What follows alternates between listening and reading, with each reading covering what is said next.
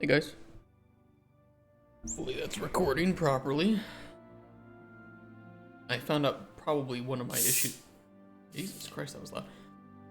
Yeah, I found one of my issues yesterday was I was recording an MP4 because I had recorded something over the weekend and it was easier for me to edit it into what I needed recording an MP4. Otherwise, I have to convert it. Forgot to switch that back, so tried to do a full recording yesterday in MP4. Let's just say if you ever stream, do not record an MP4. Don't do it. That's why they recommend recording an MKV. If there's any hitches, if there's a, slight interruption, MKV can handle it, MP4 will corrupt. So that was a lovely, lovely time last night, trying to get yesterday's VOD uploaded. Both of my recordings were fucked up, and I failed to combine them 3 times in Premiere, so then I had to download them from Twitch, and then combine and finally upload them, and it was only until like 10 p.m. or something that I had it all fixed. Ugh, what a nightmare. I think that it's uploaded though. Mr. President, wake up. Hey dude, Rex. I think it's better now. Did it upload? Yeah. Good. Oh boy. Okay, so I switched it back to MKV, so we should be okay. Fingers crossed. Let's get to work. More task board shite. Although I'm feeling better. I was feeling a bit, a bit off kilter yesterday. Yeah, I hope it's working.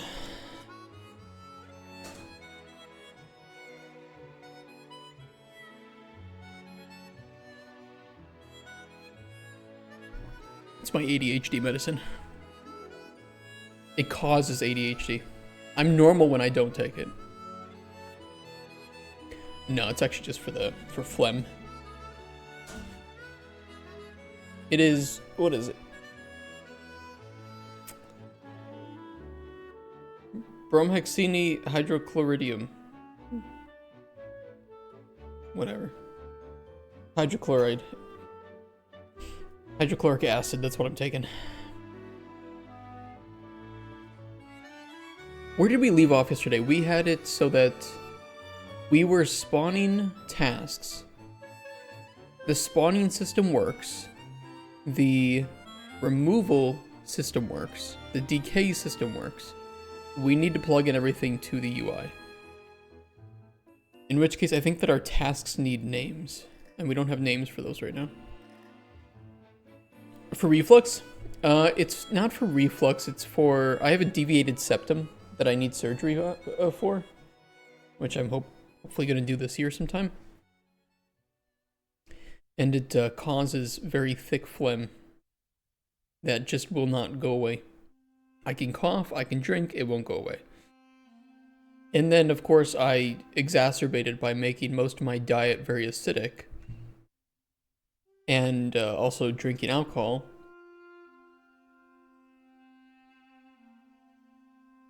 So the surgery will help. Not eating what I eat will also help. But, speaking of, cutting back on acidic foods and drinks, let's have some more Coca-Cola.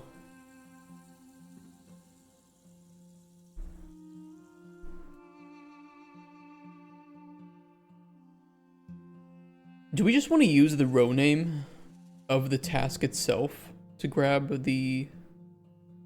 I guess we could. It's the spirit. See, I think when you become an adult, you just have to choose how you're going to die and how you're going to fuck up your health. And then just live it, just be.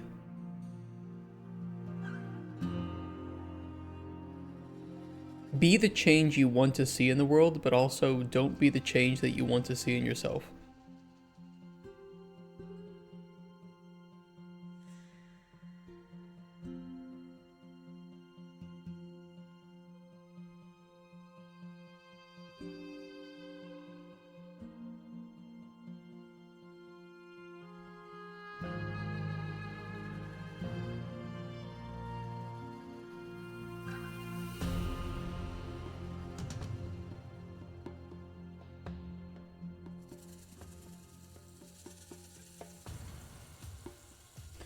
think we can do like that.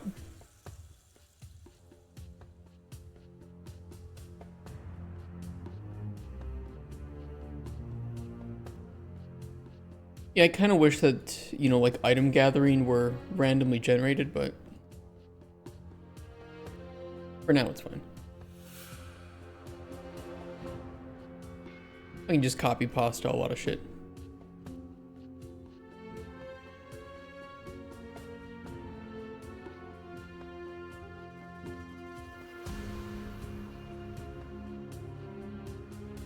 Okay.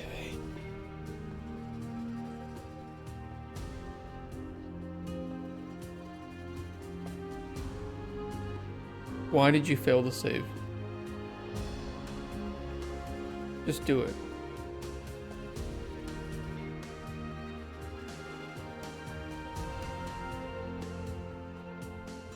Just save. Just do the save.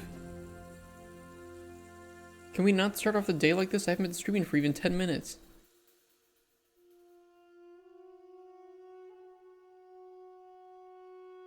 Why is there another version of Unreal open? That's why I failed to save. Okay. There we go. Oh boy.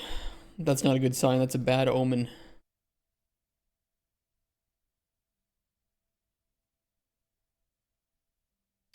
Setup widget. We have task name.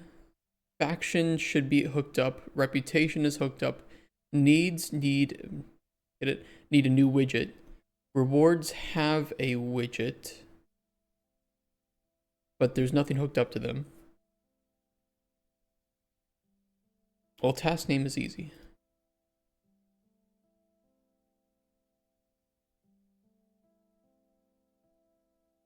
Get task ID. Get string. T task name. And set text.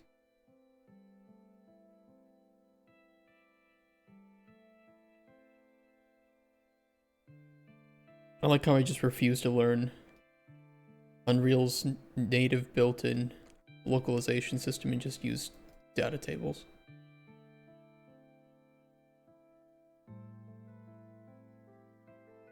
Fuck it.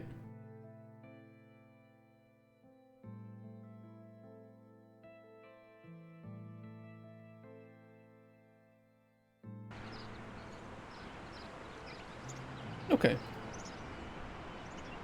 Now we have names. Okay, so let's hook up the rewards. I think that'll be easier than hooking up the needs, since I think needs will have to take different shapes depending on the type of need.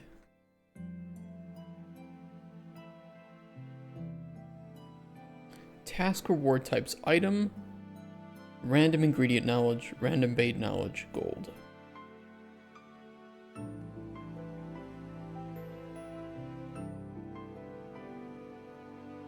We'll need icons for each of these, but I think that I can use icons that we already have.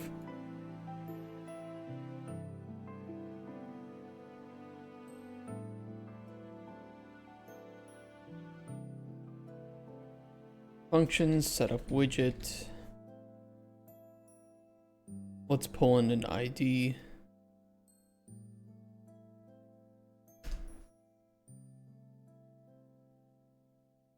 Get data table row.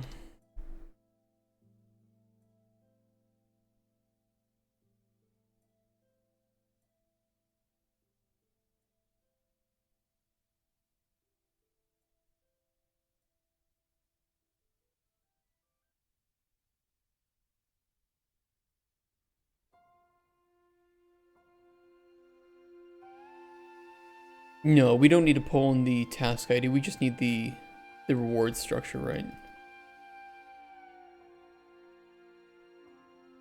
Yeah. Go back.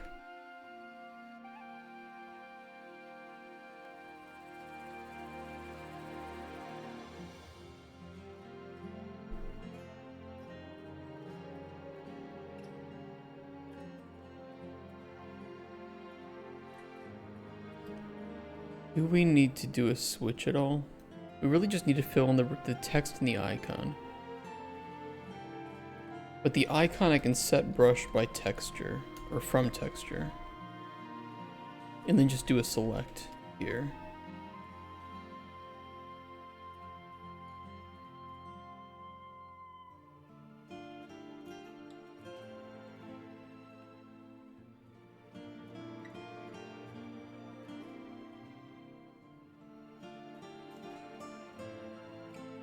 Okay, item should be...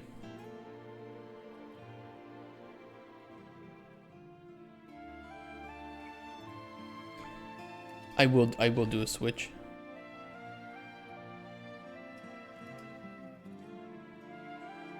But only make it different for item.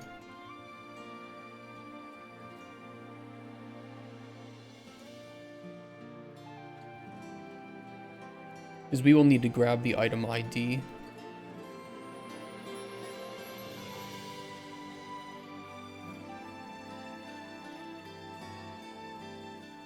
I'm pretty sure I have a function for this. Get item type from ID. Do I need to do that though?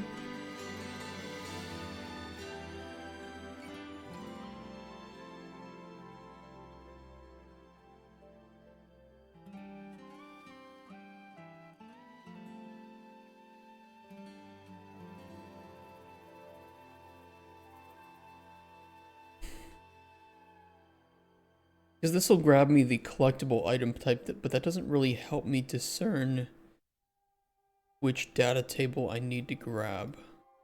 And then of course each data table is going to have a different structure.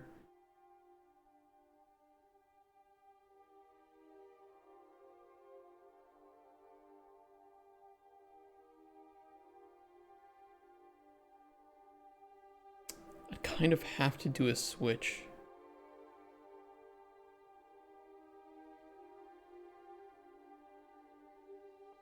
Because we need to know which icon to grab. Granted, what I could do is I could make a function for get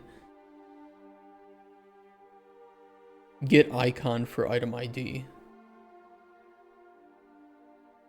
I might use that elsewhere.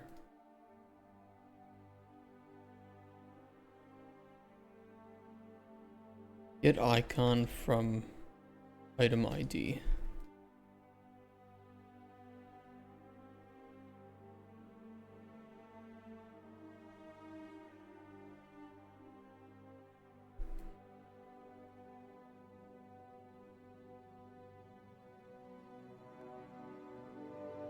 Get data table row. So here's the thing, like I could do a select on the data table. The problem is that the out row then would be different for each one. So I kind of have to do it this way.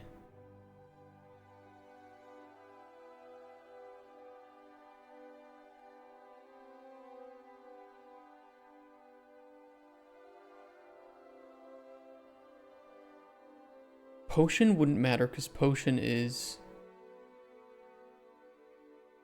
Oh no, potion isn't separate, is it?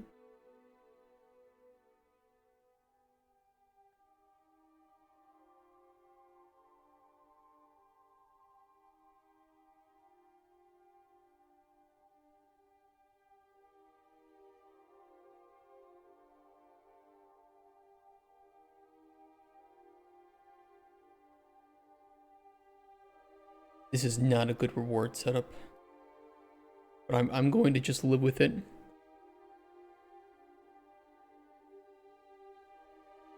There's a, I don't know, it's just added to the list of shitty things in the prototype.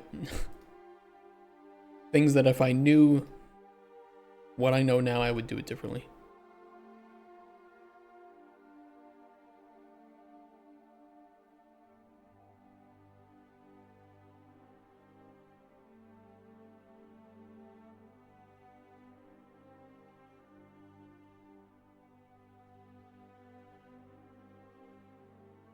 Junk table, book, seed,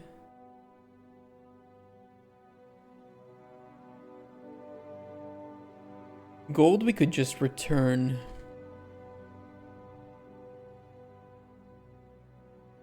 The gold icon for. Texture 2D.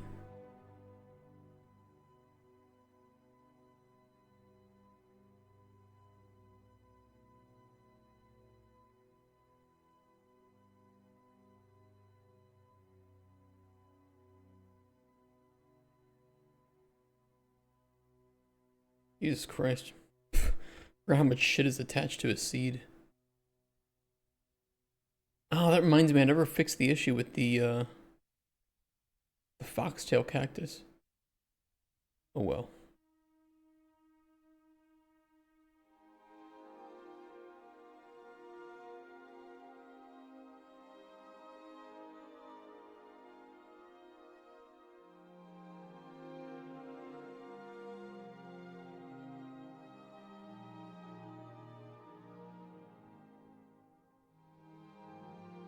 Sonorous new viewer. Oh yeah, I've never seen you before in my life. You're better than that guy that came in the other day ranting about watermelons. To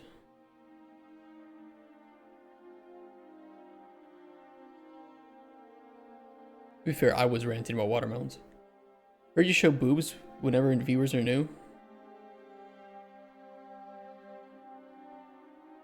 I think I get in trouble showing my chest as a dude on Twitch.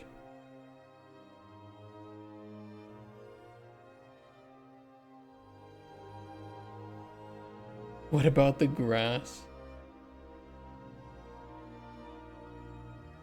I swear to God, if I have a single publisher mention grass, I'm gonna lose my shit. We have done IRL streams on beaches. If I claim that I'm a woman and then lift up my shirt, wouldn't that get me banned?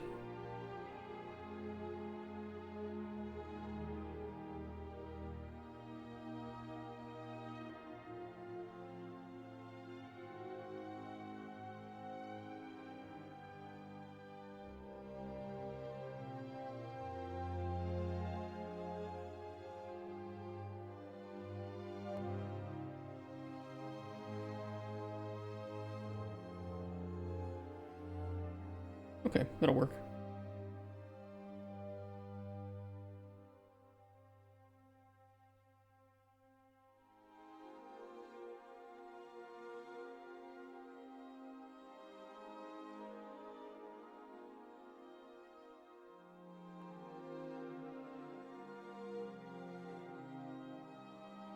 Random ingredient knowledge we can use.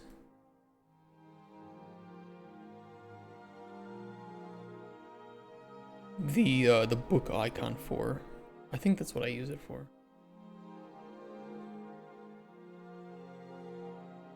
Where is this shit?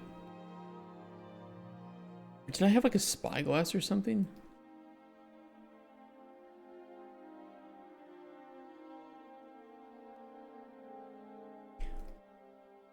I can find it.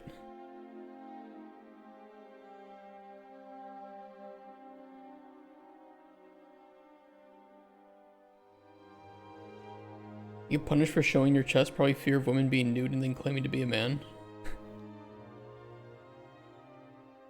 Like I said, welcome to Twitch. What a world.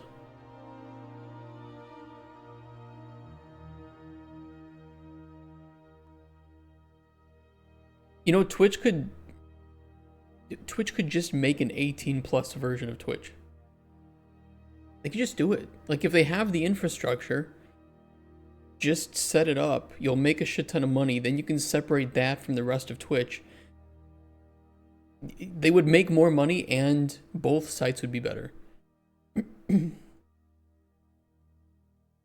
buttons on that shirt until you're banned? Well, I have a shirt underneath this, so even so. It's actually a Mountain Blade Bannerlord shirt that I got from the developers.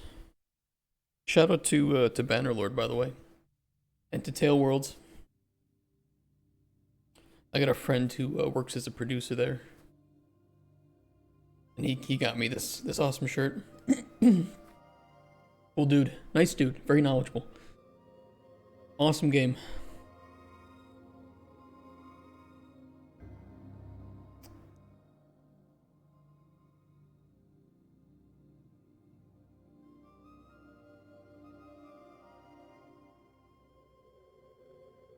T analyzer. That's what I use. Yeah, I don't like that though. I swear I had like a magnifying glass.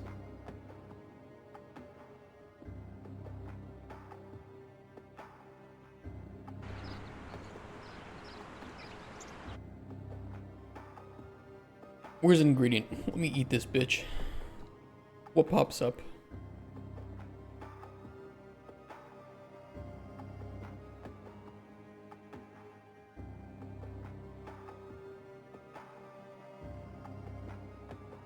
Okay, let me get a magnifying glass.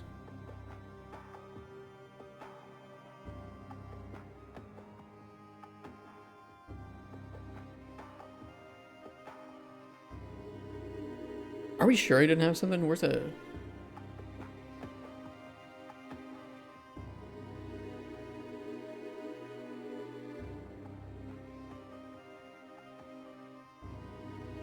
Where's a filter for this?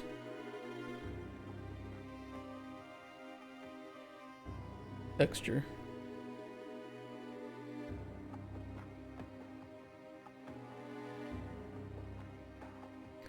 I could use the fishing rod for bait knowledge.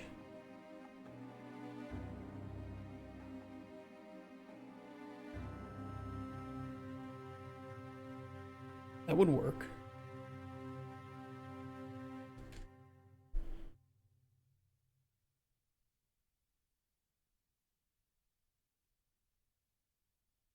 You seen Invincible? No. No, I haven't watched that show.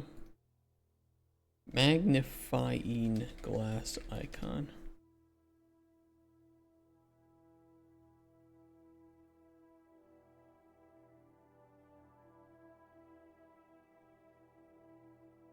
I'd have to cut out that background. Can do that though.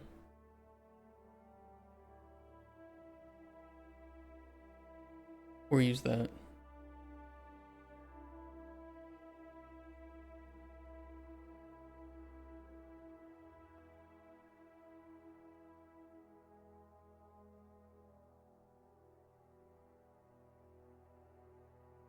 What media do I consume? I get all of my news, porn, and knowledge from 4chan.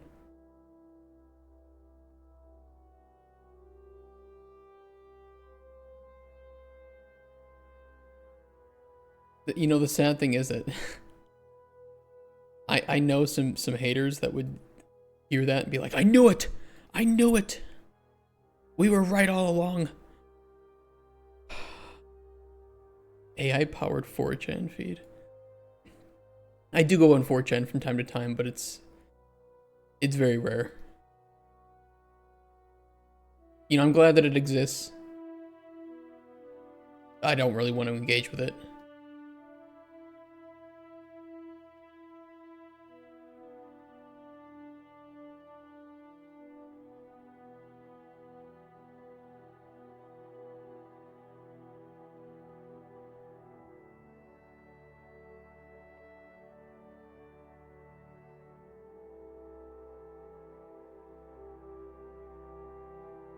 Okay. Item type, we can grab the...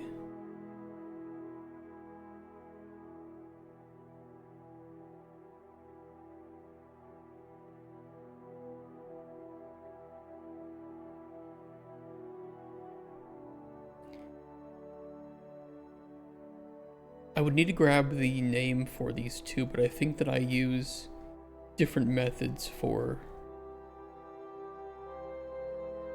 Yeah, let me just refactor this a little bit.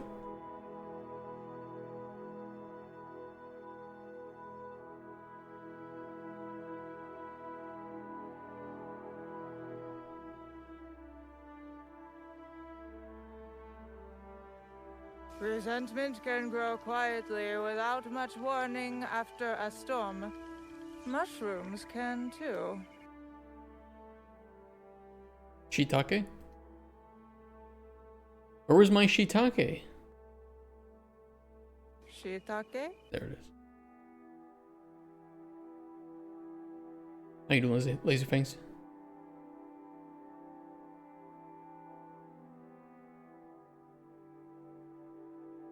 Didn't know it was a separate one? Yeah, so you guys can spam shiitake whenever you need to.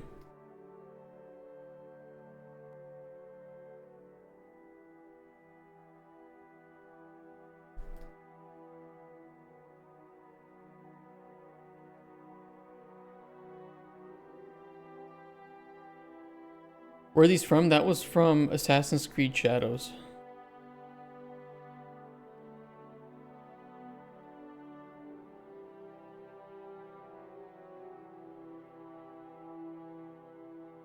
Have you thought about text-to-speech? If you sub or donate bits, you have text-to-speech.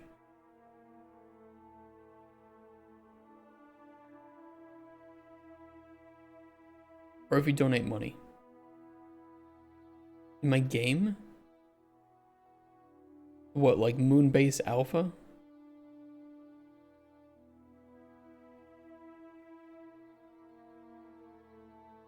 I think you're too young to know what that game is.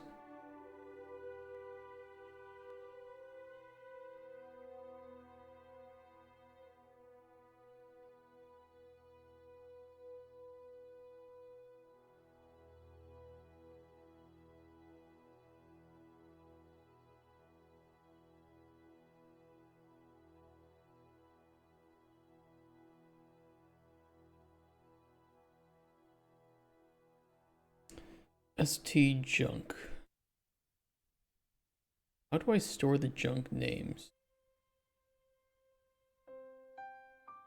Oh, it is just the item ID.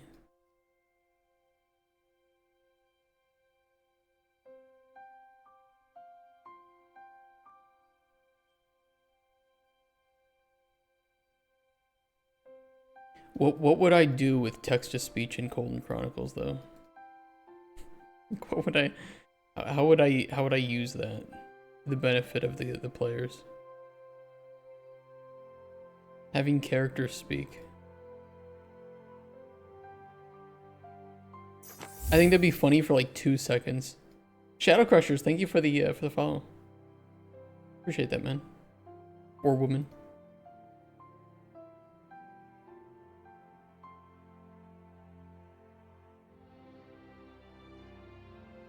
How we doing? Still waking up a little bit, but I'm doing well.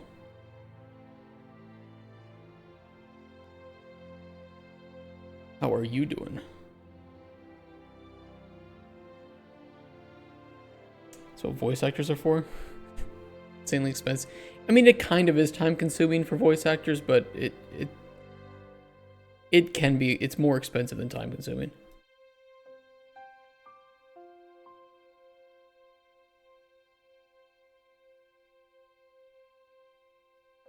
Learning how to set up a database for the first time.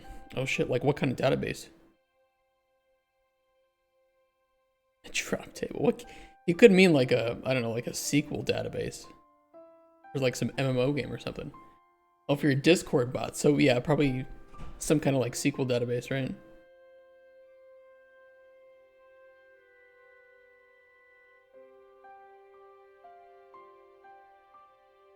Or like, doesn't like, isn't MongoDB pretty easy to hook up into?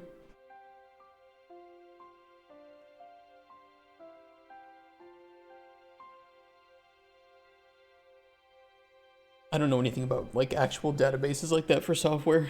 I only know databases for games. MongoDB is very easy, is it? I'm gonna use PostgreSQL, but don't understand it. Never heard of that one. I know MongoDB and I know generally MySQL. MTG related stuff. Oh, nice.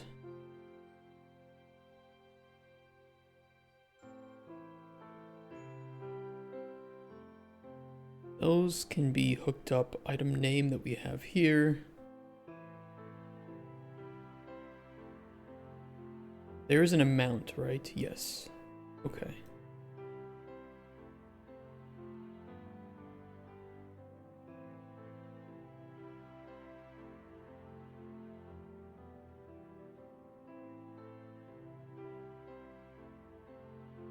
Do I want to put the amount after the text or before the text? Probably after the text. That's what I'm thinking, at least.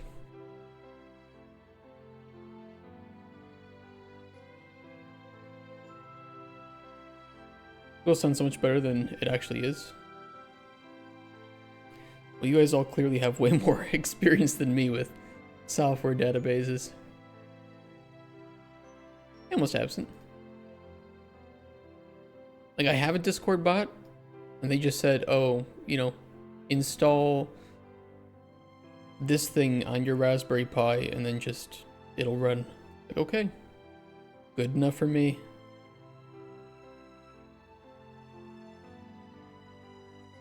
Ever done any web dev nonsense? No. Just game dev. Which is more than enough nonsense for me at times.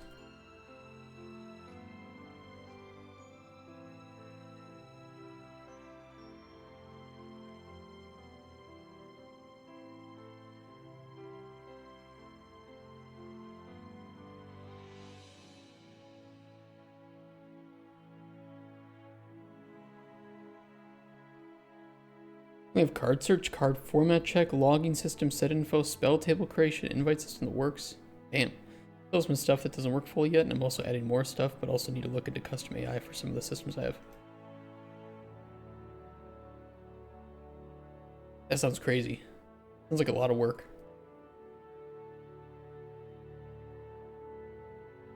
The most I ever did with a Discord bot was make it generate random headlines.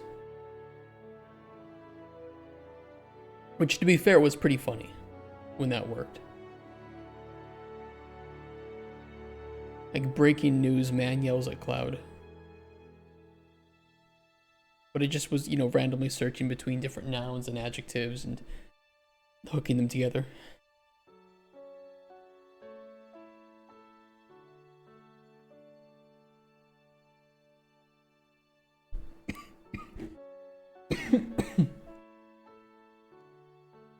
Wait, about wants to skip through poll results?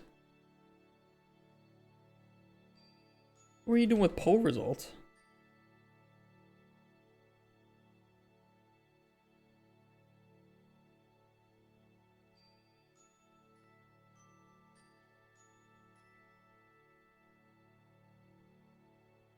How do I want to format this? Randomly identify amount, do a select here. If amount is greater than 1,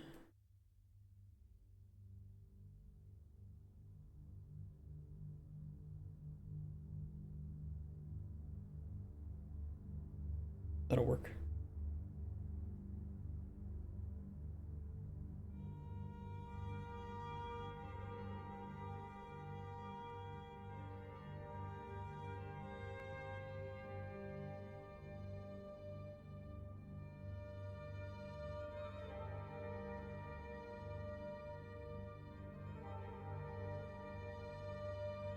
Custom AI to simulate 1,000 MTG battles? That sounds like it'll take a lot of processing power.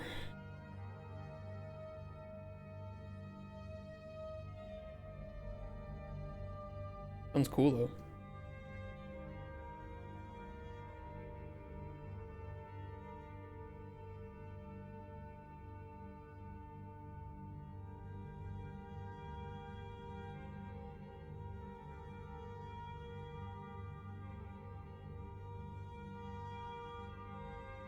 Fishing bait knowledge. I want to format the text for this.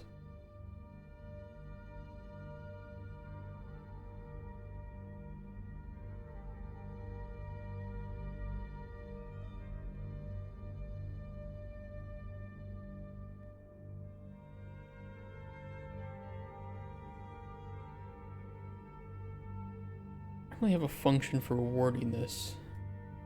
But we can worry about that later.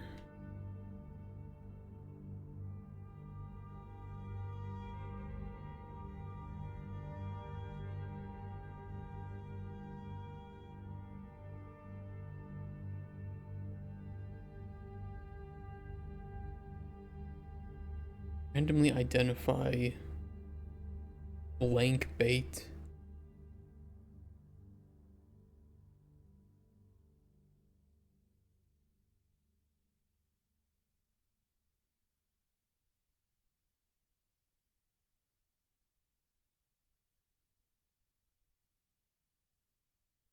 I could do like piece of bait.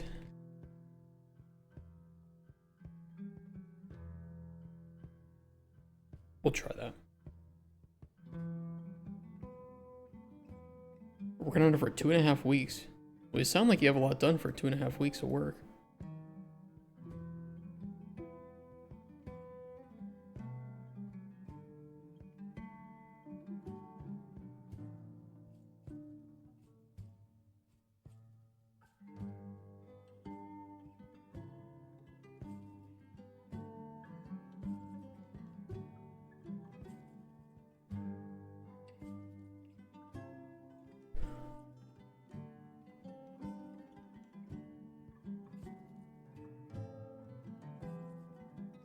Hey, Bleacha. Long time no see. I'm gonna come. Shiitake?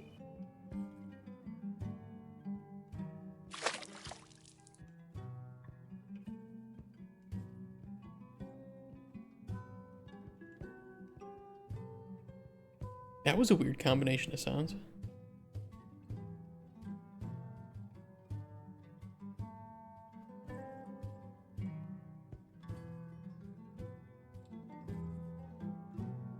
I did say that's not even AI.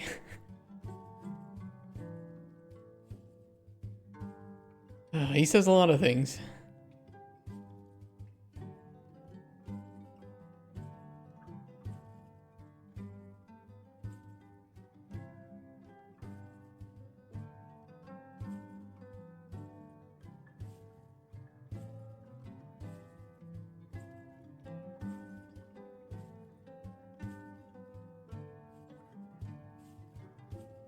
Do you get dedicated projects like this? It's also the third time within 1.5 years I try to make the bot.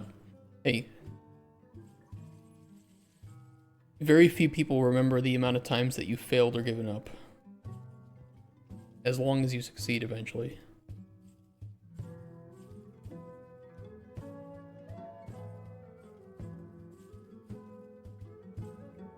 It's also not failing if you eventually succeed.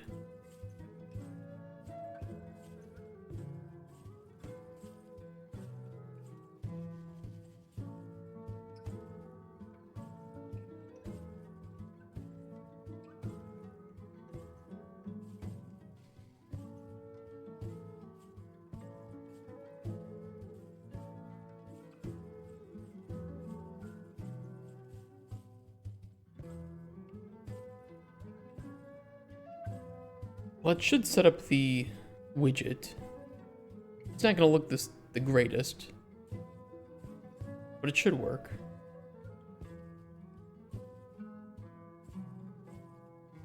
I hope.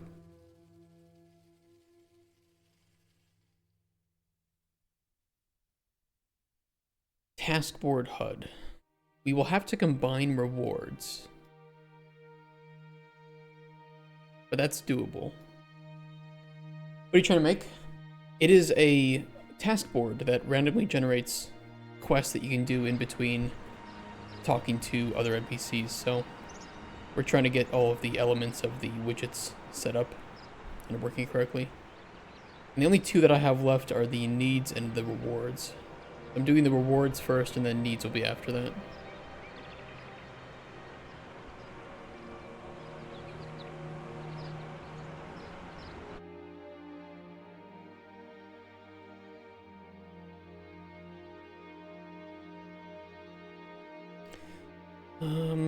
We need to combine them, so I need both the faction and the task ID.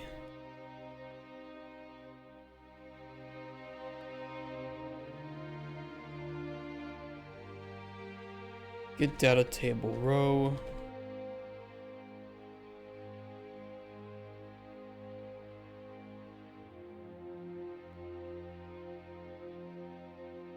Music is chill. This is from Starbound.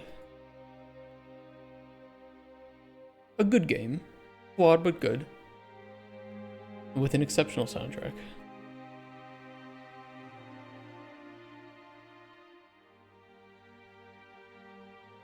Guaranteed faction task rewards. And then we're going to combine these. But I think that...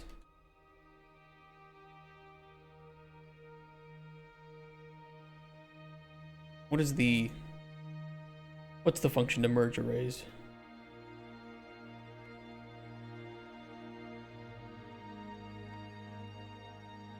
It's append array. Is it? Wait. Yes.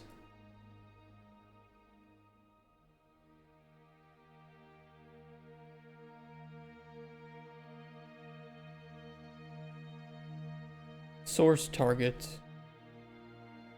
Copy.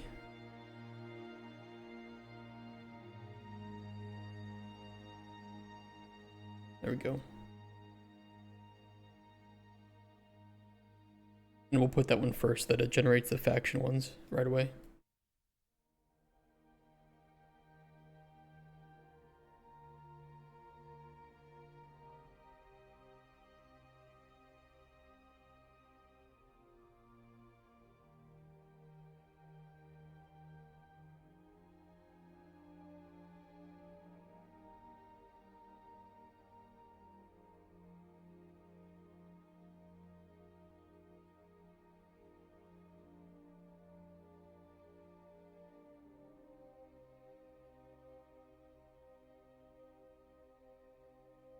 Okay, that'll work.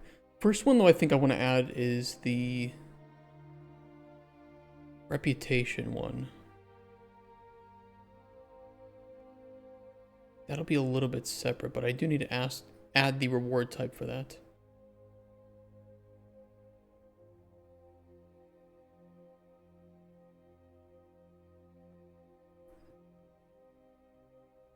That way I can handle it in here.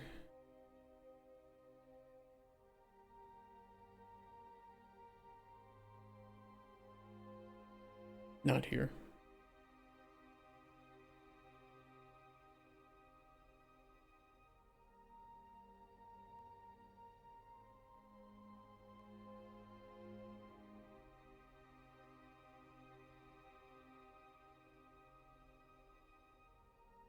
And we'll bring in the faction ID with that.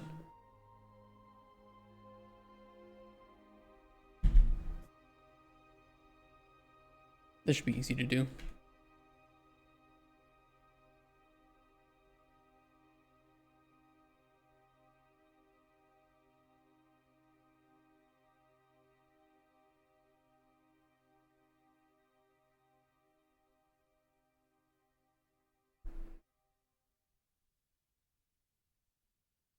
Faction ID, break, icon.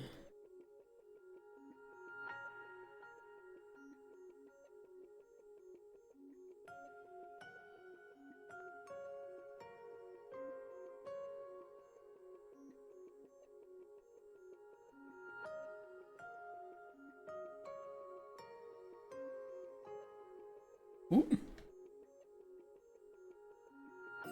There we go.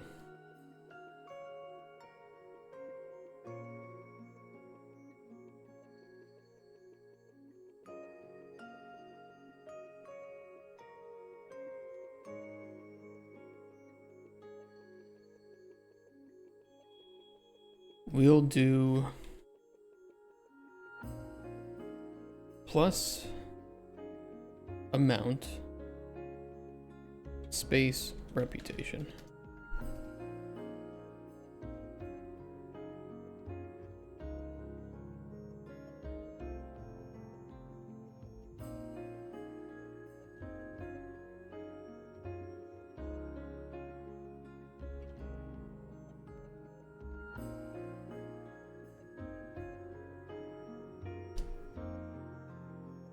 That should work.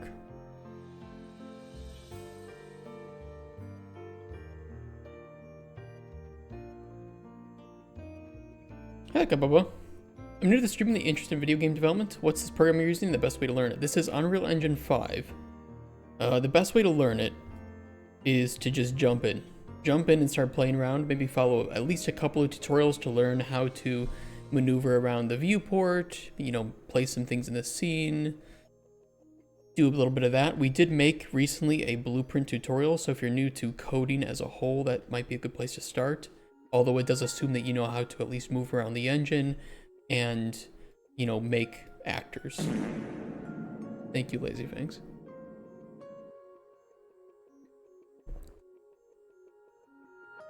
I can go grab that the video if you're interested. It's 4 hours long, but you know, I do go through everything, how to set up, you know, your first game and how to work with different systems. Hopefully it's pretty easy to follow along with. Use Unity. And they never get your game done. Oh, that is very long. Let me get a shorter version of that.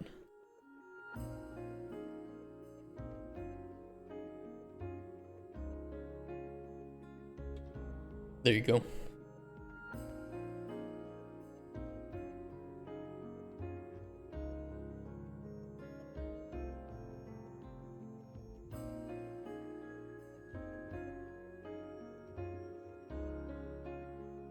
Yeah, and of course, if you want, you can stick around and you can ask any questions. If you get stuck, just let us know. We have plenty of people in chat who use Unreal if you want to learn that. If you are more comfortable with raw coding than blueprints, of course, you can do that with C++ and Unreal. But, you know, maybe like Godot or Unity are better starts. If you're completely new to all of that, even something like RPG Maker or Game Maker is also a fantastic thing to jump into. There's no wrong engine to work with, just the one that you prefer.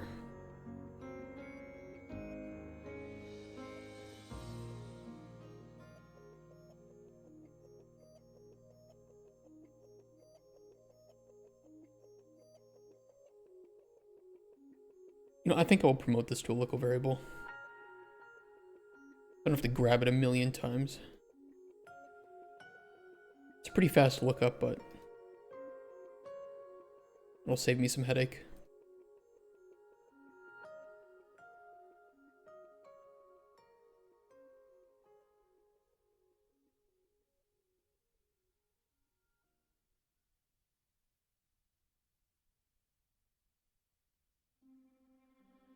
I'll do that with the task data too.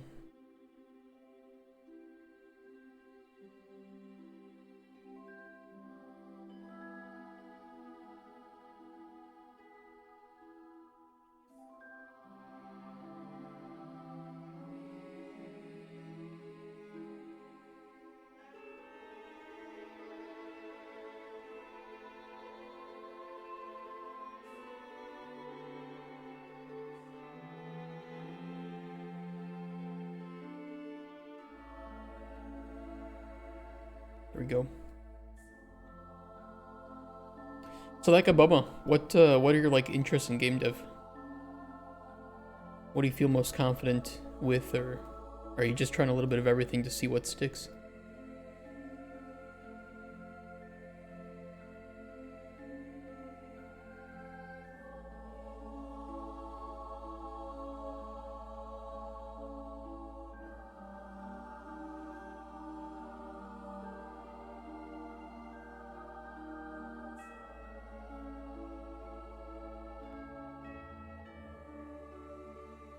That'll trim that down.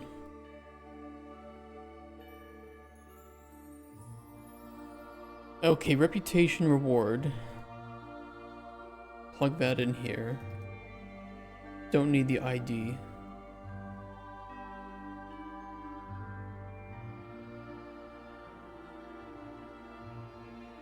That is the first one we'll add. Append the rest.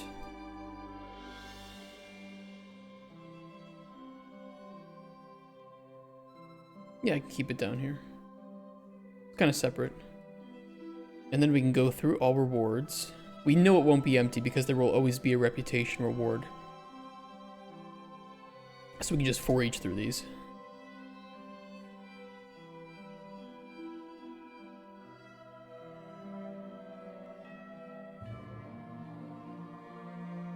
We're sending the reward data into the widget, so what we can do is just create widget. Task board reward item. Setup widget. Faction ID. Reward data.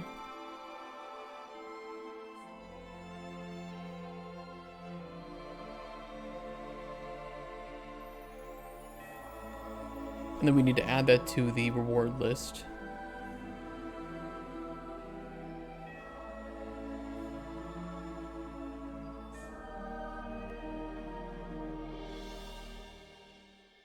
Oop, that's the wrong one.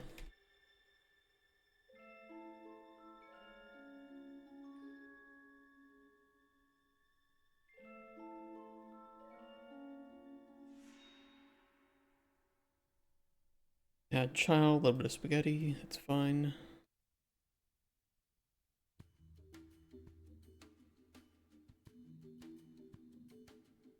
We'll start with that and see how it looks.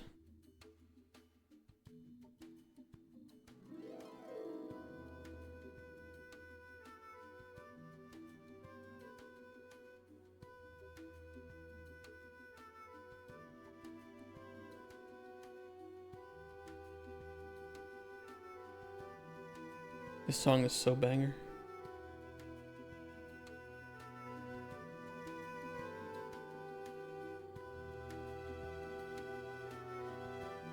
Some of you might be too young to know this song though.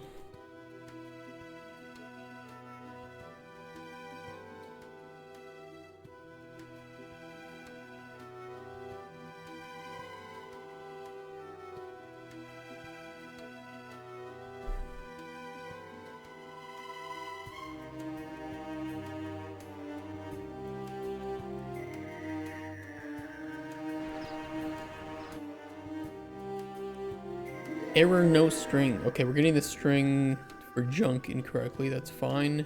Reputation, gold pieces. Also, text is not wrapping like we want it to. Okay.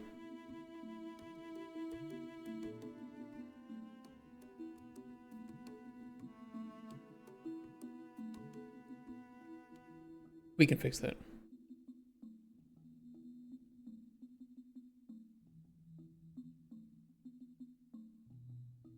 Why is the junk string getting pulled wrong?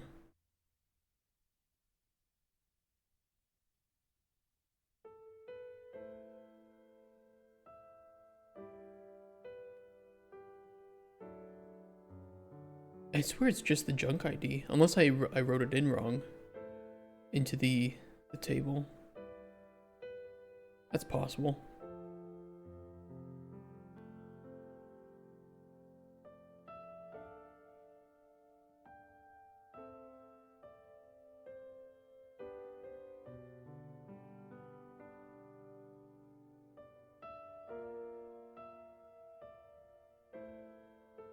That's weird.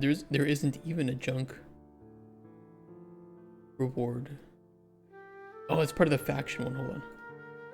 And I think I know why the strings aren't there is because I didn't put the strings in here. That's what it is. Something you've always been fascinated by. I went to an art school for culinary arts. Oh, cool. My roommates were attending for game art and design. I was always enthralled with what they did with coding. That was 15 years ago, so obviously there have been upgrades in the tech. If I were to learn, I'd definitely be in the realm of RPGs. That's what drew me to your stream. Well, we are definitely working on an RPG, and I'm very much inspired by old school RPGs where, you know, you could really make consequential choices. That's cool though. 15 years ago, I didn't even know 15 years ago there were any good game design and development courses at college. Because even, yeah, about 10, 15 years ago, all the ones that I know of were kind of, I don't know, there weren't that many available and they were kind of hit or miss. Now they're a lot more common.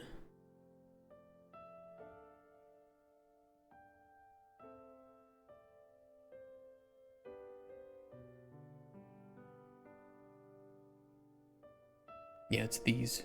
These we don't have implemented yet. Do we have them implemented into the junk table, though? I think I did put those in yesterday. I don't think I gave them icons. No. But we will set up names for them. Just for testing.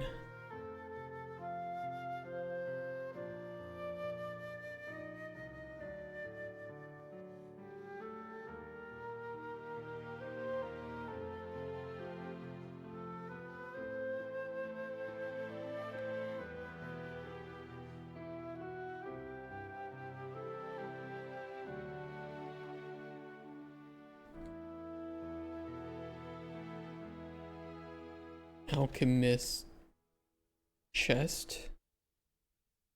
Merchantier's chest.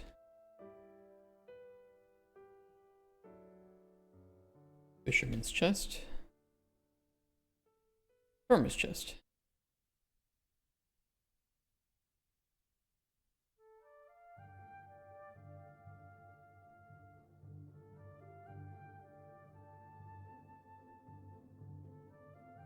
That won't fix the lack of icons, but that should at least fix the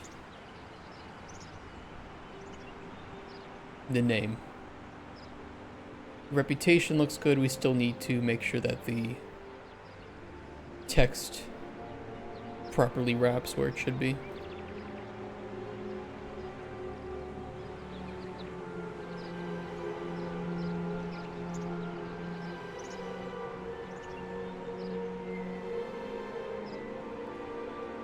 Don't have a whole lot of space. You get more space once you accept it, but that doesn't help before then. Art Institutes of America, and you're right, definitely hit or miss. That's why the Art Institutes all but shut the doors. Second-rate, overpriced education in the different arts. Well, overpriced college education. Nothing new, unfortunately.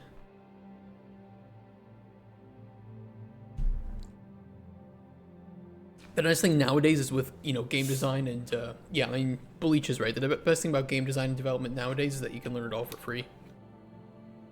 I think there's still some knowledge that you cannot obtain very easily, or experience for sure that you can't obtain without actually being in the industry professionally. But you can obtain a lot without having to go to school. Drinking warm Pepsi. You get used to it. When you're on a budget, you get used to it. And I am very much on a budget.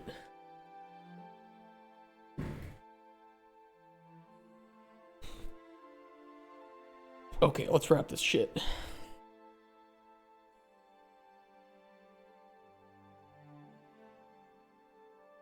If I auto wrap,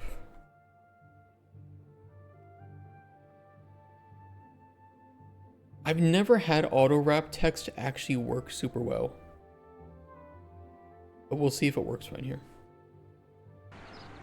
How does chilling the Pepsi increase the price? Makes the flavor better, doesn't it? Or am I crazy? Yeah, see? I've never ever had auto wrap text actually work properly.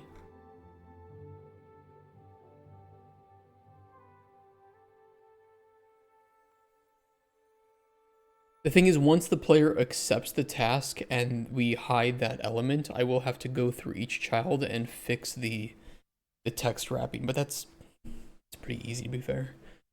It's not going to be difficult.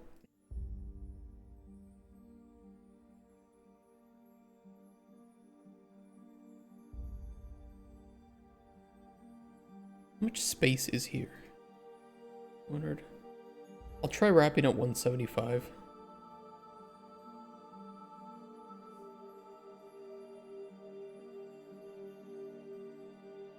Could boil the Pepsi first.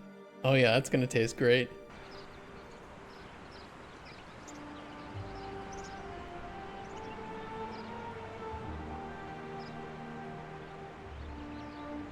not enough.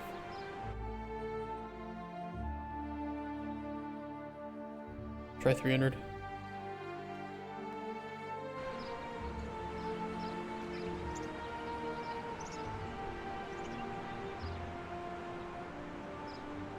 That's better.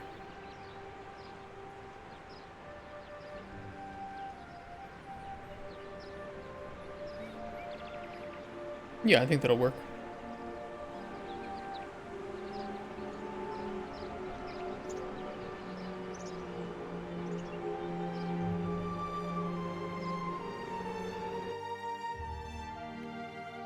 Say there's a bedroom accident and you have a kid, where will you raise it? There's a bedroom accident and you have a kid. Oh, where will you raise it? I mean, in my apartment. You know, it's gonna suck, but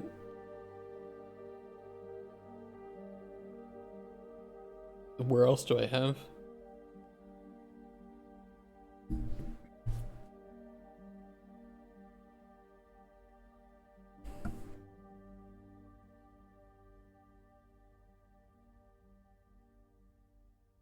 Oh, you meant more like which country and school system. I mean, we'll probably just raise it where we actually have stability, which is here in Poland. But we'll teach it both English and Polish. You already make a... No, we haven't made a baby that I know of. Don't say I haven't had a baby. There's no baby. Don't stop There's no baby. The baby's not real, chat.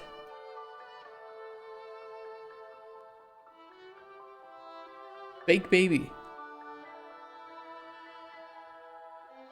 It's not, there's not one baby. There's definitely not two babies.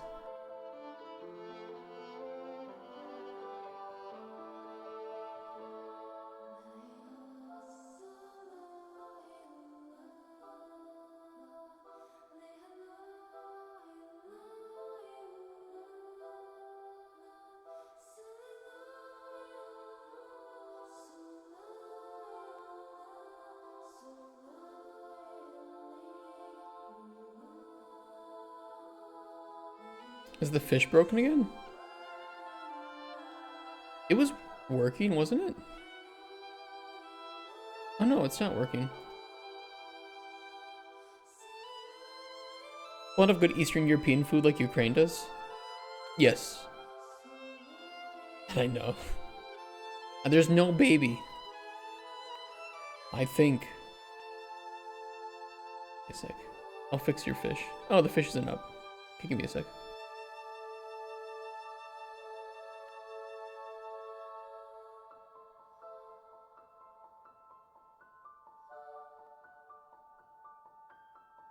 Come on, fishy. There it is.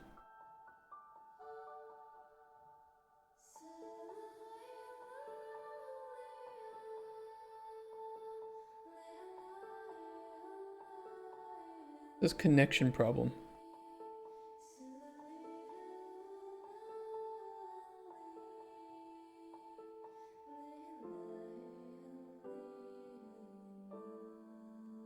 Okay, no, the fish is being a bitch today.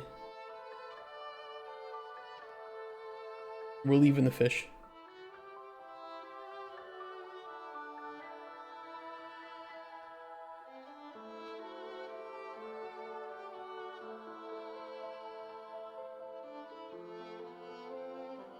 Hey, Simon. How you doing today? Nordic food, puker, southern food, good man, eastern food. Yeah, I do like southern and eastern food, to be fair. Is this what you do for income over there? I don't make any money doing this, unfortunately. Or I mean, I do make a little bit of money, but barely anything. But I am in professional game dev. I'm trying to start up my studio. Found this game and you thought about me? Monsterful Tavern.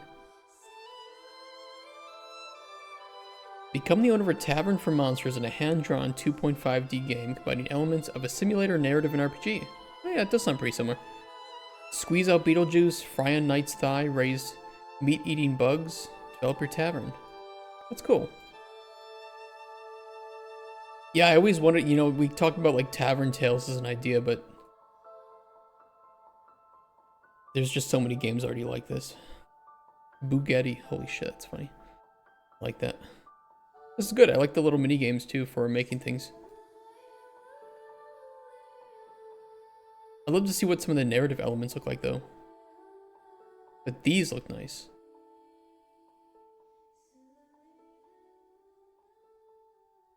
Yeah, definitely more of like a tavern management game than it is a like narrative driven RPG. We're still good guys. We got that market. How do people vibe code? My AI won't write a single line of code that I don't have to fix. Yeah, AI will always write trash code. Hey, Bubba, thanks for the sub or for the follow. It's nice having you here, and I hope you have a lot of success getting into game dev. Just don't give up. That's where most people fail, is they give up too soon.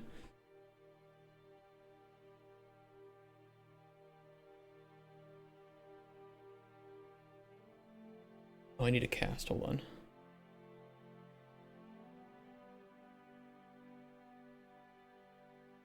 Never don't give up.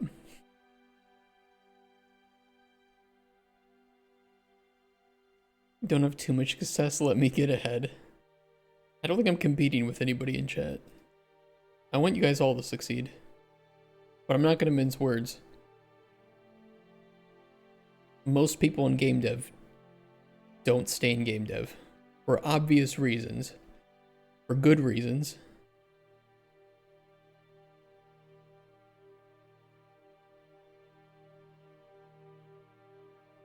I just don't think any of you are making games like Cauldron Chronicles. Then you would be competition.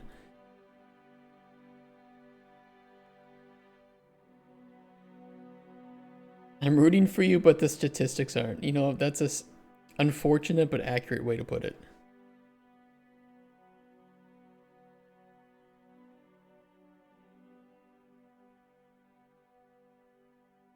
Not what I wanted to do. Stop it. Stop. No.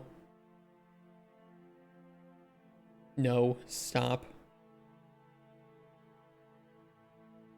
Cutthroat industry? Extremely. They will work you to the bone. You will get paid shit. Your job is not stable at all. You're lucky if you can make enough to have a family.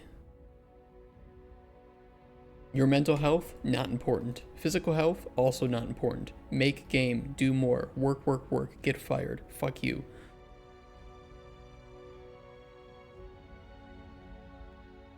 Oh, you want to apply for a new job? Here's 300 other people that are applying for the same job as you, 250 of which have better resumes than you.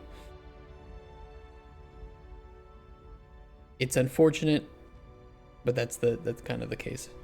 Already quit game dev and making painting software now. I'll make a game after for sure. Hey, I hope it's going well at least.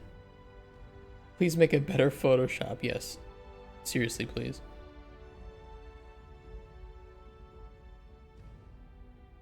Don't charge my credit card when I try to cancel. Maybe we can push wrap text to... It's 300 here.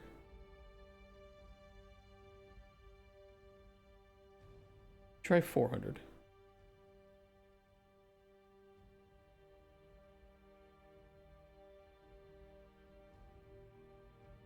You become a slave in the industry or waste years releasing an indie game to 30 purchases?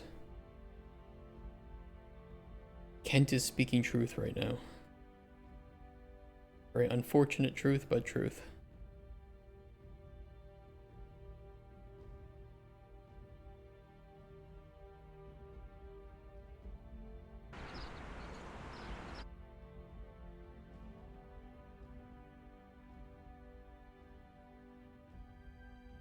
Okay, that works. How about passion? Well, then you get into the industry, Lazy Fangs, and you have passion, and then it gets weaponized, and then it gets stomped on and destroyed, and anybody with passion left, like the 0.01% of developers that keep their passion after all that, will likely find something decent in the industry. not very stable, but decent. But everybody else would just become a slave, like Ken says. Do it for passion. You're supposed to have passions that it can be weaponized to make you overwork.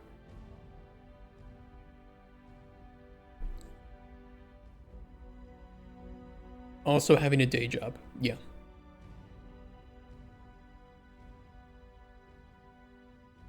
But then you're unlikely to, you know, have financial success from game dev if you do that. Because you won't be working as hard as people who put their full time into it, unfortunately. That's very similar to the restaurant industry. Yeah, I mean, I can only say what I've seen from like the TV shows, of course, which I don't know how true those are, but it really just seems like you put all this money and effort in to maybe find success, and there's like a million things that can go wrong along the way. I think there are a lot of people passionate about the restaurant industry. You know, passionate about making food, serving people. It's a noble call, but also very cutthroat, and lots of things can go wrong.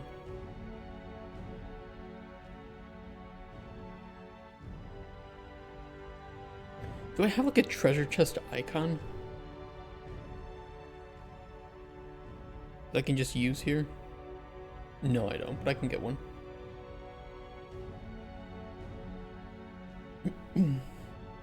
Passionate about serving people, you're in the wrong age. Not everybody acts like Johnny Somali, okay?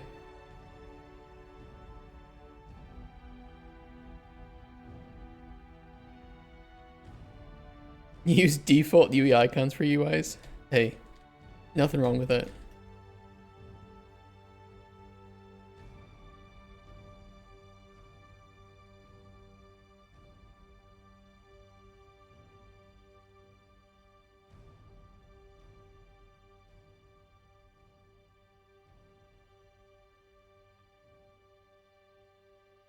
Cultivated through the impressionable years, like becoming a dev, it's fun and I love it. Yeah, I think, you know what, I think there's... If you find something fun and you love it, there's probably a way to make money off of it. But most things that are really fun, like that, are also going to be the most difficult to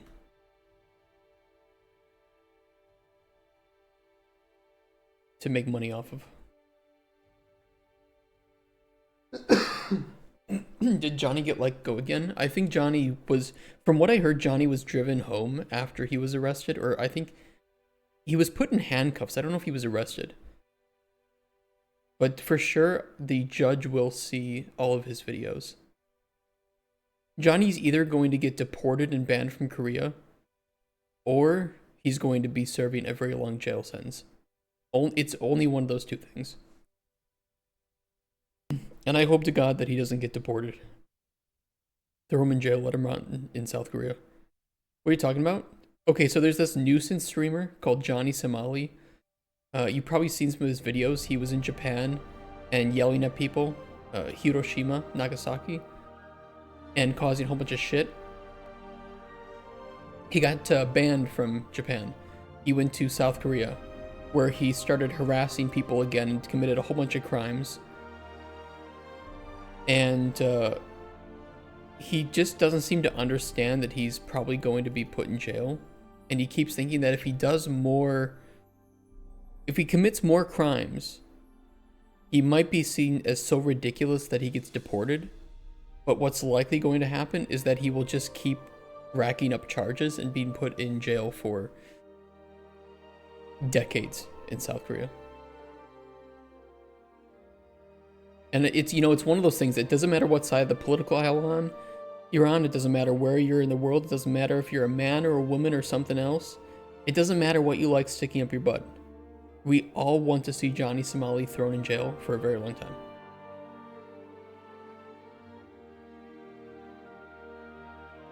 The protagonist of the latest Assassin's Creed. That's good.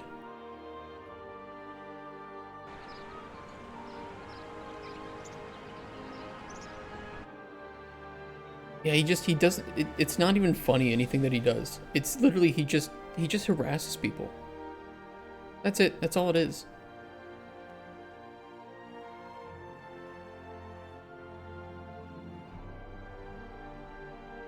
Why is this one...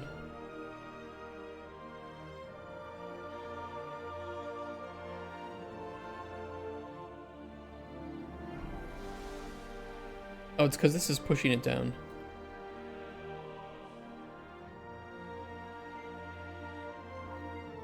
Yeah, that's all it is. But it's a scroll box, that's fine. Sous chef for an upper scale steakhouse. Nice. I don't know the resolve to take people's shit as a server. Understandable. Once U.S. citizen took a poster in North Korea and he never returned, they probably make a stew out of him. I hate it. I hate people like this because they make they make like wanting to travel to these countries. Like I've been to Japan and it's a very different culture and you might, accidentally do something that is considered rude. Just accidentally because you're part of different Triple Jump Games, thank you for the raid. Hi guys. Triple Jump Games raided my stream with 6 viewers. Happy Tuesday. How you guys doing? We're talking about Johnny Somali. We're all sharing how much we hate Johnny Somali. We said it doesn't matter what side of the political aisle on, what gender you are, everybody wants to see Johnny Somali jailed for a long time. And in the meantime, I'm working on some UI stuff. How you doing? What were you up to today? I think rewards are good. What setup needs?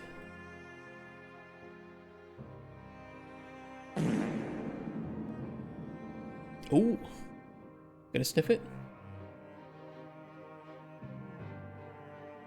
No sniff.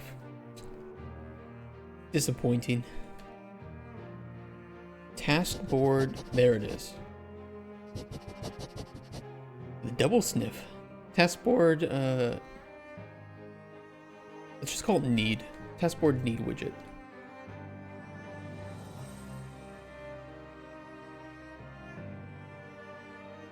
I'm gonna come.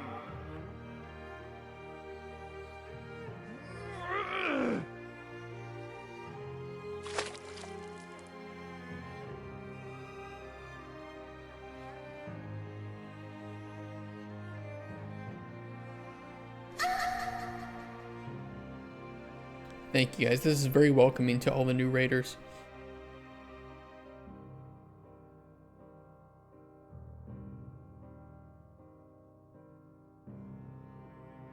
Resentment can grow quietly without much warning after a storm. Mushrooms can too. True. Shiitake? Shiitake? Good question. Much to think about.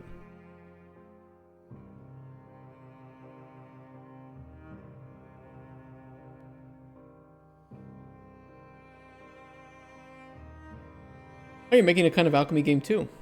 Well, tell me about your alchemy game. What are you doing it?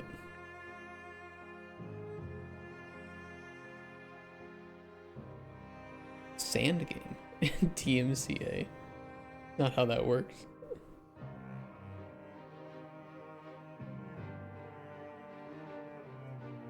Find all the materials and require reactions to create. Oh, kind of like the old school, the falling sand tip game where you do various reactions. Okay. Does it have loud music?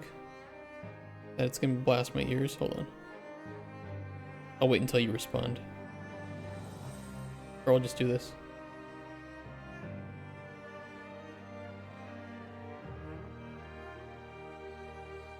It does kind of remind me of Noita. Yeah, look at that. Sulfuric acid. Hey, if there's one game to take inspiration from, Noita is a damn good game.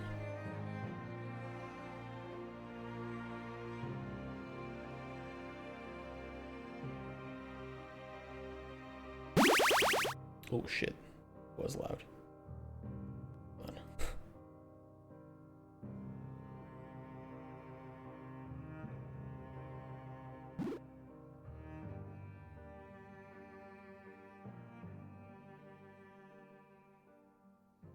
Oh, I can see, okay.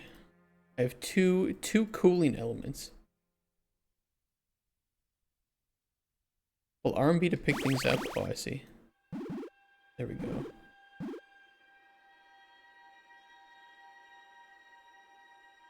I can't pick up the sulfuric acid, though. It's my favorite thing to drink. Very nice. Oh! Yeah, the sulfur reacts. That's fun.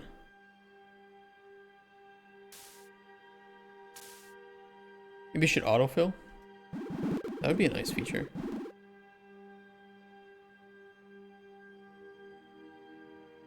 How long have you been working on this? You will eat from whatever slot you have selected. Oh, let's eat some granite.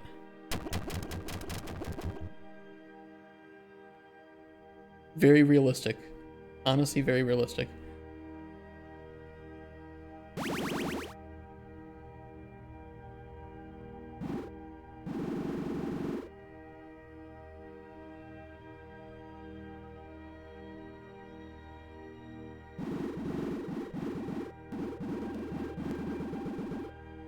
Let me pick this up.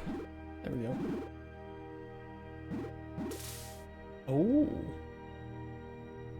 Can't even eat granite. You can eat more granite than that? No, you can't. You liar. Oh, there's a heating element. Okay, let's eat some of this granite and sand. Tasty.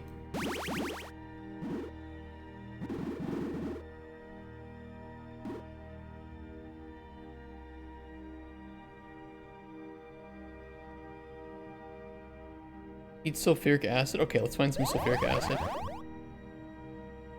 Wait, you gain health by drinking water? Is that how it works in real life?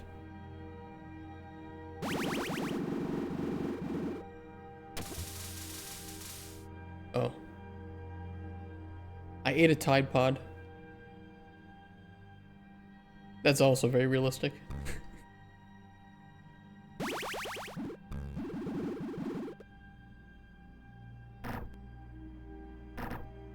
You just coomed acid. That's me pissing after I have a long night of drinking. Same feeling.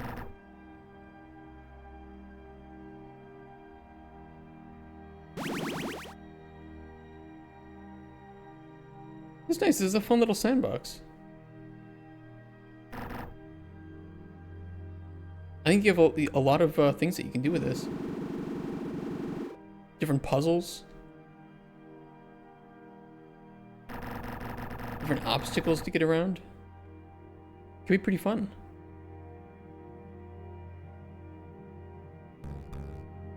I like the bouncing.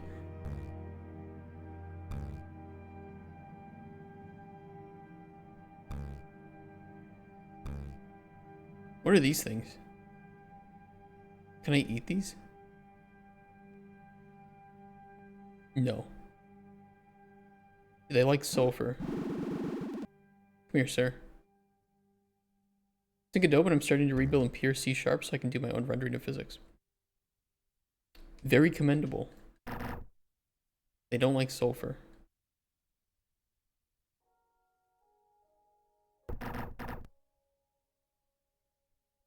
Yeah, this is nice. This is looking really great so far. Good work.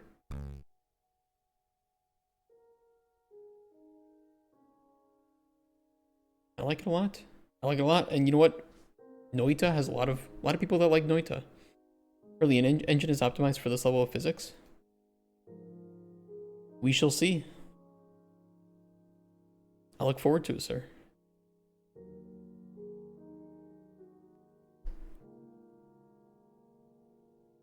I don't think this will be dark enough.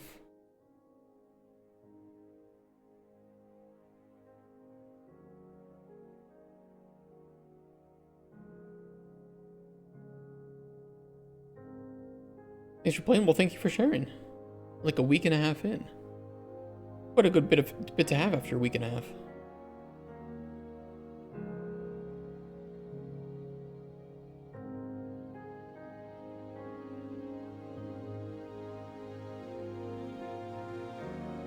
It is a lot for a week.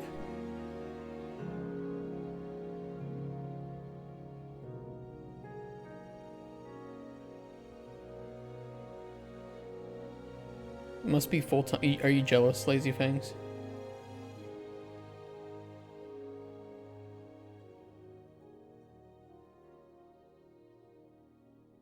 I don't mind the color.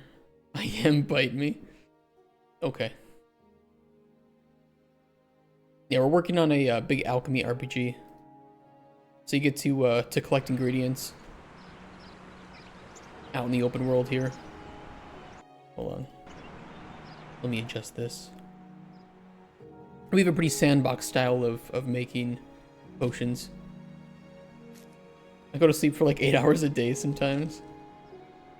Sleep is necessary.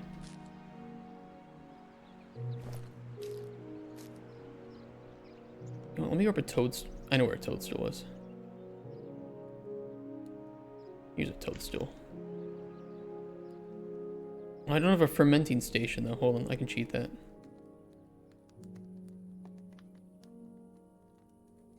You should be streaming 12 to 16 hours a day. I mean, I could.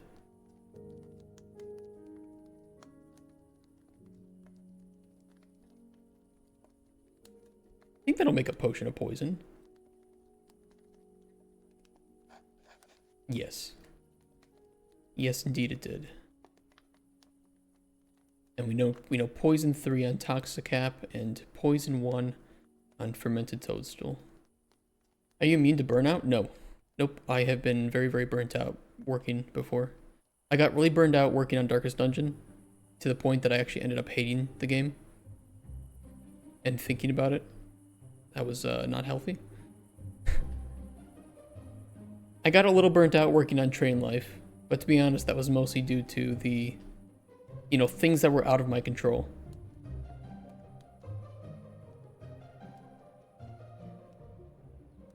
Cuthbert is working on the animations for throwing.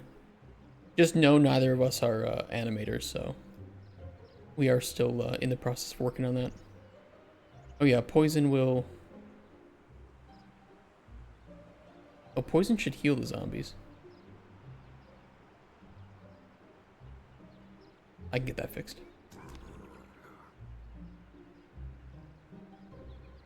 Yeah, I wanted to make sure that you could actually see the potion that you have held in your hand.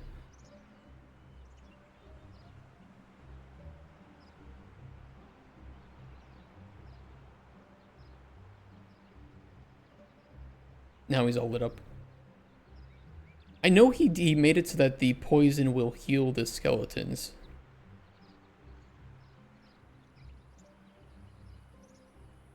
But I think the zombie should be healed too from it.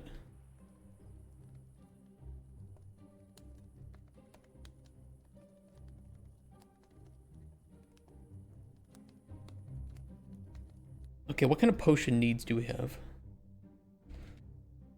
And for anybody who's new, this is a prototype. So this is, after we get funding, we seal this off, we start a new project from scratch, and we make the game entirely from scratch and use this as a template and, an example of what we're trying to aim to do, and then we make things better, we put in unique assets, all those things. So this should kind of look pretty janky. It might play a little bit janky too. That's intended.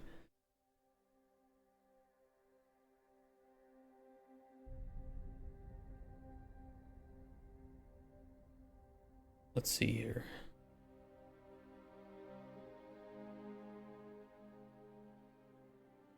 Task types, alchemy, expo. Actually, we have a list of task types.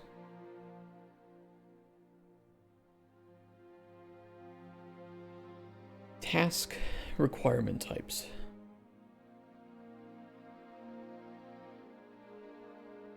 It's empty.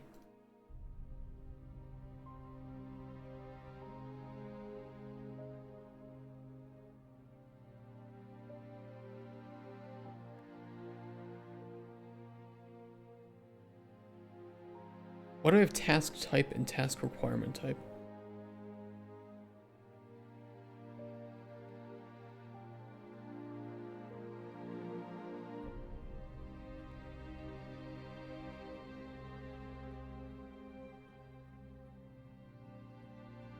I don't know. I don't think this is used anywhere.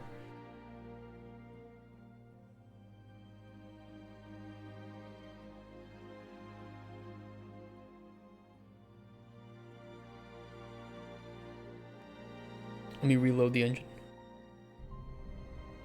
I did some structure changes, so I might have to fix an issue.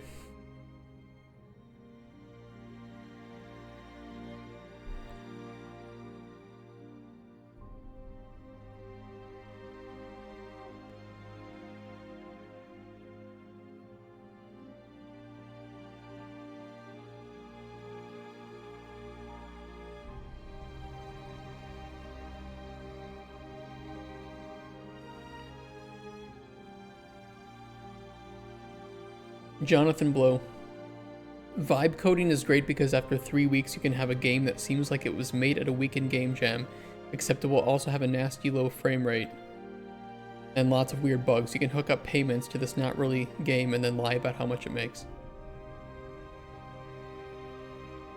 He's not wrong.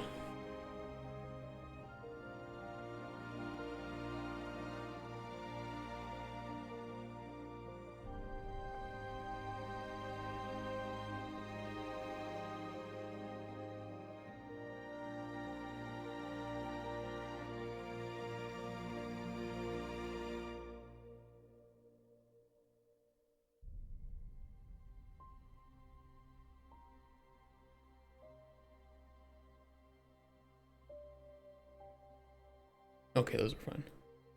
What is vibe coding, using AI for everything? Yes. See, the first time I heard it, I didn't understand. You know, to me it was like, oh, it's, you know what I mean, like prototyping? Because, you know, when you prototype a game, you do it based on just, oh, this is fun. Let's chase that feeling, or this isn't fun. Let's scrap that idea. But apparently it just means that you use AI for everything.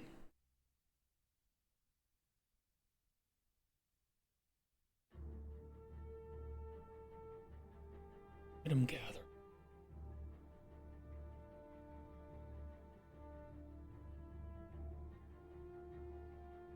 We could use a different icon for requirement type.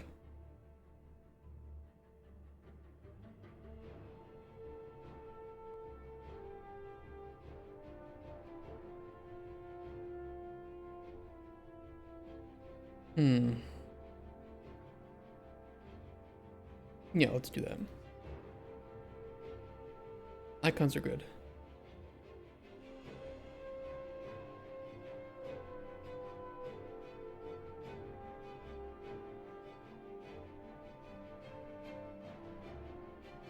Not the court's idea that if something doesn't work, you don't debug it yourself, you just ask the AI to try again.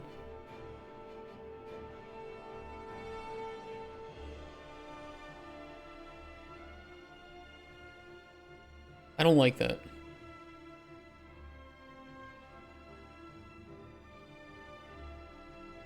I don't like that because that's not... It's not like it's vibe coding, it's just not learning how to code. It's a lack of critical analysis.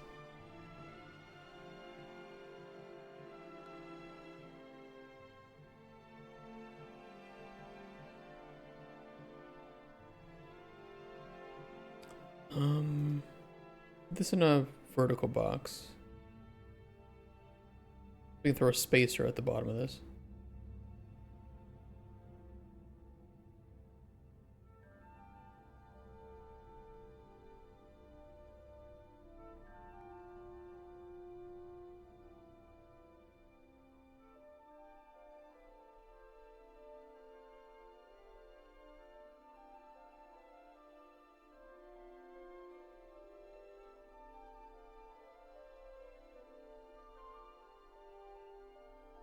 We can throw that in a size box, min desired height.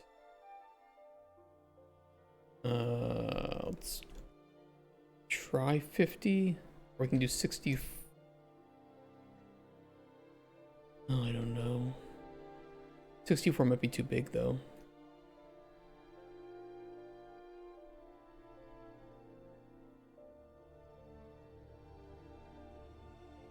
Not really. I think that'll be fine.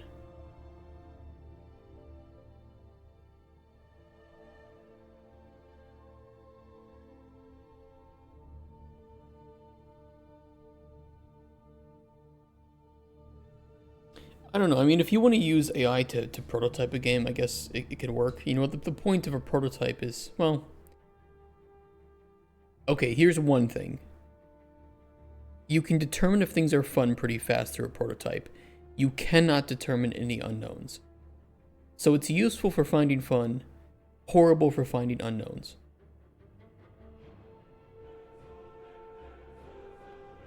If that makes sense.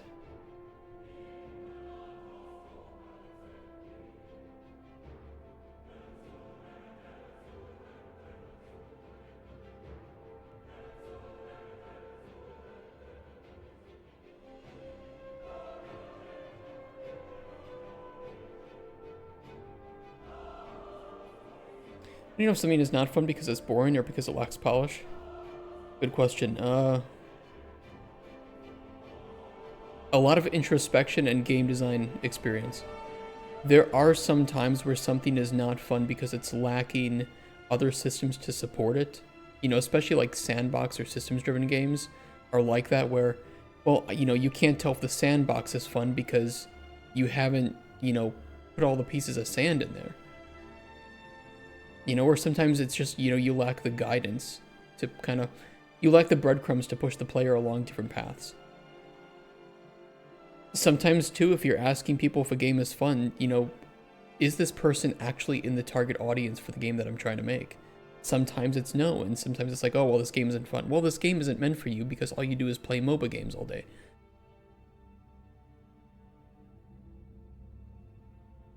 So there's a lot of factors that can go into whether or not something is fun like that.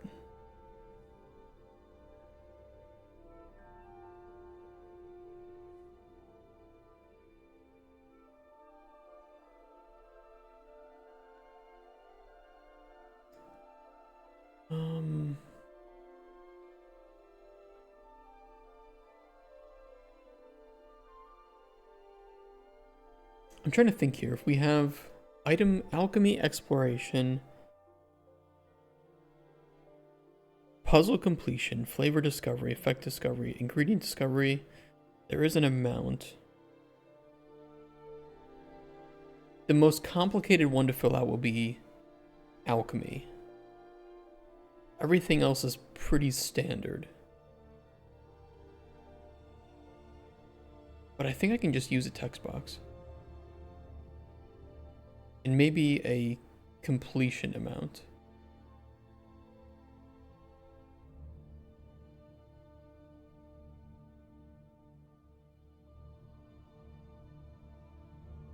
Publisher in the game. No, it's a good question. It's tough to discern in some cases. How to know if something is fun, is that the question? Pretty much. Like how to know if something is fun or it's just not supported enough by other systems, or it's maybe not balanced properly, or you know it's lacking in some area that would give it its fun, and you know now we have to determine what that is. I think that that's still something that a lot of developers struggle with, and like studios, because if they didn't struggle with it, then we would only get fun games, and clearly we do not get fun games. So there are some cases where studios will just get too deep into it, thinking that they'll eventually find the fun, and then it never comes.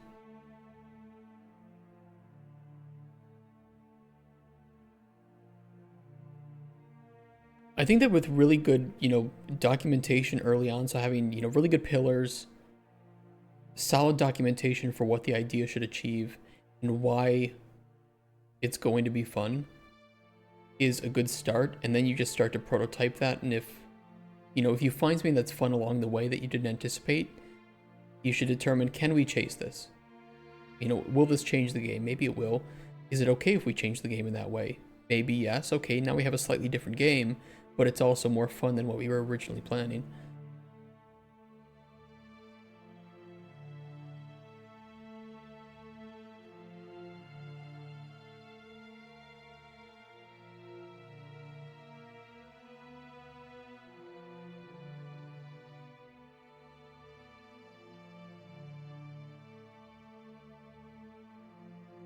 But I've been part of working on games that the person leading the game was, you know, just constantly trying to go around in circles to find fun, and it just never came.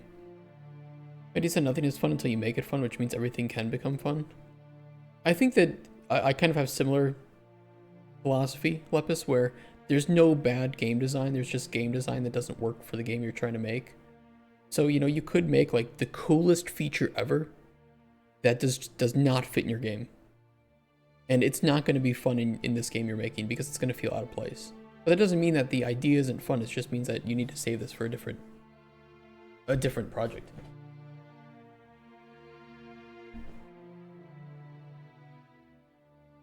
But ultimately, if you do constrain yourself with an idea, which you probably should do early on, you have those pillars, you have that core loop that you have developed, there are going to be ideas that just naturally will not fit into that.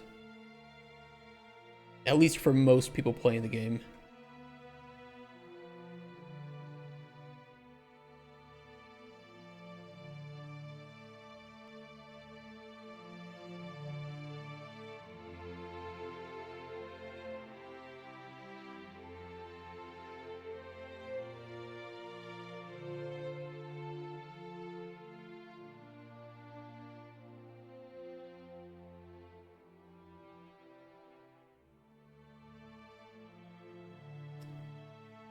That should work. Make this smaller though.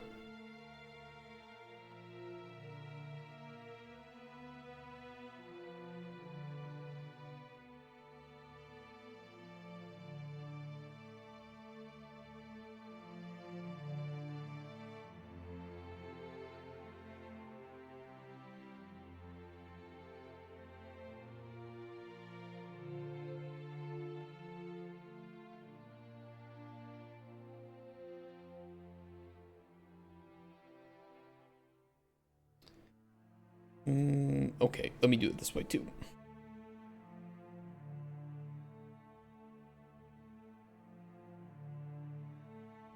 I'm making this up as I go.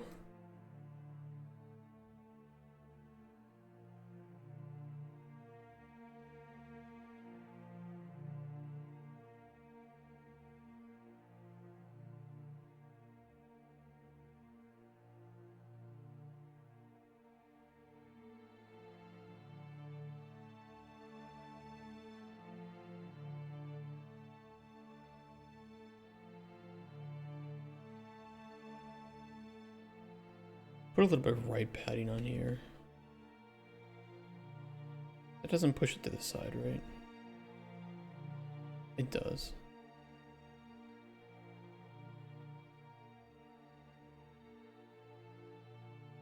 That'll work.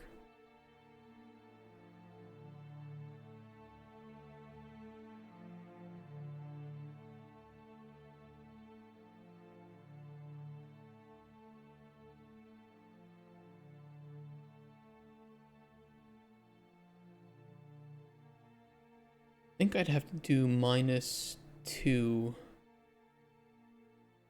Let me try.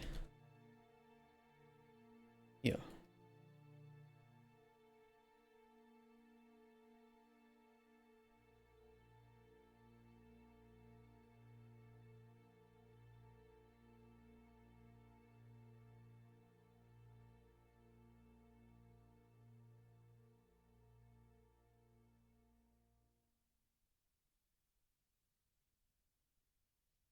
We'll have to pad that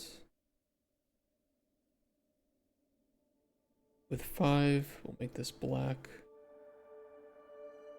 Realistically, it's probably going to be red or green depending on if you've successfully done what it wants you to do.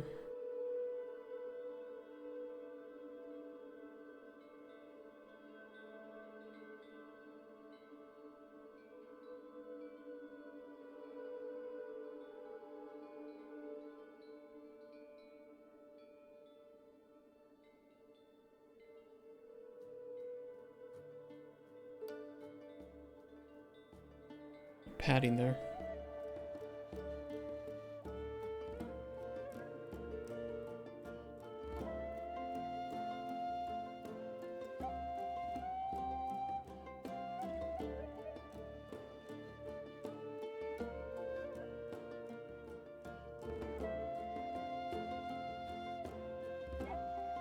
Looks better.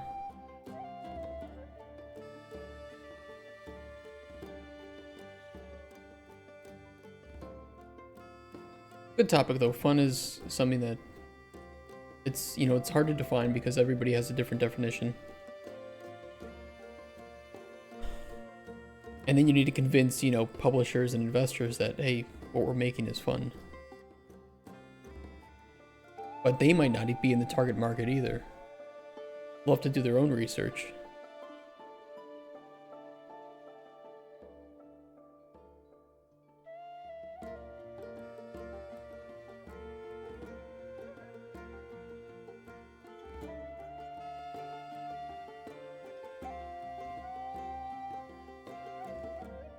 I think 350 will be okay.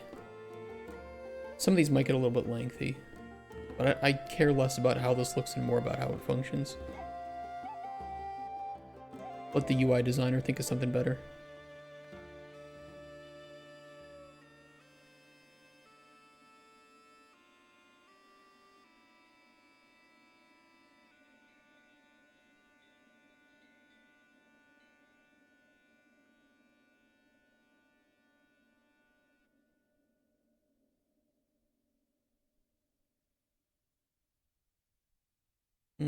Could be a little bit less.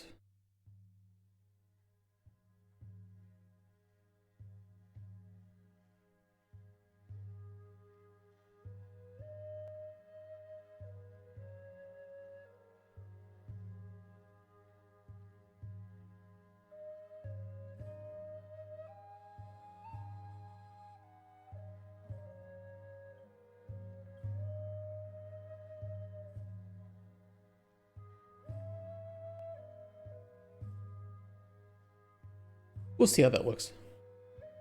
Good start. It's something.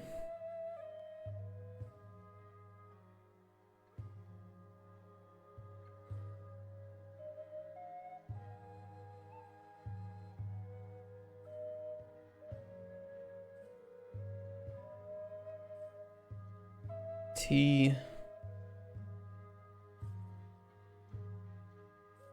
Ask amount.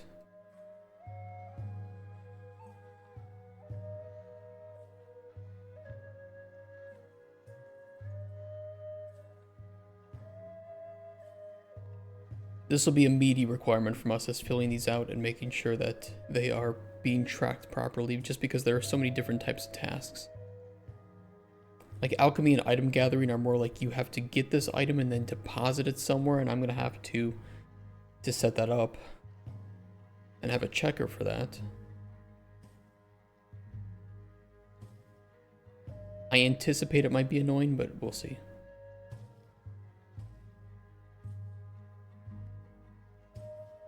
Especially because, you know, for like alchemy, if the player's required to make, I don't know, a potion with restore health of 1 on it, they might have multiple potions with that.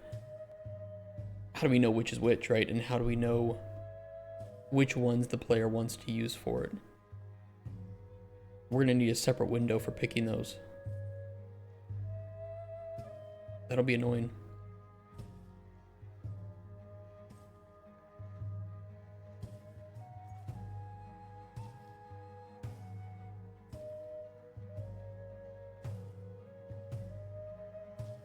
We'll see though. The exploration, puzzle completion, those are pretty easy because I can store information about that in the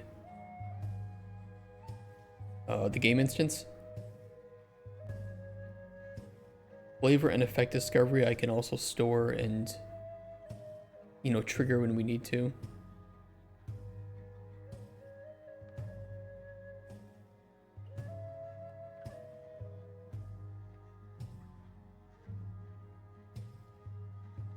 I have location discovery and exploration here.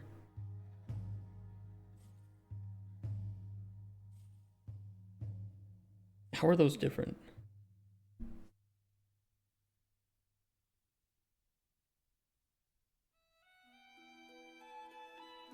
I don't think they are.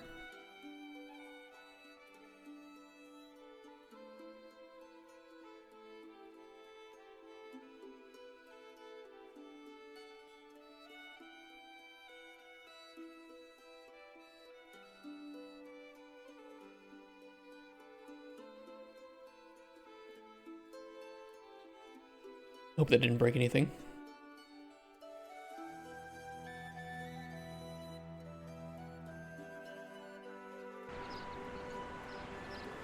Didn't seem to.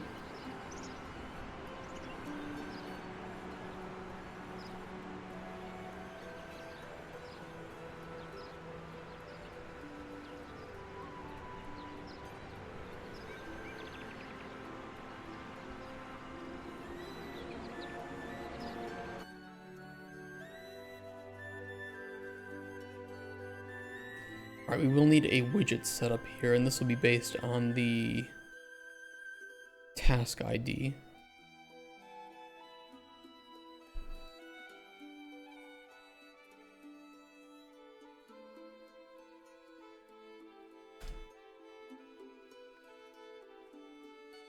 That board's look good? Thank you.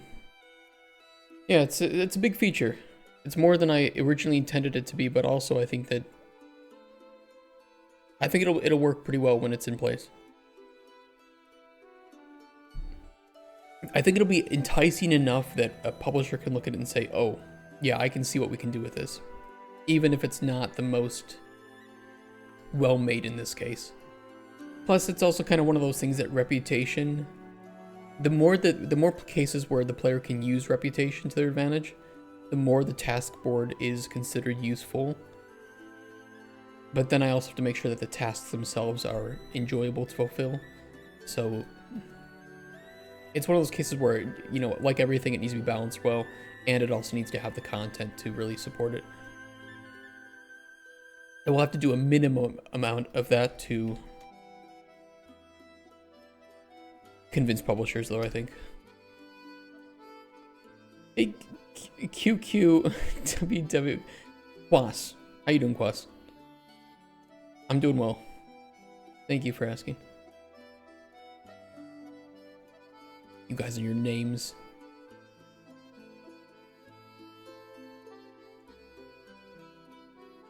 ITs. Limit. Oh, I'm sorry, not the task ID. We need the requirement.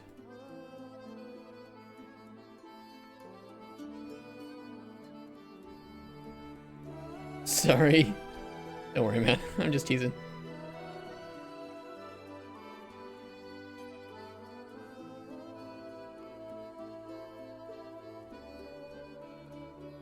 A hard worker? I don't know about that.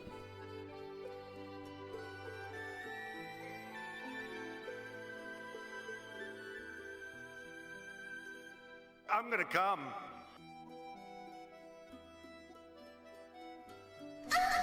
We'll change the icon based on type. Can I see the game? Sure. This is our prototype world, so this is all placeholder, and will get replaced.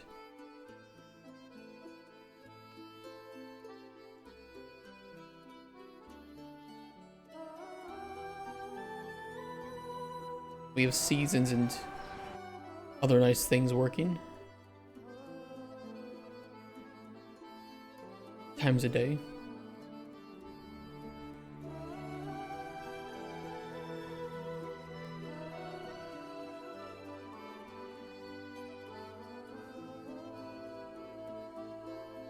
Nice aurora. Very pretty.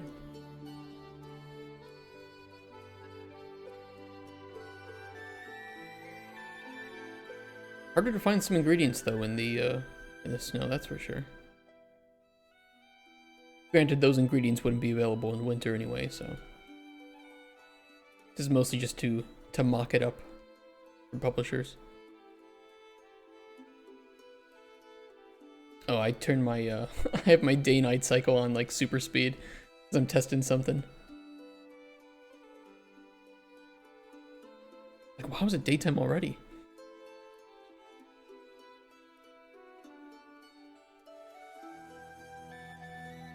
Good, thank you.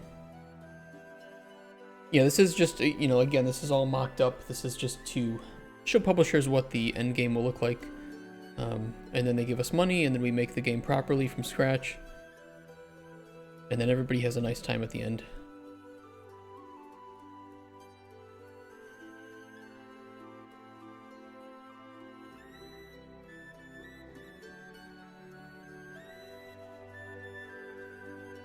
Yeah, my day-night cycle is very sped up at the moment. We're working on a task system to help generate some random tasks for the player in between the handwritten NPCs. Kind of optional, but also it provides unique rewards and reputation that can be used in dialogue. Alchemy's the best. Agree. Yeah, there's been a big lack, in my opinion, in the market with alchemy games that are also deep RPGs. I've never seen one that is like that. There's good alchemy games, but they're all usually like shopkeeping games, more management type games. And I've always wanted to make a deeper RPG. Those bushes get very blown out. So it's a very free-form system of alchemy, where you can mix any ingredients into the cauldron that you want, and make pretty much any potion you want.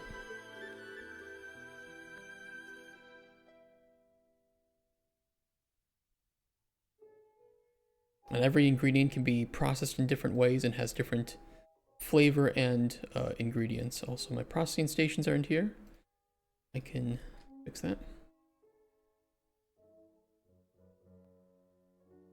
A little bit cut off, I can fix that too. Like the Asian alchemy games, like the Atelier series.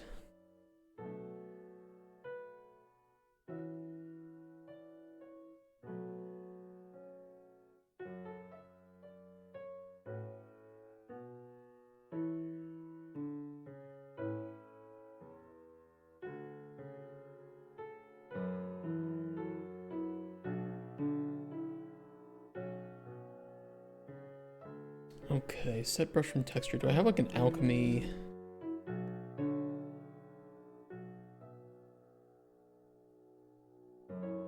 I could use the analyzer icon, although I don't want to mix those two.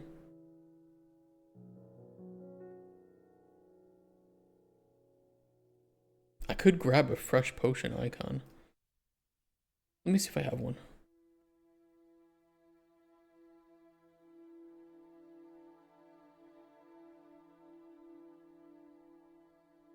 We can use one of these.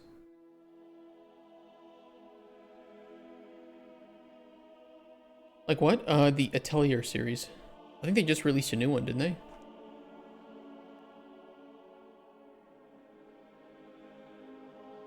Yumiya. They never put these games on sale. Ooh, mixed reviews. Not very good.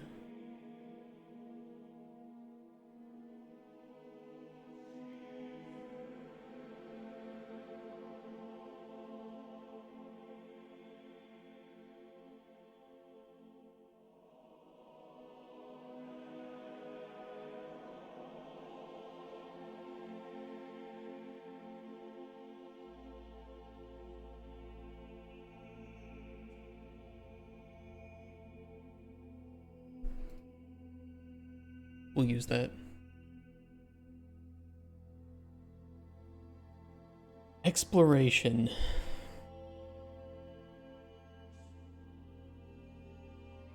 We can use the waypoint. Puzzle completion. I don't know, I can just grab like a jigsaw icon. These are all placeholders, so. It don't matter.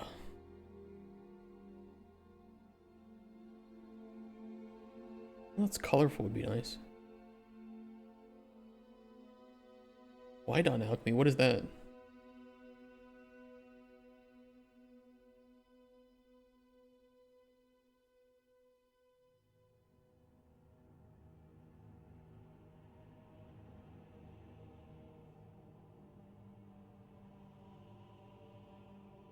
Search it.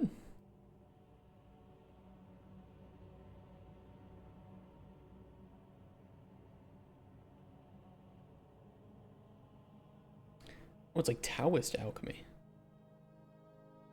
I don't mind this. The thing is that I want to gamify our alchemy system a bit more. You know, I think it's more inspired by like Elder Scrolls kind of alchemy. And the reason is because you can make any potion that you want. You can then use it in combat, but you can also use it in dialogue. So your potions are also your weapons. So they do need to have, you know, there needs to be a reliable way to make potions pretty easily for combat. All of this is cool. I like the symbols. Could be some good inspiration. I'll take a look into that when I get some free time. Thanks for recommending it.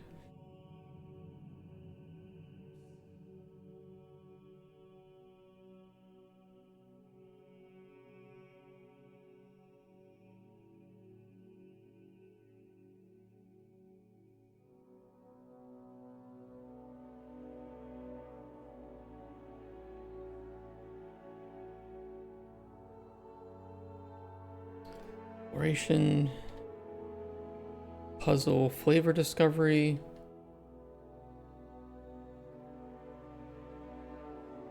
We can use the analyzer for that.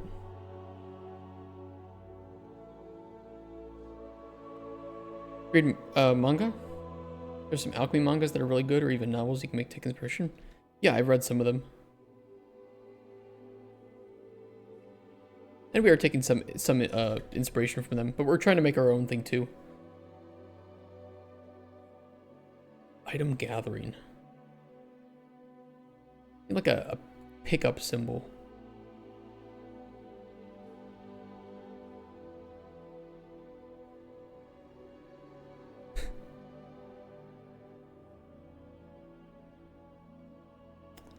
Not a car.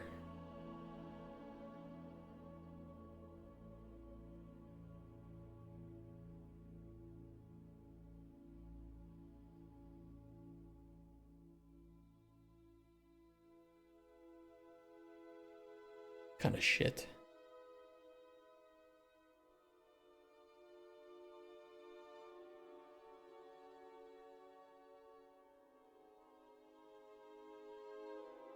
I don't know, it kind of works for placeholder. I don't like it, but it works.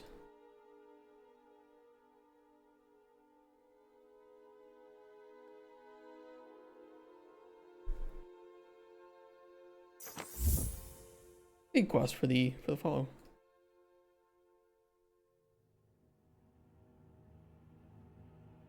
Yeah, we're looking for about like 3 to 4 million US dollars in funding, and then we can hire people to make all this look magnitudes better than me, being not an artist, could ever accomplish.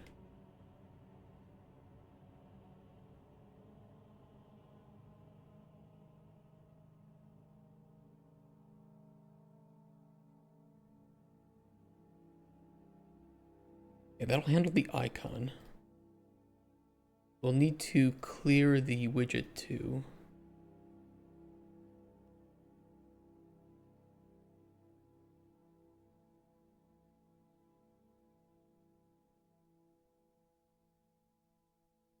Where's the box? How much money did you say? 3 to 4 million US dollars.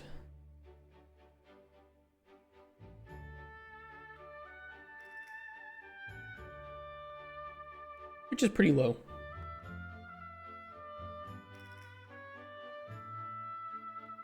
It's possible I could even ask for more if I pitch it right. Which we might need to do because I would want this to be like a AA production. And it's something similar to Alchemy from Full Metal Alchemist. Well, there will be a like altars where you can perform rituals, which will be kind of similar. That's a lot. It's actually pretty low. That's pretty low. It's high for indie. Well, indie is a vague term for budget ranges anyway. Let's just put it this way. It is it's very low for AA. AA is usually like between 5 to 10 million.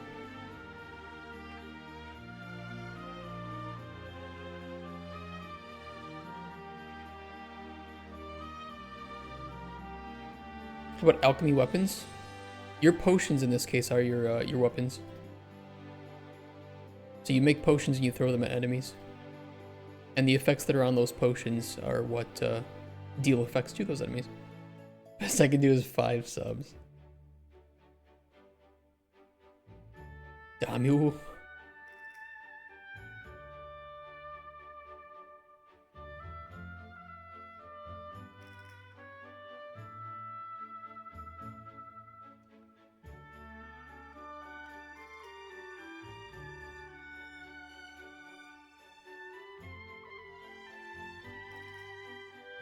Dark Alchemy using human bodies or souls.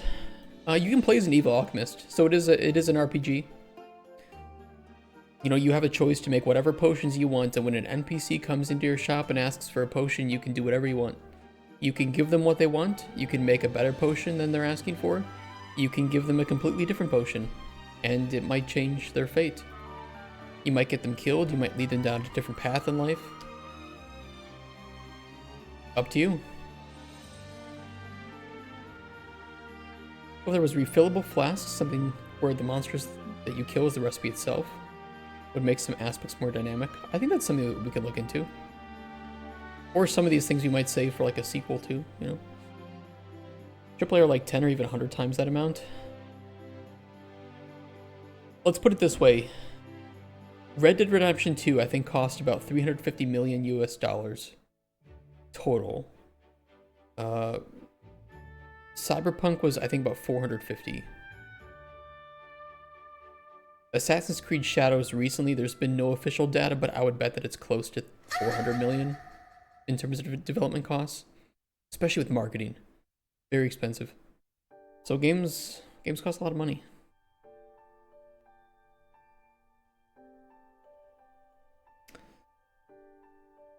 Okay, we just need to send these through, so let's create a widget. This is a task board need widget. Setup widget. Task requirement.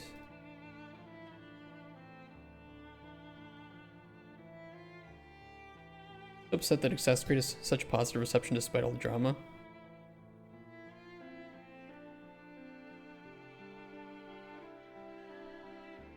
I'm just glad that it wasn't as bad as I thought it would be. You know, to be fair. I don't want Ubisoft to make bad games. They do it whether I like it or not. I just don't think that it's, you know, for me when I'm choosing how, you know, where I want to spend my money, I have, you know, two options. I have Assassin's Creed Shadows, 290 zloty, and it's an okay game, sure. Or for cheaper,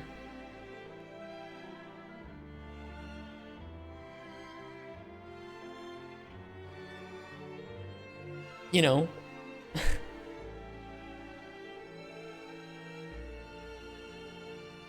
wish you the best of luck. I'll be back later if you're still here. Yeah, I still will be. I'll be streaming for like another 6 hours. Something like that. But thank you. Drama has become the fuel for its success for some reason.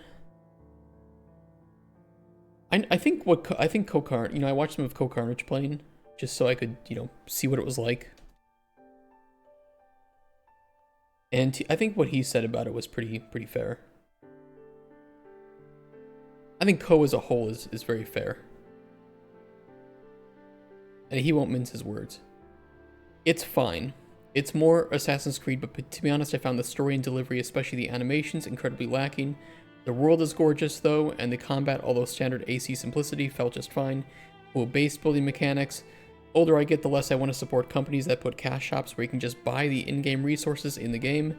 Absolutely no way the gameplay isn't affected by those decisions. Eventually I'm just going to start skipping those games.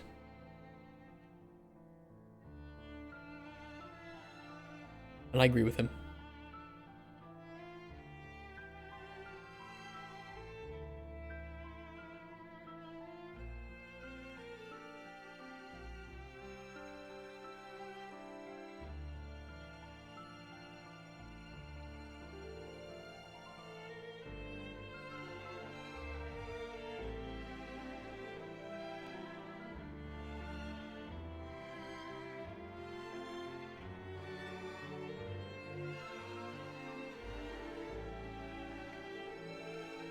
That should be pretty much everything we need in regards to the task needs. We'll at least get the icon there. But we'll need to do different text based on what type of task it is too. And formulating the description for the potion might be a little bit annoying. Here, since you played any Ubisoft games, really? I don't remember the last Ubisoft game I played.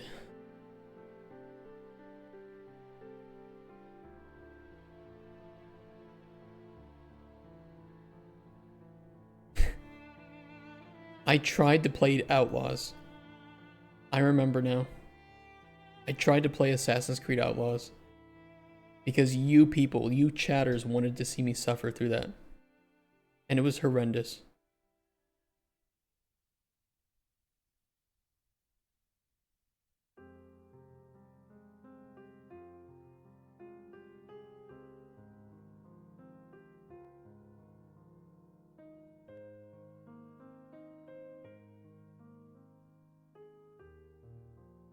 Yeah, I never finished Outlaws. When do you plan on finishing it? I'm never gonna play that game. I'm never touching that game again. That was horrible. I hated every single minute of playing that.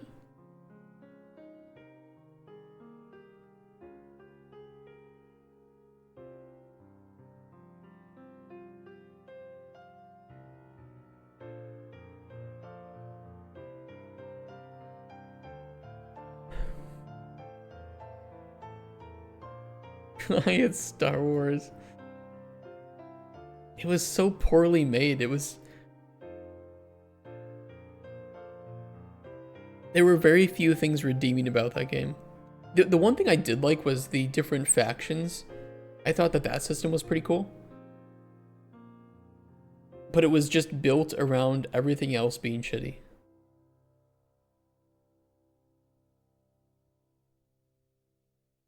And there wasn't any, like, real choice there.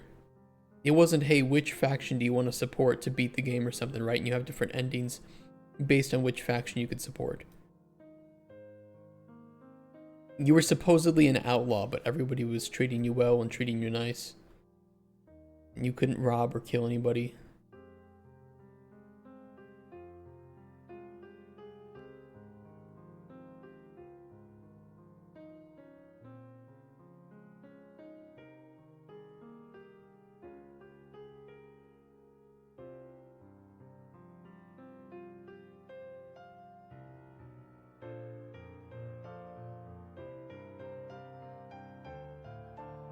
Okay, let's build this down here, because this is going to be a little bit of a clusterfuck with nodes. Hey, Galaxy. Whatever you're doing, you should rewrite in PHP.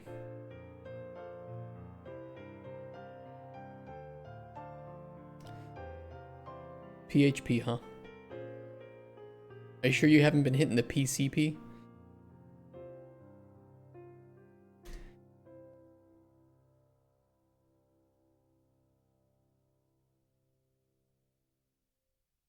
Okay, potion data.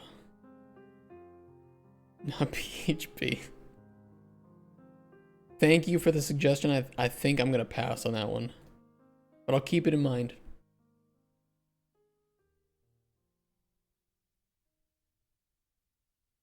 Commission. Commission. This is gonna be the fucking annoying one to write.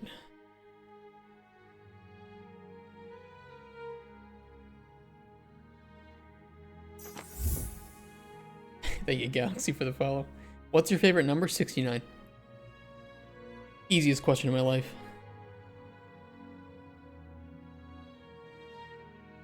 I could make a function for building this.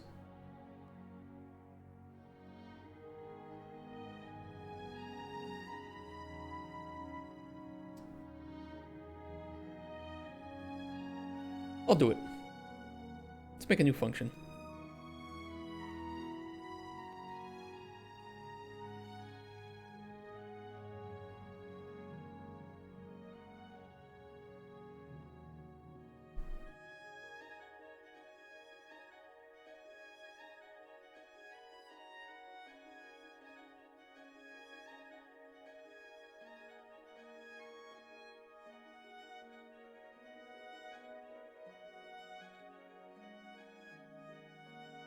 Alright, let's see.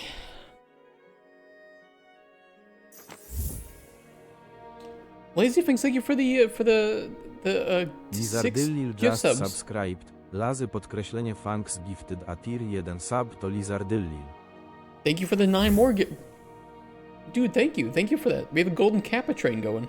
Argila Vanilla just subscribed. Lazy podkreślenie thanks gifted a tier 1 sub to Argila Vanilla. If you give any gifts, or if you sub, or if you give bits, you will get the golden kappa for the next 24 hours. Lazy podkreślenie Funks Gifted a tier 1 sub to mat chirpy. It's gonna be said a lot. Thank you, Lazy Fangs, dude. Thank you so Podkreślenie much, man. K1LL3R podkreślenie B just subscribed. Lazy podkreślenie Funks Gifted a tier 1 sub to podkreślenie K1LL3R podkreślenie B. Shut up, Polish man. Tixta podkreślenie No. 99 just subscribed. Lazy podkreślenie Funks No Gifted kurwa. a tier 1 sub to Tixta podkreślenie 99. Who made me add the Polish text to speech? Who did that? Who? TXL3D just subscribed. Lazy podkreślenie Funks Gifted a tier 1 sub to TXL3D.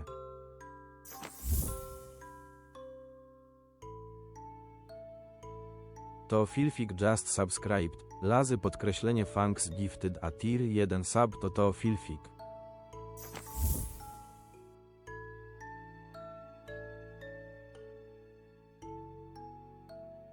Thank you for the gift subs. I'm muting the Polish guy. I do appreciate it though. But yeah, if you do any gift subs, if you sub normally, keep in mind, by the way, once a month you have a free Twitch Prime sub if you are a part of Twitch Prime. And you can give it to your favorite channel known as Microraptor Games. Or if you give any bits, you will get the Golden Kappa for 24 hours. And you can go in other chats and you can show it off. Alright, I'll unmute it.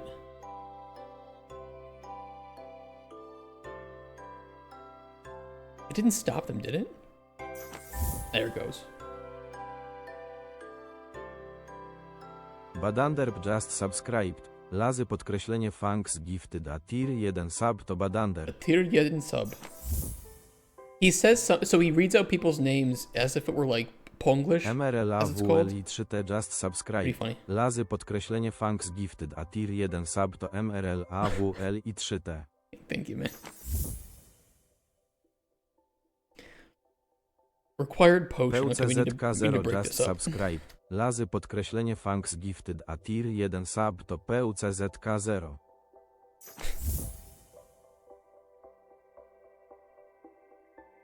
Sariam just subscribed. Lazy podkreślenie Funks Gifted a tier 1 sub to Sariam.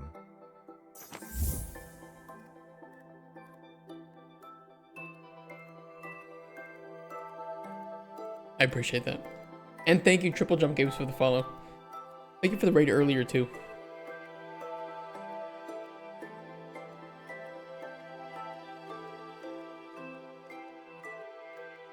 You guys have 1.5 minutes to get your golden kappas.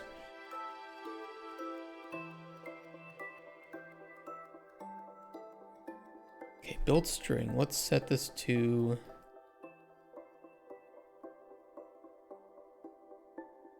Make... Hold on. Let's do quick append here.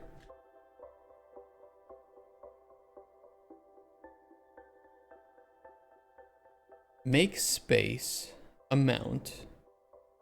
And then see if amount is greater than 1. Do a select. Yeah, sorry, the fish thing broke. I don't know why. That fish thing breaks all the time. It's so obnoxious, and it'll just sign you out of your accounts for no reason. Kind of annoying. Thank you for the 1 bit. Not taking any chances. Safe.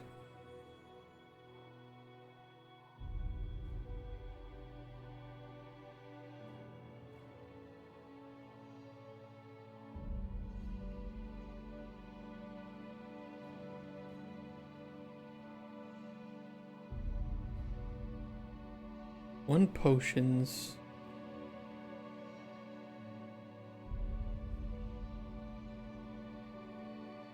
We'll start with that.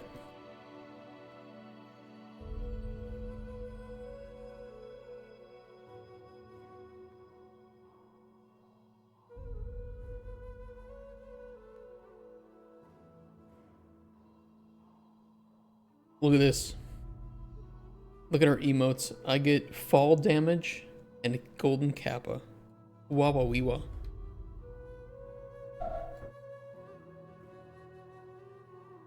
Golden Kappa for 24 hours.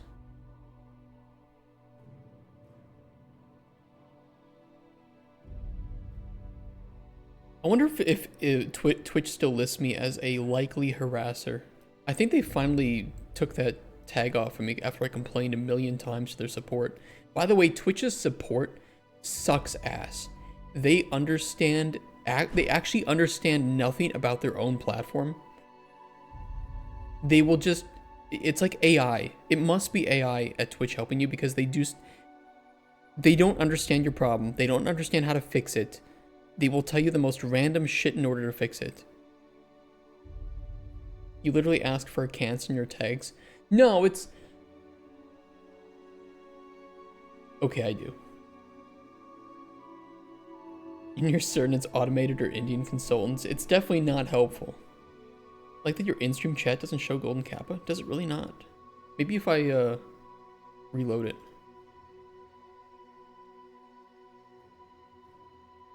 Let me do that. Now try it.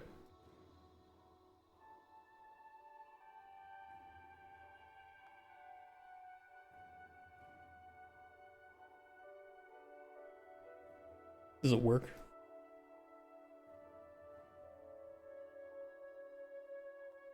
Just the pet. Fucking stream elements.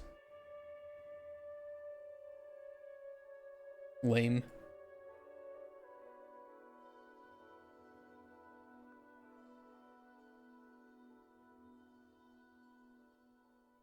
Okay.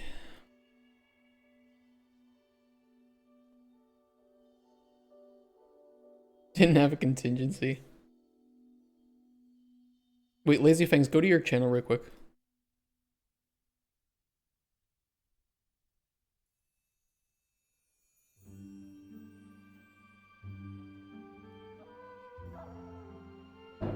I want to type something in your chat. I want to see if it shows me as a likely harasser to you.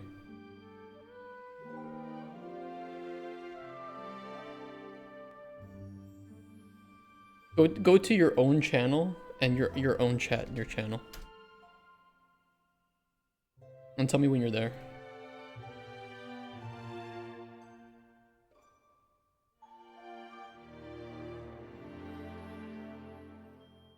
Okay, hold on.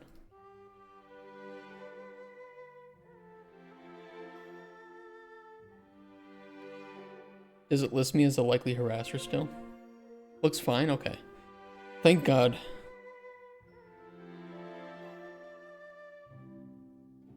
I literally do not type in anybody else's channel. They're like, oh, it's automated because maybe you typed in channel. You know what I think it is? I think that it happens if people report my channel for harassment. And I think that I probably had like some mass report issue.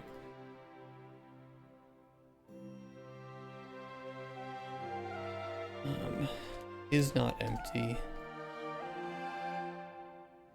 Need to run this first.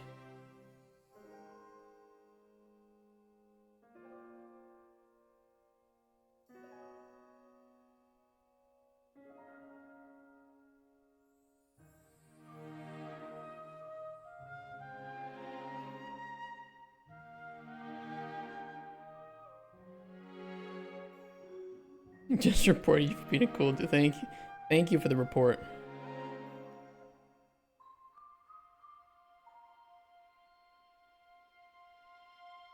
Yeah, I don't know what it is. I'm glad that it's not there anymore because I think that it was affecting my ability to be seen on Twitch. I think I had you guys check that too when it was happening. But you couldn't search Microraptor games up here because it wouldn't show me when I was listed as a likely harasser.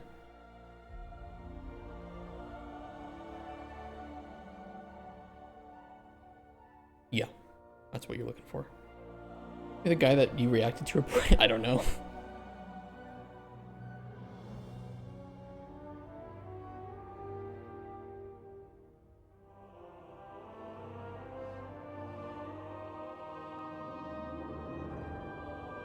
I think I do know what it was.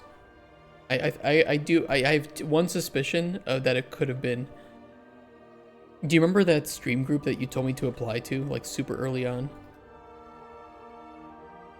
And they had, like, a form that you had to fill out? They asked for my, for certain letters and words that you put before your name on places like Twitter. If that makes sense. And I put not applicable. Tim is coming here reporting for farming him every day. No, he was fine. He was cool. Tim was cool when I reached out to him.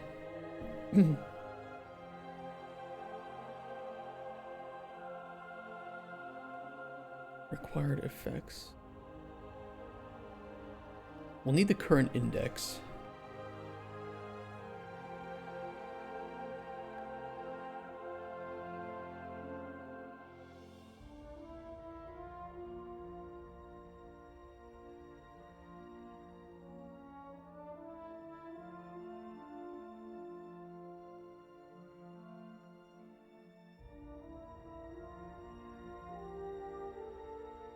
Coworker noticed you watch me every day and asked if I can really make a living out of it.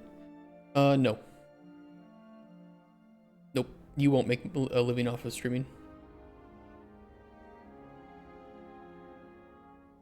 It's not gonna happen. Here's the scary numbers of it. We are in the top 0.7 of Twitch. Even here in Poland, maybe I make enough every month to, you know, like feed myself for a week. So what I mean is pretty much what Lazy Fang says. You can make money off of streaming, but you have to be in the top 0.0001% of Twitch.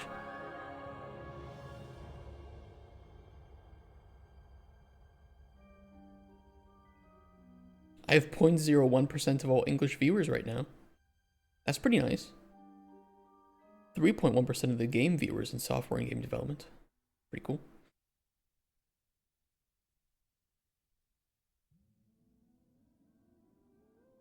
I have to have like 100 more followers and at least consistent 1K watchers. Yeah. Yeah, and that's never going to happen in software and game dev. Like, whether we like it or not, the software and game dev category of Twitch just... It just can't support that. It's already hard enough to even become a partner in the software and game dev category of Twitch. You know, it is what it is. Even the only two people that, if they had consistent viewership that they have now, the only two people in this category right now that would be considered able to be partnered are these two people. That's it. Be an Apex Predator. No, I'm saying I could do it. It's just, you know, what's the likelihood, right? It kind of sucks because these are the people that are making games for people on Twitch to play, but it's kind of just impossible to become a partner in the game dev category. To be fair, though, I am not streaming to become a partner in the game dev category. If that happens, cool. But my goal is to make my game, and I don't need partner to make my game.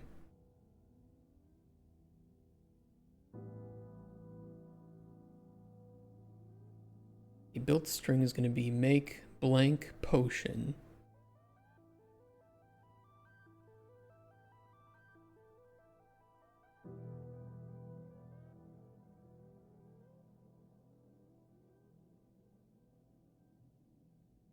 Let me just promote this too. Current effect.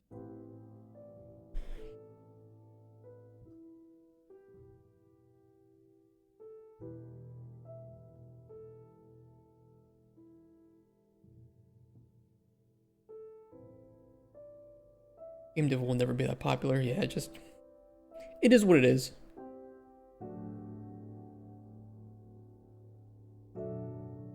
But my reasons for streaming are different than I think a lot of people's. I just stream to make my game. If I get anything from that, cool. But if I don't, it doesn't matter. I'll still make my game.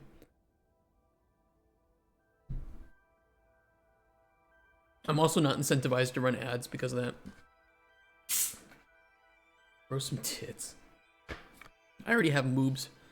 They don't need to be any bigger.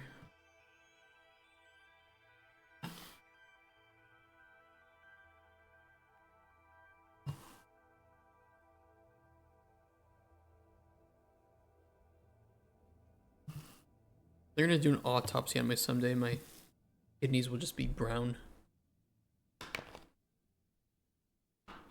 All the tannins.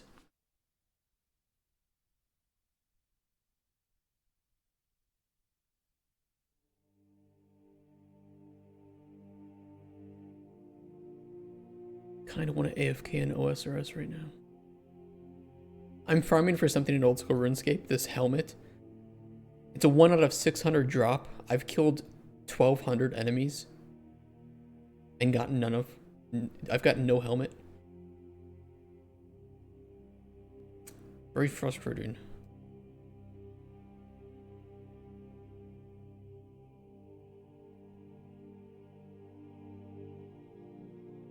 Okay, build string. The first index, we don't need to append anything here. We could do a big select node, but this is fine too.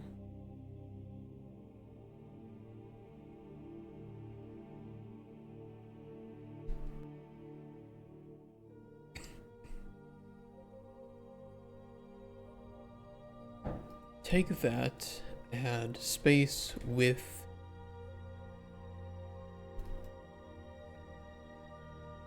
Get string, not that one.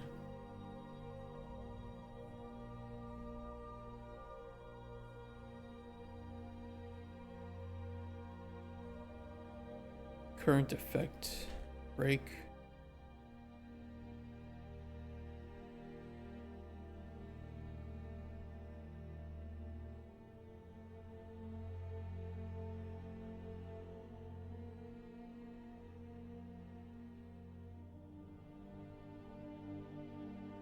Shouldn't this then be a rich text box and not just a text box?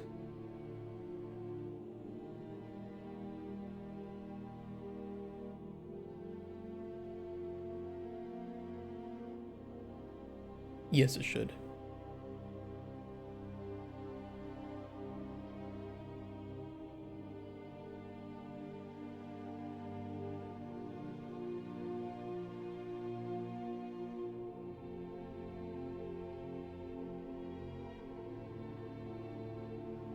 Roboto 18 regular.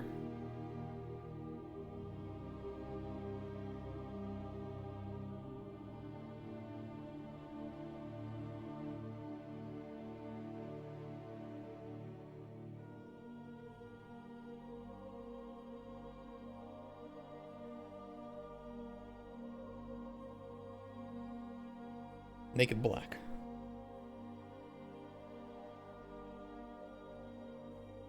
We want to center this vertically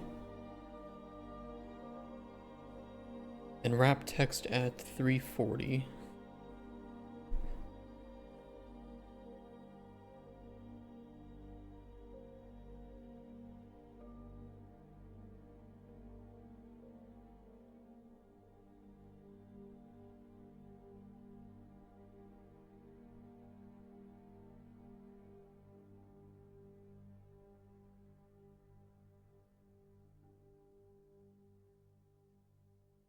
That's better. Then we can shove in some effect colorizing to that.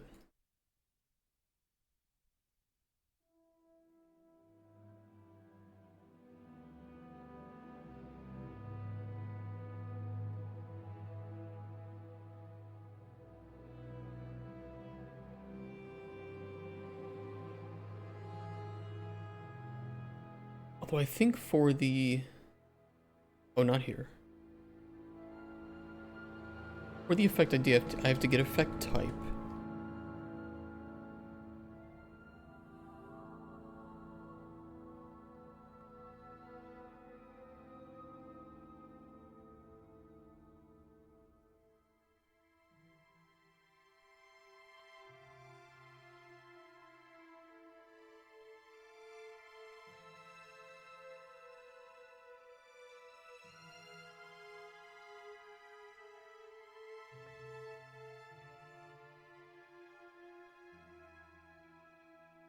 Let me check the rich text block for this.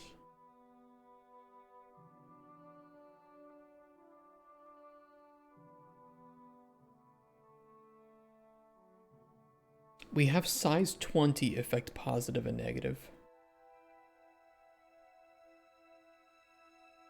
We'll need size 18.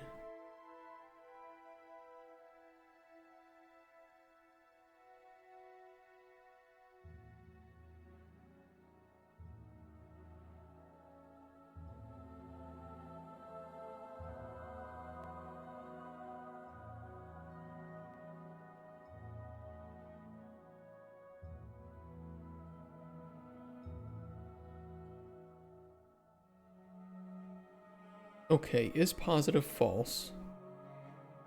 Effect negative 18.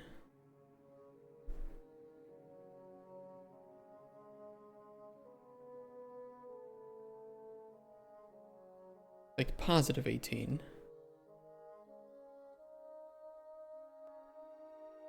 Need the effect string.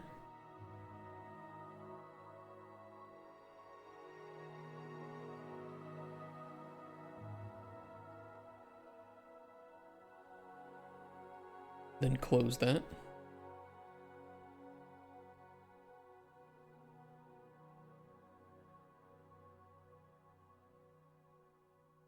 We need the tier as well.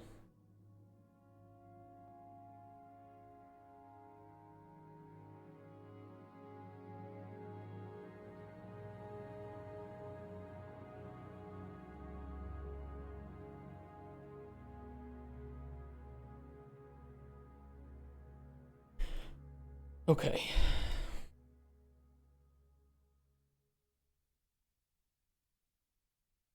That should be built.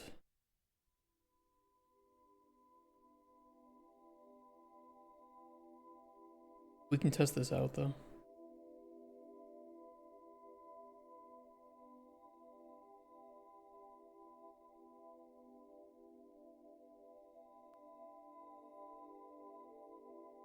Just temporarily.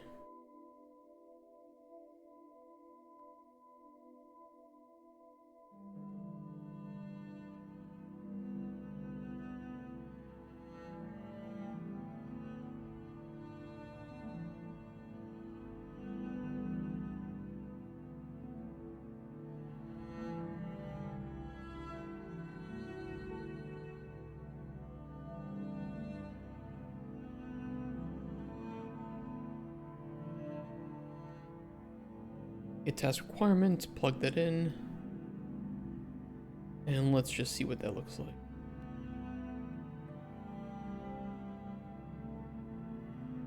As long as it works.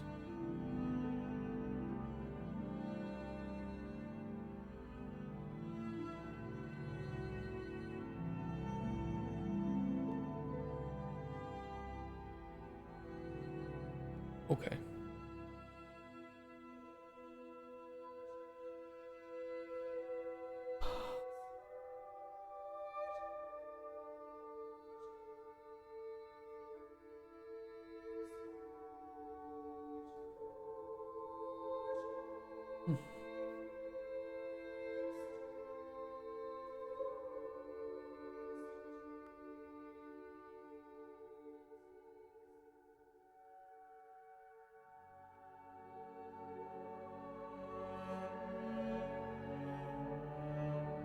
What games are coming out next month?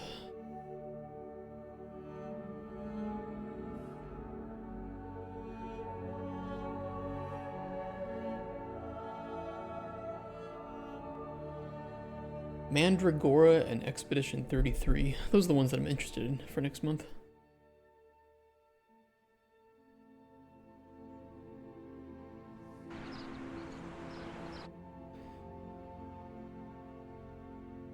We need a space in between the potion amount. That doesn't have a... Was that a 0? Kinda awkward.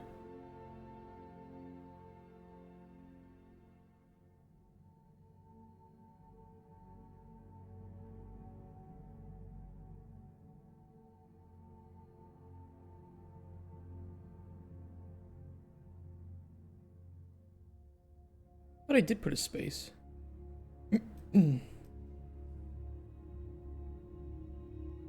Oh no, I didn't.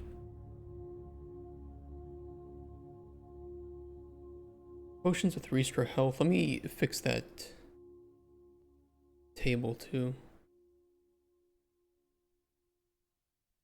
Oh, you know what I did? That font doesn't have numbers. I do tier to Roman. That's what I do. Forgot about that.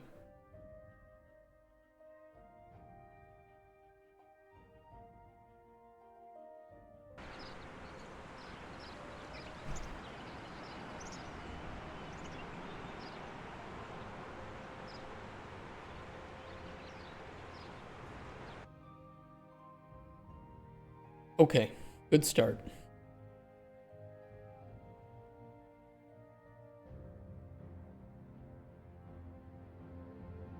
We kind of need to do the same thing up here, but with some changes.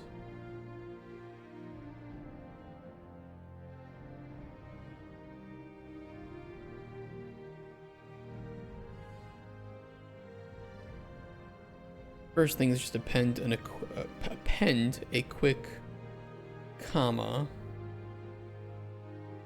but only if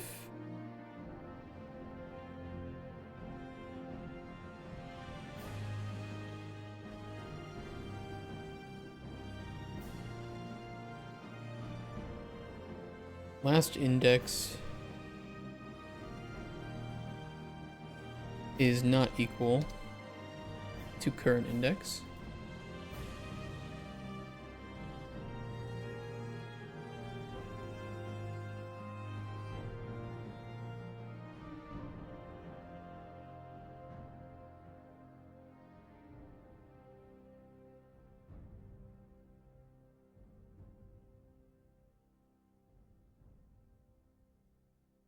Build string.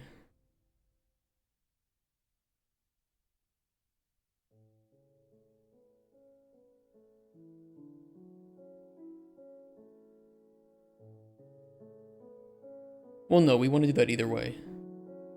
Never mind. Never mind.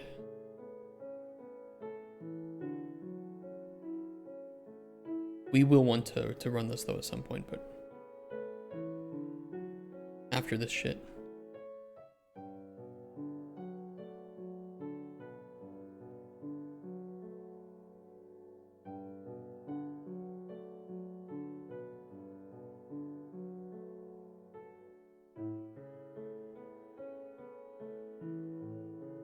Okay.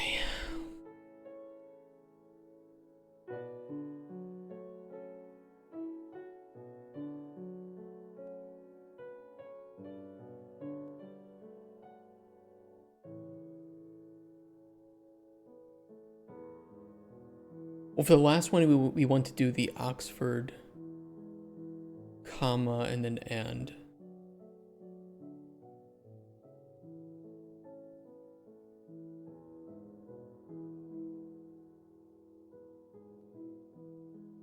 Unless, of course, we only have one in there. But I can check that down here.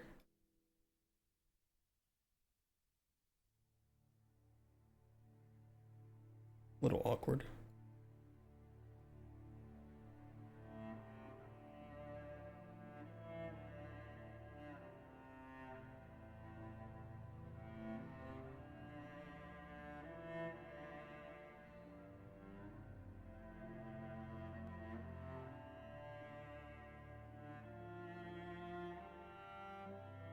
Okay, if current index equals last index, then what we can do is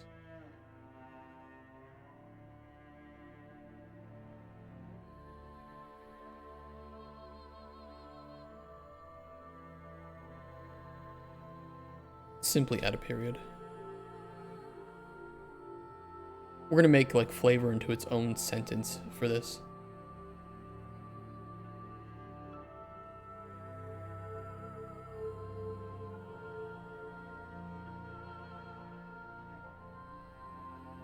Otherwise, comma, and a space afterwards.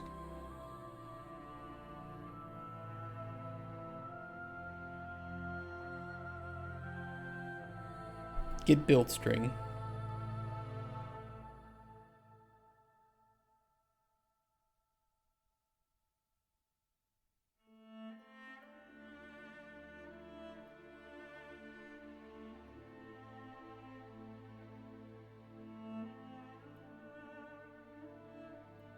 We have the comma in place. We need to append the name.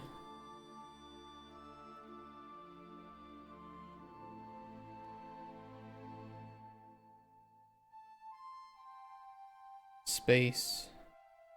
Tier.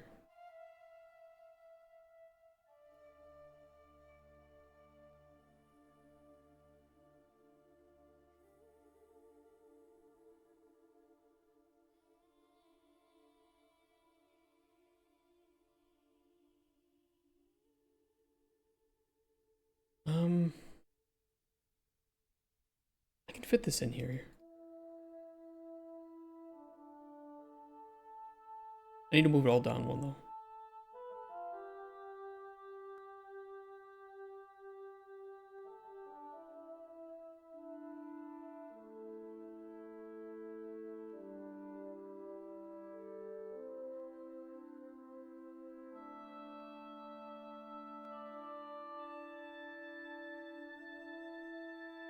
Yeah.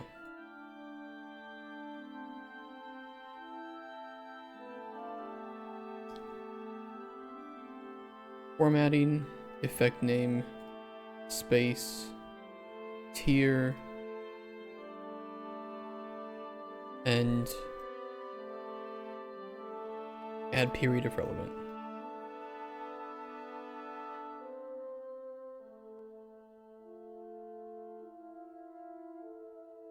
Awkward spaghetti, but it'll work, I think.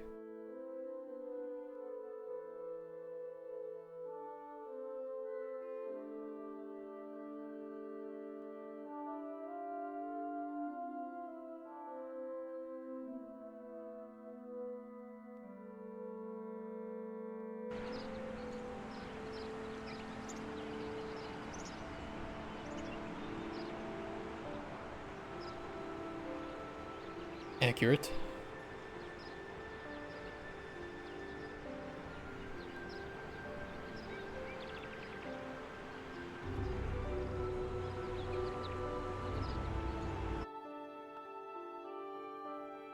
Let me try adding some more effects to that. They should build.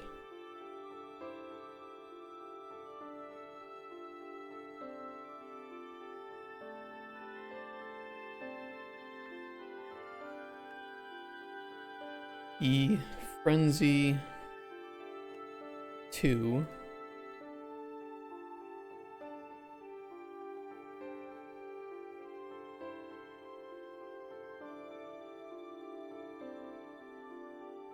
Invisibility, I don't know, 3.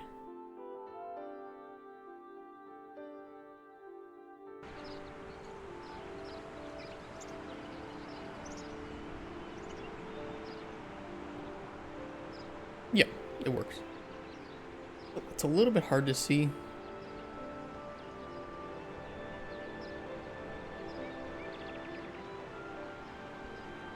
Could just be some of the TSR bullshit.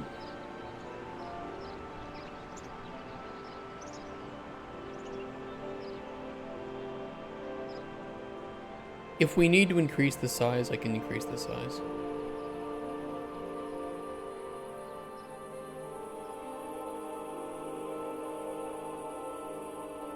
There's some ways I can improve upon the base structure. Okay. Good. Effects empty, true. That's our next thing. If effects are empty, we need to do a little bit differently. If effects aren't empty, we need to build flavor.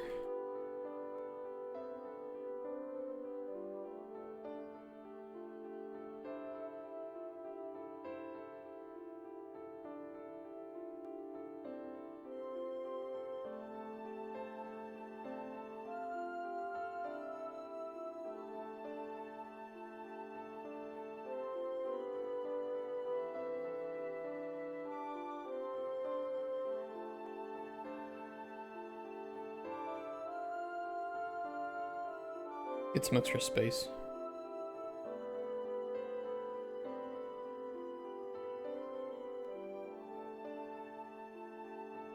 Okay. If effects are empty, then we still have make potion.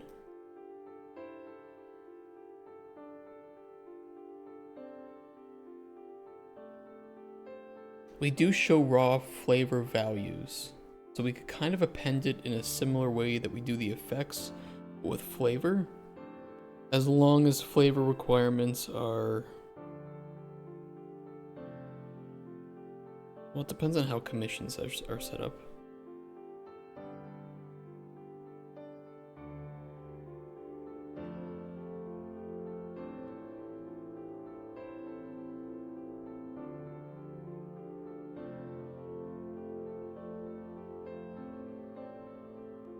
Well, first we can check is flavor actually required.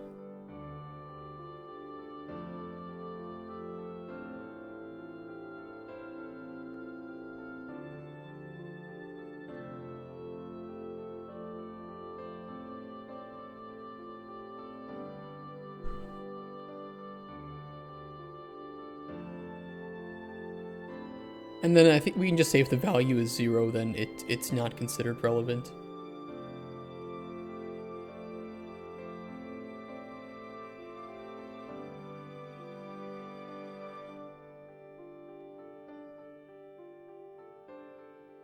I can save myself a little bit of headache too.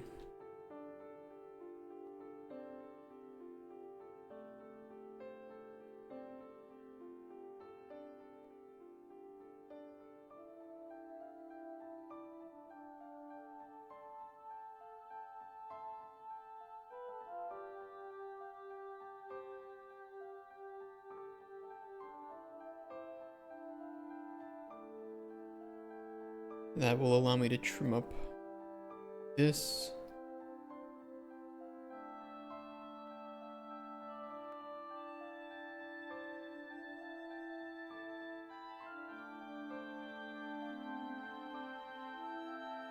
And then this too.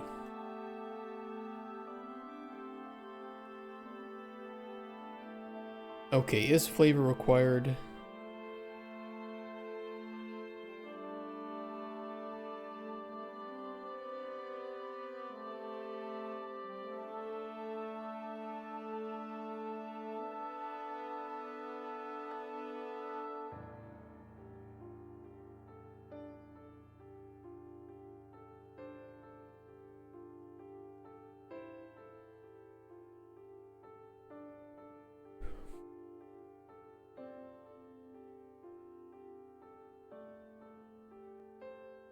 I think I should need to do this check twice. Yeah, we need to do this check regardless, but it will lead to different results. If effects are empty, or I'm sorry, if effects weren't empty, we built effects, but flavor is not required. We can just output whatever we have. If flavor is required, we need to build flavor.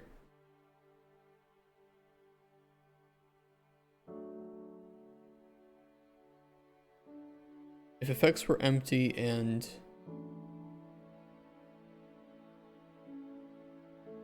flavor is also empty, then error bad potion data. You need to fill it with something.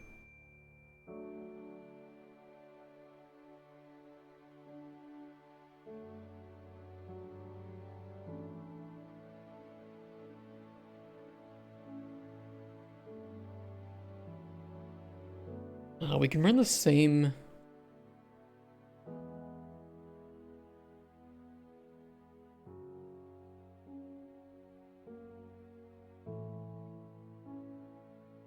Let me think here.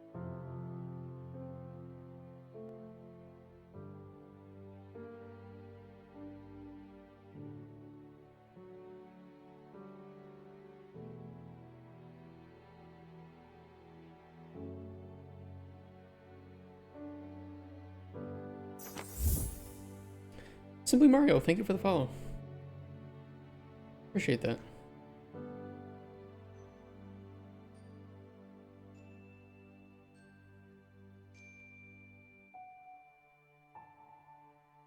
If effects were empty, but we require flavor, we'll just have like make amount potions.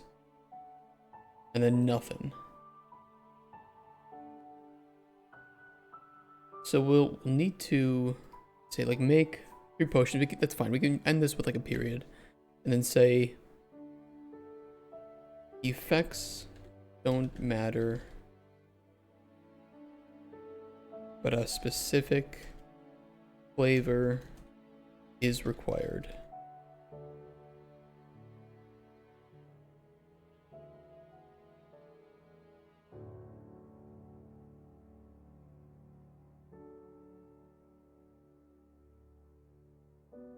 The potion must have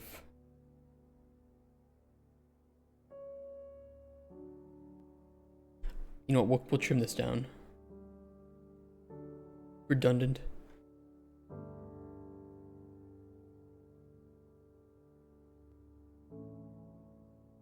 That'll set it up.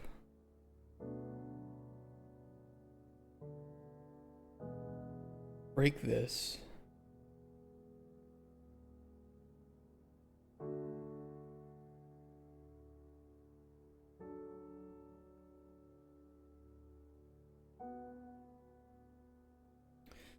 Okay. Current flavor.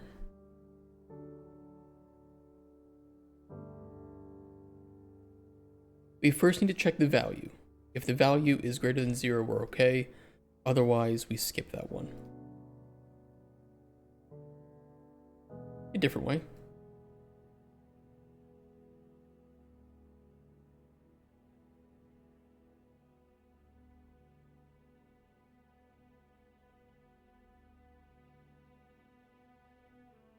I've never made a string for flavor, so this will be a first attempt.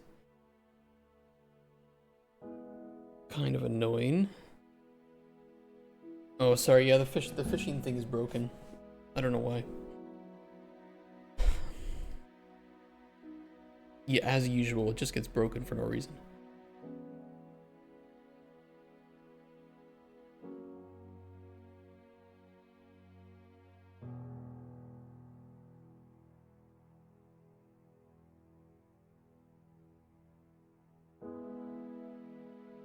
We have none, allow all above, allow all below. We can do a select there.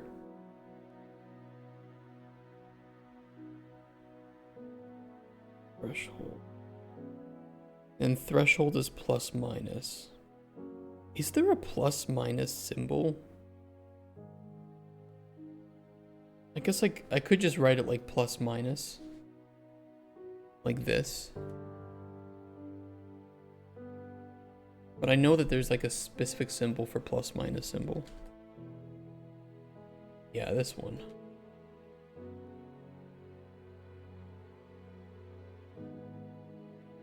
I don't know if I could insert that into the rich text box.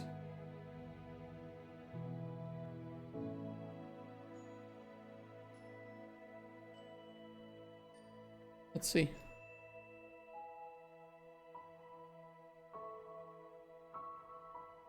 Okay, it works.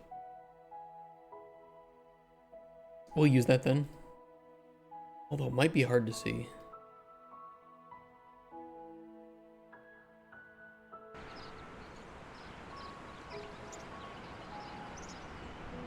Oh, hold on. Yeah, it replaced it.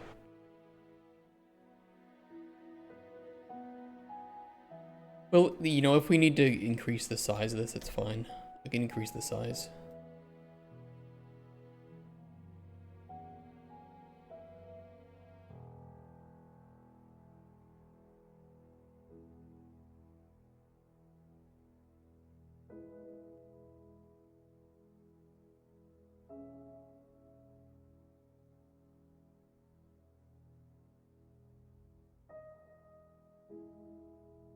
Okay, hold on. Listen to sad Starbound music. I'm gonna go to the bathroom.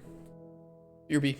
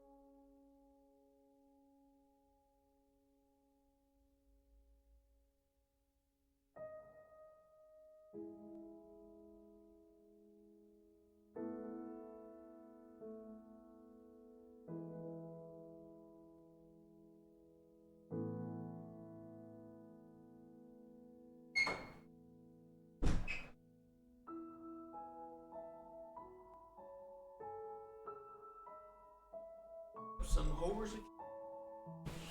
I never did that, by the way. I never picked up whores on the road. I don't even have a driver's license. Okay. Have to build this shit. My bladder up some more too.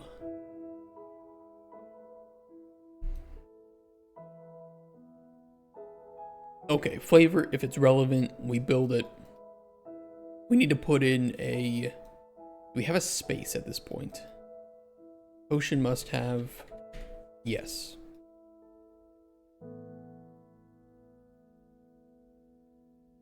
Value plus flavor. And then if allowance type is not equal to none. Well, no, because threshold could mean plus minus. Allow all above or below negates threshold. Okay.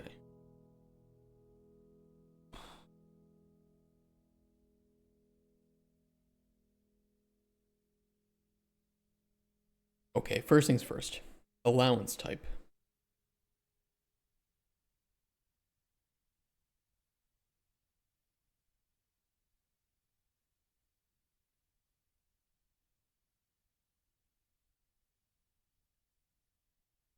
All above, which is greater than or equal.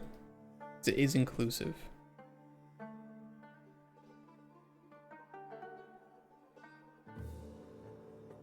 At least I think it's inclusive.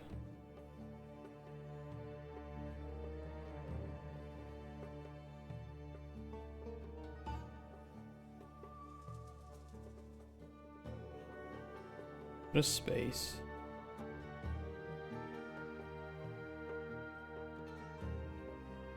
Value. Space. Flavor. I know there's some spaghetti here, can't really change the order of those, unfortunately.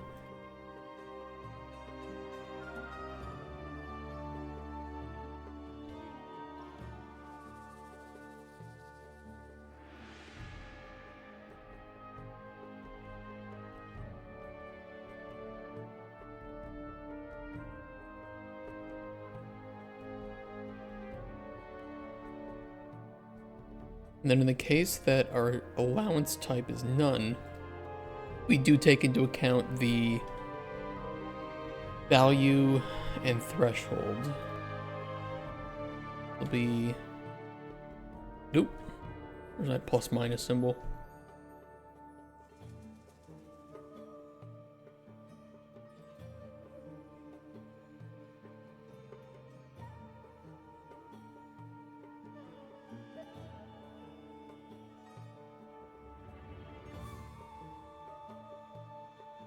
Into here.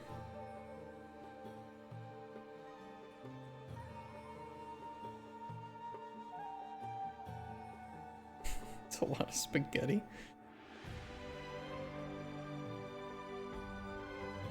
It is what it is. As long as it works, I'll be happy.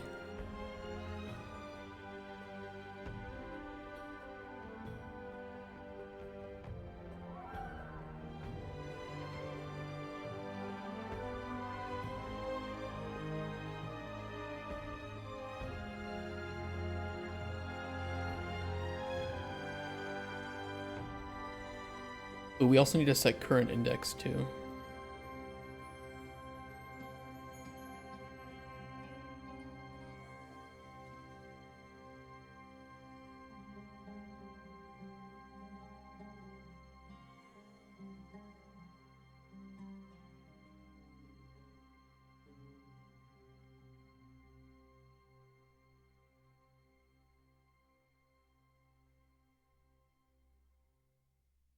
Although the only thing is, hold on. We don't know when, we can't read into the future to see if the next flavor is relevant. I mean, we could, but what I'm trying to get at is that if we want to do the and, you know, the Oxford comma and then and for the last flavor, we would need to first know how many flavors are actually valid.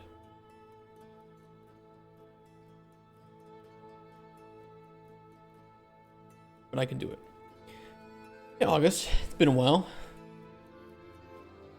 How are your systems going?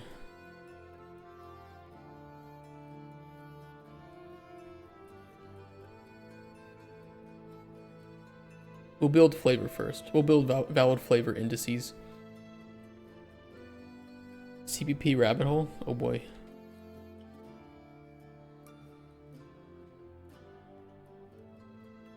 Sorry to hear that.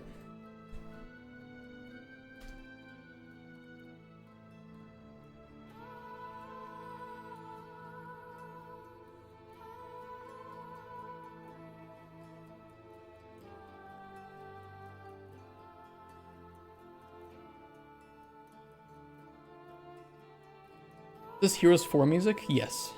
Yes, it is. I actually like Heroes 4. I'm gonna be honest. I know it's a hot take in the Heroes community. I like it. You built your landscape system into an editor mode plugin. Oh boy. Why'd you do that? Pointers make me wet. A lot of good uses for pointers. A lot of good uses. You can use pointers in blueprints too. Hey Quas, how you doing, man? Good to see you back.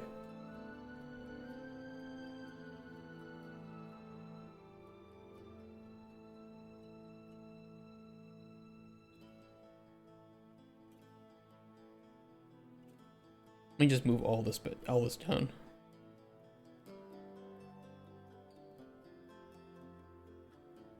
We'll start with this first.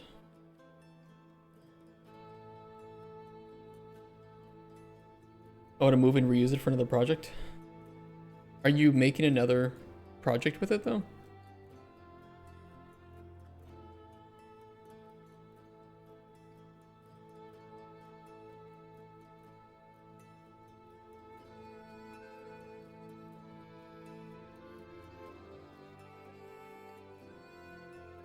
Don't fall for the trap of modularity. I already had to give some people some harsh reality lessons yesterday. Okay, you're using it for ONEB. Okay, fair enough. Fair enough.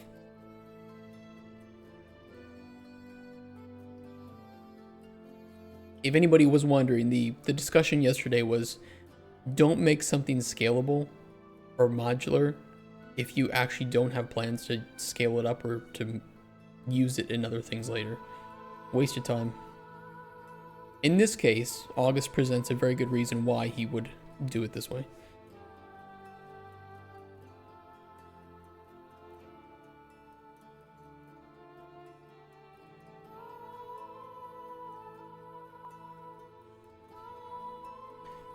Where am I now? Like geographically or mentally? No scale until I need to scale for newbie, the current version. Only had a one room, which is all I need.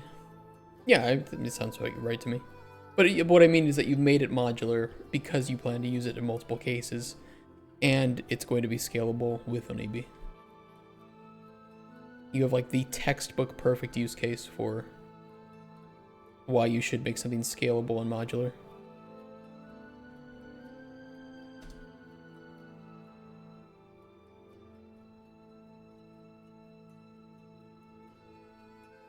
Own code. I am making the potion requirement text, which will be the most frustrating one to make, to be fair. But it's kind of just building a string based on different cases, so it's just like methodical appending based on data. And then at the end of it, we should get proper looking text for the requirement. And it will include world partition support. That is nice.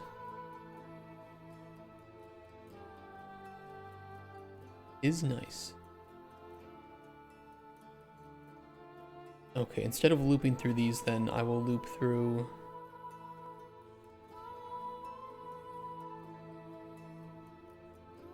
the valid flavor indices.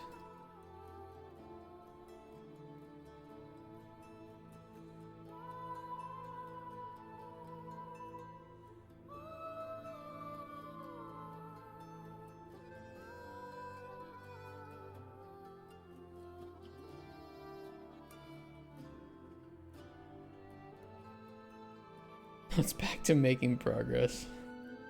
It kind of sucks when you work on stuff like that, because in one case you like doing it, but then in another case you're not making progress.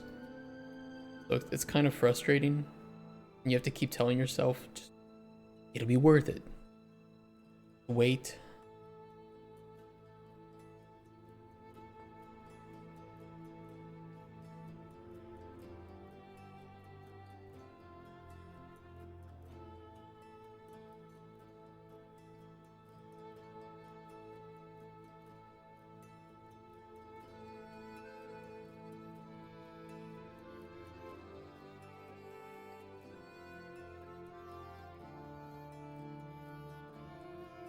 Little spaghetti, but it's fine. We actually don't need to do this test. I do need to set current flavor, but I don't need to do this test.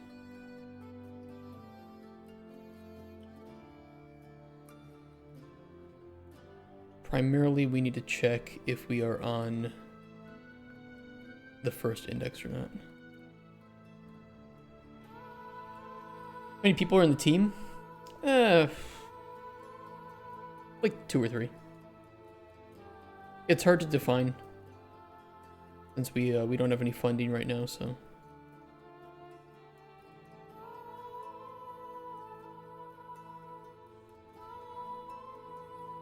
Online PvP working already? Now I need to title on specific species. Well, it sounds like it's going well.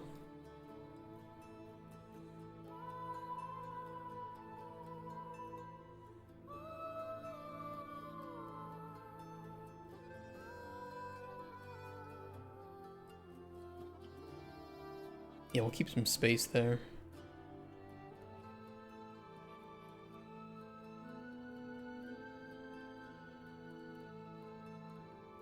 Okay, that's for the first index. We have additional, we need to kind of run what we did up here.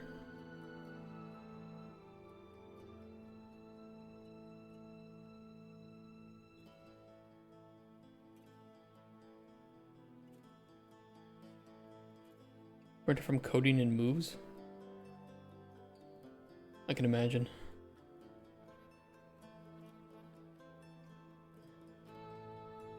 A lot of like baseline content in order to just like have a functional version.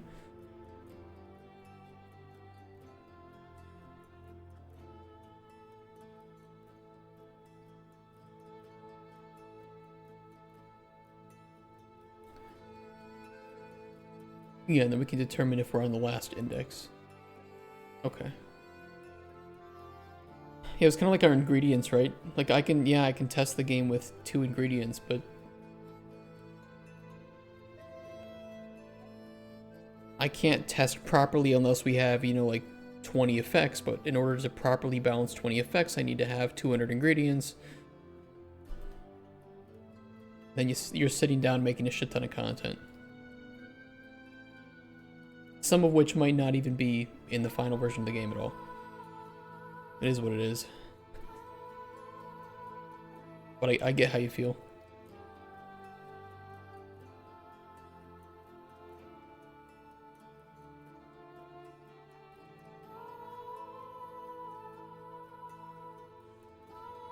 You test the move combination functions without having at least a few different moves? Yeah. I don't understand anything you're talking about.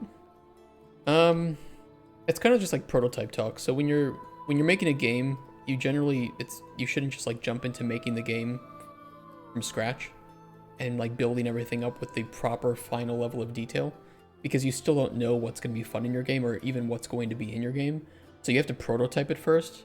But there are some systems where in order to properly test if they're fun or working, you need to have quite a bit of content in there because there's maybe a lot of variety, or, you know, the variety is what gives it a lot of fun, is, you know, like different combinations. And so we're just kind of lamenting that there are cases like that where you have to build a ton of content just to test if something is working properly or enjoyable.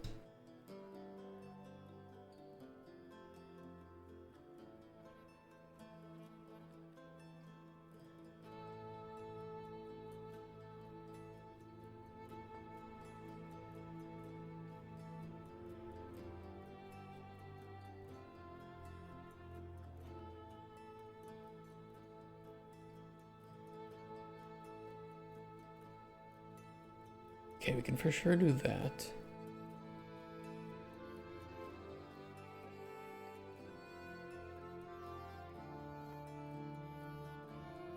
This one will differ.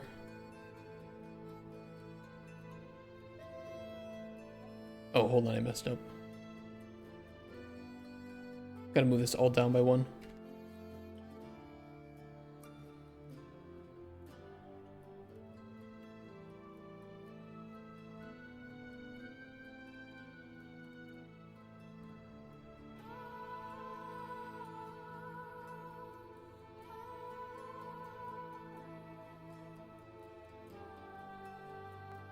Sure to having non-existent story content scope. Need mechanic content, yeah.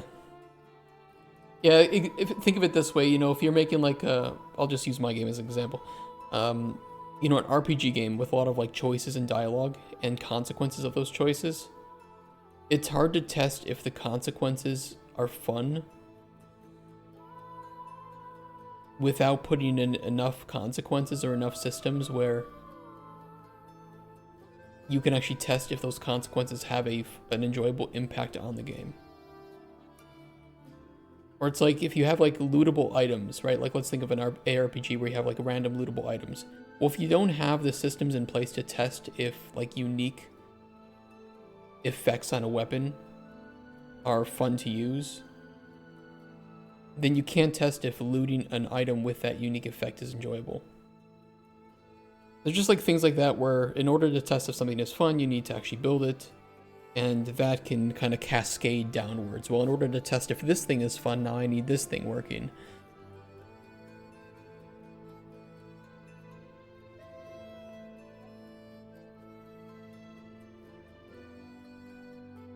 And then here you are in this room, making a prototype for a year and a half straight.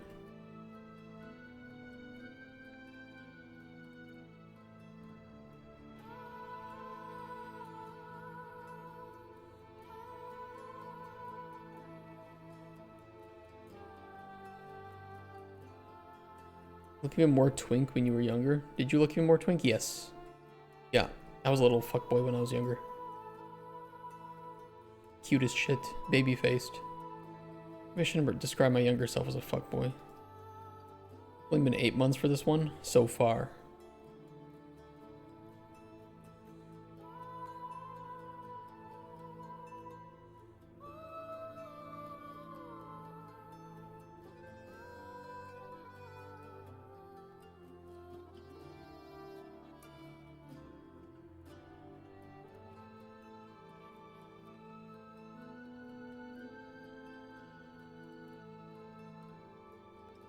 Space. Like we're fuckboy games. Only when we open up the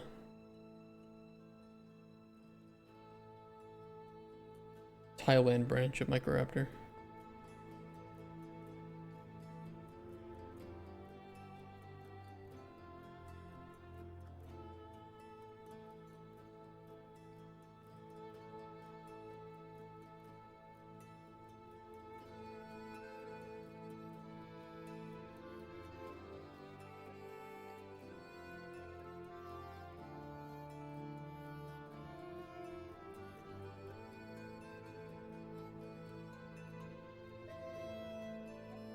Let's just pretend this will work.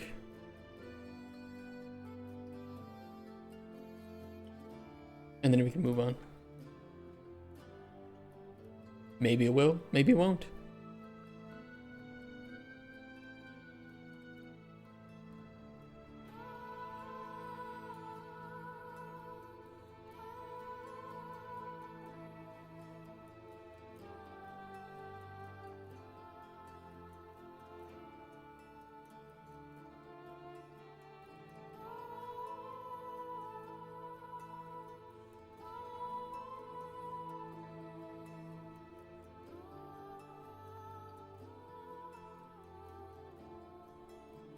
Wouldn't I have duplicate periods, though? What do we just need to do with space? Maybe.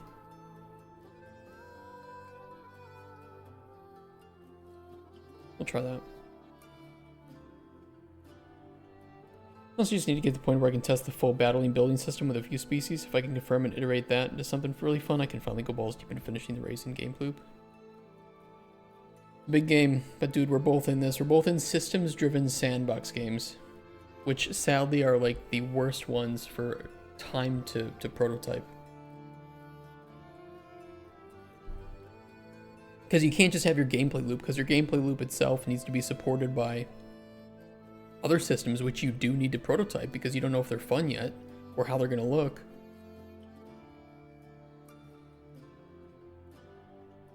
You know, it's not like a story-driven or like a linear game where you just build one level, you write up the rest of the story or like the main story points.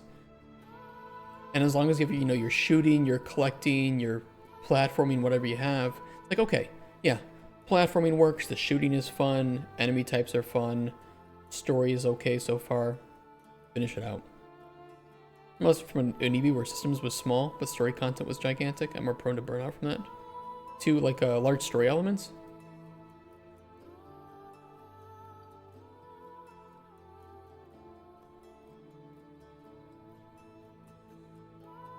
Do you still need somebody to help with finishing up levels, by the way? My level design colleague was asking about it.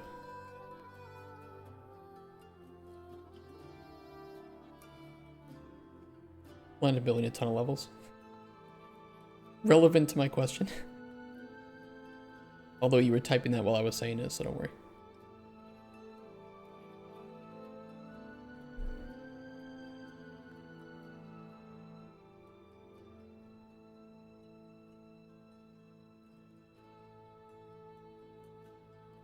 Okay, this looks kind of crazy, but I think it'll work. We shall see.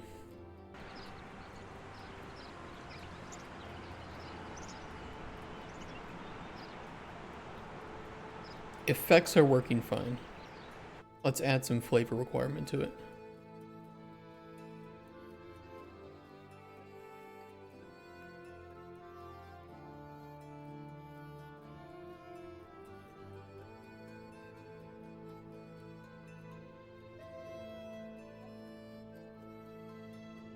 $10, threshold of 5, savoriness, anything above 30, spiciness, anything below 20.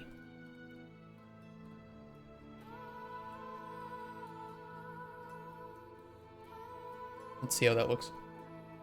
Until I funding for it, that would also take really long, so I'm banking on the Tamagotchi to be done prototyping and get into open beta first. He might be okay doing it with like promise of funding. I don't know. I think you should talk to him because he might be open for it because it'll help pad his CV and it shows that he's working on something in the meantime. But he, you know, he's got Unreal experience, he's got level design experience on like released titles on Steam, so I think he'd be open to it. But it's up to you.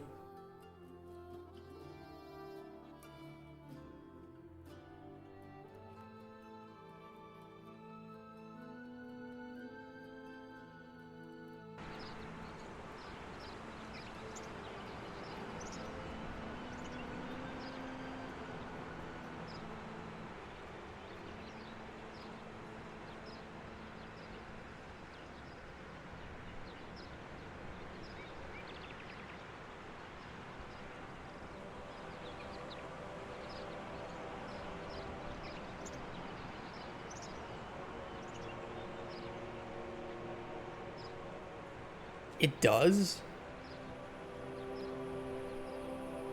Like it does work? Couple of issues? I don't know why there's a space at the end of these effects. It's kind of weird. Or these flavors. At least monetize the Tamagotchi game relatively early with early access microtransaction stuff that fits the game.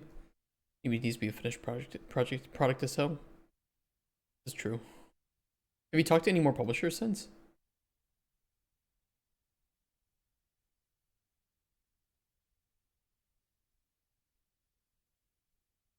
Why is this song not playing?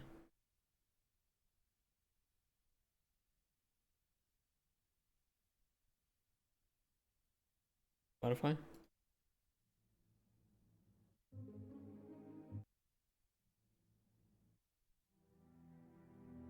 That was weird. What, I just wouldn't play this song. I don't mind talking about it, I don't know if I really want to split my focus. Try to make it work towards a smaller demo. Tend to ghost after getting keys.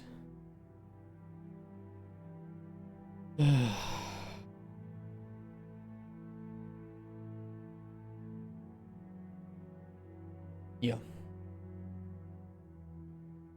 Yeah, reach out to him and see what he's open for, because I don't want to speak on his behalf. But like, I don't have a whole lot for him to do in Cauldron Chronicles, just because, you know, we're kind of nearing the end of our prototyping. And we need better master materials if I want to make a proper level. And, you know, if we don't have that, I can't do the proper level, so this is kind of it.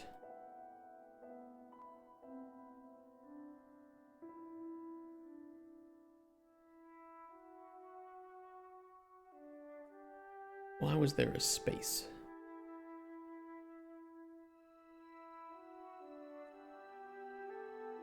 That's why.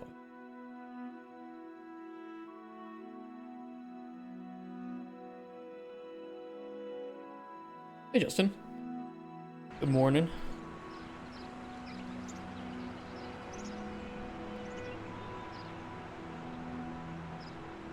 That was weird.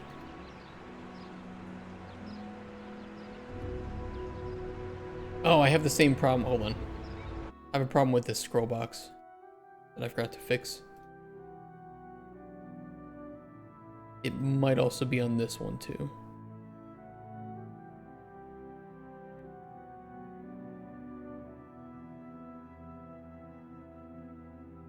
There we go.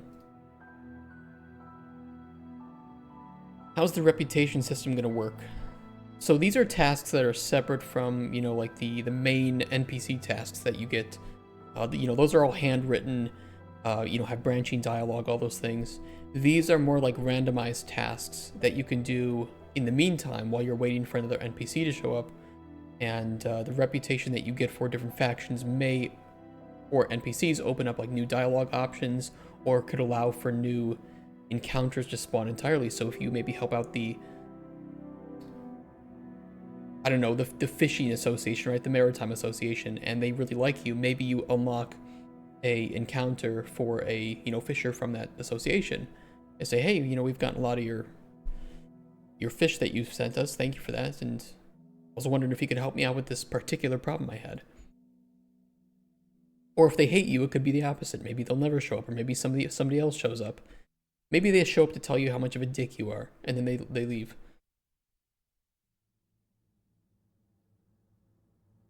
We need to fast track the landscape system, I feel. I commit to finishing a demo for the game, but I guess he's interested. He could gray box stuff first. Who knows? Maybe his level designer could also give feedback on the landscape tooling. Yeah, he could. Yeah, I think that would be very possible. They tend to keep you until launch, then they drop you off without credit. He means like, so when you like talk to a publisher, they'll ask for a key, and he's just meaning that after he gives them a key for them to check out the game.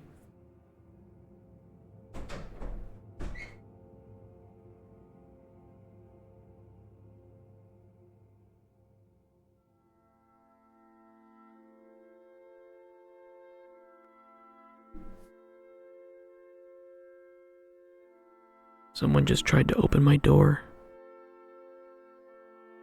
I don't know what they wanted. It's kind of scary.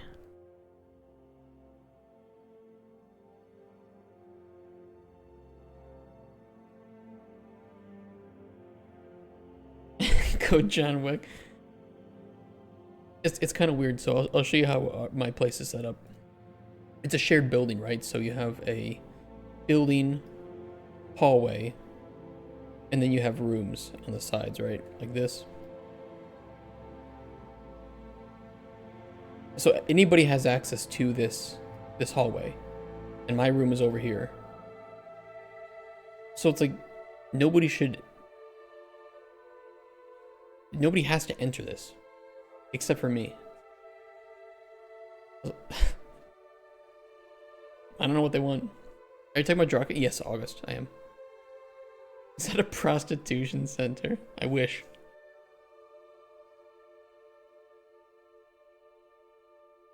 I wish.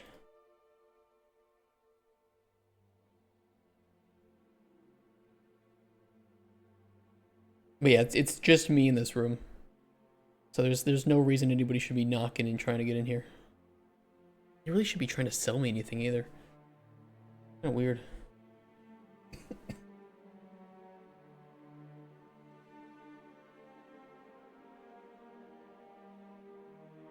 Ooh. Might have something delivered today that you guys will see tomorrow on stream. As long as it's good quality. Now I'll show it to you either way, even if it's shitty quality.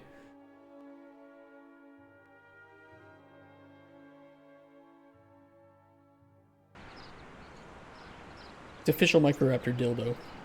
Spoilers.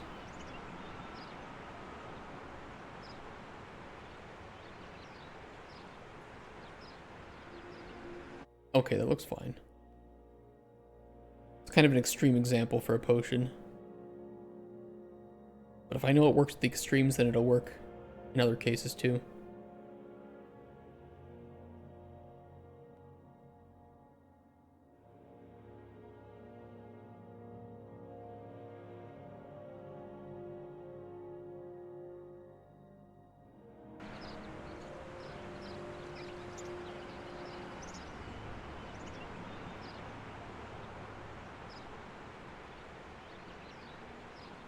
Okay, that works. And let's delete flavor altogether.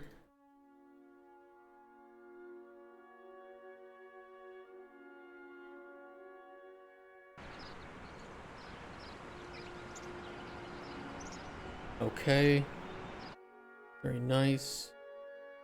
And let's do only, well, I don't think there would ever be a case where there's only flavor and no effects, but let's just test it.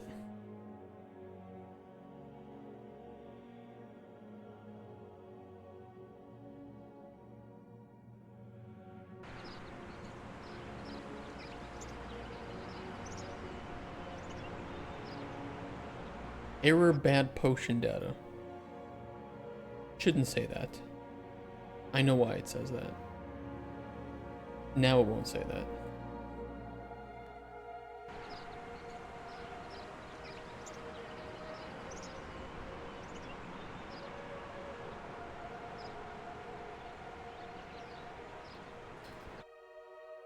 One issue.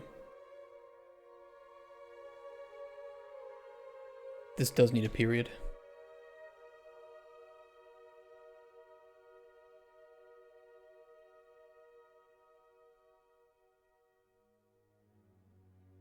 Okay. That's working then. That was the most annoying one that we had to solve. The other ones are very, very easy to solve. Because they're mainly just some easy text of, oh, explore one location, explore a specific location. Complete a puzzle. Discover flavor on an ingredient.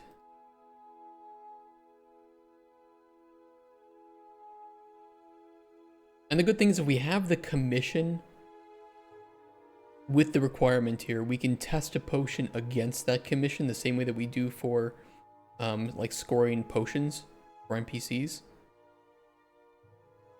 I think. Potion commission data.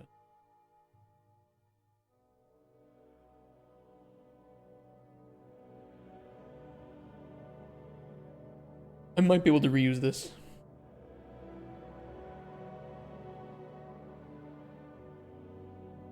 Or I can reconfigure this a little bit. Copy and reconfigure.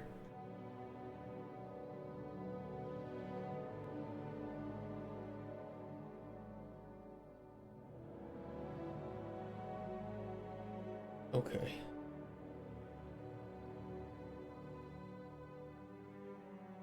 Let me fix this then.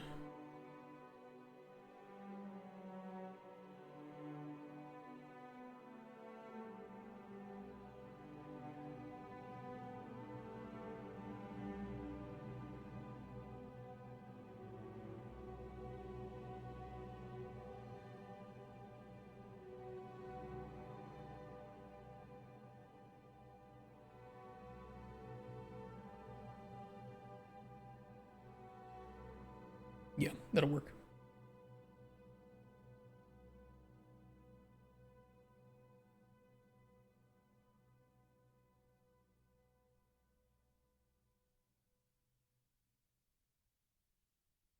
Okay, explore.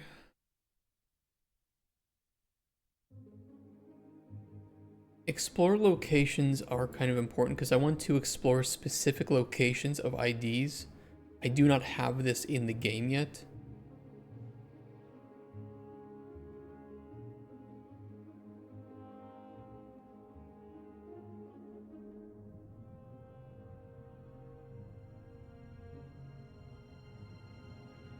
I could set up strings for it though.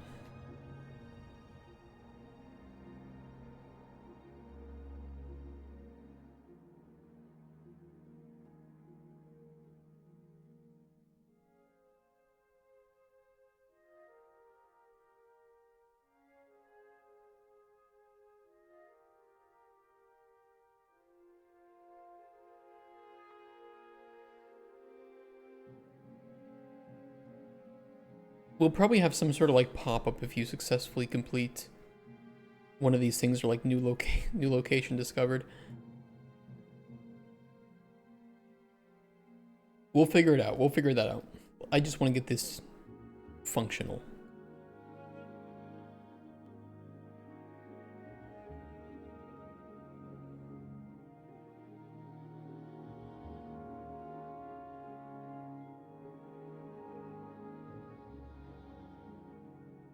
And we'll make like a location discovery box. It'll be pretty easy, just like a box I can place that if the player enters it, it updates the player's visited locations. Nothing too crazy. Same one with like the puzzles when they're solved.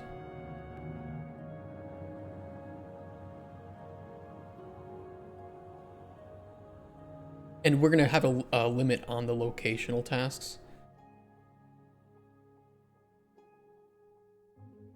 This is what we'll do.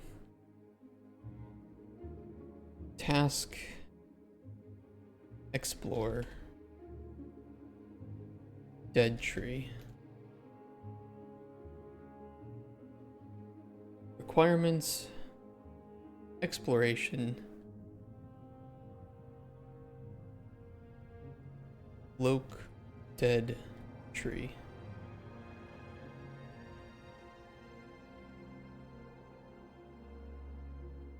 Limit of 1, reputation reward 10, loss and abandonment 5.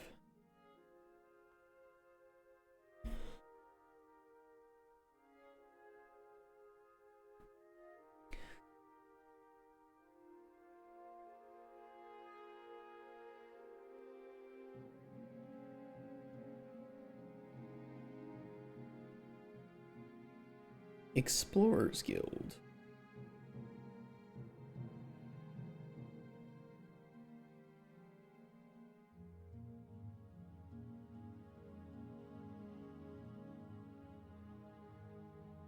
Oh, cool.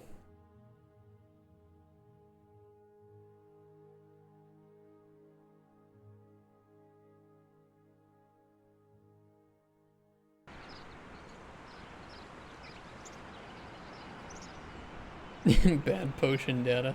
Yeah, don't worry, I'm getting that fixed up. You know, it has the icons, right? And that's the important thing. Now I can actually put in the actual information here. We could probably do a switch on this.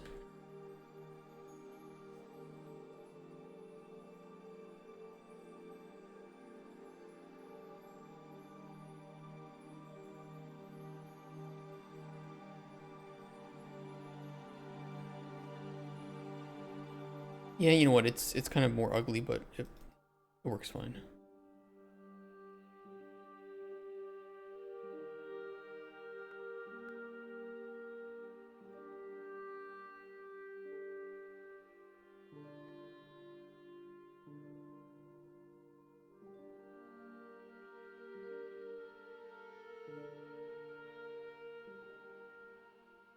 It's string. KnightC92, thank you for the follow. Appreciate that. Hope you're having a good Tuesday. Yes, it is Tuesday. Had to make sure.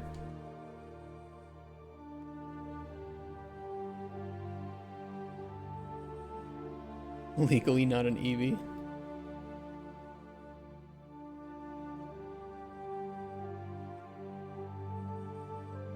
Probably just for testing.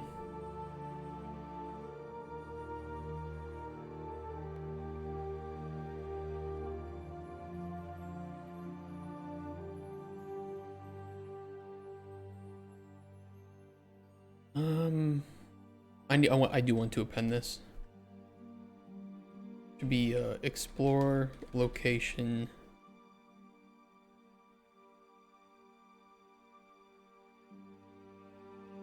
Then we can hook her up. Alright, staying here for the memes. Okay. I'm sorry.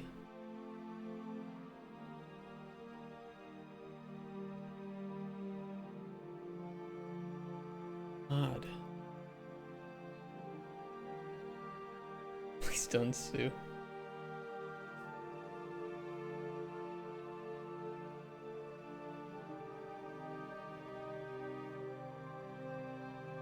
I filed a trademark recently for Cauldron Chronicles. I kind of hate doing it because I have to then update. How you doing, Ahmed? And Casper. I hate filing trademarks because I have to update all my graphics and logos to show that the trademark is pending. Which is really frustrating.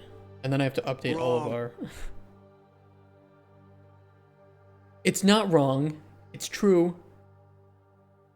God.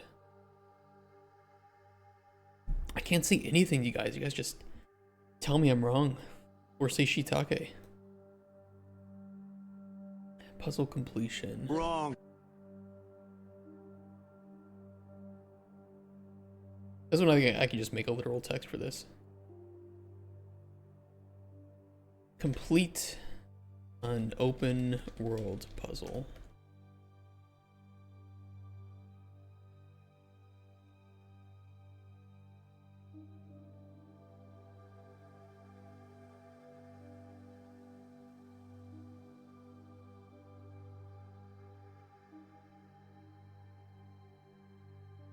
Flavor discovery.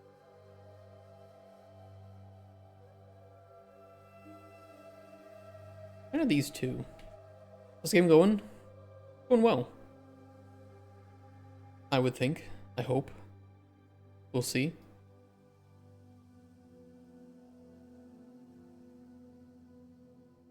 We're starting to get our randomly generated tasks all sorted out.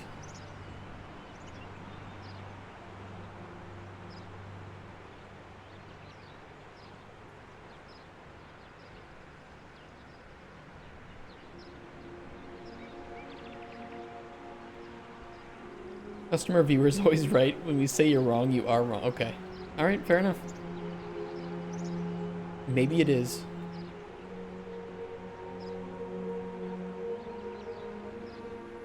I need to shore some of this up.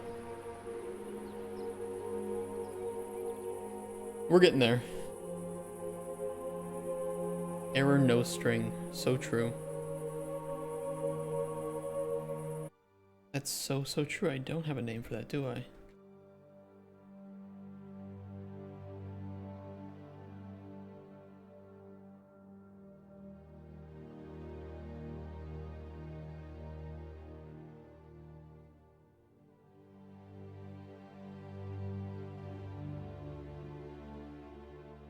Now I do.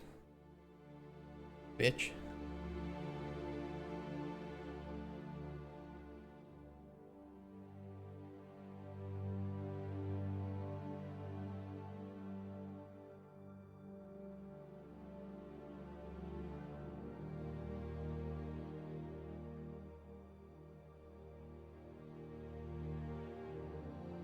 Fully discover the flavor of an ingredient.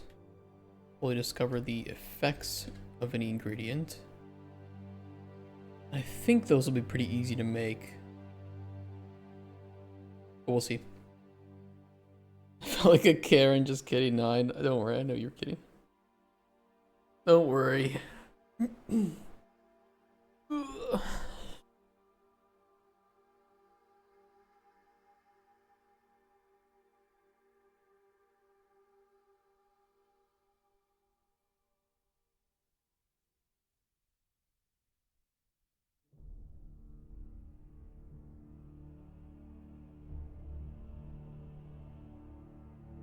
Pretty sure when I have like update ingredient knowledge,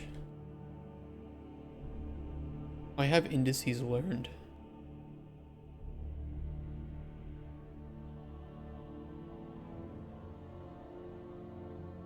I could have an output for is fully known.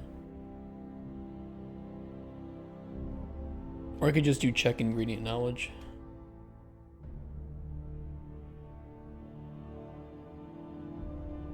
That does have fully known, and that also has the knowledge breakdown. We can use one of those.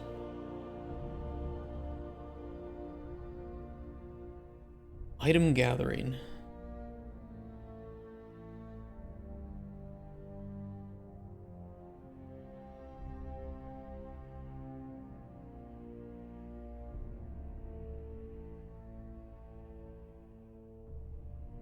Task requirement. Task requirement. Collect.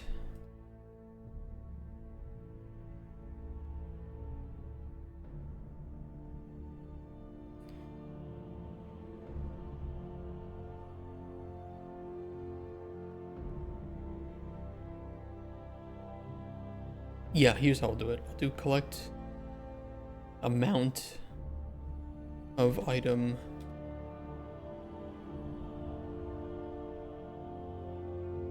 Get string.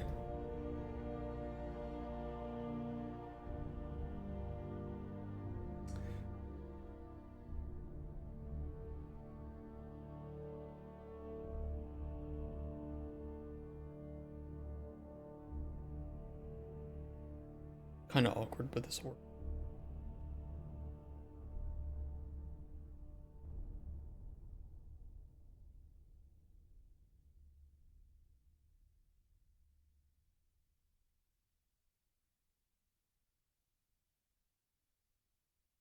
Good enough. Looks ugly, but it'll work.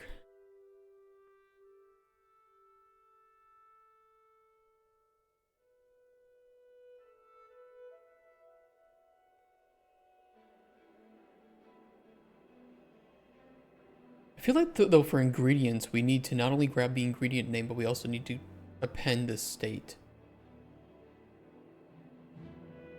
I didn't do that.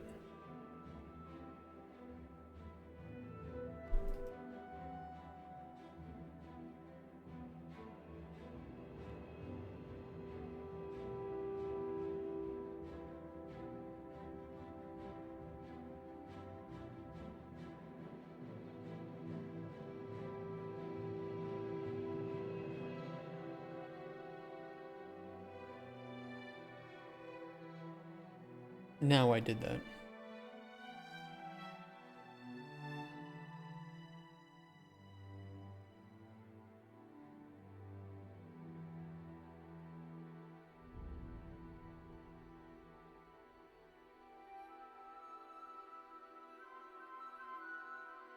Make potion requirement text.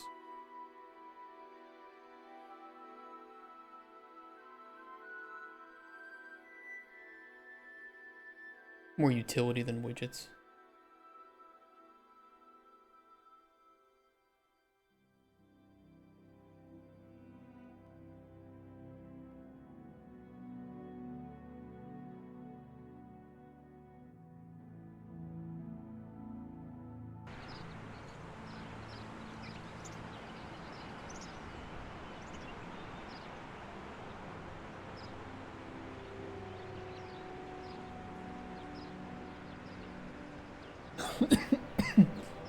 There could be better UX for sure. 100%. But in terms of visual functionality, we Gucci.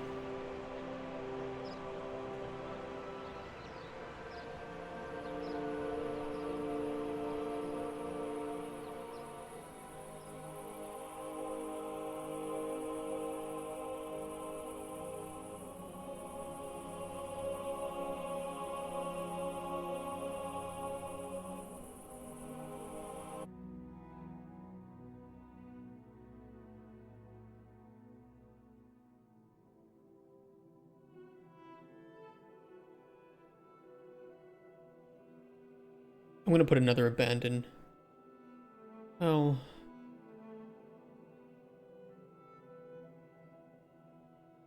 Let me reconfigure one thing. Because I do want the player to be able to abandon it even before the time is run out. You'll still lose the reputation.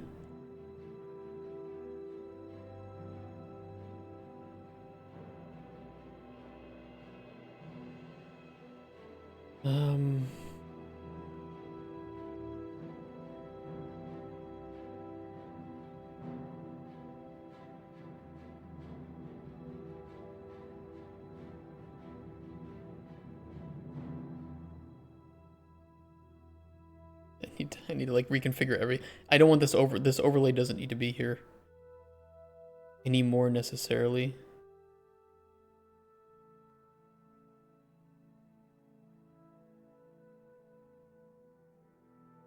I just need the horizontal box.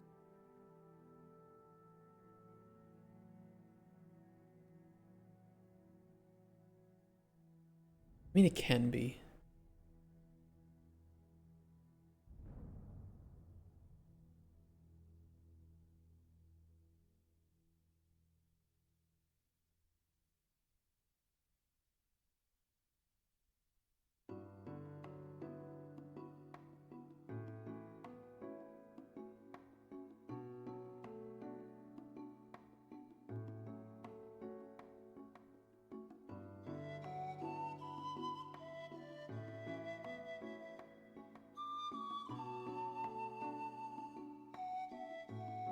This does not need to be a variable.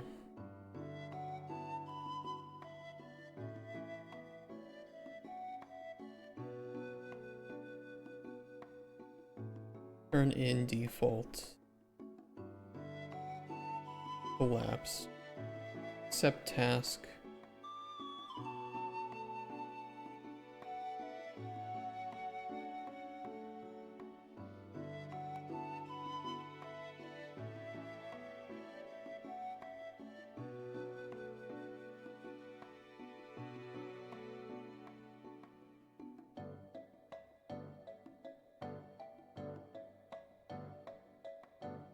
I know, you're gonna bitch at me, shut up. Shut it.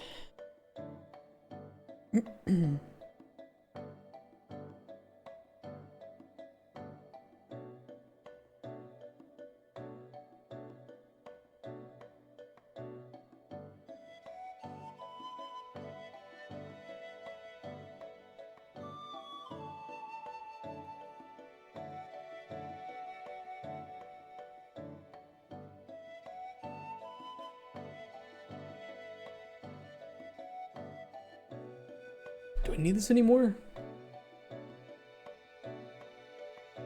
I see we beat. Bad connection. No worries.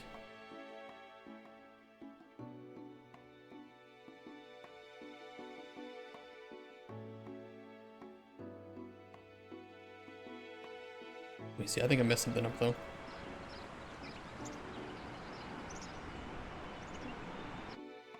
Yeah.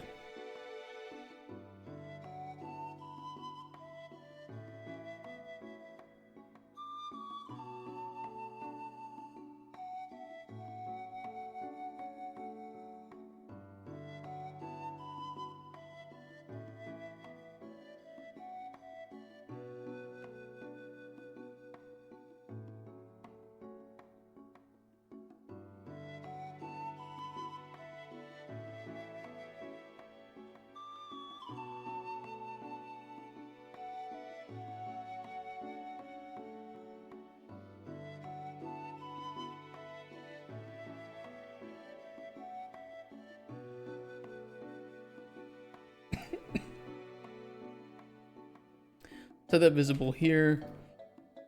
Collapse that.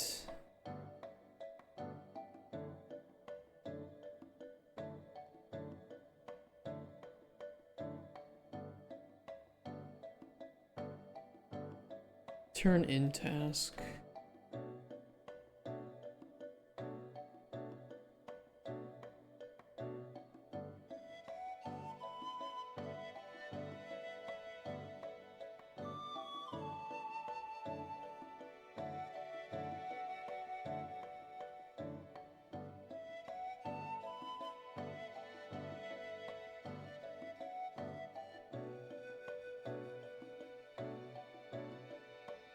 Okay, let me see. And the player should always be able to abandon the task.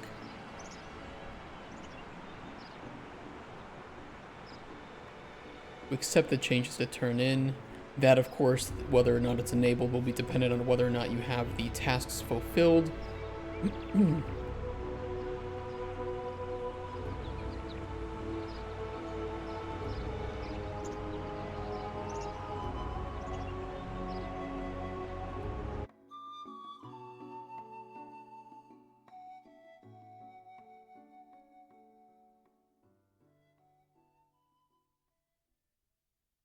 Okay. What do we need to do for that then?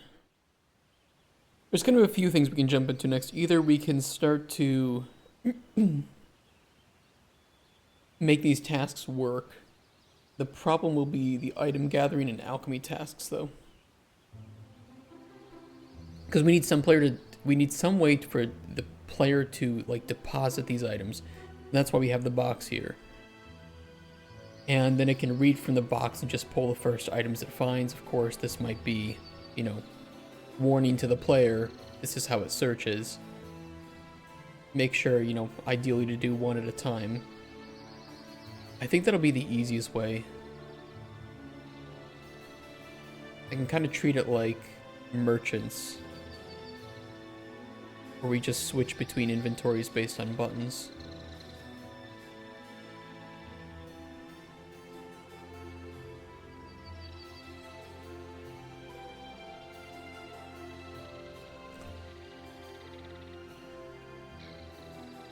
It does mean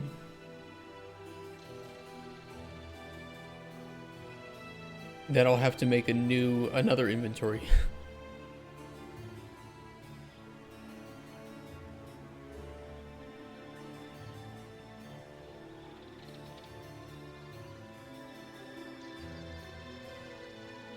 The issue is I didn't set up my inventory properly, and now I'm trying to string it all together in ways that I shouldn't be doing. And that won't be done in the full version of the game. Too much to refactor now, though.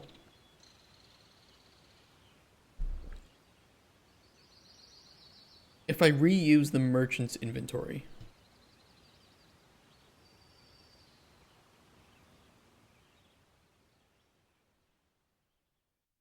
I can get rid of this shit.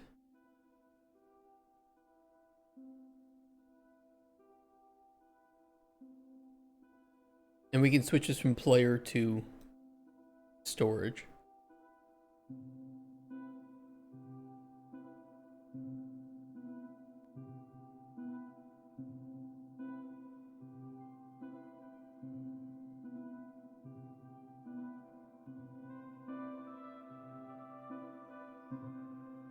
It's not perfect though, but it might work.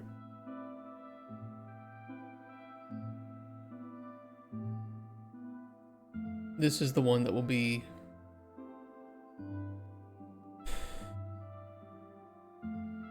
annoying.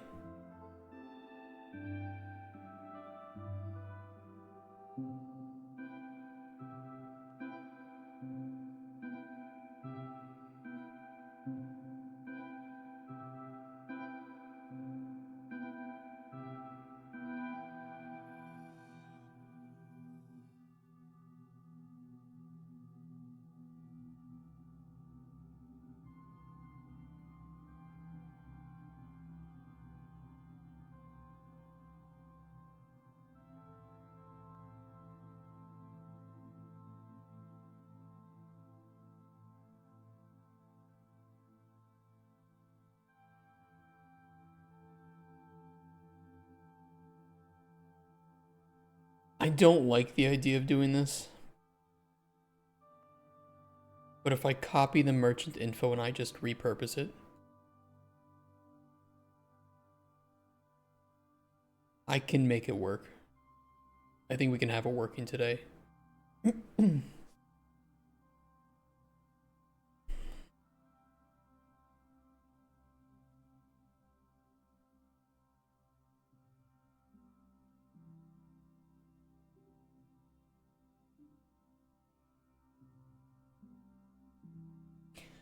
Alright, let's do it.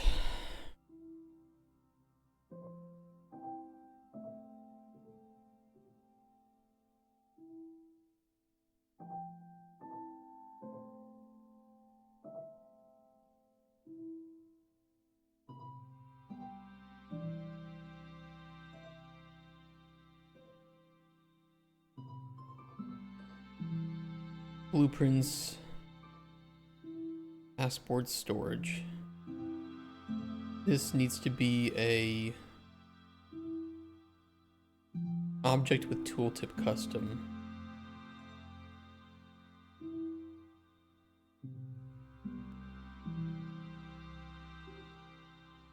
No, just object with tool.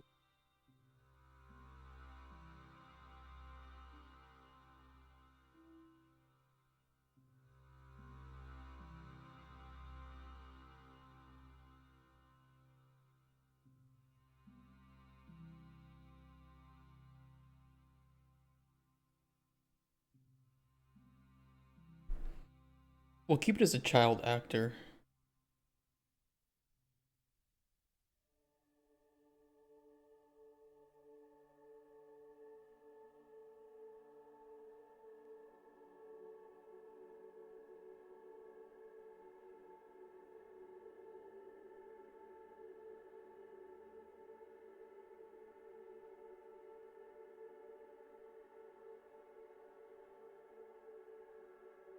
Should work.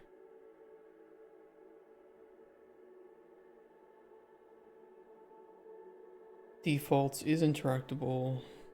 Leave decals, sure, whatever.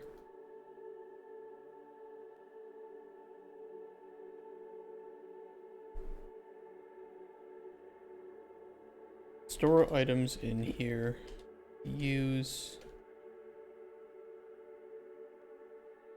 turning in tasks. It's essentially a treasure chest that you can store things in. Should work. You're Lisa, how you doing? Oh, it's Chaos Bot. Wow. Oh my god. I haven't had one of those in 2 days.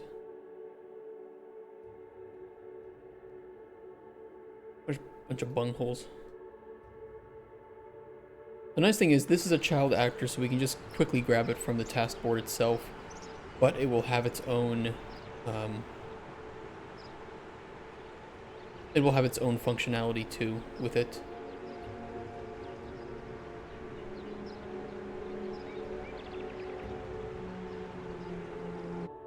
So it's considered part of the same actor, but it's considered also a separate actor.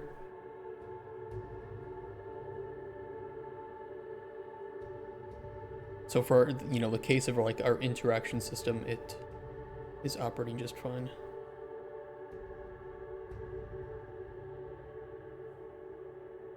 Too small.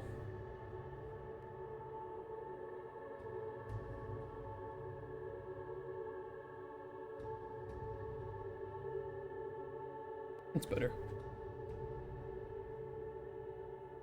I could always make a separate mesh with like things inside of it to make it look a little bit more popping if we want. For now though, I just need it to work.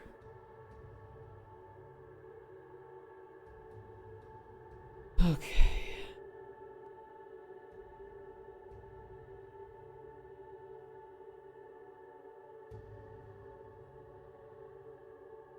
Let's make 2 functions. Start storage, end storage.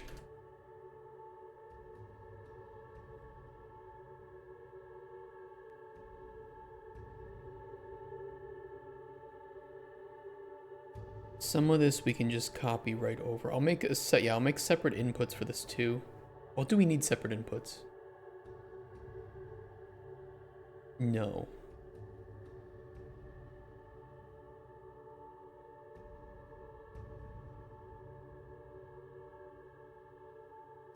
But I need some of this.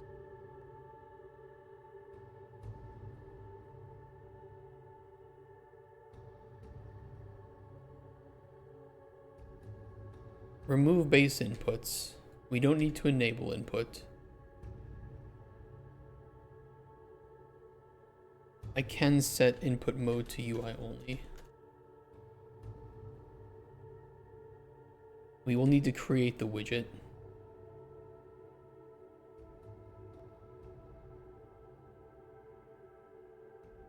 Crosshair, tick trace, tutorial. Good.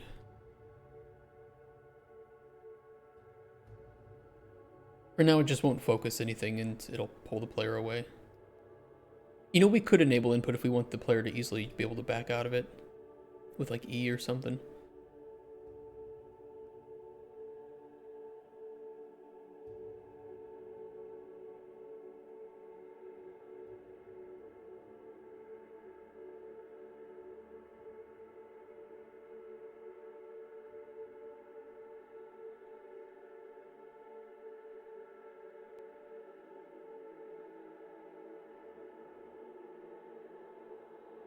Start storage, interactable.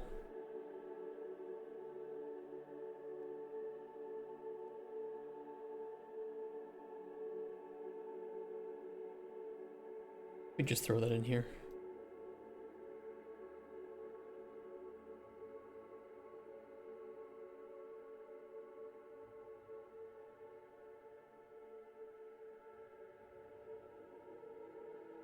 All right, let me duplicate these widgets.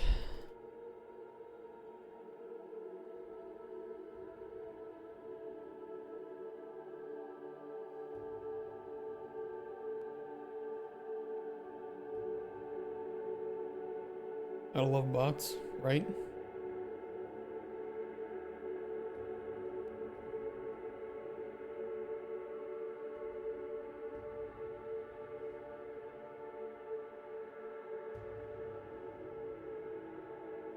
WBP inventory item task storage.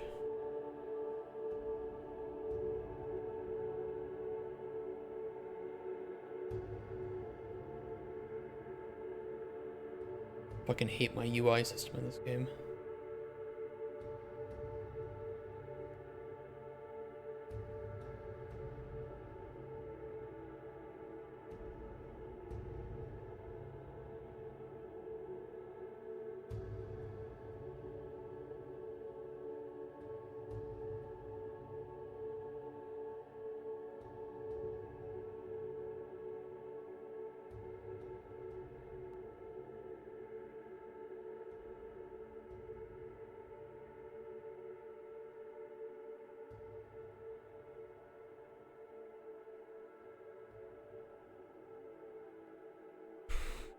There's gonna be a lot of errors on this. Let's not worry about it right now.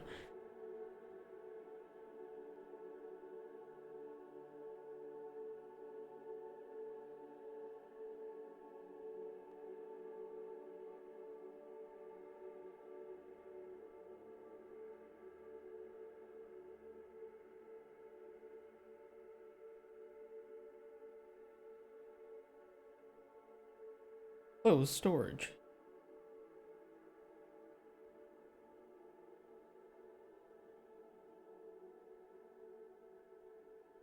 Good enough.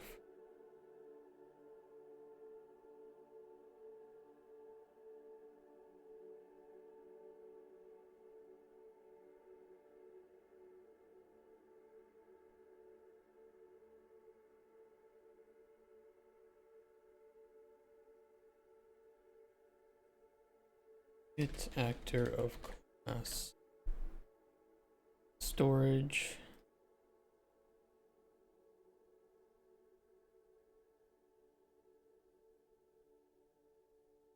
End storage.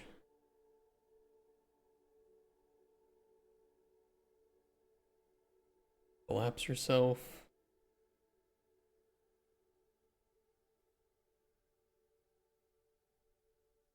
Not relevant.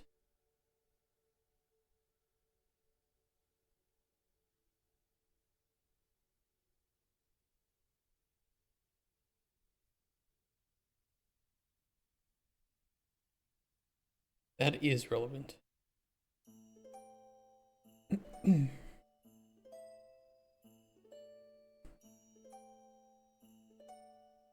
There's gonna be a lot broken in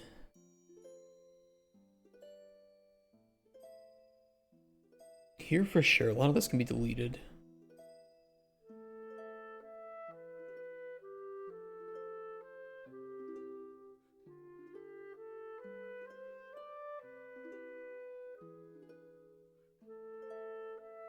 These can be deleted.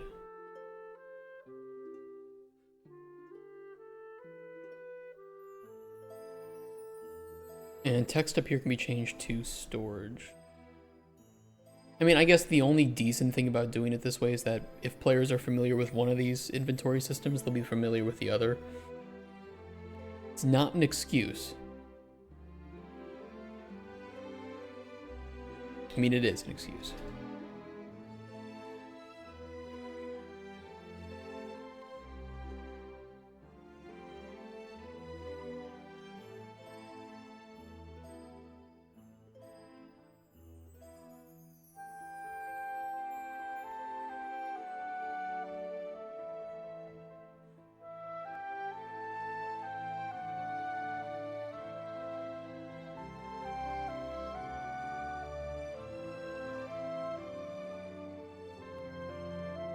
Okay. There's gonna be a lot of errors in here for references to bad info. Gold doesn't matter. Gold doesn't matter. attitude, buy sell prices don't matter.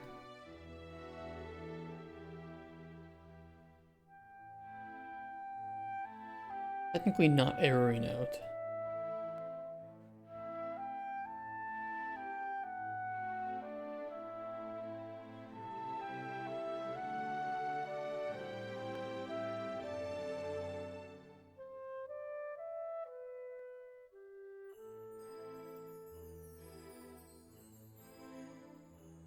True. We will have a... Let me think here. I think I'll use the same structure for the player's inventory as for the storage inventory.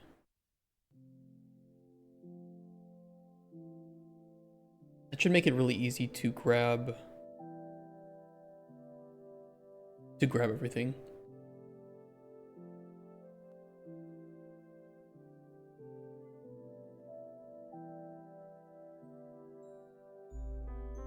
Variable. ST player inventory. Storage inventory. Ingredients, potions, other book seeds. Should work, as far as I know.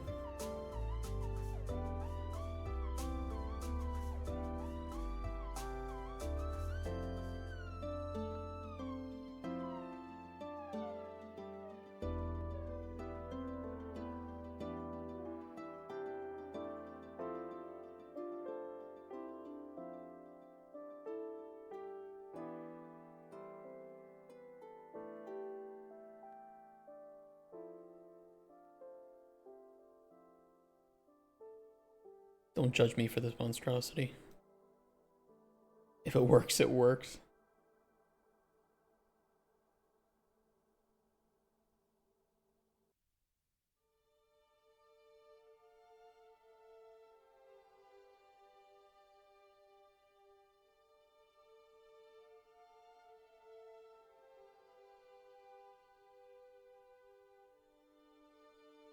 Where's the storage? Task storage.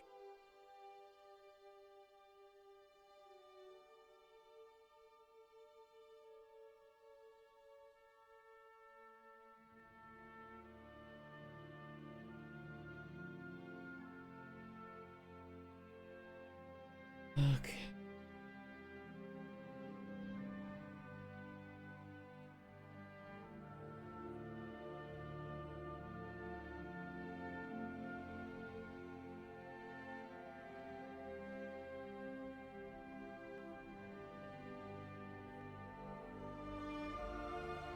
And then on end storage.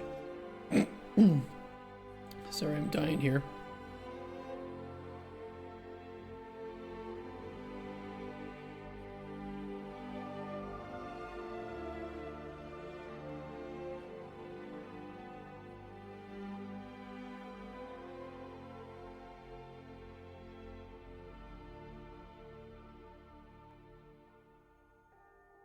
This can go. That can go.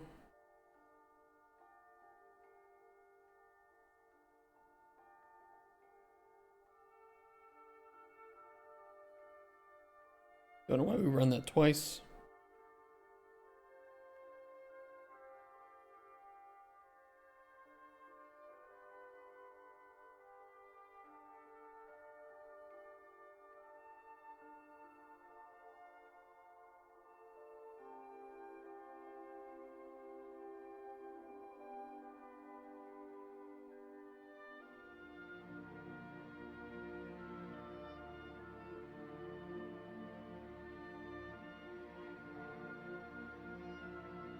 What's wrong with this? Bad references. That's true.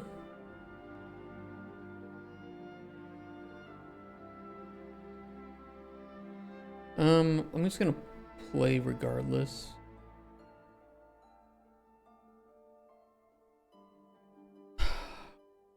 was trying to build that.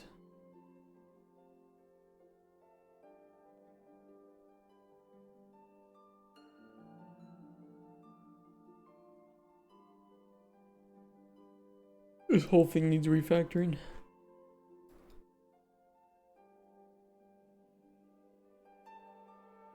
I mean, some of it is okay. I just need to make new functions for getting the storage items rather than the players or the merchants items.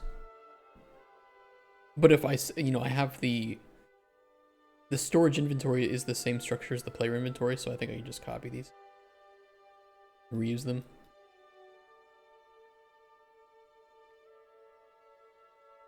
In which case, should I fix it up first? Maybe. A lot of functions to copy though, because I have to do not only getting, but also updating.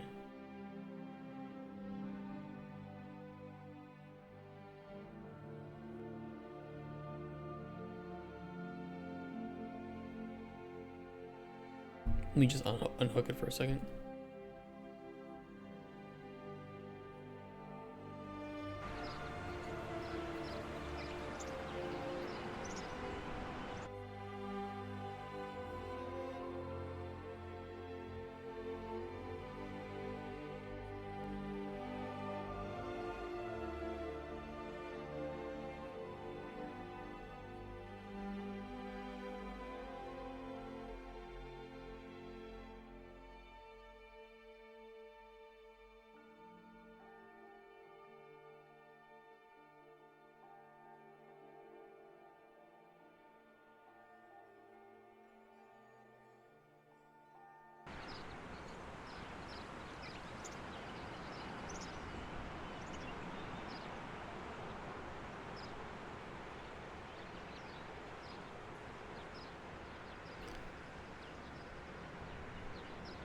At least there's that.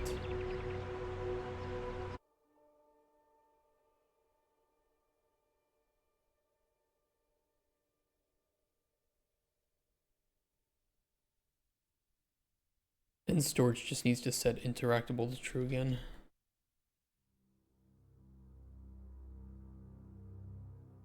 And probably force validate the tooltips as well.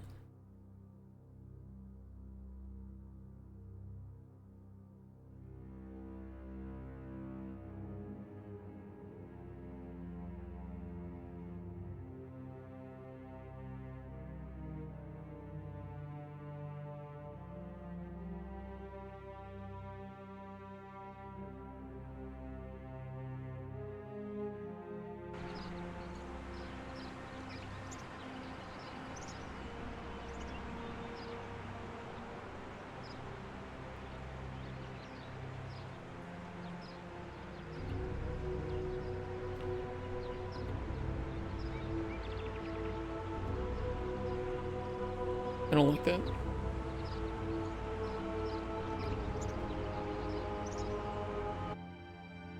Don't like the location. How low does whatever the inventory's height is better.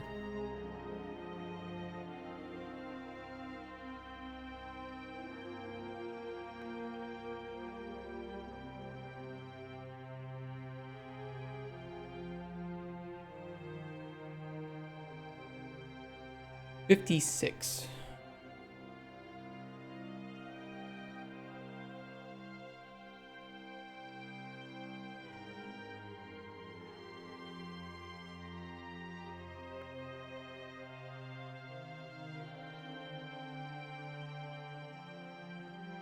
Where is this shit? I have too many things open.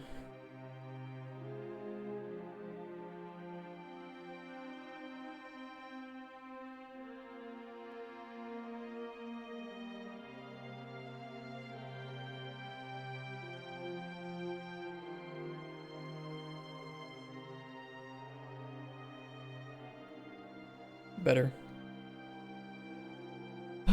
Okay. We have it opening. That's a start. We have it closing. That's also a start. Let's set up these functions.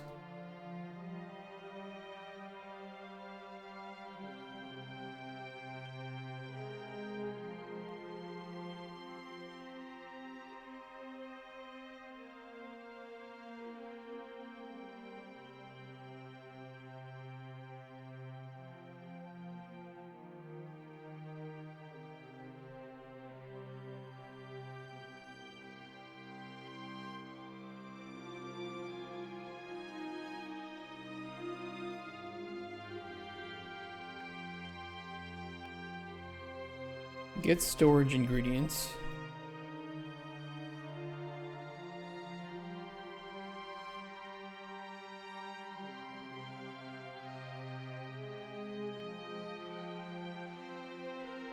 Oh, I need to drink some more. Throat's getting dry today. It's not even 1 p.m. My throat cannot be doing this.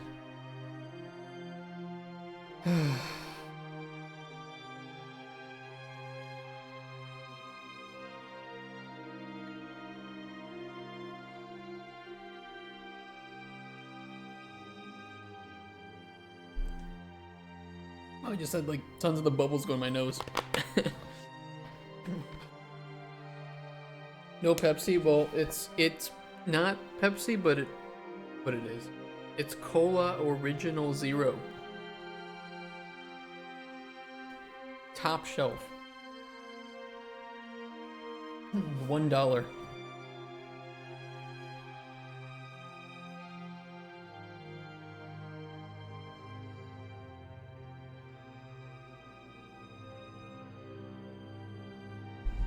Yes, the original, right?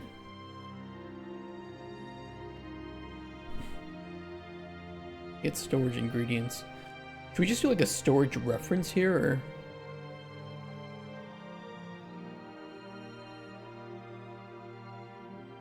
I mean, I guess I could.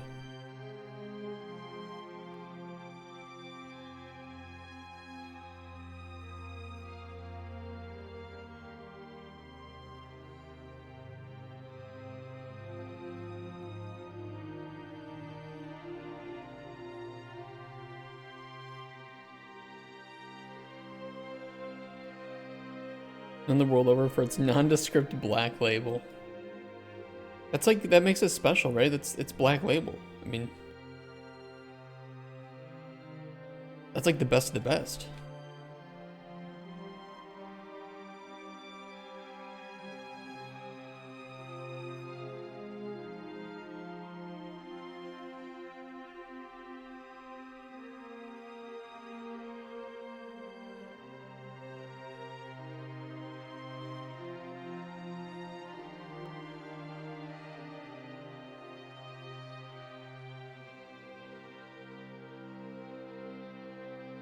I think that'll work. Let's do potions. Get player.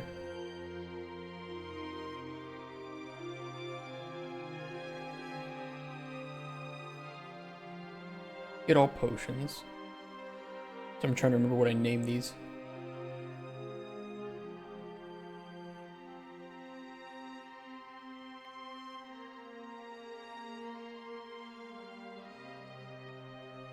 Get all junk.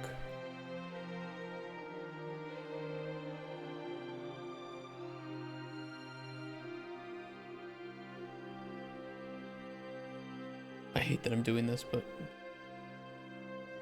if it works, it works.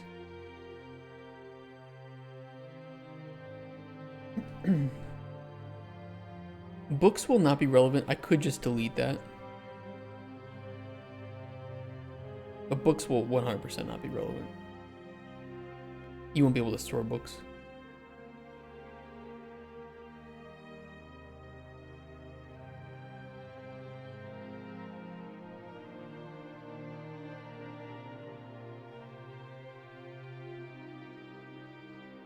Your book? No. Don't say that.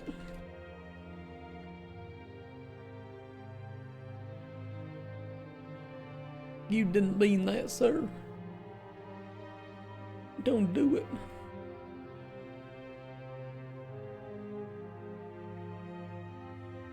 Unable to find local variable with name ingredient inventory?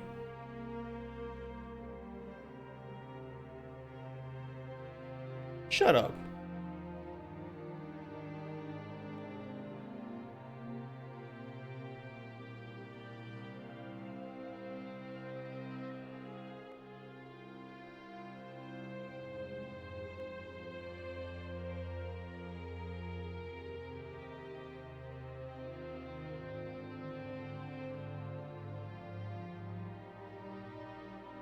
The fuck do you mean?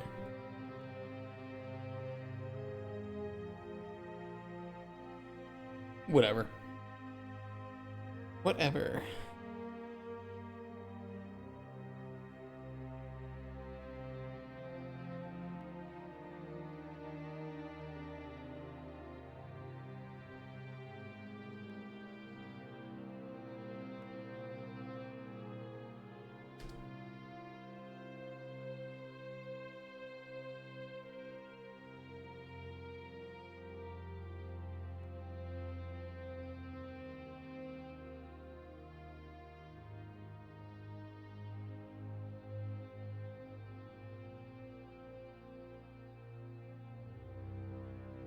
Get storage junk.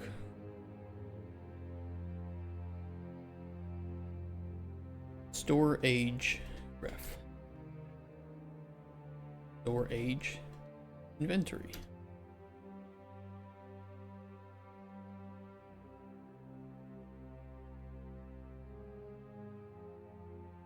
They're making way more functions, seeing you, but I doubt I will get to your amount of functions. We have a lot of functions. Some of them are, you know, I don't know, it's just, if I know I need to make the code, I might as well make it here, because I don't know if I'll need it again. But then I know if I need it again, I do have it. I'm kind of chaotic with it, though. If you know, I'll put things in here if I want, and then I won't do other things that probably should be here. And then I'll use like 3 different methods of writing the same functions, or type of functions. And then also 3 separate naming schemes for those functions.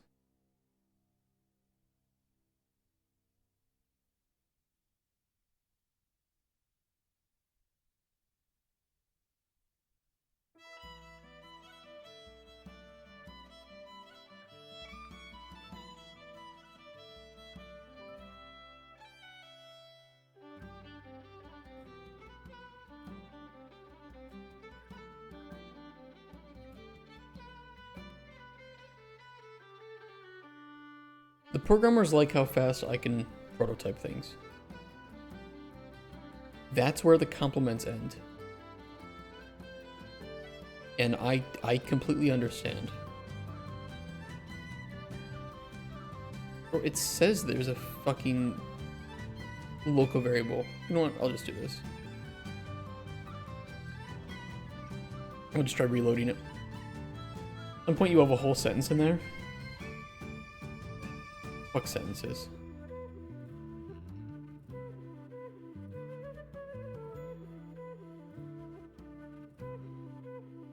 What is a sentence? Huh? What's the point of a sentence? Hey, hold on.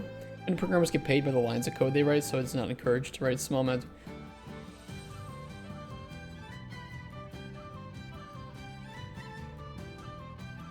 Anybody who's paying programmers by the amount of lines that they write is retarded.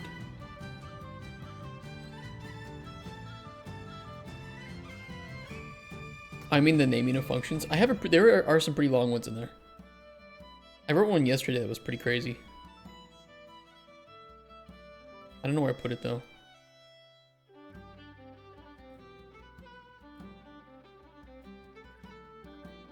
Update ingredient effect knowledge for all subtypes. That's a pretty lengthy one.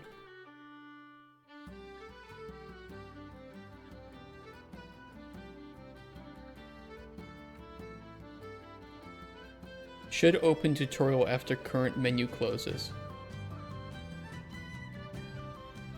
That's almost a full question.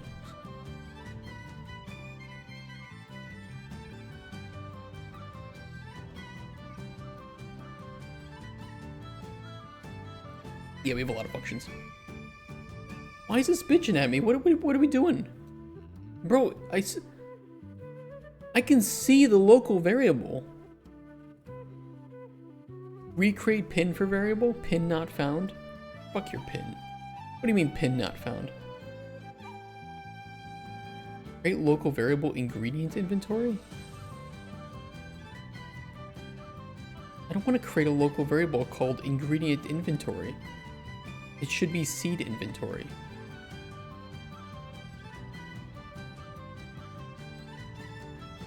I swear this function library is either cursed or it's kind of corrupted. Probably both.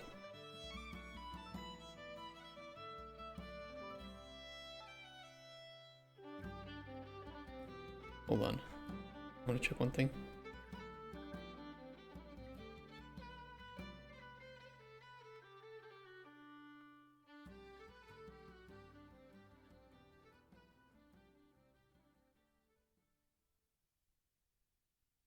That's one issue. Task scroll update decay time. Gotta stay on top of those.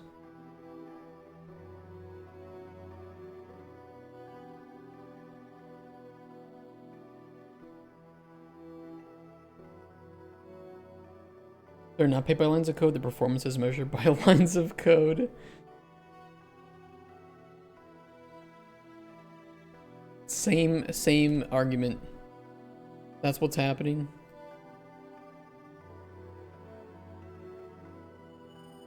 You probably don't know what you're doing. Shiitake? Fair question. Fair question.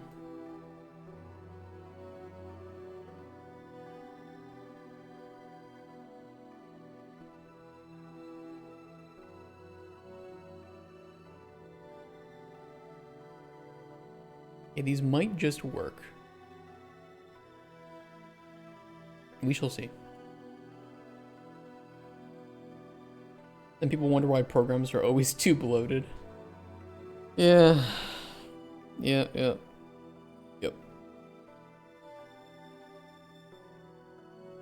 I mean, lines of code just doesn't matter much nowadays compared to what it used to, where you did have compiler limits.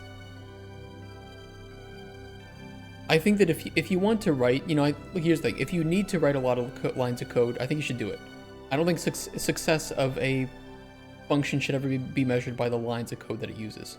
You can write 10 lines of code that are a million times more efficient than 100 lines of code or 1,000 times lines of code. Just depends what's in the lines.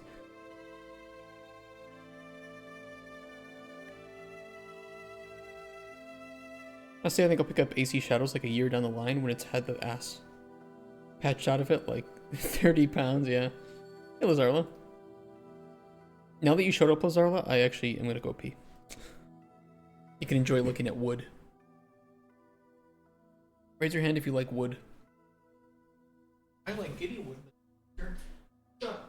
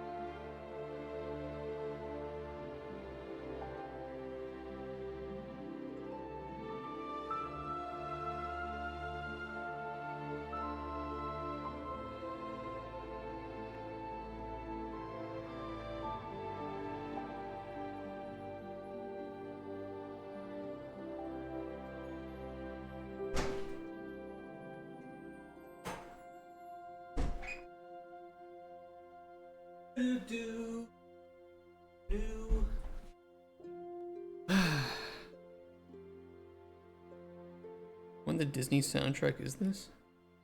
Which soundtrack? This one? This is Throne and Liberty.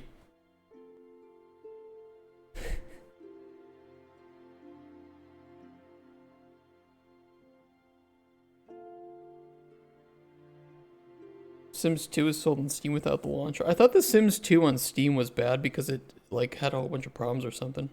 Or didn't include DLC. I don't remember. There was some issue that the Sims community had with it. I'd have to ask my wife. She would know.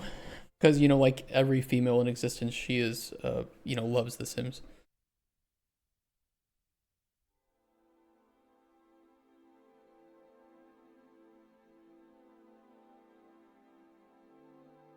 Yeah, take care, Lazara. Good luck. It's missing the IKEA furniture pack. Fixed a bunch of stability issues. One can get from like Git. Oh, I don't know it. I don't know the story of Sims. You definitely sound like you know a million times more than I do.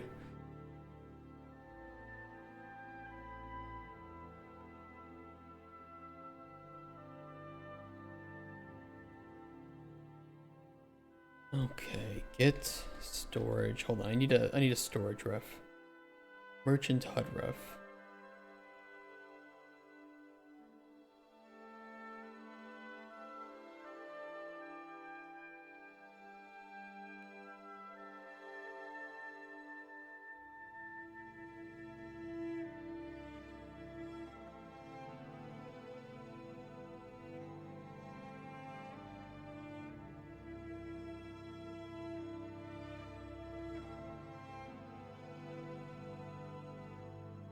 We'll do that. Fuck it.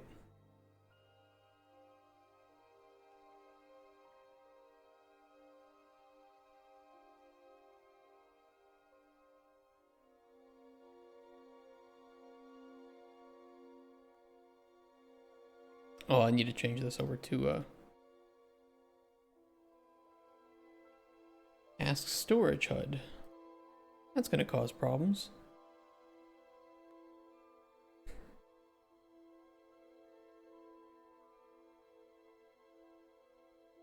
I hate that I can tell with almost 100% certainty which of you in my chat are women just based on how much you talk about The Sims. It's not a stereotype. You know I'm right. I'm not saying it's a bad game either. I think it's a great game. I think Sims 1, Sims 2, Sims 3 peak.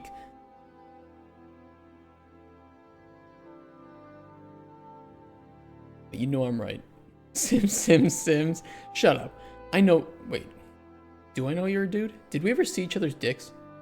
You know what? Don't answer this. Just don't clip that. Cut that from the VOD. Wrong. Wrong.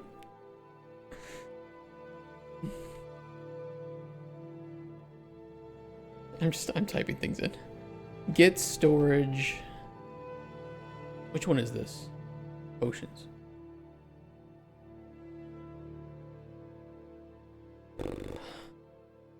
Potions. Potion. Do I make any other references to merchants?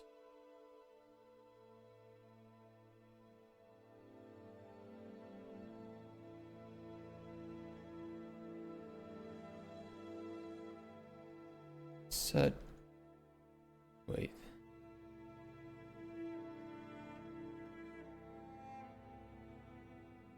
Oh yeah, hold on. A bunch of shite.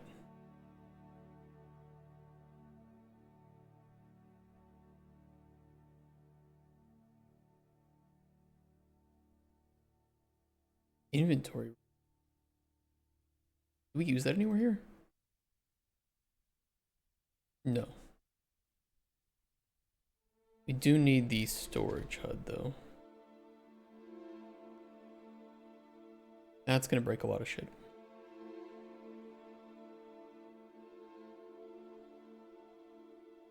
Sims 2 was best and Sims 3 was too unstable. If had all the DLC in Sims 4 is way too limited due to cutting away the rest of the world. It's loading in the building you're in.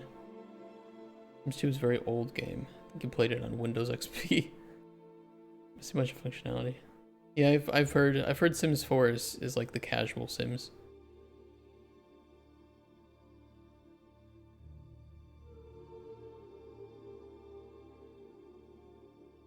Fuck me. Look at all the errors.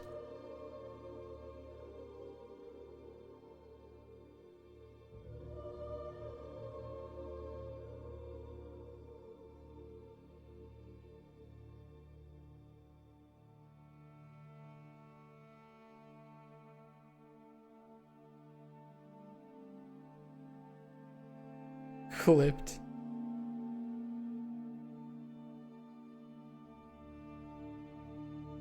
You're gonna get me canceled, okay? Are you okay with that? Is that what you wanted?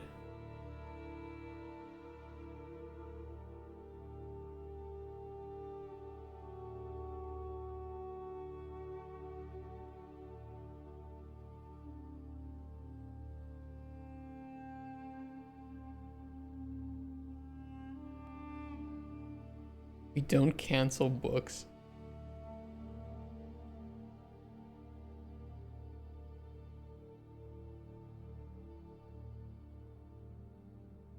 The local variable?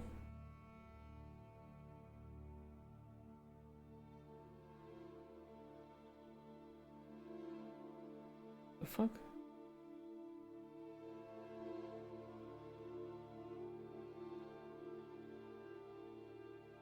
Kinda weird. Kinda awkward. One day again, Sims game that got open world simulation. It's not limited to just current building. Do you actually expect for them to make a good Sims game again?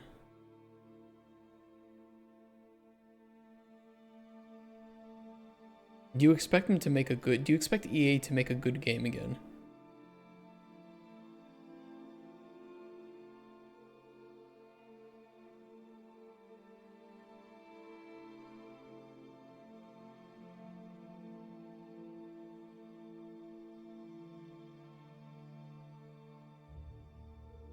What are you doing in that open world? Good question. What the open world doing?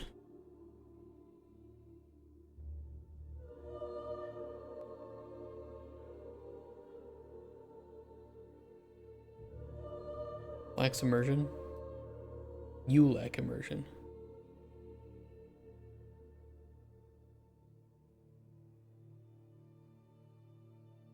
Got him.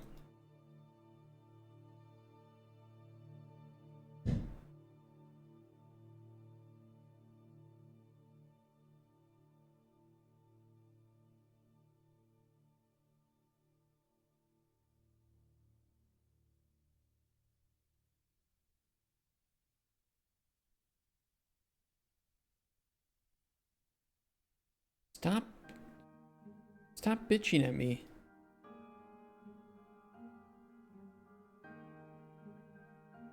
Fucking just compile. Just compile.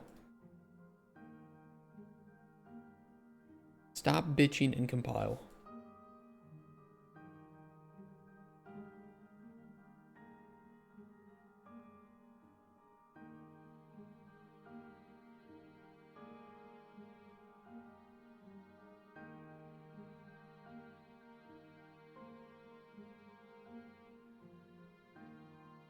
Harry's never had that many households. Simulating the current neighborhood would be enough.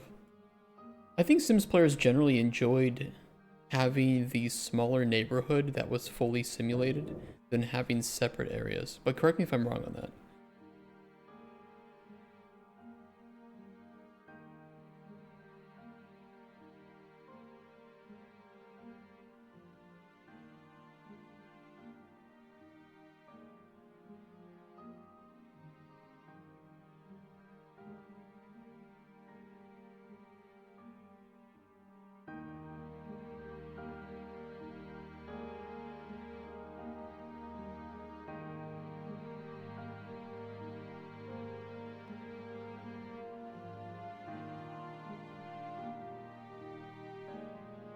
I don't know why it thinks merchant HUD ref is still around.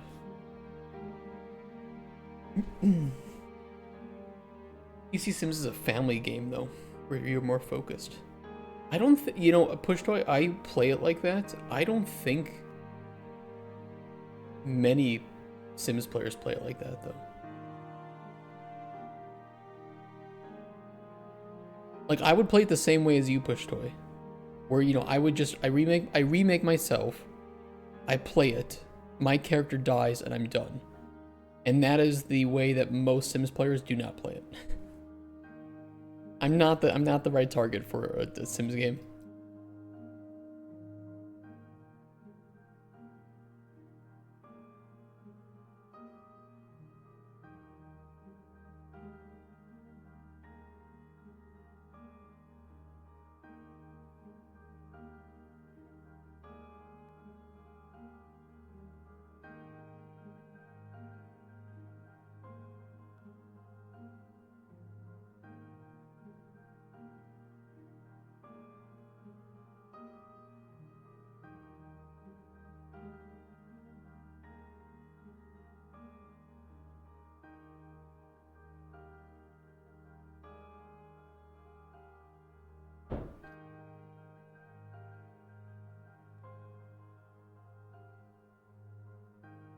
Hate everything about what I'm doing right now.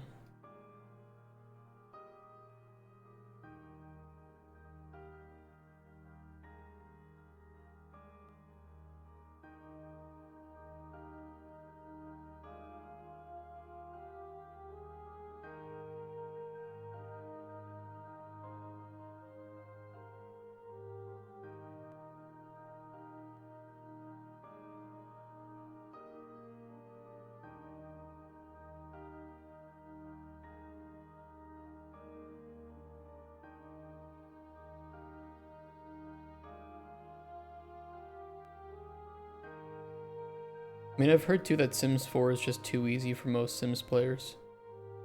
Like, your character will never die.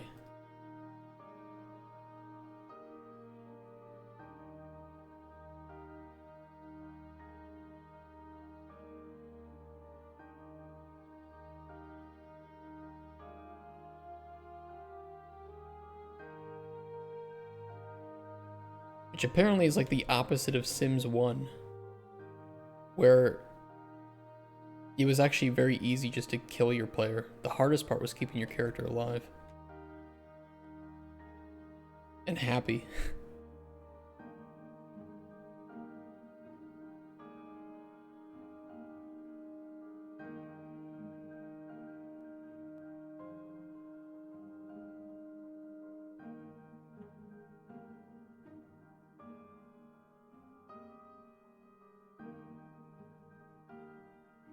Oh, money tree seeds. Did I have a bunch of money trees? Oh shit.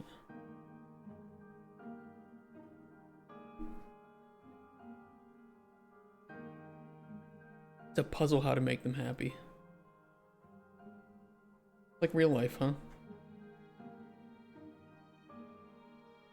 I mean, when will this ever fucking end?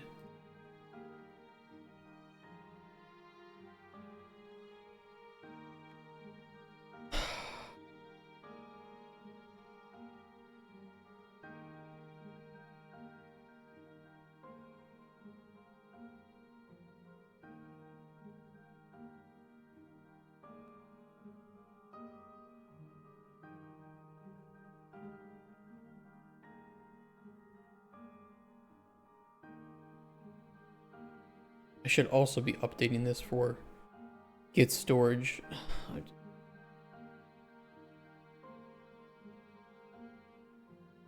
I don't know why I did this.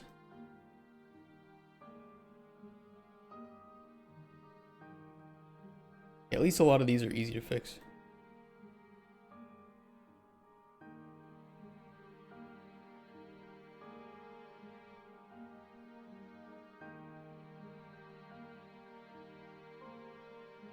Because instead of making a macro, I just did it this way, apparently.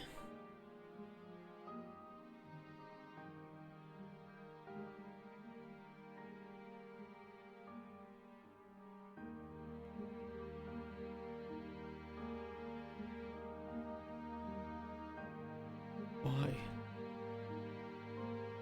This is the stupidest thing I've ever seen.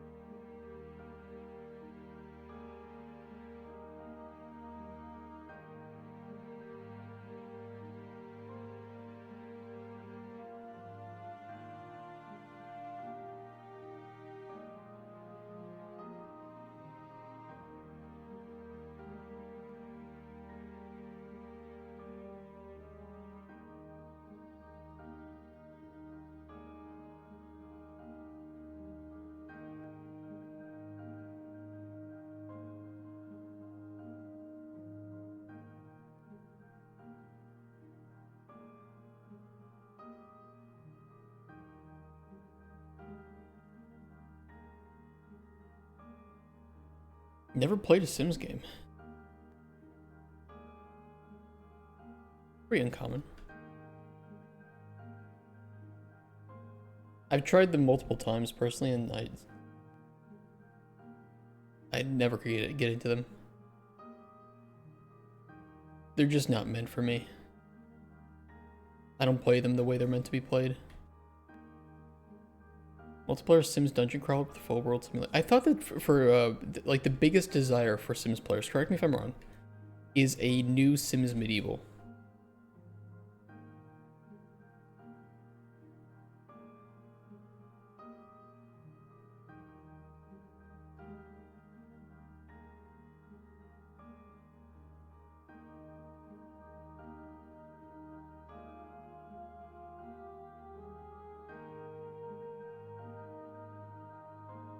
I'd really be surprised what their metrics are for gauging whether or not people would want a Sims Medieval 2. I feel like it would be pretty high. Because, I mean, family drama dungeon crawler does sound really, really chaotic, which is, in my opinion, what makes Sims the most, like, just crazy. It's just weird shit happening that you didn't expect to happen. At, like, the worst time for it to happen.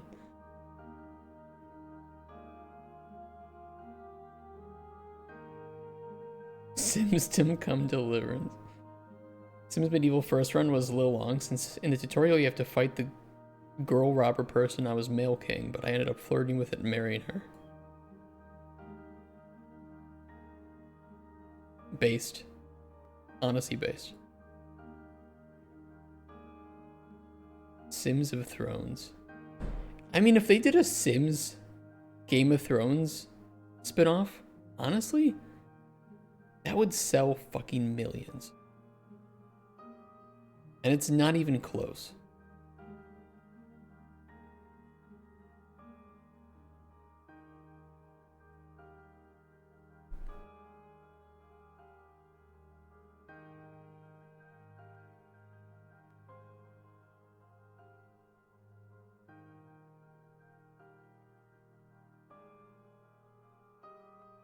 Had to wait for her to give me offspring before fighting her to continue the questline. Oh, can you not kill a woman who's pregnant? In The Sims. In The Sims, guys.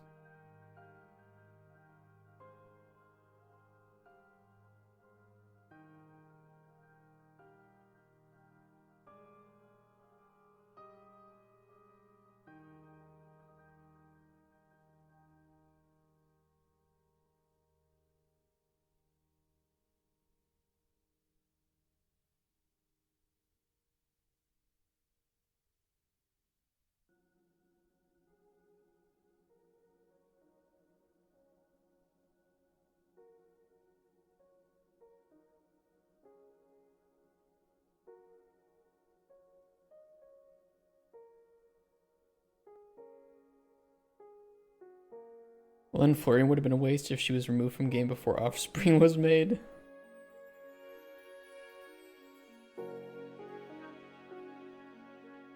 Traditional family values in 2025. What are you, a sane person?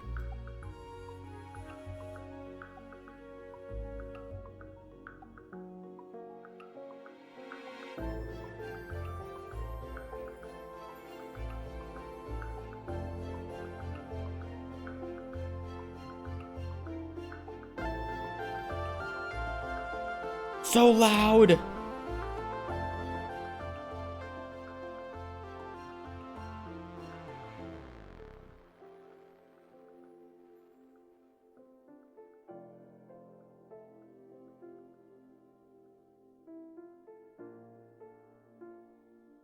That song is always the loudest.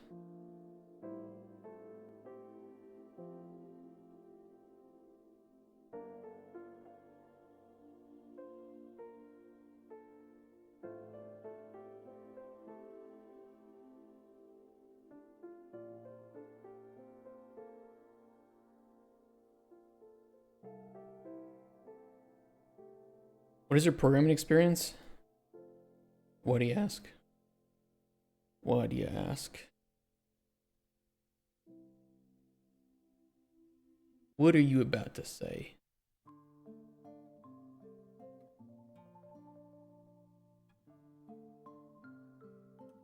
I can repurpose that. Using blueprints, what else have you used? Blueprints are faster. They're just a much better choice. For prototyping. But I've used C++ before.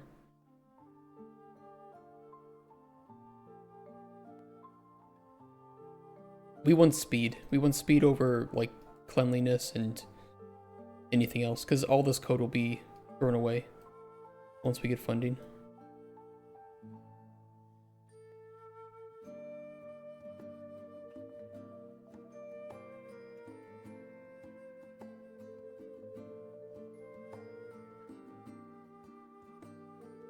And we'll have blueprints in the final game too.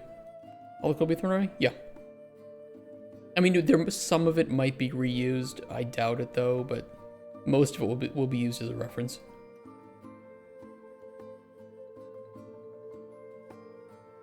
We do that so that we can prototype as fast as possible, but then build the produce the game from production in the most stable foundation possible. You don't want to make the prototype in like one project and then build on top of that, because then you have all this unstable code and shitty prototype code. The other alternative is to do what a lot of indie devs do, don't recommend, and they kind of just try to build the game properly from the start, but you're wasting a lot of time doing that. You can waste years, and you'll have to refactor. Ideally, you want to create as little debt as possible and refactor as little as possible. So make a really shitty prototype that works and checks if the game is fun, and solve some unknowns for you. Rebuild the game from scratch. It's a little bit more work that way, of course, but you are then making sure that you're building on scalable, legible code.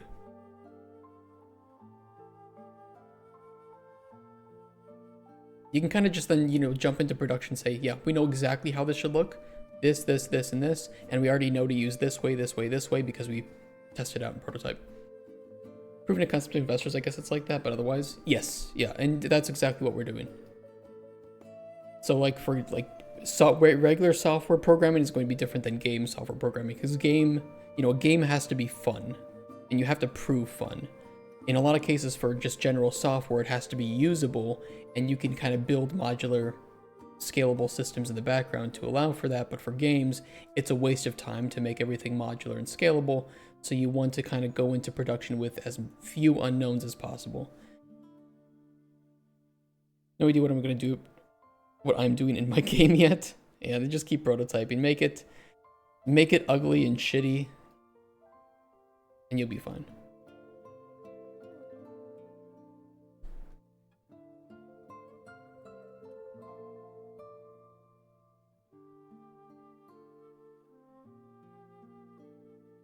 What was here before? Oh, sorry. I was chatting.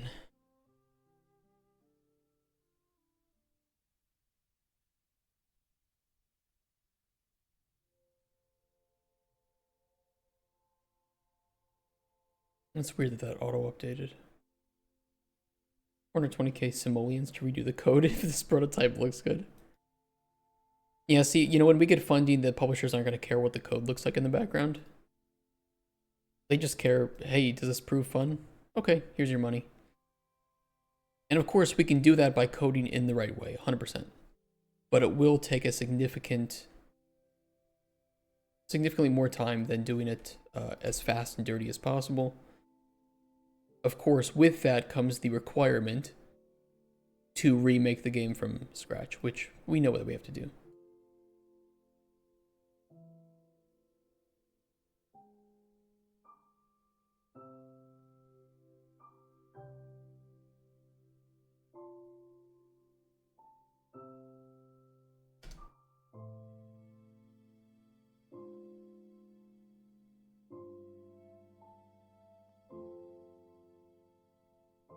We have like we're gonna have a coding philosophy that we're gonna try out once we enter production called zero bug policy.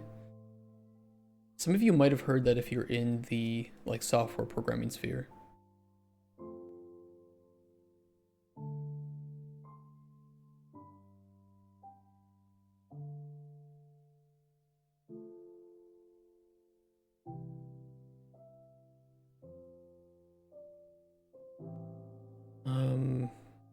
We have a sound here. I'm just gonna leave that. We can replace those with better sounds. Essentially, we'd have to throw it out and couldn't be improved though. The fastest way to prototype something is to do it probably not the most ideally, right? And the point of a prototype is to prove whether or not the game is fun. So you want to do that in the fastest way possible.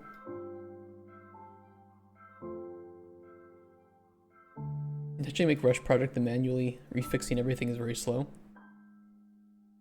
Yes, but you also want to rush a project when you're prototyping because you need to determine if the game is fun and viable. All you need are two things. Is the game fun, and is this the right way to make it when we eventually enter production? Because the biggest two cost sinks in, or I guess the biggest cost sink in game development are unknowns. And if you don't prototype, you will run into a shit ton of unknowns that will delay the project, probably get your publisher very angry with you, and maybe even they will just stop funding the project because you said it was going to be done in 2.5 years. It's taken you 4 years. So the best way to do that is to limit unknowns, and the best way to limit unknowns is to prototype something early on.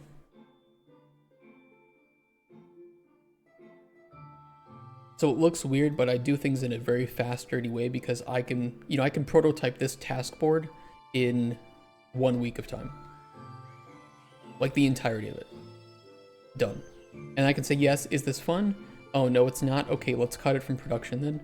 Or, yes, this is fun. Let's double down on this. And then when we remake it, I will update the GDD for production to be the right way that we need it, and I can then dictate to coders, okay, I tried this in the prototype, this was not a good structure for it, this is a better structure, and we now know that, rather than me having to guess what kind of structure we need, and then having to refactor it and make like a, a 2.0 or do a rework later down the line, we can jump into production knowing exactly what we need and exactly how it should look like. And if I discover any problems along the way, I can put those in the GDD2 or in another form of documentation, and the coders can know, okay, hey, I tried this caused a lot of bugs, don't make this, or here's how it should communicate with other systems, things like that. Meanwhile, Dark Souls devs be like, is this the correct amount of suffering? Well, if you ever wonder, like, take a look at any game in like prototype stage, it's reused assets, it's placeholder UI, gray boxes, it's just, does this work? Is it fun? And then, refine it as far as we need to, and then stop.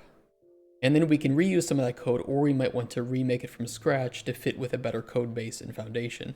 But if you start with best code base and foundation, you are inevitably going to have to do dozens upon dozens of refactors, which will just waste more time than had you spent 2 weeks prototyping it, writing good documentation, and then writing the code properly once, and maybe having to do one refactor.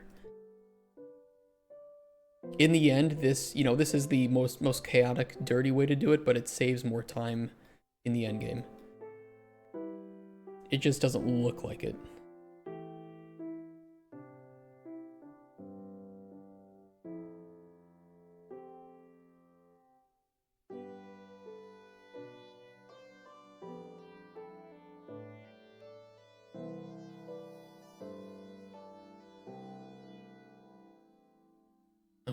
It should be better now.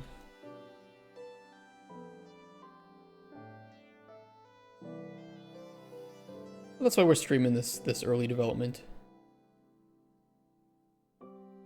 Just so people have a better idea of what all this early dev looks like and how chaotic and messy it is.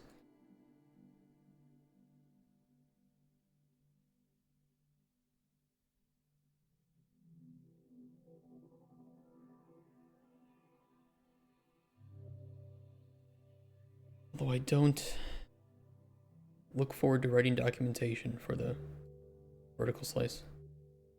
I'm supposed to estimate the same game over and over. And that's kind of a way, right? You could almost say that they're prototyping the genre with each game. And they're refactoring a little bit here, a little bit there. It's a smart thing to do. It's the best way to build up your brand as being built around your own custom genre. And it's working for them. You know, they did some cool things with Dark Souls 1, but it was kind of shit in some areas. They tried some new things in Dark Souls 2.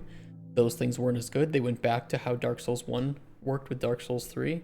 They improved upon that a little bit more. I mean, Dark Souls wasn't even their first game like this, but, you know, kind of the major commercial success. And then, of course, with Elden Ring, I think that they improved upon all of it a little bit too, and arguably, I think that's one of the best ones in the series so far.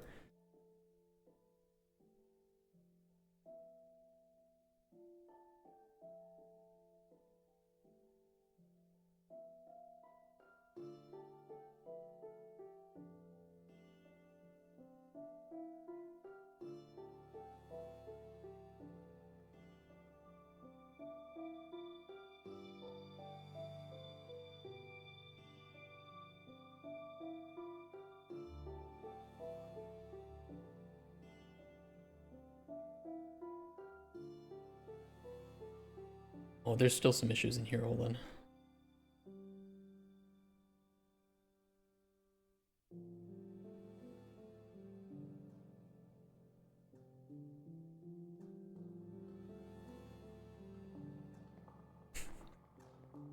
Just a little bit. Just a few references. What is this? Buy, sell.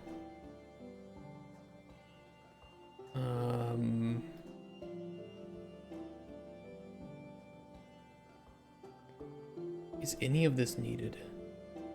I don't think any of this is needed.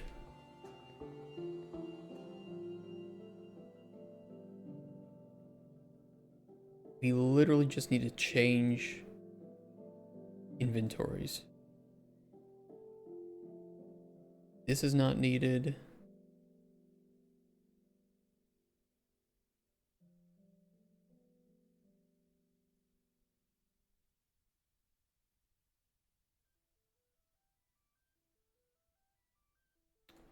I don't remember how this looked before.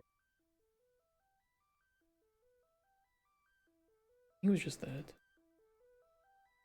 These are already control scripts for a player and I ended up cleaning the code to be 50% shorter.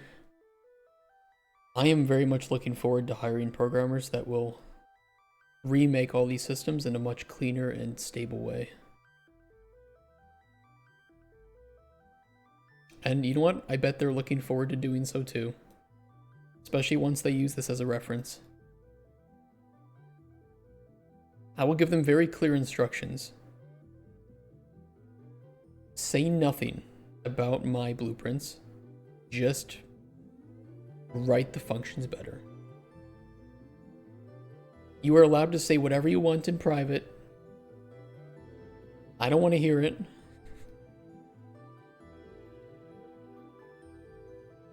Do what you need to do.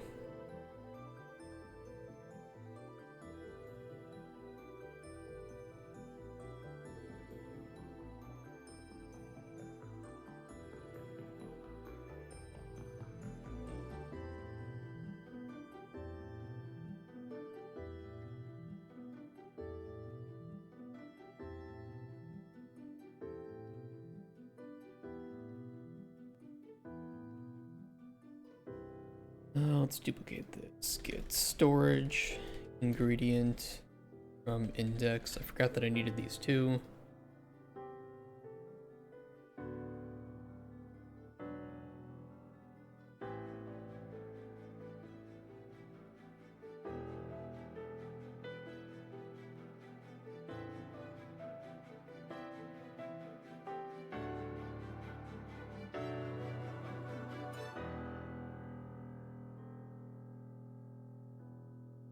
Get storage seed from index.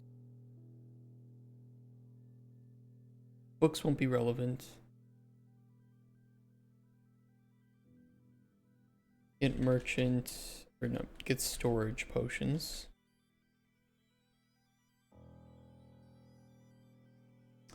The fucking storage ref here too.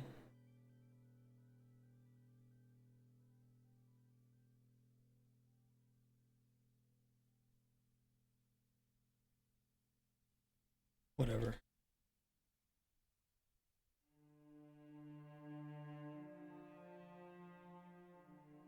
They're hashed anyway.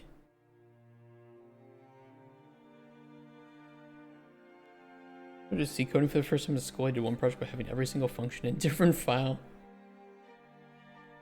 This function inputs X and poops out Z. I mean, that's fine. Like, if it works, it works. Undertale is one of the most popular games ever made.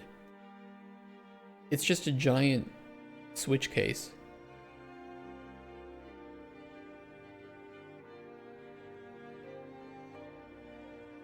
Balatro is just if checks for all the jokers.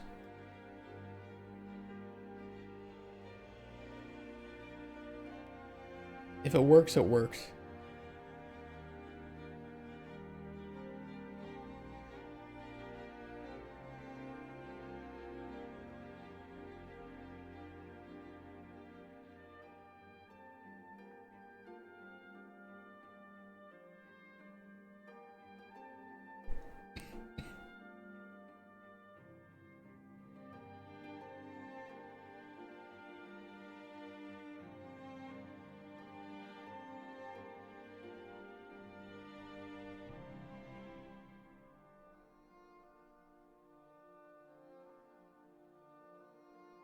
You'd be surprised, you know, a lot of the people that will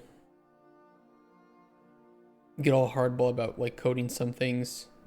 Don't have heavy well, yeah, okay, if you have heavy performance requirements, sure. But if you don't have heavy performance requirements, in a lot of cases, whatever you want to do to make the game work, just do to make the game work.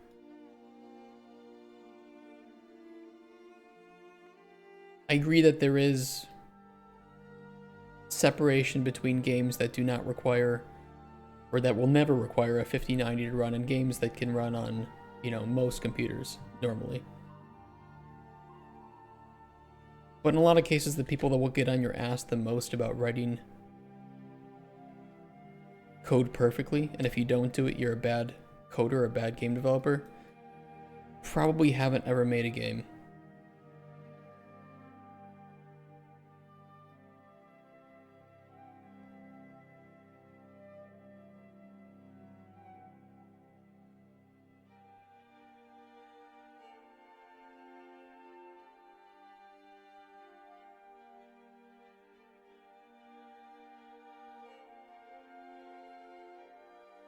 Yeah, it's fine.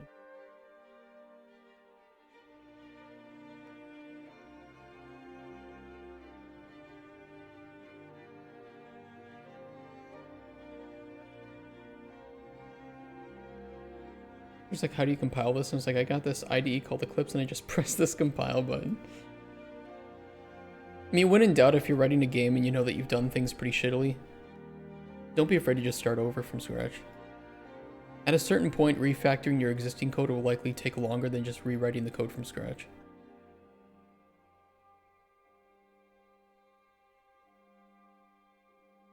You'll do better. You'll inevitably do better the second time around, and your code will be cleaner. Probably have fewer bugs too.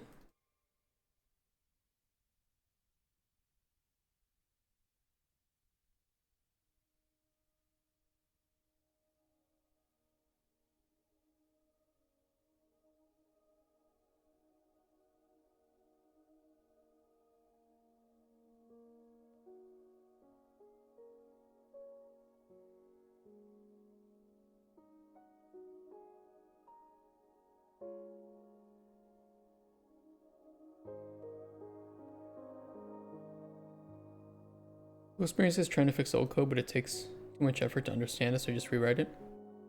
Yeah. I mean, that works too.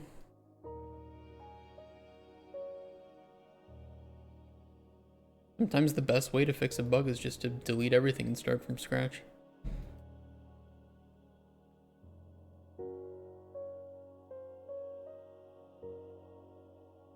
Especially if you can't find the bug.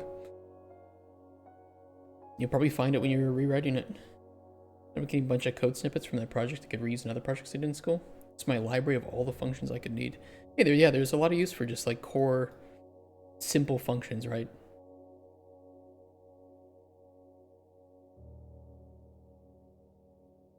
Especially like utility functions, you know, like changing, doing stuff to strings or doing stuff to numbers. Math library. I think math libraries are pretty common to find now. There used to be a good time and a place to build your own custom, you know, like in-house math library. Nowadays, there's enough open source to cover most use cases, I think.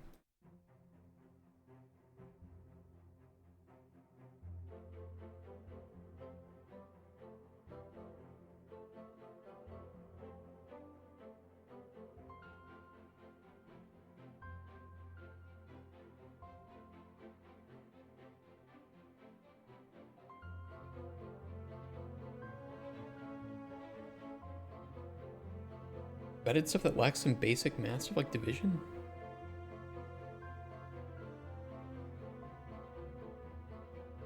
Ooh, I don't have update storage inventory, do I?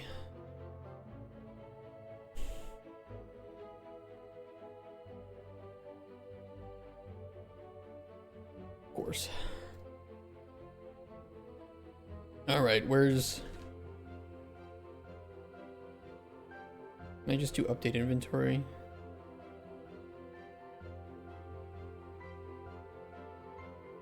It'll be here.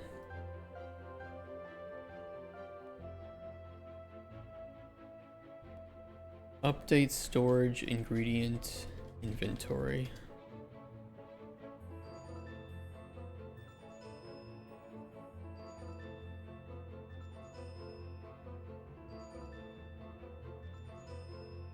There's some old shit here that can be deleted.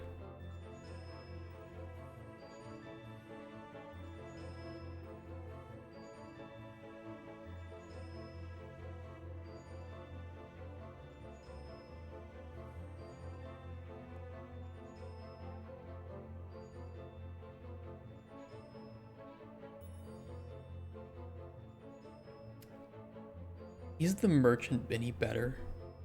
Hold on. Update merchant.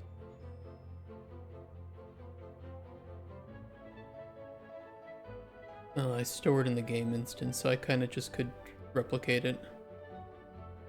Okay. Alright.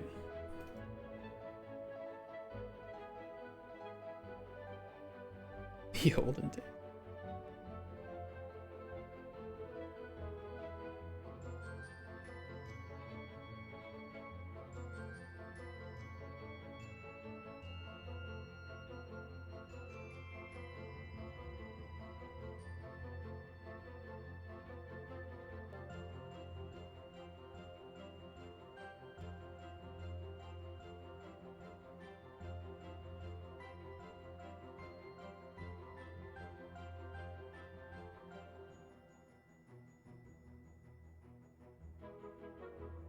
Alright, we can delete this.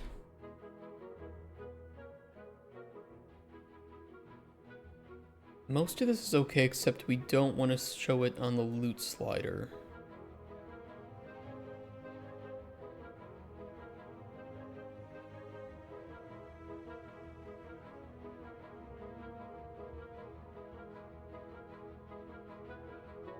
Delete that.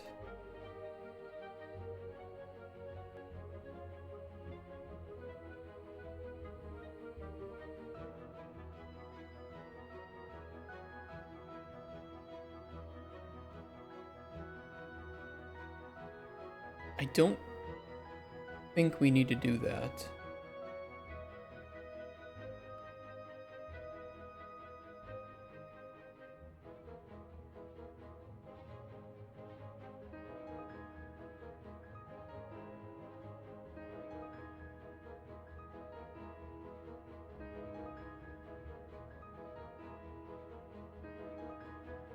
Should be okay.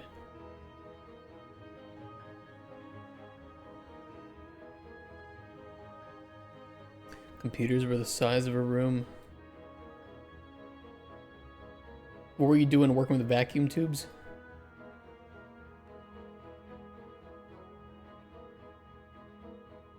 Punch card RAM. For the young people in chat, let's just say computers used to be simultaneously more simple, but also way more complex.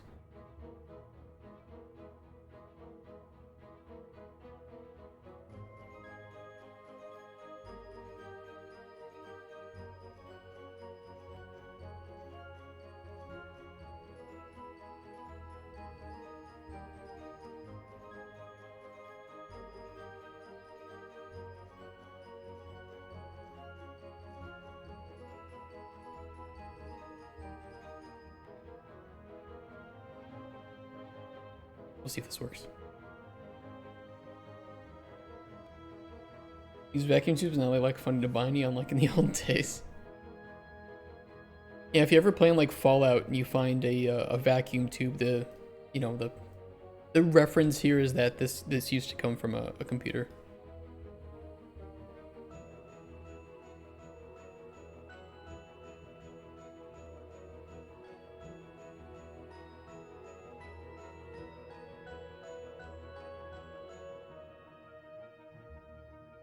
They're expensive. I don't know what the price of a vacuum tube is.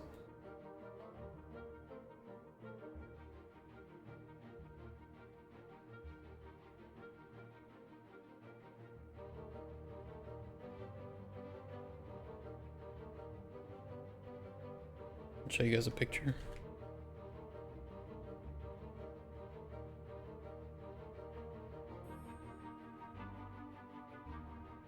This is what they look like. I mean, they're pretty gnarly.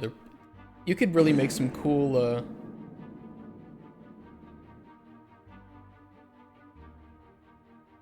games with this style of computer setup. It's kind of a low resolution image, but kind of crazy.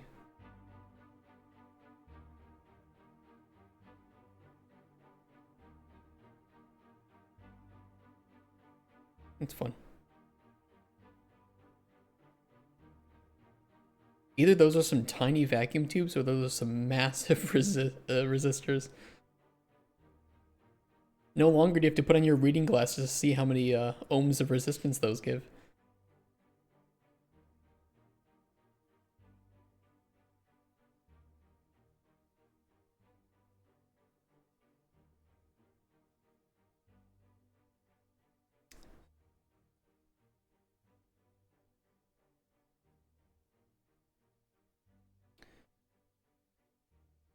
Duplicate this.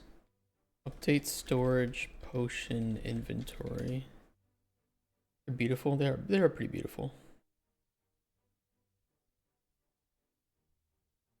I hope these retro styles kind of come back in. I think like a lot of cyberpunk stuff, they do that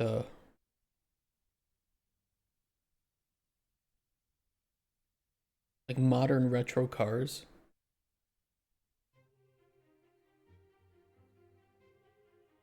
Like these. I'm waiting for the day that cars like this come back into style.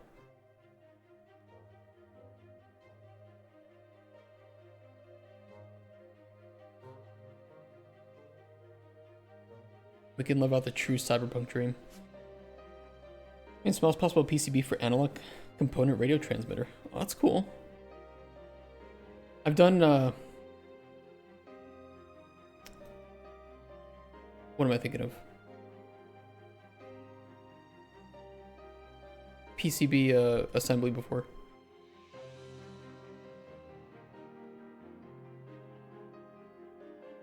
I like soldering. Soldering's fun. Until it fucks with your lungs. Update merchant junk inventory. Update storage. Junk inventory.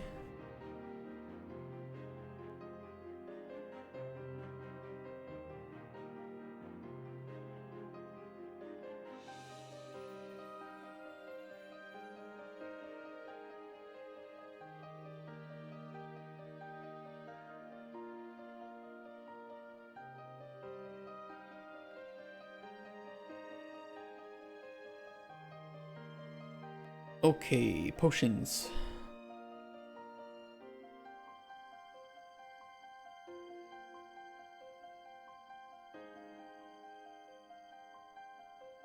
Loot widget here again will not matter.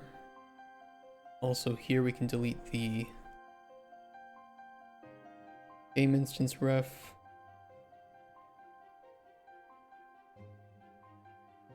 Do this one first.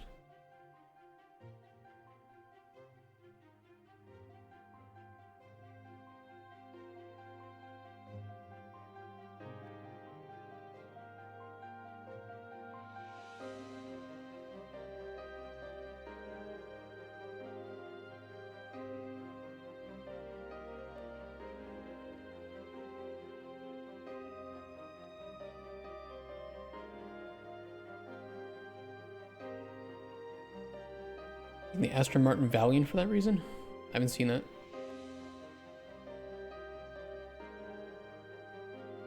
Free version of Eagle, yeah. Program used to make the boards, yep. If anybody's, if people have never seen the program of Eagle, it looks kind of crazy. Pretty sure my dad still uses it to design boards.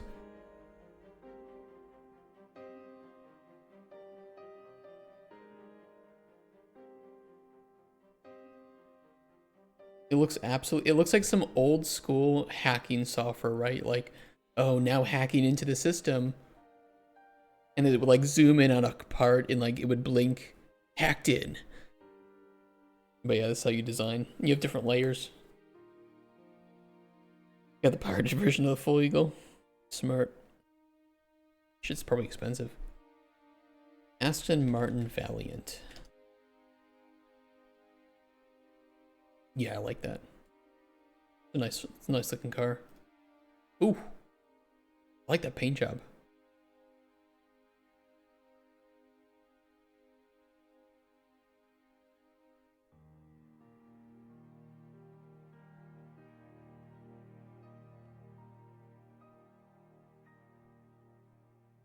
Messed up 20 minutes into your shift, what'd you do?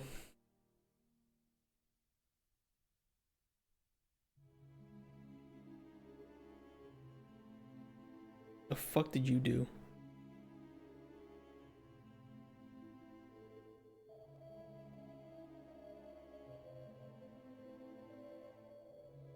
I think my dad used a pirated version too. He might have. I think he might have bought it at this point though.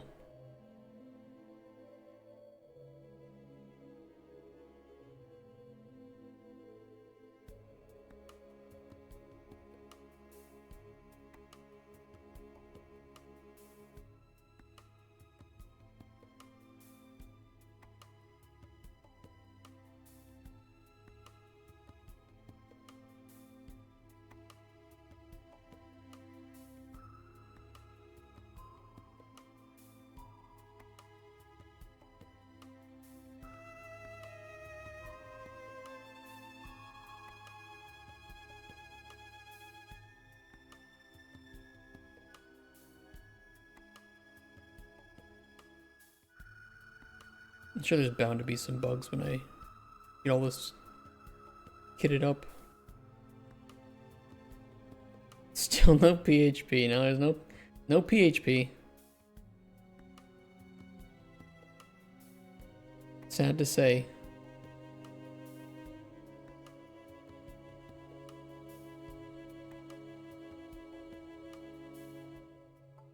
I had a dry swallow with ibuprofen I need for my feet, then projectile vomited on the break room floor.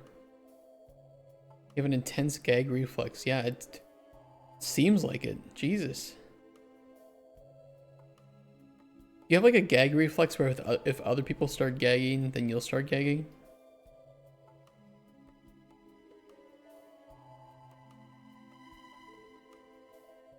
No? Okay, that's good. I was gonna start going like, ugh. That's kind of crazy though. I mean, at least it's probably memorable, right?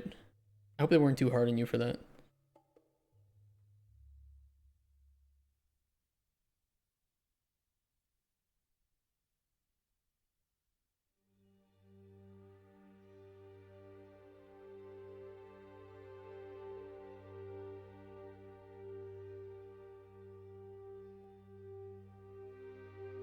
Yeah, there's some people that will just start gagging if somebody else is gagging.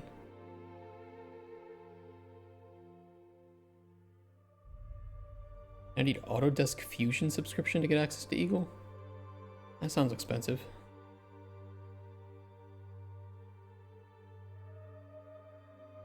I'll pass, thanks.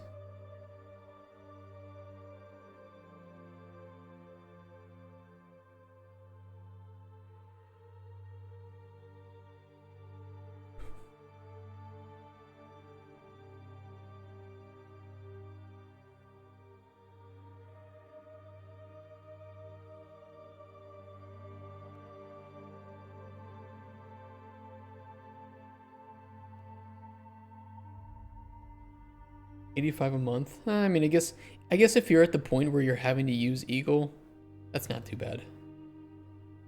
Start gagging when you think about eating mold, algae, or incongruent textures. Incongruent texture.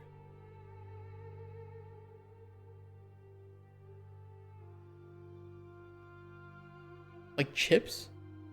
Like Doritos?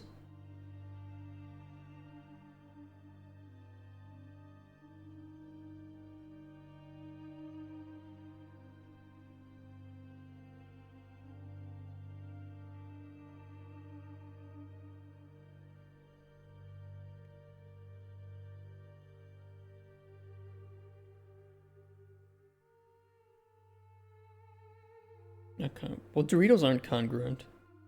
They're incongruent.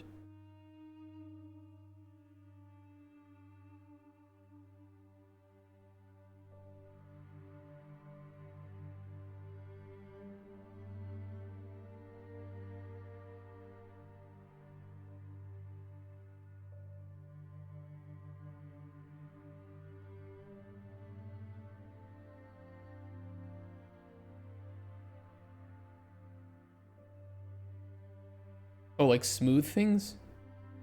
Like Jello?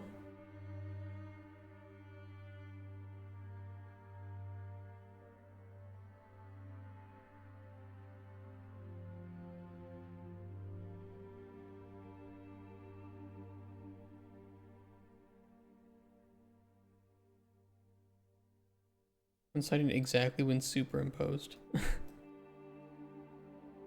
Then you expect to be like soft or creamy and you feel a crunch. What are some things like that?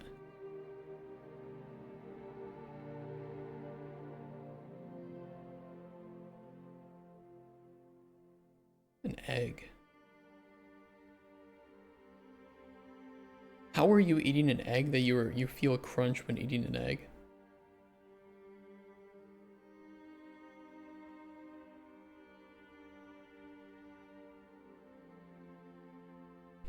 Lazarla, you gotta take the shell off the egg, you know. You are taking the shell off, right? Oh, an eggshell bit was still in there.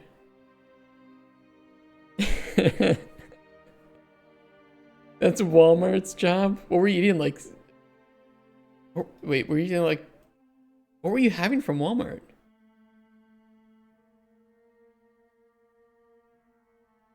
Like a hard-boiled egg or something?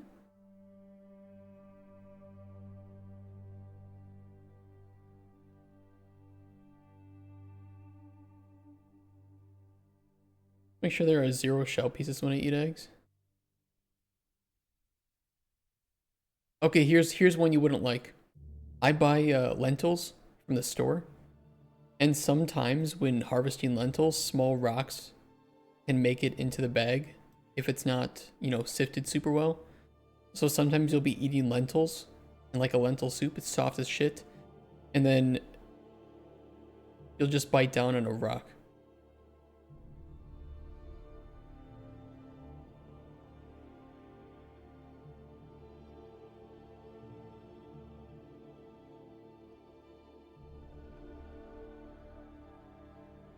I imagine that that's one of those things that you would... I mean, I hate it too.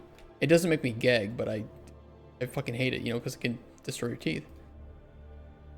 I've made lentil soup myself in Bitrock, yeah. It's not great, is it? You might throw up from that. Definitely gag, though. That is a really strong gag reflex. That's crazy. Just like when bone fragments end up in meat and you bite down. See, this is why I fucking hate fish. I'm sorry. If you give me like a fish fillet that has been deboned, fine. I don't like the taste of fish still. I think they're fucking tasteless. Stupidest thing ever made. But if you give me fish with bones in it, I will just not eat it. I'm not doing that. I'm not taking the meat off of bones that are so brittle that could break and still be in there and then stab me in my throat. Who wants to do that?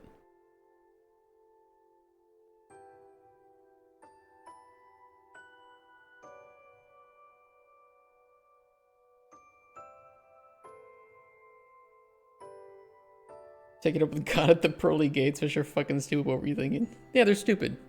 Nah, fuck fish.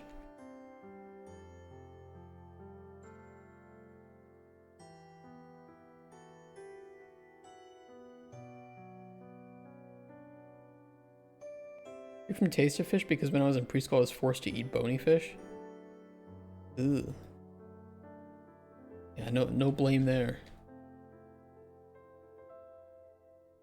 Like, if you give me like a you know, cooked salmon piece, I'll eat it.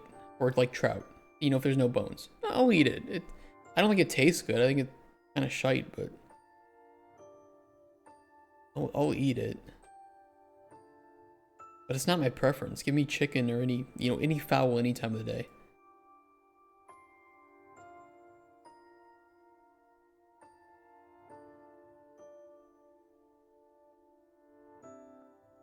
There was one time, Lazarla, where I should have thrown up. I couldn't throw up.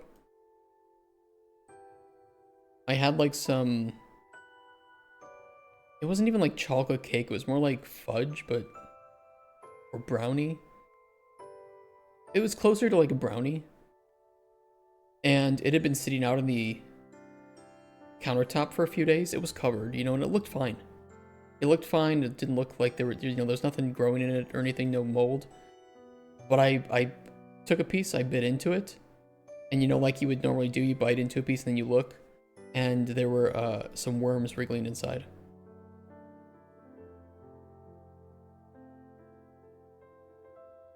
And now I never eat anything without like cutting into it and looking into it first. Lesson learned. Never again.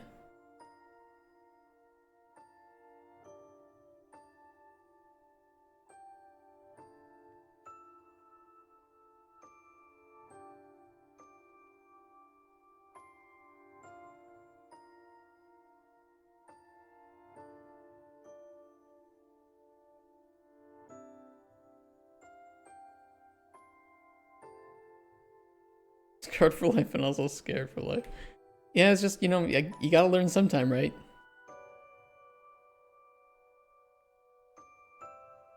That was my learning experience. Look at things before I bite into them. I do the same thing for chicken too. I will like cut a piece of chicken open before I eat it. Same with chicken tenders, because I have been served undercooked chicken tenders before at restaurants and shit.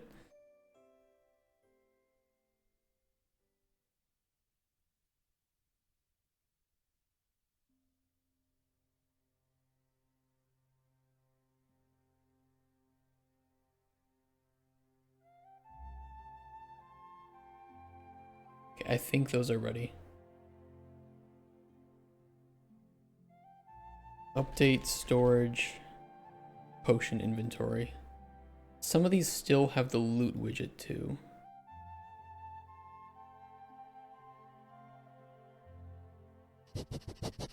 Ooh, sniffies.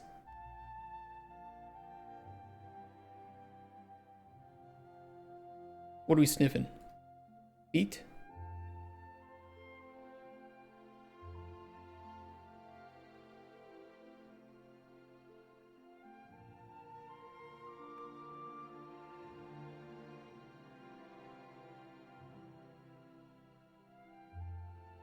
Things when I was younger, I would eat the grossest shit. One time my classmates in middle school dared me to drink from the still water behind the school, and I did a full cup.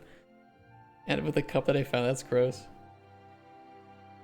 Got superpower, and she probably got super A's from that water. Your origin story.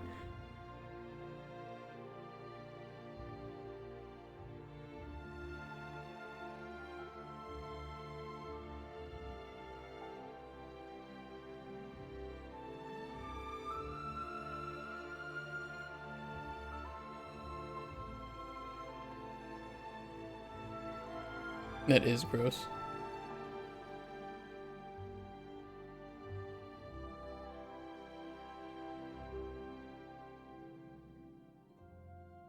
Okay, I think I made all the functions I needed. It took a long time.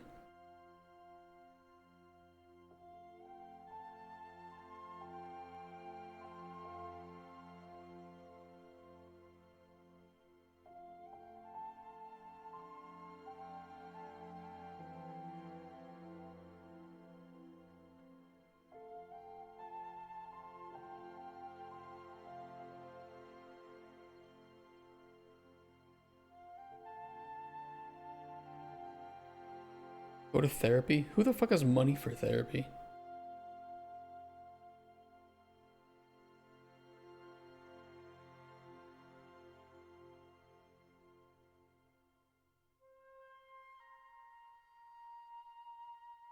You do? Hey. Hats off to having money. You know, I'm not a big fan of like government funded things, but I would fully support government funded therapy.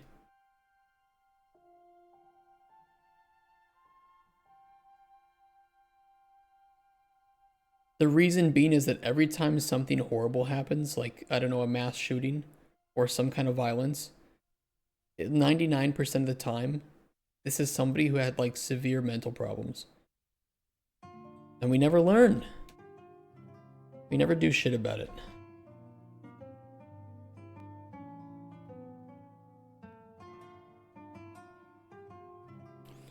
Another person with mental health problems, what do we want to do about it? Okay, next problem.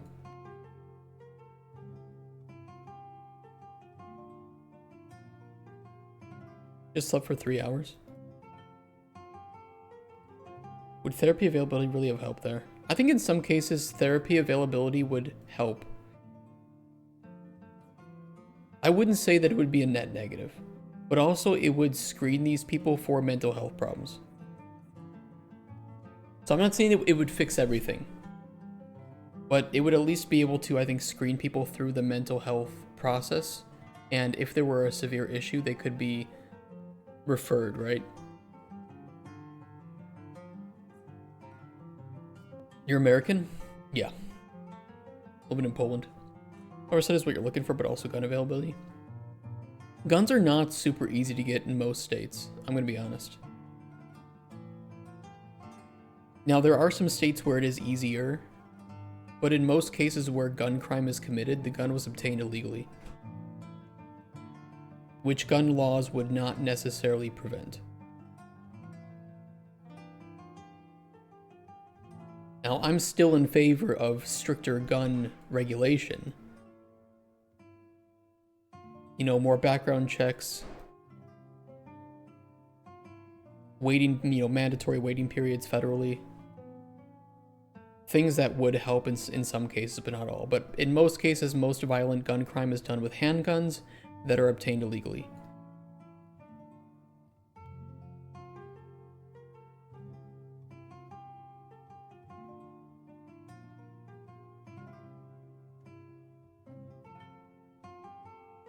Eric should have a mandatory military service. That's an interesting one.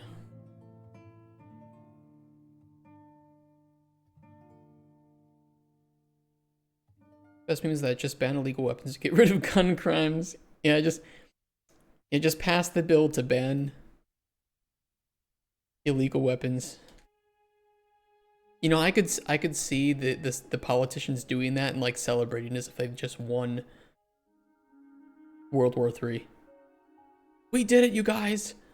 We banned illegal weapons. Too many weirdos. Honestly, there's too many weirdos around the world. I think if people want to commit crime or they want to commit violence, they will do it. I think the increase in gun crime is a result of culture and like mental health problems, not because of guns. Back when guns were more strict, or I'm sorry, less strict, and when there were fewer laws surrounding them, there was less gun violence. When they were easier to obtain and cheaper, there was less gun violence. You used to be able to bring guns into schools. Like a lot of people, like I lived in Wisconsin. It was very common to bring guns in schools before I was born because you were going to go hunting afterwards.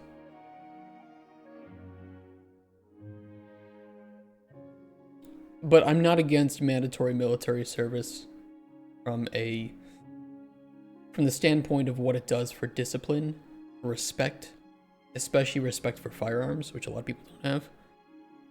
Do Germany strict guns over there? How many issues do they have with people just jumping into a truck and plowing into a crowd of civilians? And you could argue, I think there's a fair argument that guns make it easier, but that assumes that guns are easy to obtain. Easier to obtain than a car. And that's just not true.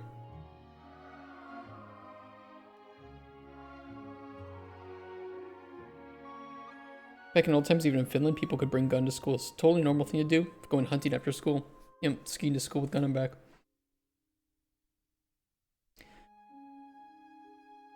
So, you know, I don't disagree with... I'm in the middle, of course. You know, I'm a centrist. I'm in the middle. I don't disagree that probably more gun laws are needed. But I also don't think that they address the root of the problem, which is that if people want... It's people wanting to commit violence. They want to hurt people. If you stop them before they think that and act on that, is the most important, you've solved the problem. And even if you make it impossible to find a gun, they will just find a knife. If you make it impossible to find knives, they will find cars. If you make it impossible to do that, they will find baseball bats. And you'll keep going down the list. Even in Poland for a while, baseball bats were banned. I think machetes are still banned. Those are pretty rare over here. Instead, you go out into the streets every day feeling like a Ghost of Tsushima standoff.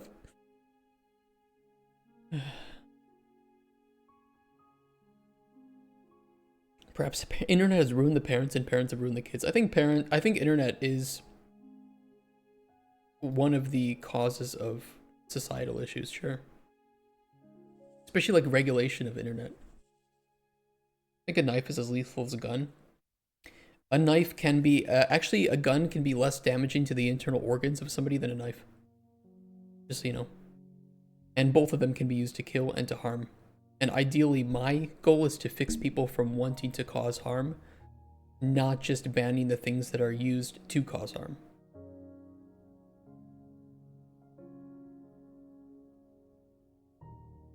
I know it depends, but everything in life depends. I just said that knives can cause more internal problems than a gun, which is true. Books are not relevant here.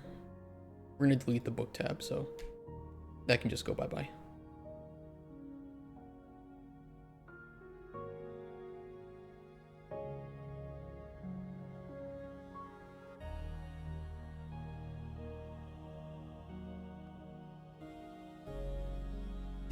We still have a lot of references to merchant.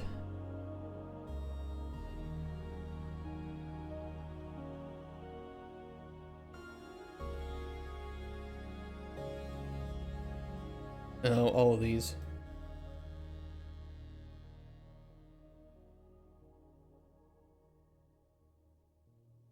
I'm gonna try to get shot then stabbed. Well, yeah, I wouldn't do that.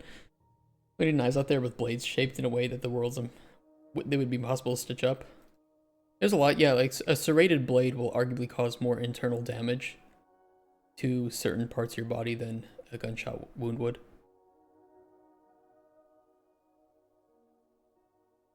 I mean, you know, it depends on ammo type too, but there are restrictions on ammo types.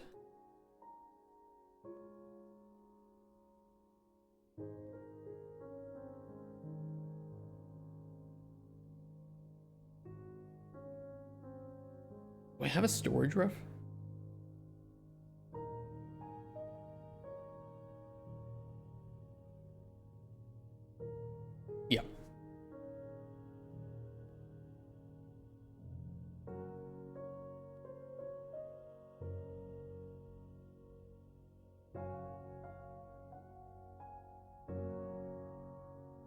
I don't know, look, guys. You know, I just the more I see of people doing like violent stuff, the more I wonder if it's so out of control now that we can never go back. And a lot of them just don't get locked up. They don't get treatment if they need it.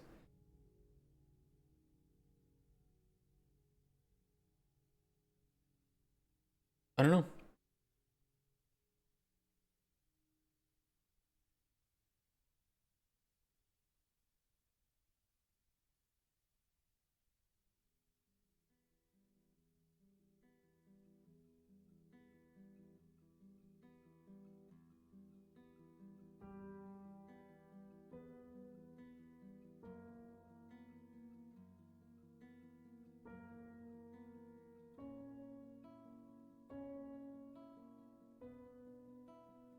It's the human nature. Might be right.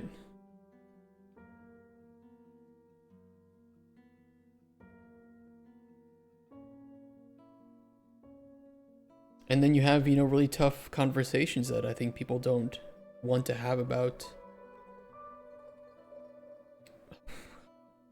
This is going to be canceled. Multiculturalism. But if we accept that we are still tribal by nature, then it's not unfair to... This has nothing to do with skin color, by the way. Culture.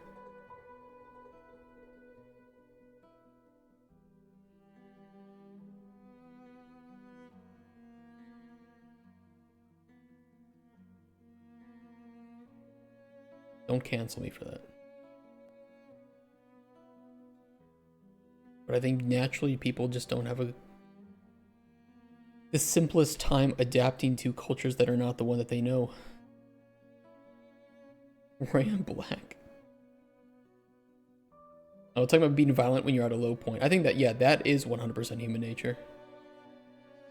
And it could just be that a lot of people are being pushed to their lowest points. That's very possible.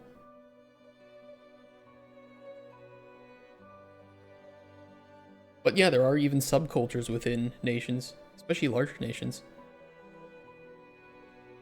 You'll be brainwashed if you aren't going to make a distinction between gun and a knife.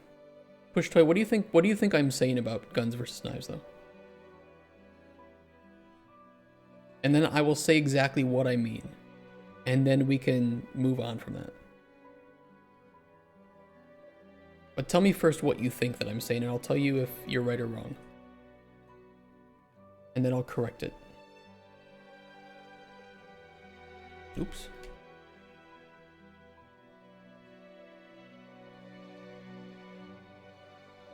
People feel like they are unjustly treated by the bureaucrats. They might have no options left in their mind but to lash out. Yeah, that's a good point.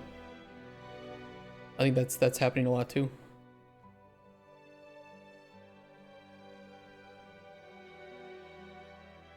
Might mean that things like revolution are impossible to avoid. You can't prevent violence through weapon management, only through human management? No, that's not what I'm saying. I'm saying that you can probably stop some violence by managing weapons, but there will always be a go-to weapon regardless of laws.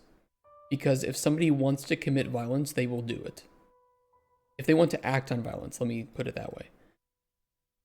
You can't ban fists. You can ban fist fighting, but you can't take away somebody's fist without amputation. If somebody wants to go commit violence, they will do it. Yes, fists are less destructive than a gun or a knife, but they're still committing violence. These are all bad. You can't ban cars either. These are all bad. There's always going to be a tool around. So I'm saying rather than trying to address it at the weapon level when there will always be a meta, if we want to use that term, why are we not trying to stop it at the source? Guns don't kill people. People kill people.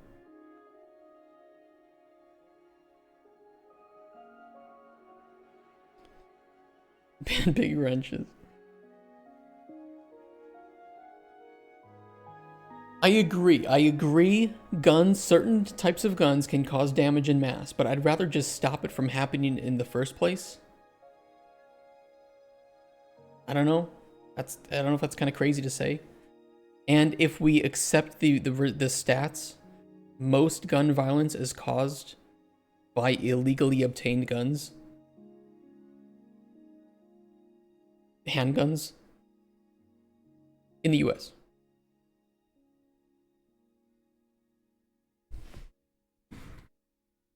Which all these, quote, assault rifle bans wouldn't cover.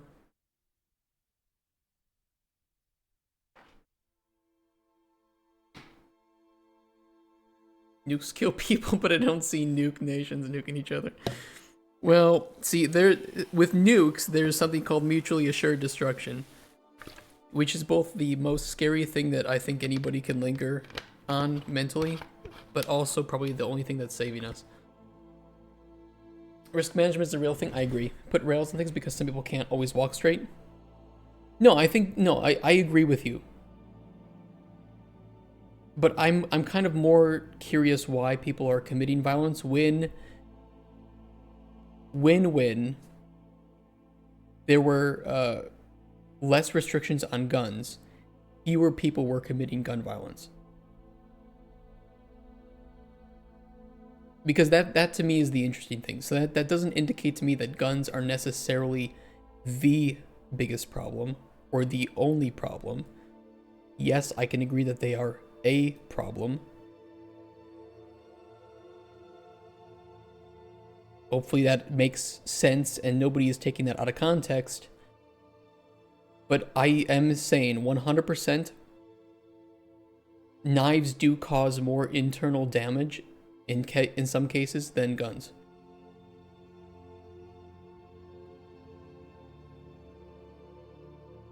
This is just factually true. Because GTA is making people, let's just ban video games. You got it. Info. Seed books aren't relevant.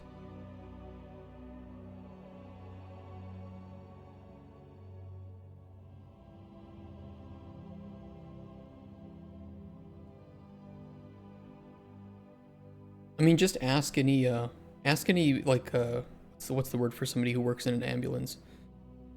You know, a medic. Ask any medic. What's easier to fix, or any surgeon? What's easier to fix up?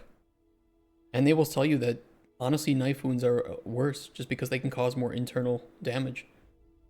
It of course depends where you've been stabbed, where you've been shot.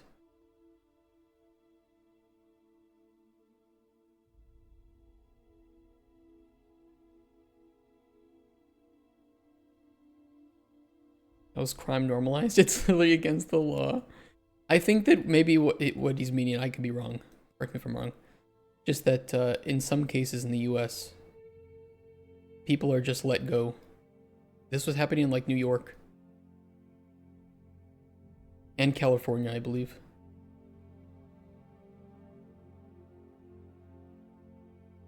They're trying to unburden the prison system by not putting criminals in prison. Because that'll work. Comparing the damage potential between knife wounds and gun wounds is kind of strange. There's way more to it than that. Ability to run away.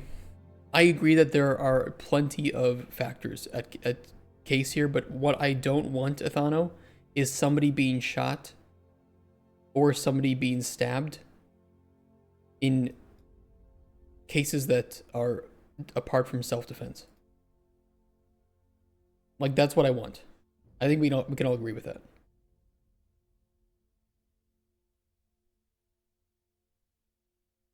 Torching Teslas is okay because Elon is World War II bad person.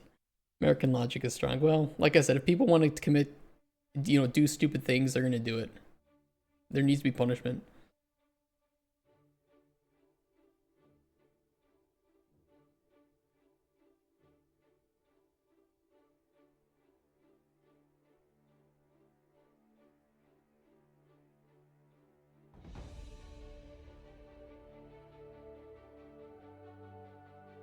Guns are also harder to obtain than knives, though. Knives are very, very easy to obtain. And Lazar's right. Both can kill people. And there will always be a meta for killing people. Always.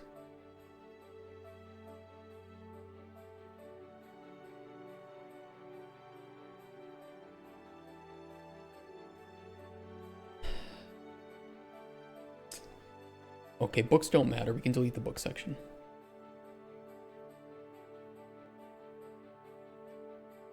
We don't care about value, which is what pretty much... Actually, most of this is about value.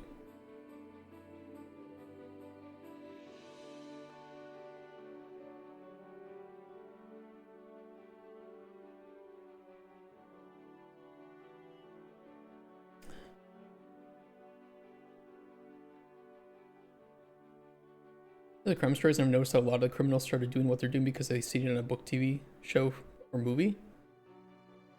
I haven't seen that personally, Quas. But you could be right, I haven't seen that. It actually is relevant, Push Toy. The issue is stopping people from acting on violent thoughts. How would you do that? And what do you think are the causes for that?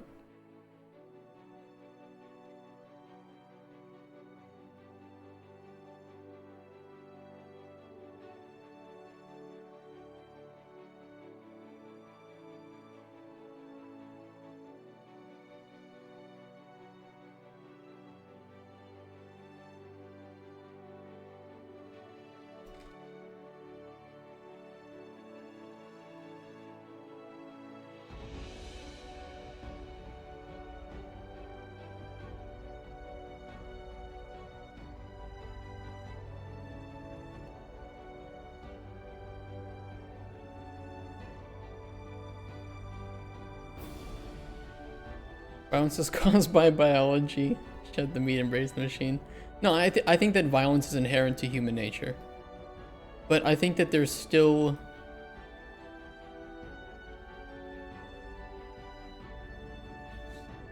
How do I put this? There's still a choice that you have with actions, right? Idea in mind that access does not equal action. Why does America have such a high amount of school shootings, do you think? I'm glad that you phrased it that way because, like we mentioned, you know, when there was easier access to firearms, there were far fewer school shootings, of course, right?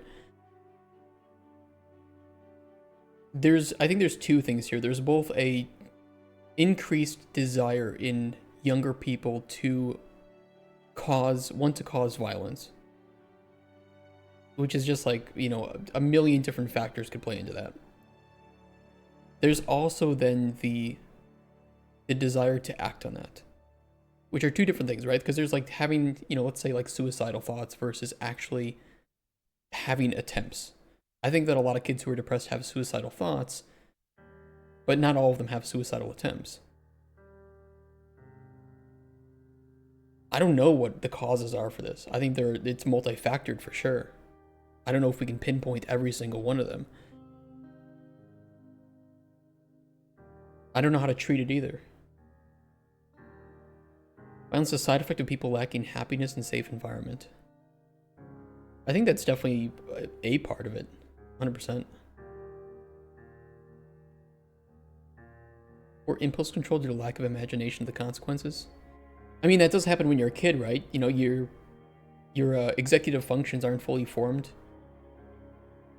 You haven't experienced enough to know what some of the consequences are. You know, like, that gets less and less as you get older, though, right? I agree, though. You can attack the problem from many angles. I agree, Push Toy. But then we ask ourselves, okay, you have the people problem, right? And you also have the gun problem. So how do we resolve the gun problem when a lot of the gun violence is caused by illegal firearms? Because laws aren't necessarily going to prevent that. You could argue that securing the southern border, where a lot of these illegal firearms comes from, is a good thing to do, but people are still obtaining firearms in a legal way.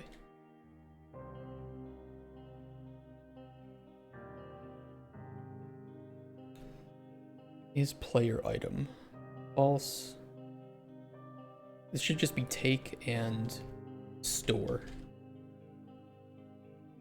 I don't know if we need any of this because this is all junk, or this is all value. It might not be.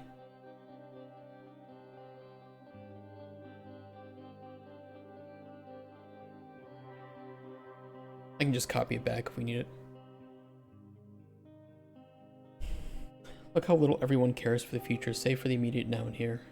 I think you're onto something, Lazy Fangs. I think somebody else mentioned this too, that just people are feeling like they're losing control and they don't have financial stability and like geographical stability, which means that their life is unstable. They have fewer Maslow's hierarchy of needs that are being looked after, and they're being backed into a corner. And it's kind of relevant to I've talked about the book before. The book about how average German citizens became Nazi camp guards. And it's a great book about like psychology and how people being pushed in the right directions can do horrendous things. All violence left unpunished in states, the concept of actually getting consequences is very clouded. That too. Laws are a deterrence, not a resolution. I don't know if resolution is the right word to use there. You know what I mean though, right? Which angle is the easiest to carry out? That's a good question, Lazarla. Which is the most effective? Which will have the most positive impact on the population's mental health, physical health, or other factors? A lot of questions to consider, you're right. So it's an easy problem to solve, we would have solved it already. Fair enough. I can't find anything wrong there. Just merely means more avenues for violence for the sake of argument. Any kind of competitiveness can be classified as an outlet. Well, I mean, some of the greatest. I'm going to use some words here, and you guys know that I don't mean them in the way that they sound. But some of the most accomplished serial killers in history were also some of the most intelligent people that have been born. So I agree with Lazy Fangs. Intelligence is not necessarily going to be a factor to preventing violence. I think that maybe you can see a little bit ahead of the situation. So maybe it's a factor in that regard. Intelligence and insanity are two sides of the same coin. It's well written, Nixie. No wonder I haven't killed anyone. No, I kind of agree that maybe if you have more well-formed... Yeah, but is that related to intelligence? People with poor... I don't think intelligence and impulse control have any relation. I don't think intelligence and emotional stability have any relation. Even though we might conflate the two sometimes.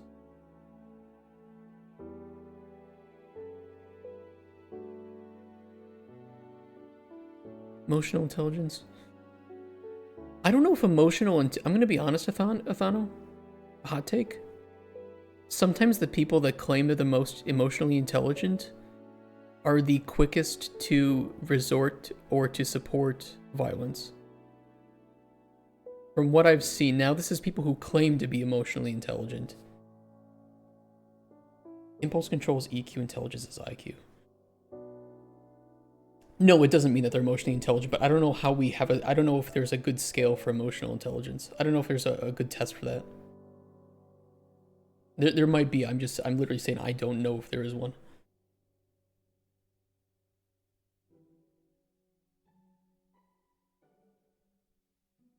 I already said Athano. I already said. I'm just saying that the people who claim that they're most emotionally intelligent, but I don't know if there's any way to reliably...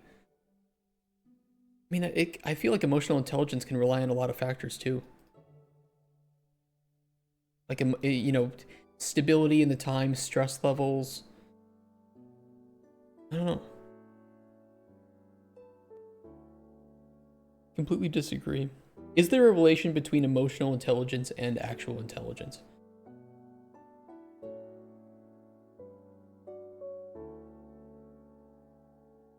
I don't know if we want to change the color. We'll leave that there for now, though. Set up item potion. Set up item.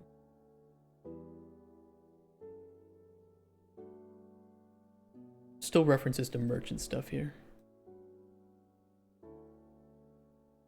Or get storage potion from index. Claiming to be emotionally intelligent is not the same. I know. I was just pointing out that funny reality. Didn't word it properly. I'm more curious if there are actually reliable ways to test emotional intelligence. Really sure there are studies made where there's ties made between empathy and general intelligence.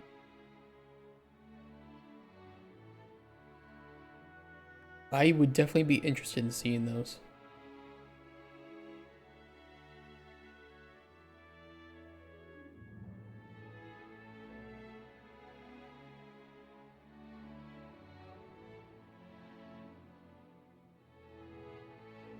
Intelligence itself is a weird thing. It just tests your pattern recognition.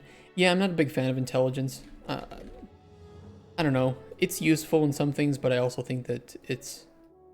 You can have less intelligent people that are more wise and have better outcomes on the society around them than people with high intelligence.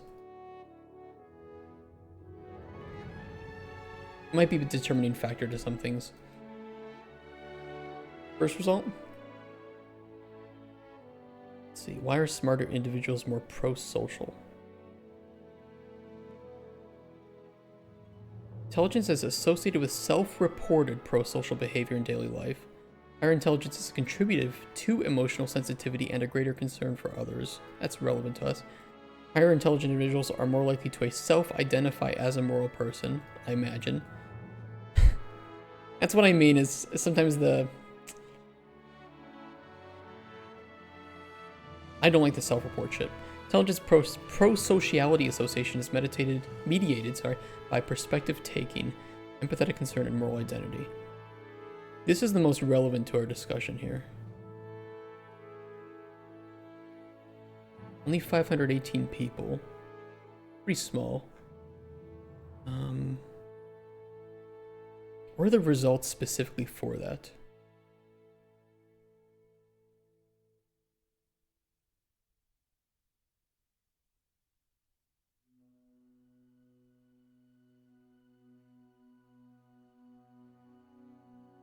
This is one of those things that I have to pay money for. Fucking hate that. I know it says it, but I just love to see how it's measuring that. I don't know. If you can dig up... It's not that I don't want it, but I do want to finish what I'm doing too. But if you can dig that up for me, I'd love to see it. It was originally about... The original topic was that I asserted that people who want to commit violence will commit violence. And I was curious how we might stop that. And if we could stop that.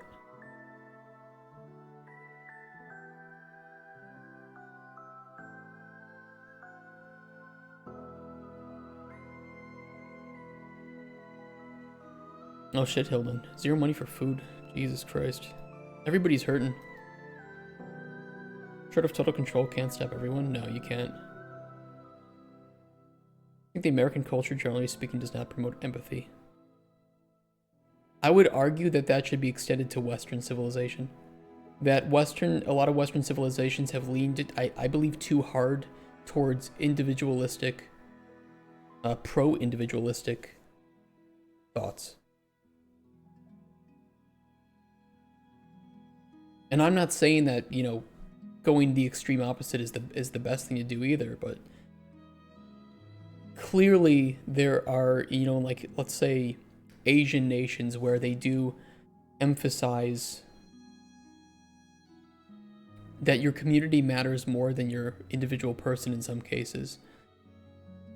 That generally speaking, communities are safer and I think better self-policed. You know, if we want to reference the community itself here. Quite socialistic in my politics.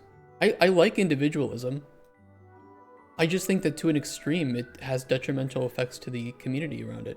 You know, and like, I think that happens more in cities than in like rural or suburban areas.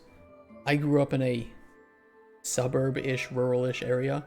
And, you know, everybody knew each other. All the neighbors knew each other. We helped each other out. There was a sense of community. I don't really feel that in cities. And maybe there's a link there. I don't know. Isn't that aligned with the goals of capitalism? Hoard resources and consume.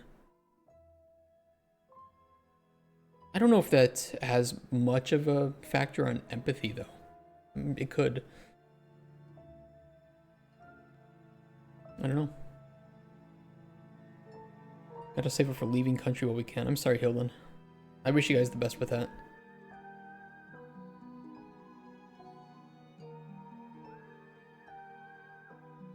Book's not relevant.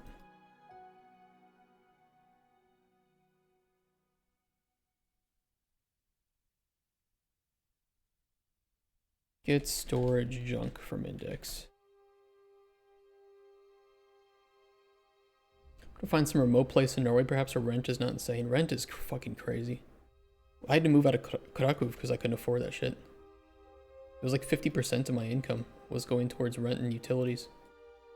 And we didn't even live in like a huge place.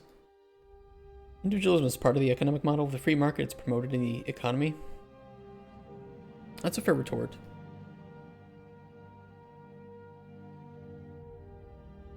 But how come when capitalism, was still being exercised in places like the US, you did have more of, I think, an empathetic culture?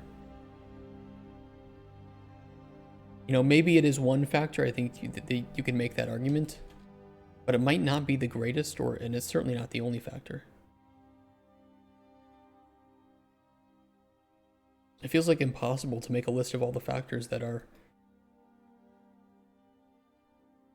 affecting people's minds and making them become more violent and more abrasive towards each other. But it could just be survival. You could maybe just boil it down to survival. That people are being pushed to the fringes and survival instincts are being kicked up. It's not a very nuanced way to put it.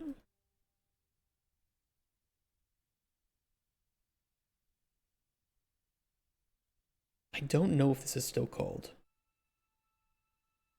No errors, so I don't think it's called. Setup item.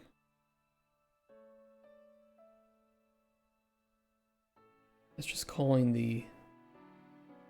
I think it's fine. I think we're fine now. In biology, if everyone had everything, they would still find ways to piss on each other and fight. The US is very good at that, I'll tell you what. A lot of privileged people in the US. Way too much time and...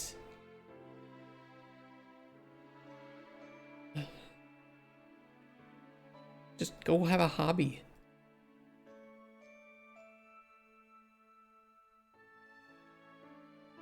I don't know. It's an interesting topic. I don't know if it'll ever be resolved.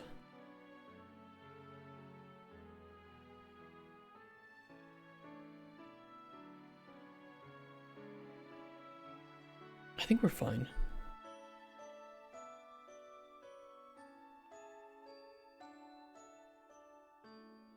Now these need to be fixed up.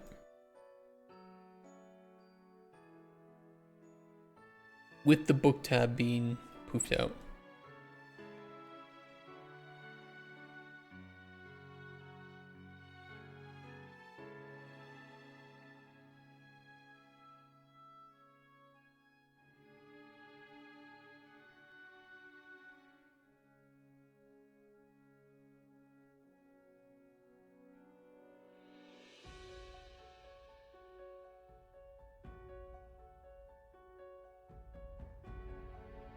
If it's on mental related retirements, we have to find a place where she can continue retirement at home. Well, Poland is, if you have even decent amount of money, Poland is very cheap to live. But too quick to dehumanize people who disagree with them, in my opinion. You think that always happened, August? Or do you think it's becoming more prevalent? Because I feel like that does happen. I just don't know if it's more prevalent now than it used to be, or if, I'm getting older and more, it's easier to see. Kind of depends on how core the challenge belief is. That's a good point too. And do you think people are just making politics more... Do you think people are making are wrapping their identity with politics more now than they used to. I think that's a good way of putting it. And so people who disagree on political means are doing so with like from a deeper place of their identity than that used to be. As me, Homer, wife won't raise from bed for my workday. It's over, so I gotta try and see if I can make some coins with game dev one of these years. Well, the best of luck. Just keep being persistent with it. What, America? That's kind of like all I really know deeply. I can't really speak about Europe too deeply when it comes to the way they act socially. Although I think that there are a lot of similarities between the Western countries, let's put it that way. And Poland is kind of like a weird mix between West and East when it comes to how people act. Age differences, part of that too, like generation. One main institution in the US is the two-party system. You know, there are more parties in the US than two. And then I think inevitably people, when left to their own devices, will split themselves into two factions because they will want to align themselves with a stronger faction so that their ideals can be seen through. There didn't used to be two parties in the US. There became two parties when people realized that having only two parties was stronger. You know, there are like independents in Congress, which is the lawmaking body of the US. You can run for any party you want and win a seat in Congress.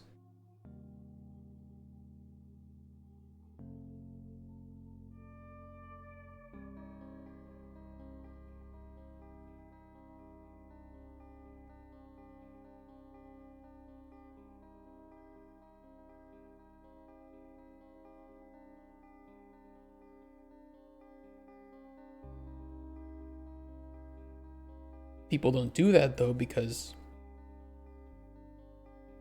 you know, what effect is their party really having? Decades in this mudball, people are just less respectful of their attitude and manners, which just amplifies their aggressive manner with regards to political expression. Okay, so you think like people are becoming less respectful? Yeah, I think that's quite possible. I think that's one of the things that mandatory military service, I forget who was mentioning mandatory military service, but I think that's one of the things that, you know, forcing people to undergo that discipline might have, you know, it might have positive effects. I'll take the messages between the political system in the US and countries in the EU. Agree. First of all, bribery is legal in the US. Yeah, and it shouldn't. Fuck the money. Get it out of there. Lobbying is one of the worst things to ever happen. Get the money out of politics, and you'll find a lot fewer corrupt people in it.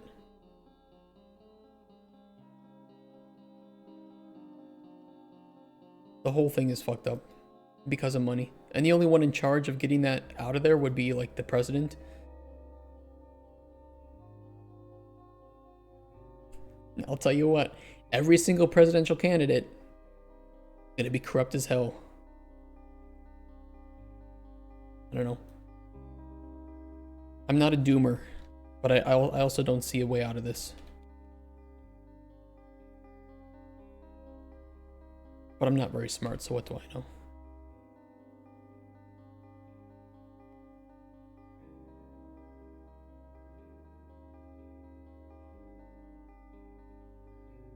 Matters not what the person you voted in promised, but that the coalition they formed with others is driving. Oh, in Finland, the system is rather stupid too, even though there's a bunch of parties. People voted in are not allowed to vote how they want most of the time, but hey, must toe the coalition line. Yeah. I don't know. I feel like it's really hard to make a system that doesn't. There won't be some loopholes that will be taken advantage of. I'd love to be given the opportunity to do it though. I fucking hate corruption. Of all kinds, from all parties. All in it for the golden ticket, yeah. I agree, sir.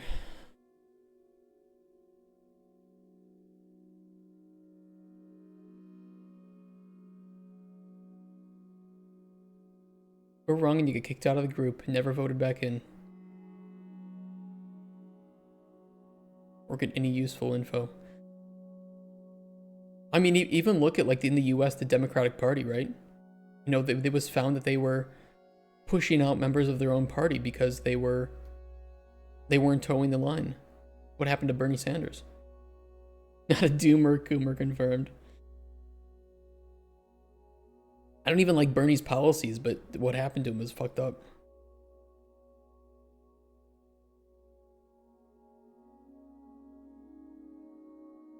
West religion isn't really practiced anymore. The ones that do practice it are an absolute minority. People in general don't really believe in God. I think religion does play a part. I think that having shared values, depending on if those values are considered, you know, moral, is a positive thing for a community. And you can have shared values without religion, but religion does provide an easy way to have shared values, if that makes sense.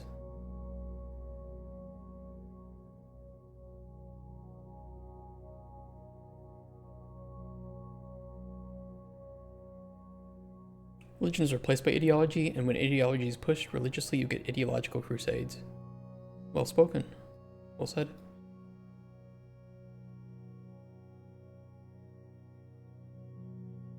Quote that, chat. Politics, religion, sports, humans just love self-labeling. I think it's like tribalism, right? We make up terms to help identify ourselves and to help identify other people of tribes. And then we can use those weapons too or we can use those words as a weapon, metaphorically, to say, hey, you're a Nazi. Now it doesn't matter if that's true or not, because to everyone that's part of that tribe, that's the label, that's the othering label. They've used it, and now they can stay away from you. Doesn't matter if it's true. Kind of scary.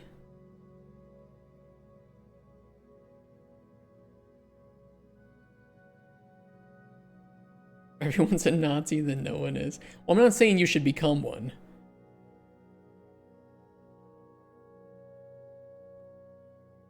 I know that's not what you're saying either. In issues, 93% of people can't think for themselves and adhere to ideologies that make them feel safe. I think, yeah, it's you're being part of a group, right? And you do that so that you don't have to think about the nuance. Because thinking about the nuance is difficult, and it can put you in a difficult situation where, because there are extremes, because there are groups, even me, who is considered centrist, is not loved by either, like, let's just say the US, the Republican Party, or the Democrat Party. So now I don't feel as if I'm part of any group. I'm another. And some people can't deal with that because they'll feel like an outcast, and they want to feel like they have some place where they can call home or feel safe, venting their frustrations, talking about their opinions. So what's the easiest thing to do is just to join a group. Point is that if you label everyone a Nazi, the label becomes meaningless. Yeah, I know what you mean. I was just fucking around with you. But you are right. Some replace religion with sports teams. You know, I think replacing religion with sports teams is at least a little bit... Well, I was going to say less toxic, but then I was reminded of all the violence that is caused when sports teams win or lose. Maybe not. Bread and circuses.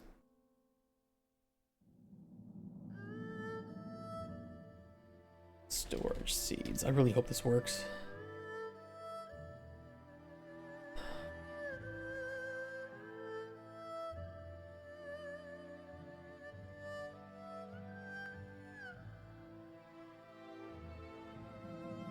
Hey Bucket, aiming to make aiming to make everything via blueprints. We are able to make most things. We are not aiming to do so though. It's just easier to prototype using blueprints because they're much faster. But once we get funded, we start hiring programmers. It'll be about like 80-20% probably. The goal, I mean, this is, by the way, the percentage is dependent on your team, but the goal is to mix and match blueprints and code where needed. So you want to work on things with with blueprints where they don't need to be nativized, to leave your programmers enough time to nativize things into code that should be nativized. Aligning the little arrows is more important than aligning the top of the blocks. Blueprint aesthetics? I don't know. I think everybody has their own art form when it comes to blueprints. If you want to consider an art form. But we're making a prototype right now, so for us, blueprinting is just the fastest way to do what we need to do.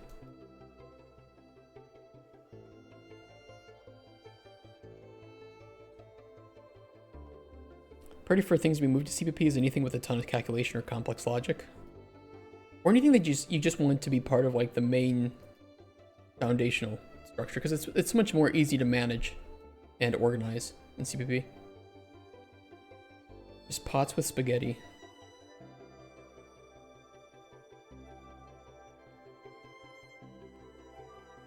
Sometimes the spaghetti is hard to ignore.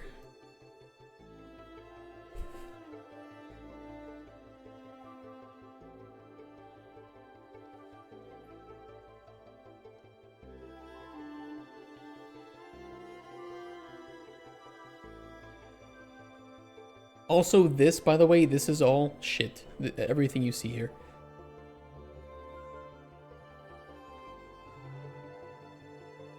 I've reworked an old panel to make work with a new panel, and then I copied the new panel to make a new panel for a specific use case. It's not good, let's put it that way.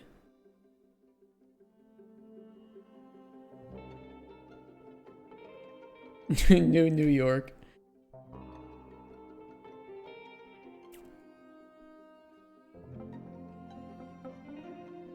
That won't find anything relevant.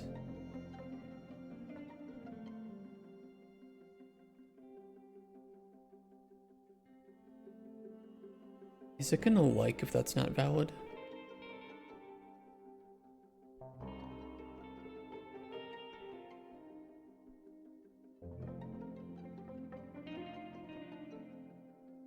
It might spit out a warning for that. I'll fix it if it does.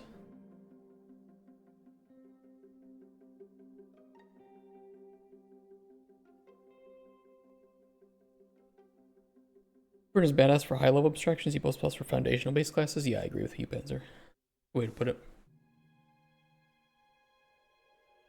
I believe most people are centrist, just that centrists are generally not outspoken.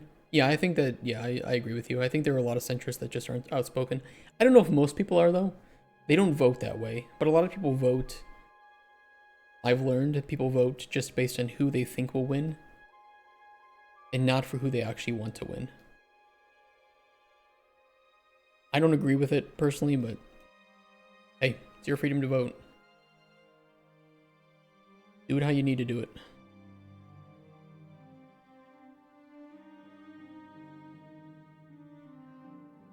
Okay, there aren't errors. That doesn't mean that it's going to work, though. 40% of us didn't vote because fuck both of them. Honestly, with 2024, I'm in the same boat as you. I voted in 2016, voted in 2020. 2024?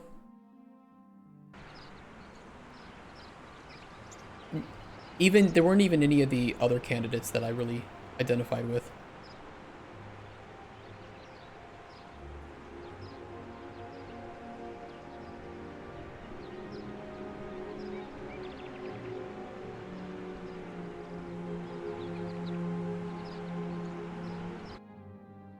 Why does that show the book tab? Kind of weird.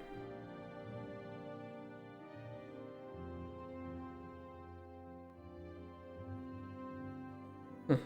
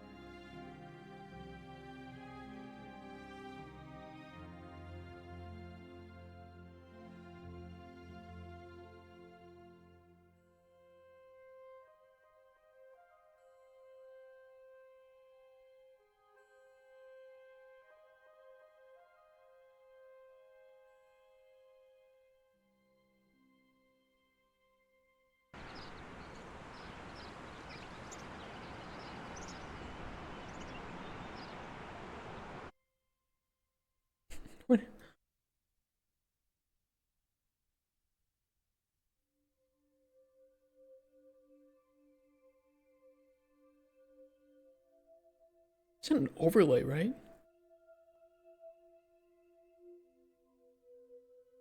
Is it changing the column? I mean, it must be changing the column. It's very weird.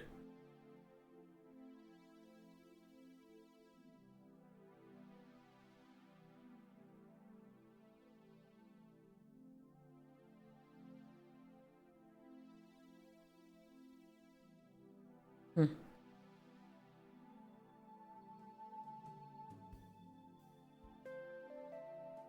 The other ones and the person I voted had like 14 votes in the end. That's funny. Studies confirm elected politicians don't even serve the interests of their constituents anyway. It's like 30% correlation on policy. Why am I not surprised? They say whatever they can to get elected. They promise whatever they can to get elected. Or to stay elected. And then they look out for their own interests. Because money, because power.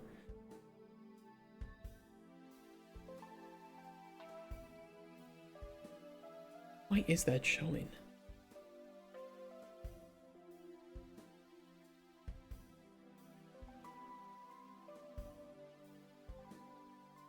Well, that's one thing. Might be relevant.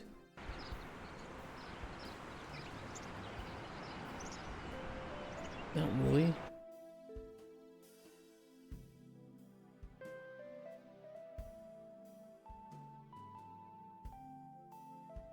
Oh, I do need to pass storage ref. That is one thing. Let me do that real quick.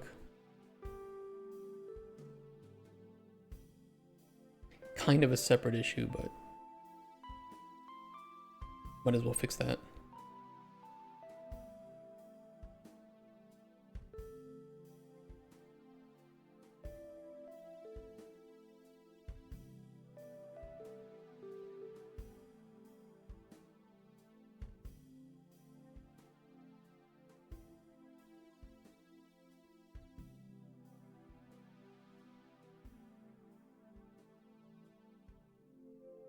Here, the National Radio Agency does polling of all the candidates with a huge list of worldview and relevant questions. They compile a machine that tells what candidates matches best with the user, who also answers the questions.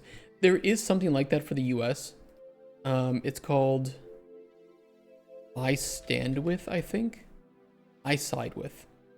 I use this every 4 years, where you can take a big quiz and it matches you up with the candidates of parties. So I kind of use that to filter out initially who might align well with what I believe. And then I can like look at them more closely.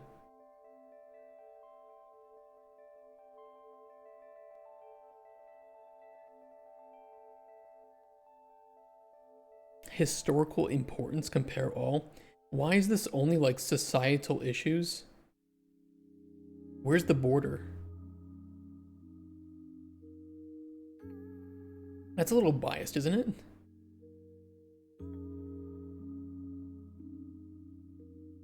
This is a really, really biased list of political issues.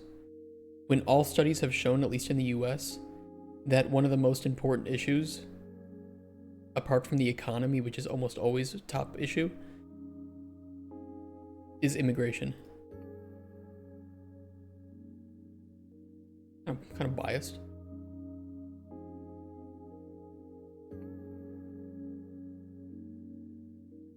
I think the biggest three issues of the last US election were inflation and general economy, immigration. I feel like I'm forgetting one of them.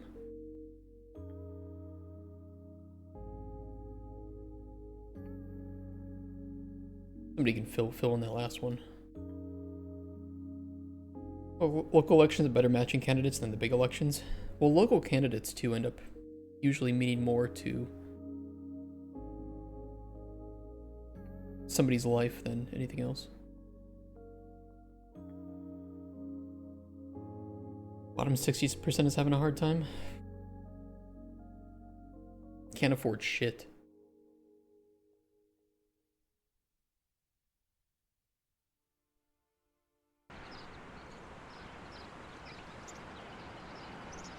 Why is that happening?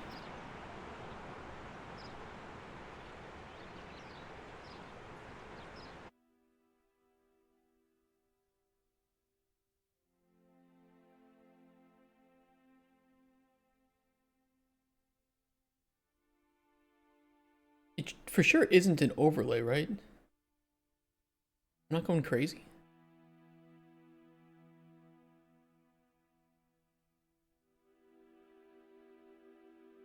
I wonder if it's because I'm changing the...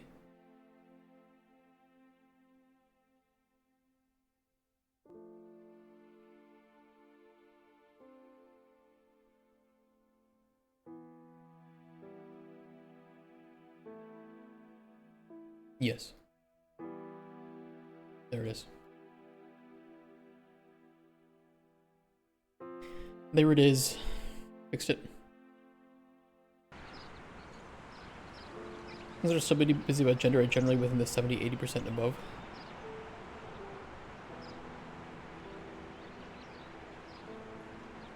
Should be running switch tab on loading this. Switch info panel.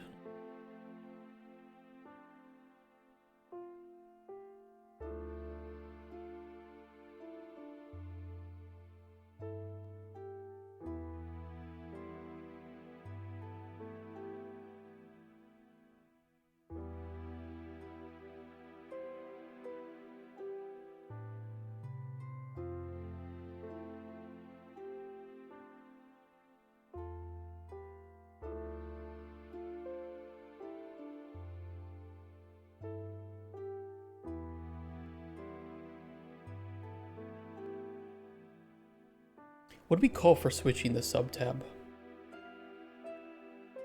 Wait, hold on.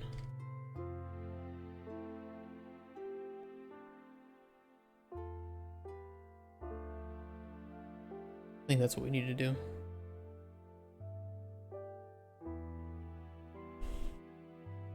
Does Fort Knox have gold in it? There's just an empty shell. Good question. I feel like that's such a distraction topic by the Republicans. Like, they are literally distracting people with shinies.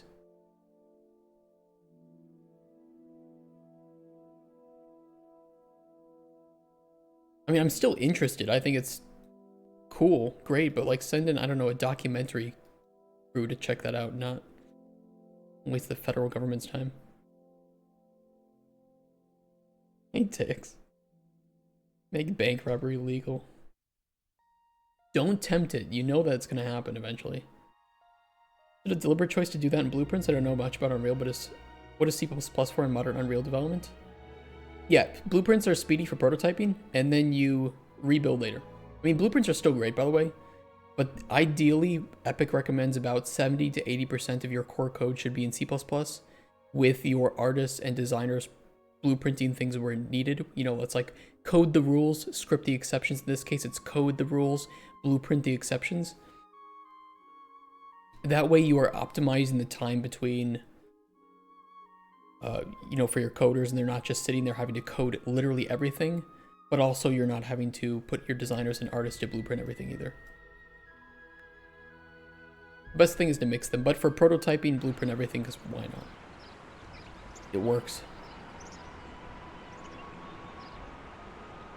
Okay. That works.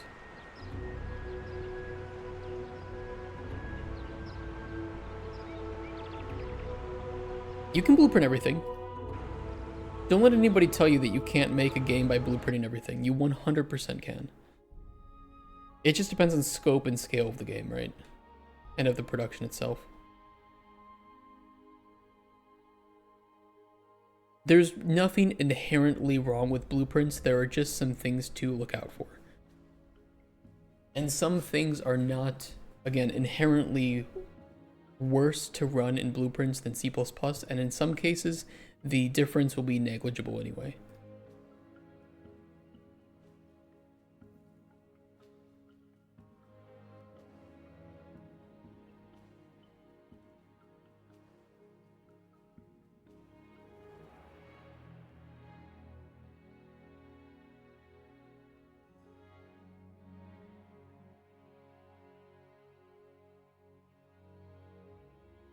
Okay, let's see. Get rid of that.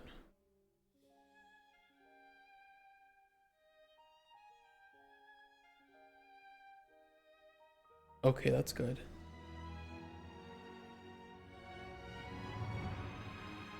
Thinking of learning C++ at some point anyway, but I was thinking more 70-30 in favor of BP. Yeah, you go for it. I mean, look, the best way to make your game is the way that gets your game made. Ideally, you know, if you're trying to make a game, the more time you spend yapping about how you're going to make your game, you could be spending making your game.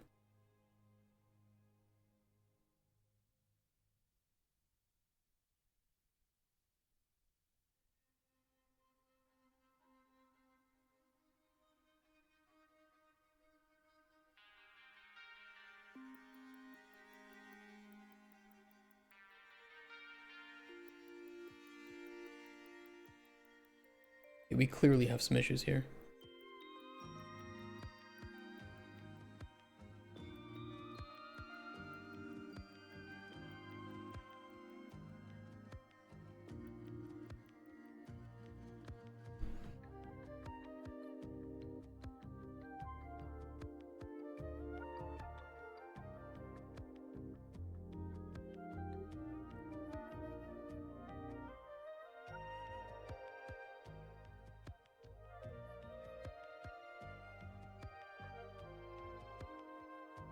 Okay, and we clearly have some issues. That's fine though. We can fix those up. We still have another hour or so.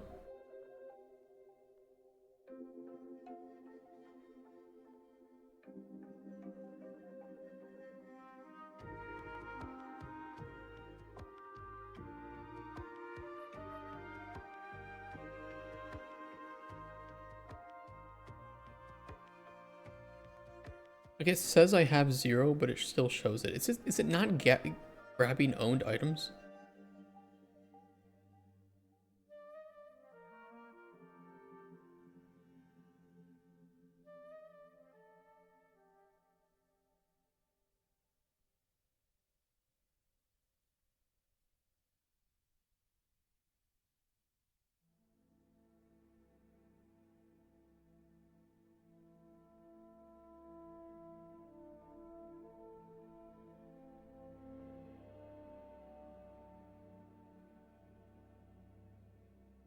Very odd.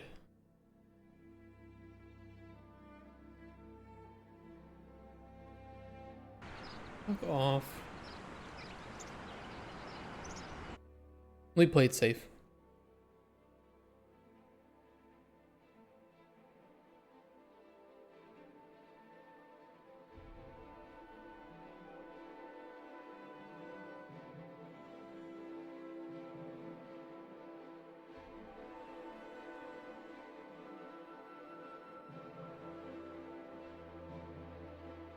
You guys are very enjoyable to talk about political issues with, by the way.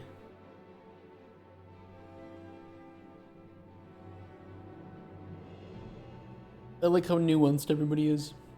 And we can just chat. And not, like, attack each other.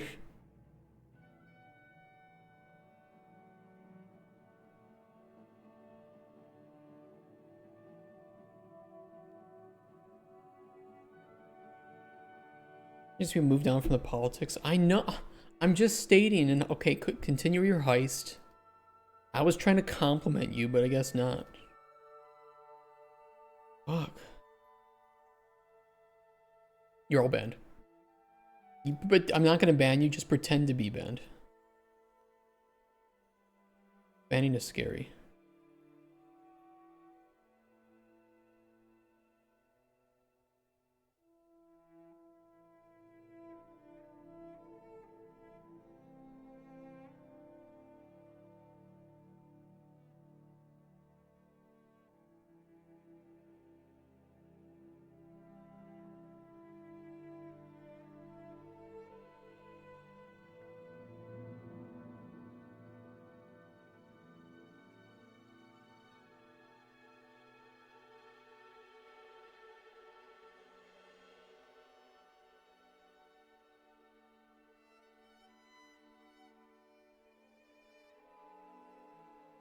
No invalid structure issues, right? Okay, if there's no invalid structure issues, then likely what's happening are some invalid grabbers.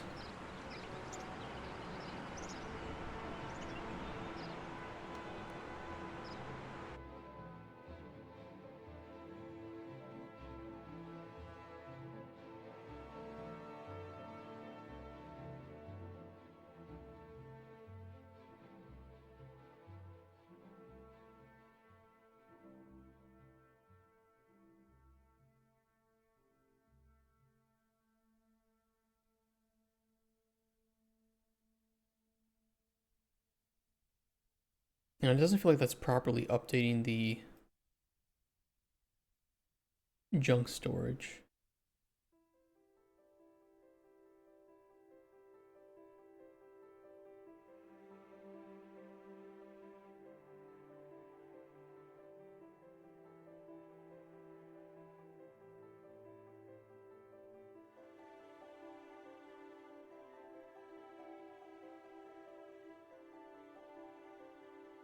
Hmm.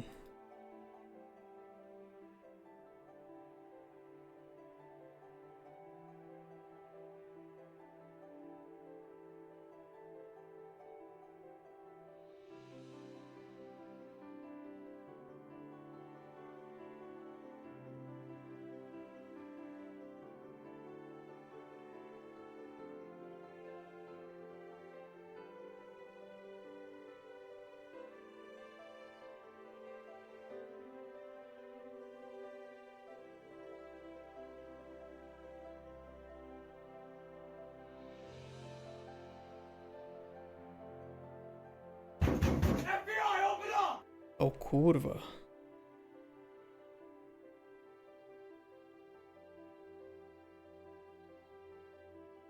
Actually weird that I let it keep looping.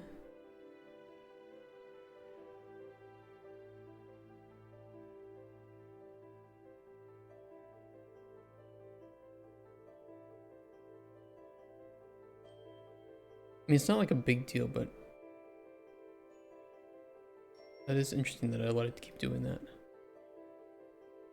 Kind of inefficient.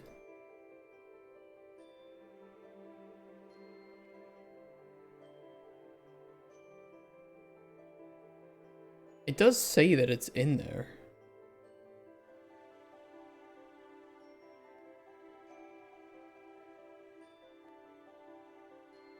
So it is adding it.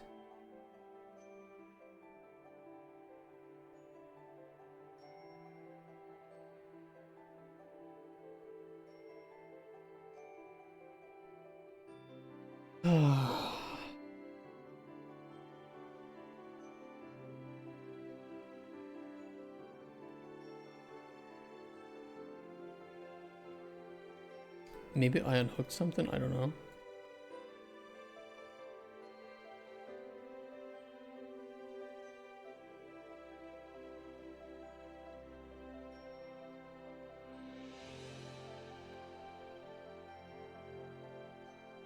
Oh, I see one issue. That was unhooked. Did I make that same mistake anywhere else? No. It does explain that problem.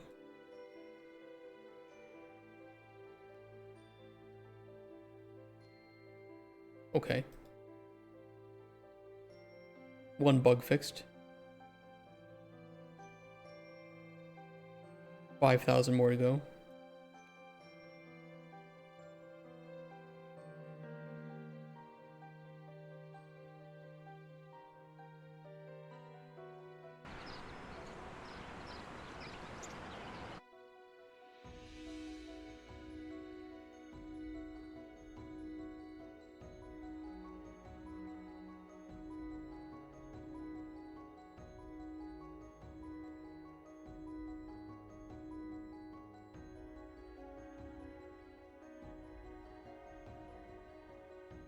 It would be nice if we showed the amount in the chest.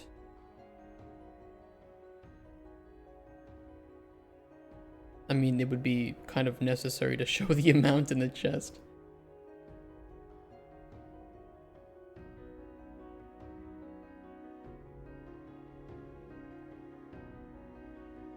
You're moving the wrong index.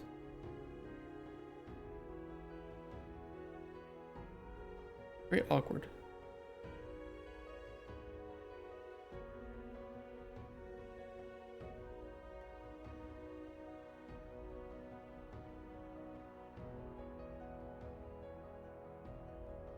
Huh.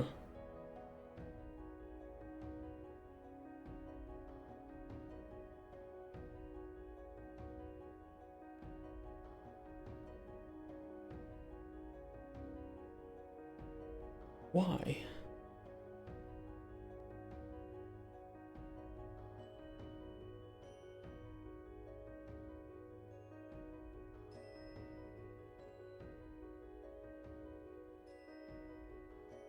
like we ran into the same issue with the merchants, but I copied this from the merchant.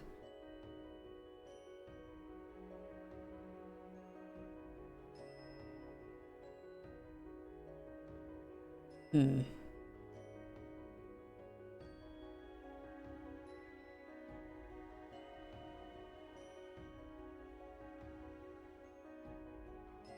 Let me check something. Let me check the merchant's inventory.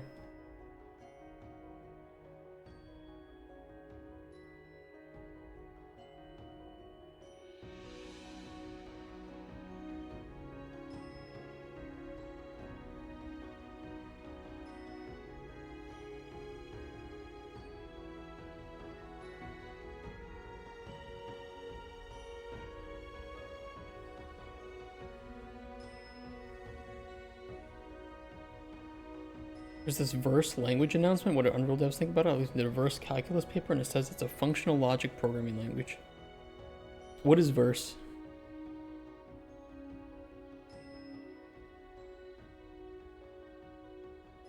You were not grabbing the right index? I mean, this was unhooked, which I was wondering about. Oh, because... yeah, wrong thing was hooked up. This was old. This was the new way to do things. I should make sure everything is like that.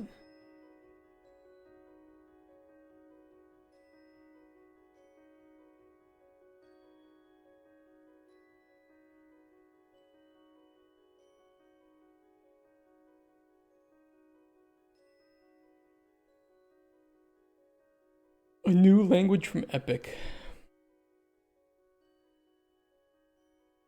Why would people use that over C++?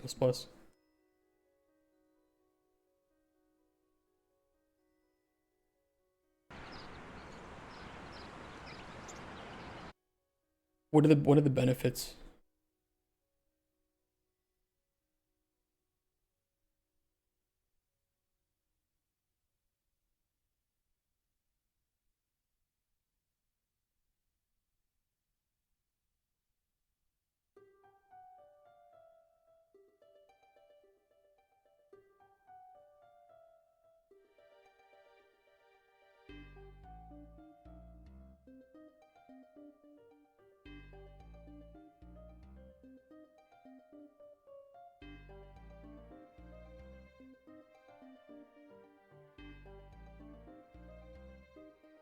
Okay, the junk's fixed.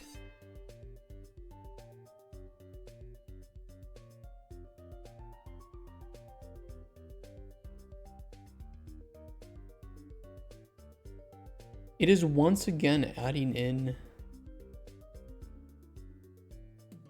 songs to my playlist. So fucking frustrating. Stop doing that. I don't want random songs.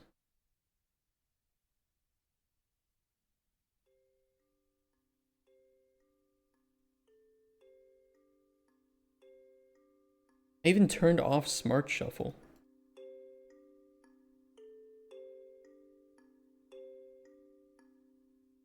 Fuck off. Fuck off.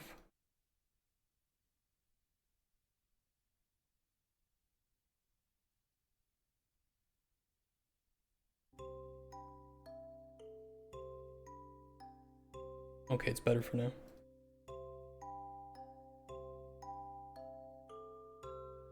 I wanted you to tell me about your answers. Tell me that it isn't big in Unreal Dev world as of right now.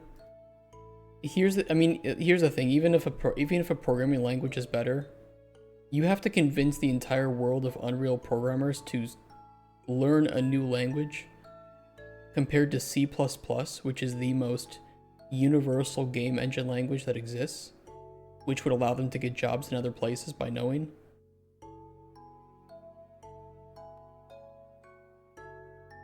I don't know.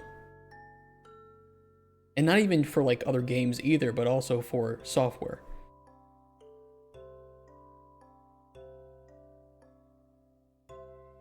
I haven't heard anybody talk about it as if it's anything serious. Maybe it'll change, but as of right now, nah. Yeah, maybe some new developers, but I would still recommend to new developers to, you know,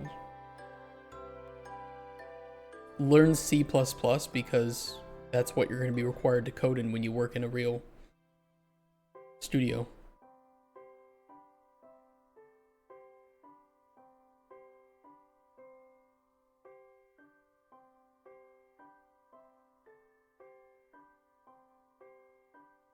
Okay, those are working.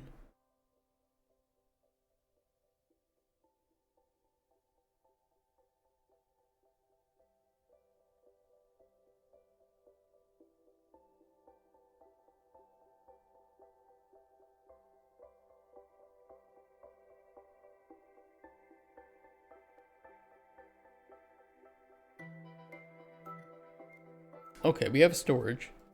The one thing we don't have is amounts of these things in the storage unit. But now that we have the storage and it's going into an inventory, we can run the check here for the tasks, which all deleted for me.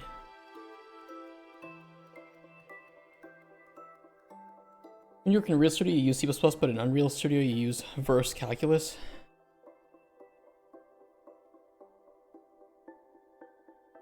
Yeah, that'll work well. This is for UEFN for now. They're pushing it a lot. I think it could be usable at some point. I don't think it's an alternative to C++, but closer to an alternative to Blueprints. I think what they call this multiverse is Epic wanting to create Roblox-like platform. I don't know if developers want a Roblox-like multi-platform for their engine. I'm going to be real honest. I think that that's much more interesting to players than it is developers. I think developers want an engine that they can make games in, and not to be too worried that if they have to switch to different jobs that their skills will be completely irrelevant. Especially in the game industry as it is right now. I don't know what, I just don't know what verse looks like though.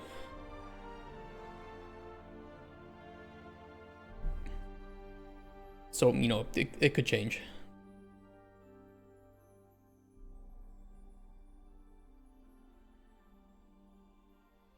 If that's working, yeah, I'll just refactor the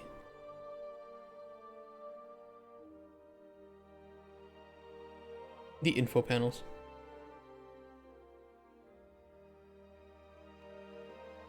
If I can. There is this.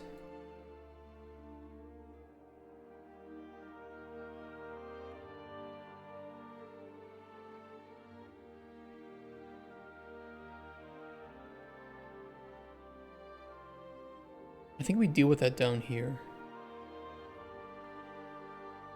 Sets up merchant amount owned if relevant.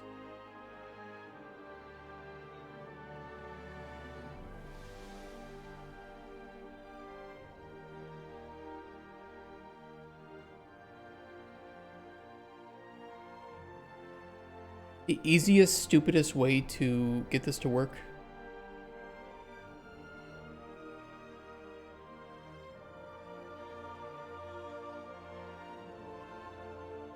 is just to do an overlay. I don't care. Watch me care. Oh wait, you can't because I don't.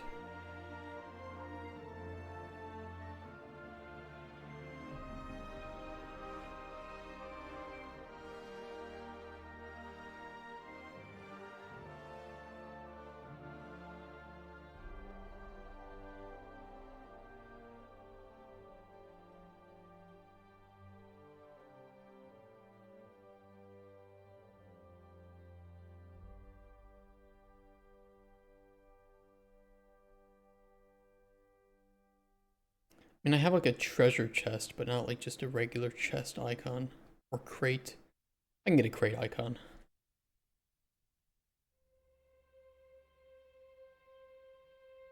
You need to go to the dark web to download 4 books where you are? No, I don't think so. Or do you mean Hilden? Went to the dark web. Oh, you met Hilda. Went to the dark web a few weeks back for book search and downloaded 4 books on algorithms, but they do not help me because I have not opened them. I don't like reading books. about like game dev shit. I can't do it. I don't know what it is.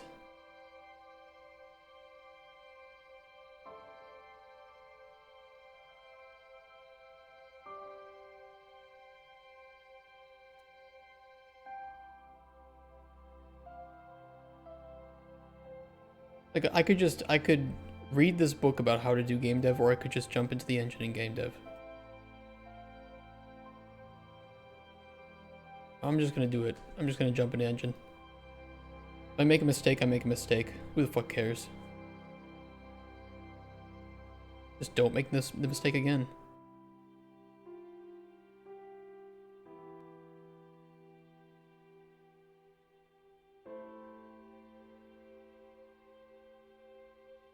I do want this to be a black and white, but who the...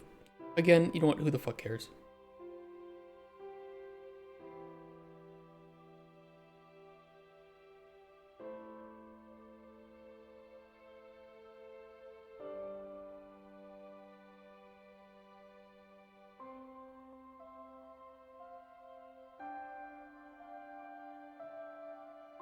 Books cost coins and I have none.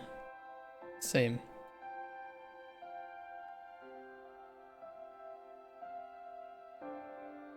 Didn't I have like a...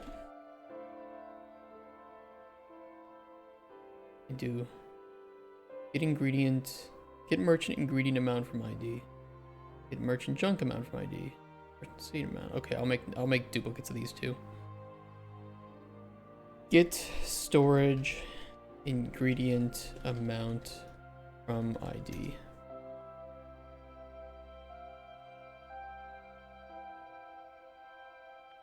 Get storage junk amount from ID.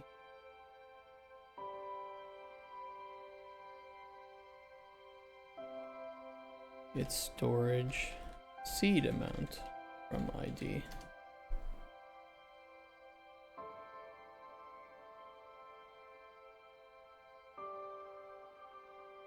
Libgen and Anna Archive. I feel like you guys are just talking about like the ancient elven gods of Algernon and Gillinane.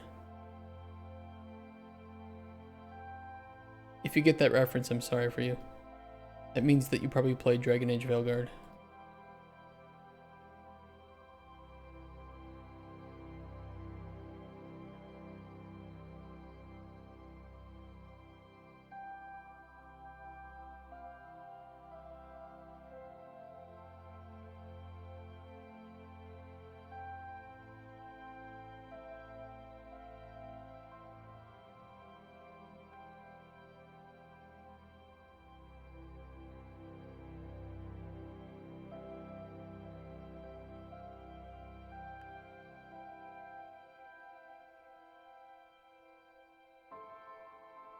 Okay, that looks good.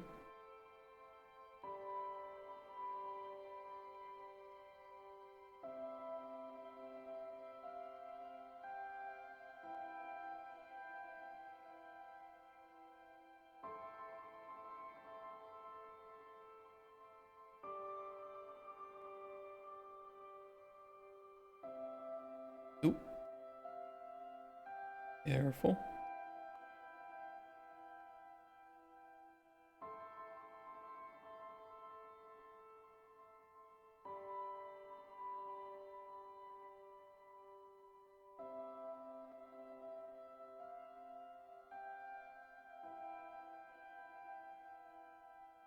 I don't need that to be a local variable, but who cares? The function.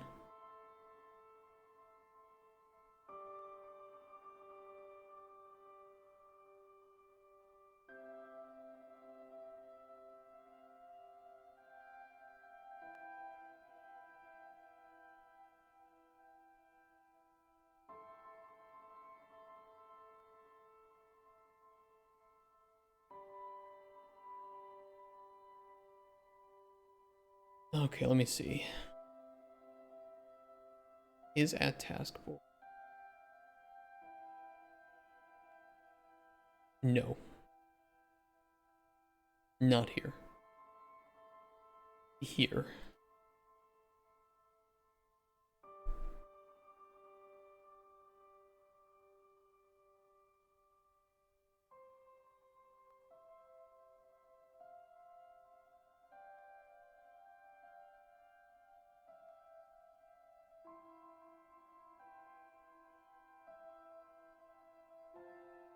You know, ultra scientism, I feel like I saw a game recently. It was a prototype where the developer had made mini games for like tying your shoes. And based on how well you tied your shoes, it you know, increase or decrease the chance for your shoes to like fall off during battle and shit. Pretty smart, pretty fun idea.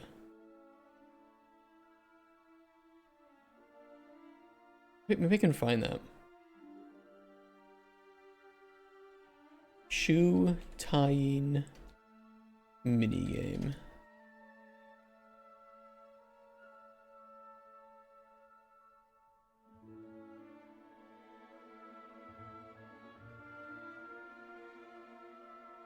Oh man, I wish I could find that again.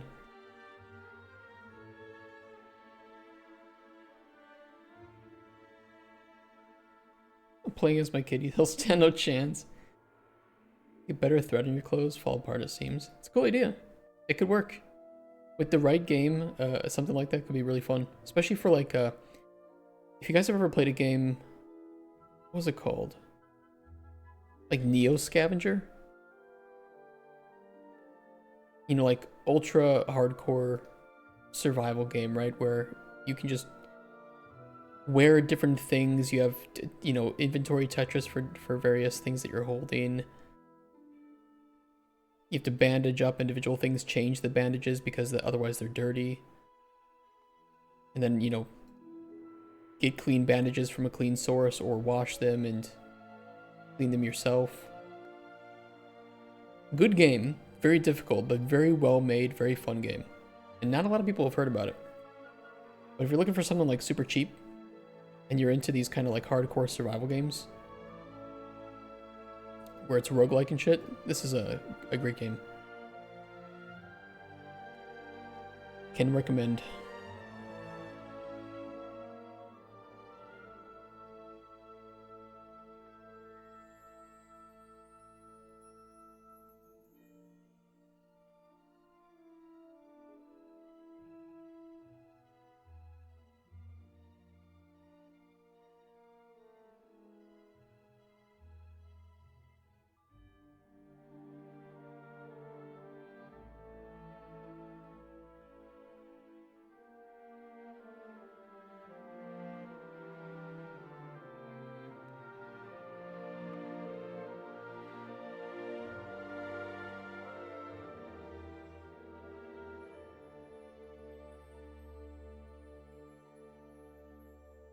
B is player storing.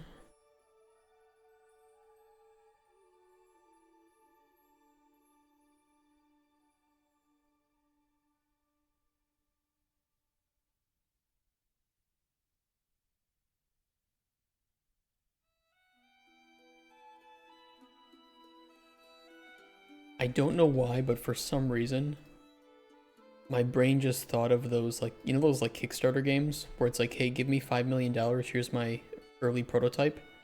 And it's like some 5 FPS in editor playthrough of like just them clicking a button or something. And they don't even know how to make UI. So they just have it, you know, printing a debug output of like true or false. That popped into my head for some reason, and I don't know why, but I always find shit like that funny.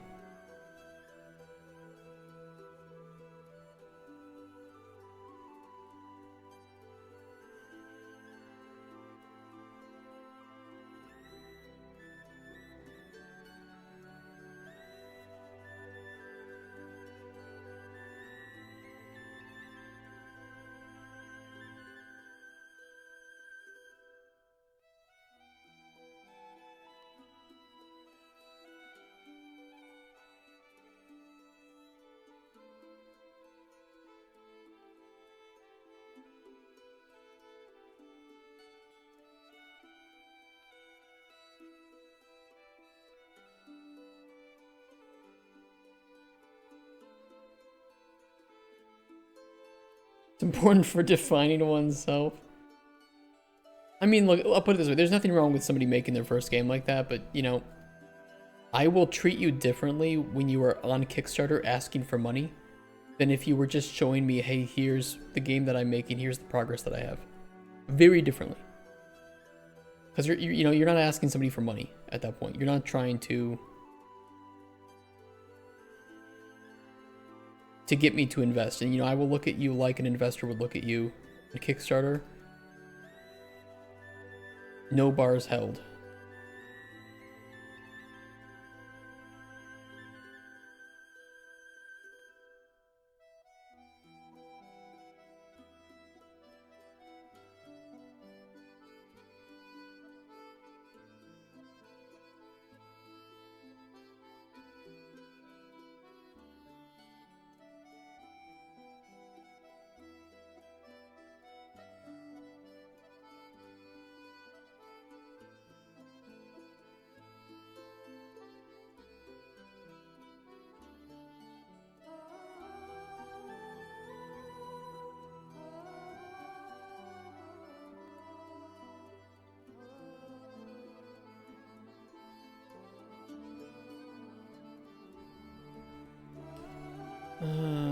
Let me see here.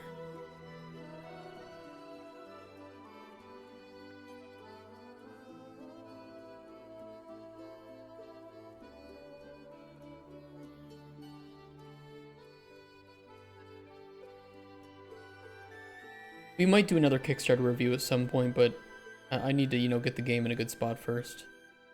And then we can take a look at doing Kickstarter reviews. I got pretty, I don't know, depressed after doing too many Kickstarter review streams. Because I feel like over half the things on there are just... I can't say anything good about them. Either that or they are just legit scams. Or AI, you know, bullshit. So, also scams, but I can't even say anything, you know, about the quality of the game because there is nothing. It's here's my AI generated concept for a game. Give me $300,000.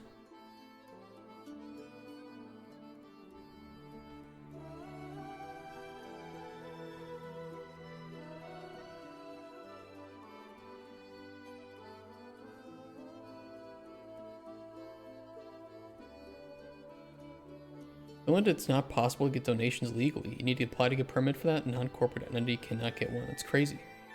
People can go around that by selling overpriced stickers, etc. That's wild. Whoa.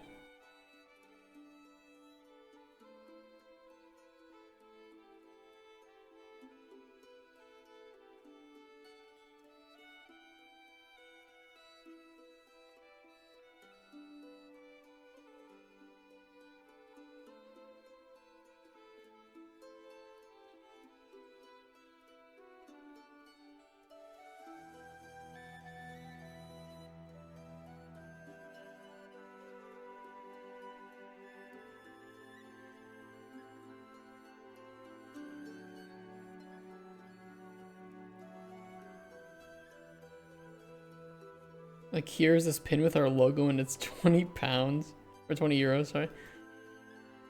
That's pretty funny. That's quite interesting to know. Sets up merchant amount irrelevant. Sets up storage amount irrelevant.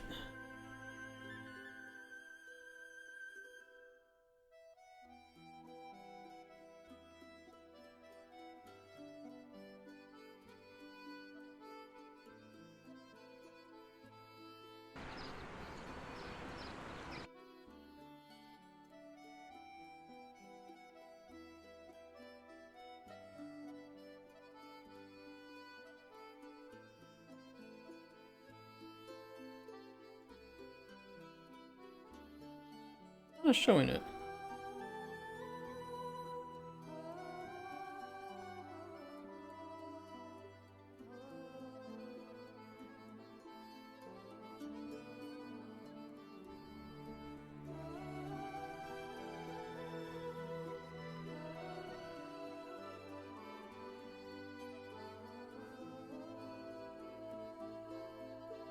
Oh, you know why? Because we're not updating the... No, we are. Well, that should work. What's storage? Is storing. Maybe I didn't update it properly?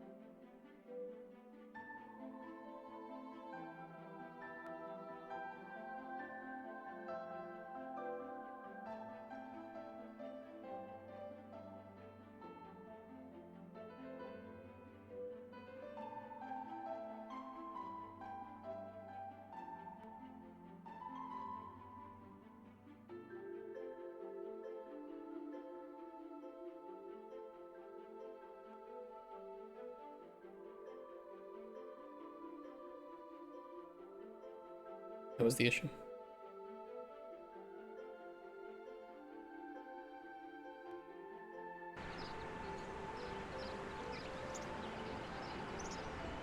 Shut up, birds. God. It was -1.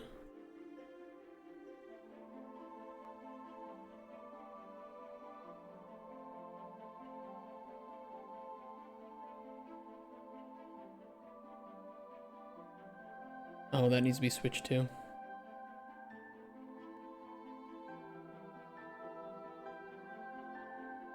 Hey, Mr. Fibo. What a kissable little face you have there. Can you kiss other things than my face? Please? Girls also got like once-a-year pink wristbands at the register for breast cancer research support. Hey, breast cancer is important.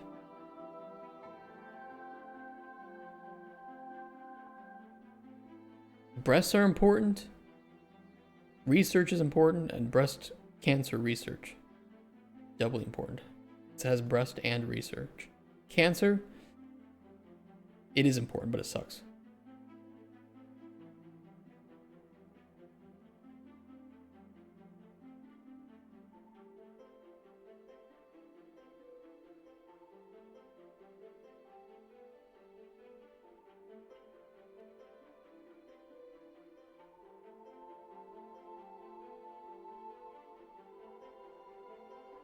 Pink hay bale wrapping plastic for some reason.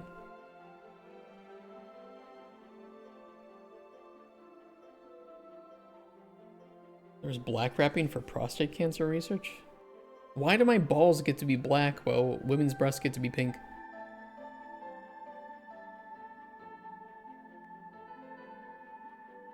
Why is prostate cancer research black in color?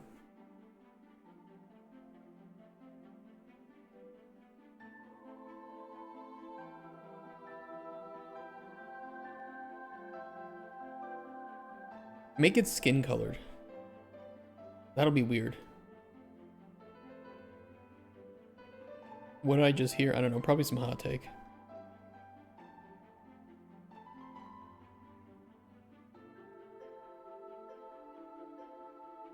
Where's the inventory item for this?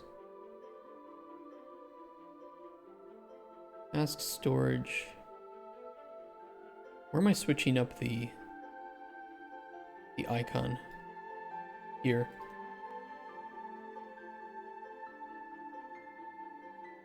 There we go. Raised a lot of money for breast cancer, just so I can make the joke that I'm so committed to boobies.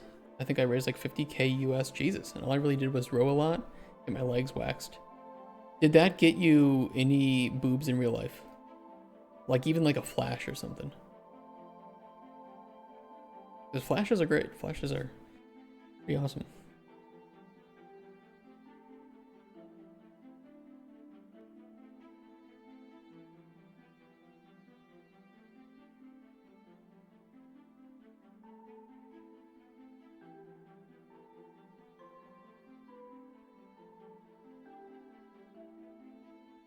We don't need potion. We do need the seed panel.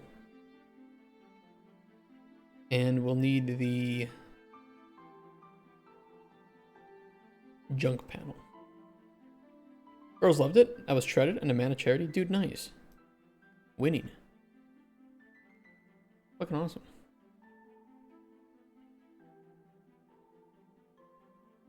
You know something that is also committed to supporting breasts? A corset?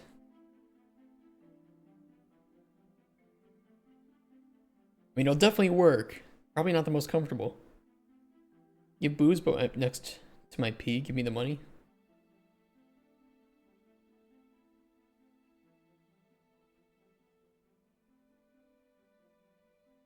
You made a few corsets? That's pretty awesome. Can't be easy.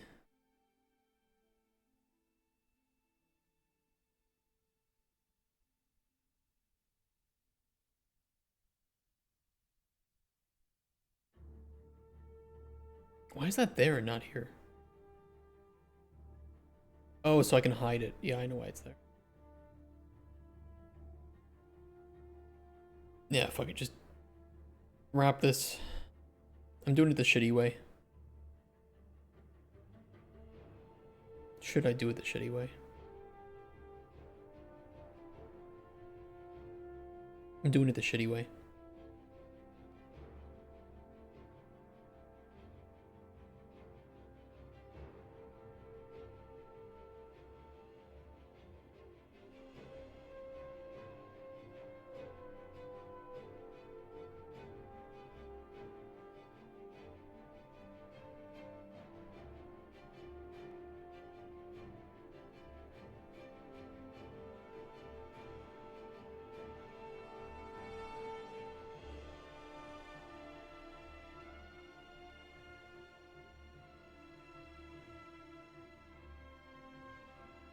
Doing a lot of work for that charity again.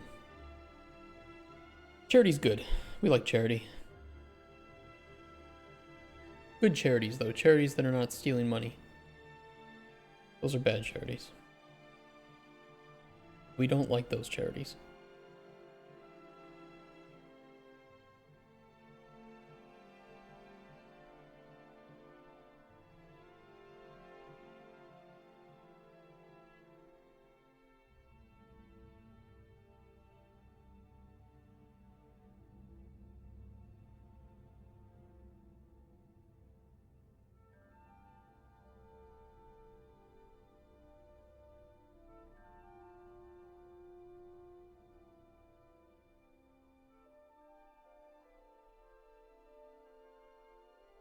What's the whole box? Hold on.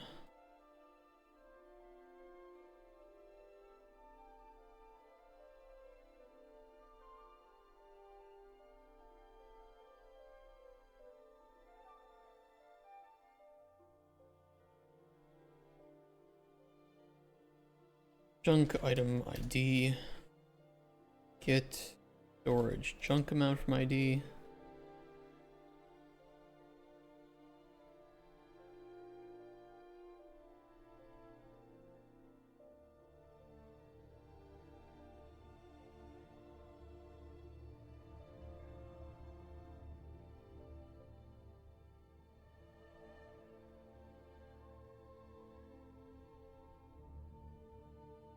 Red Cross is like 95% of the money we got was used for collecting expenses. What do you mean?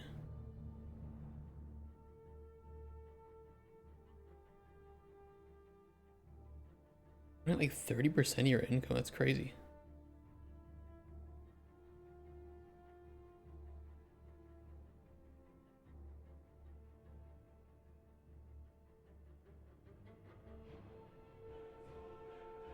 If you guys make enough to win, I'm happy for you.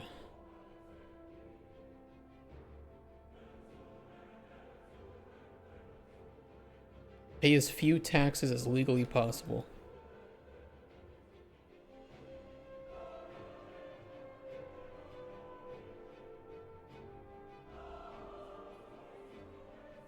Don't need me a computer.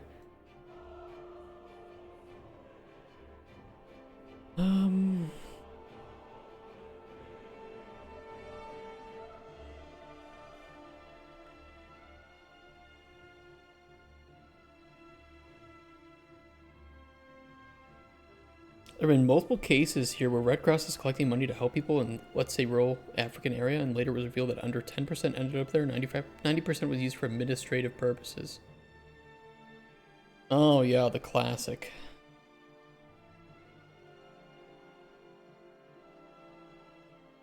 If I had the money, I'd love to support charities.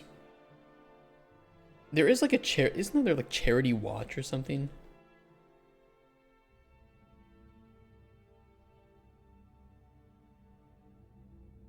I think this is a Charity Watch. That's the right one?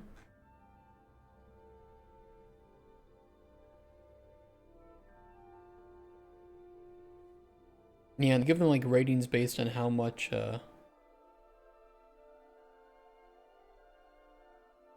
information they share and how they split up.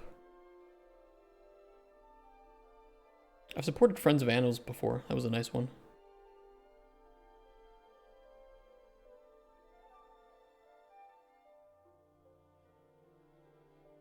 Pretty nice though.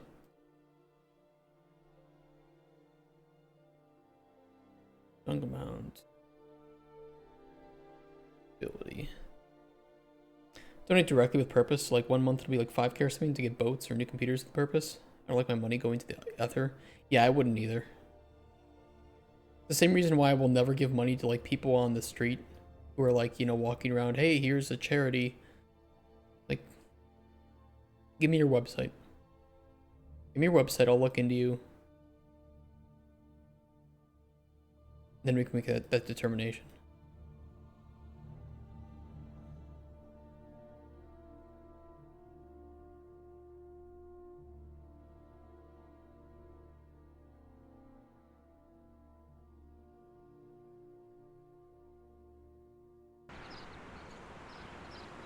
Plus, you can go like you can go make some money pretty quick. Depending where you live, you can probably make some money to buy a computer. Then you'll feel like you earned it. Isn't that better?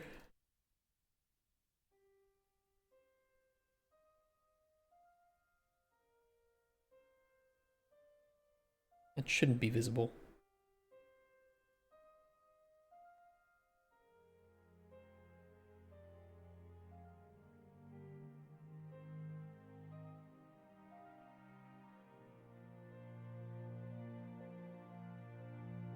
Desperate, you can't work.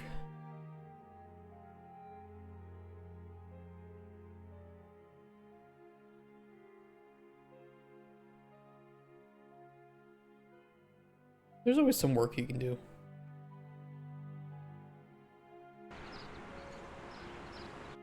can help out with people in like your neighborhood or something. Very easy to generate money online if you work smart about it. Deal sourcing, joining like Reddit communities for developers is a good option. If you're interested in game devs, making assets could be lucrative. Don't become a game designer, I'll tell you that. Ain't no money you can make as a game designer. Even if you are in professional game dev.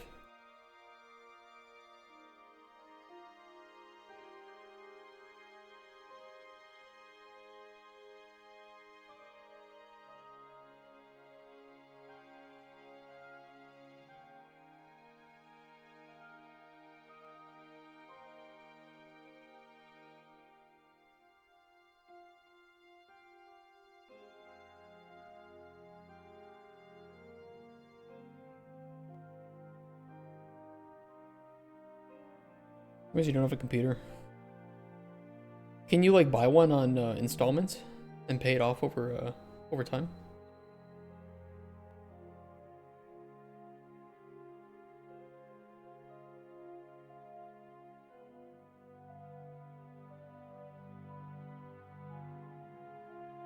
No, unfortunate.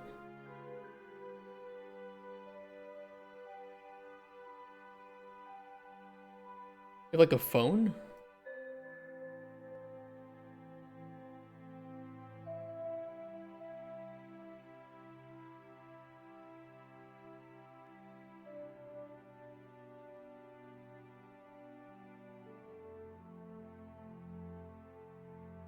Oh, it's the gold amount box. Wonder what that was.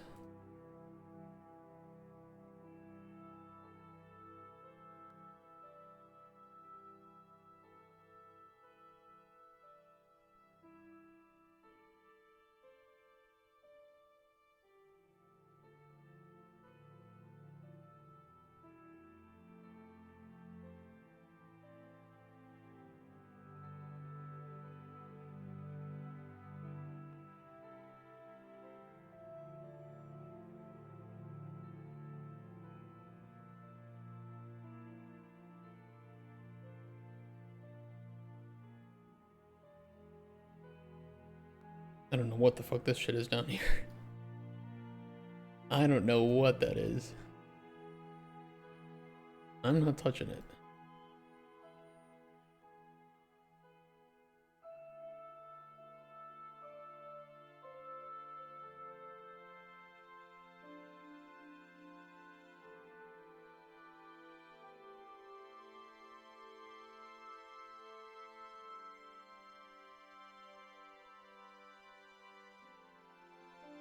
If you need money to you know, buy like a computer, you could, there's got to be something you can do around where you live, right? It doesn't have to be like too long or too involved. Gotta save up a little bit.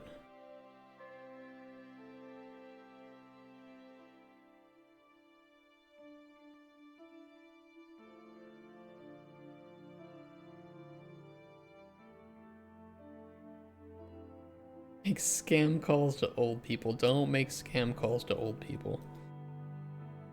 Please don't do that. Try to leave the world in a better state than when you entered it.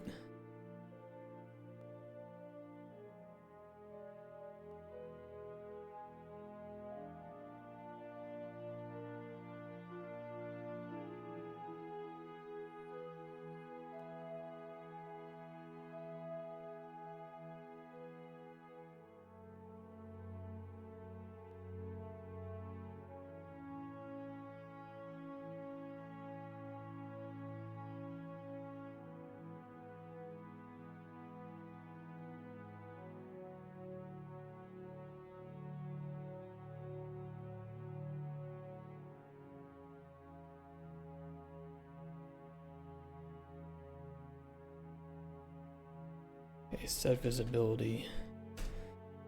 I'm almost done for today, and I think that we have this all. This whole storage thing sorted up. I hope so.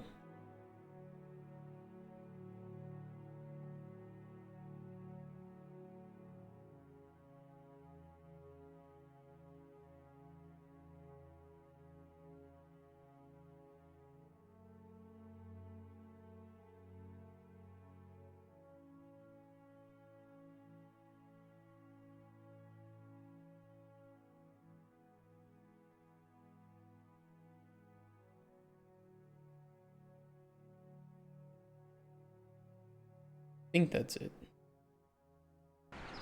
Well, then tomorrow what we could do is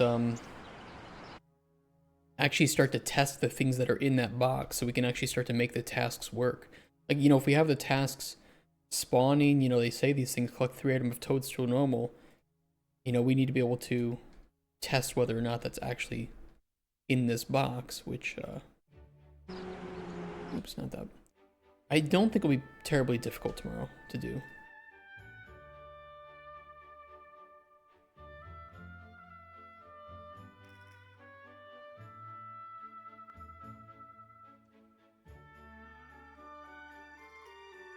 And it'll say 3 out of 3, it'll be green, and you can turn in task, get the reward.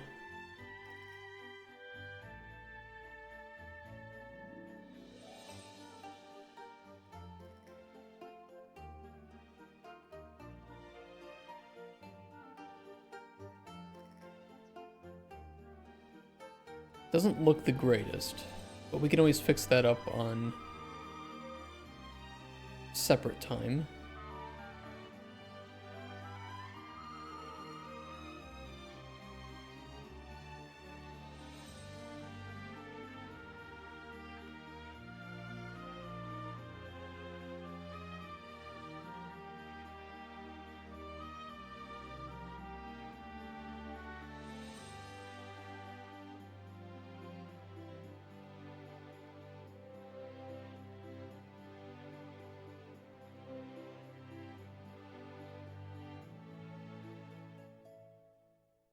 Honestly, I don't see an issue with this right now.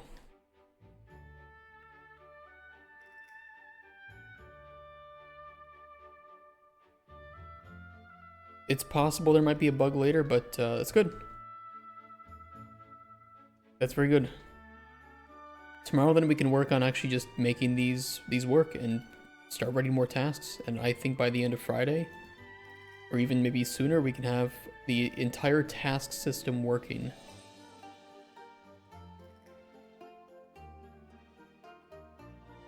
We'll see though. There's still some more work we have to do. At least the biggest, most difficult ones, which were the collecting, items of a type, or making a potion, and then putting that into the box, that should be finished. And this check should be relatively simple to do because we already do this check for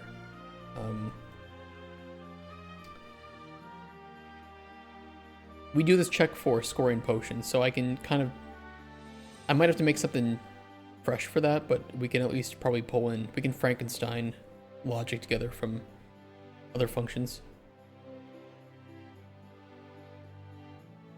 And then we'll have it working.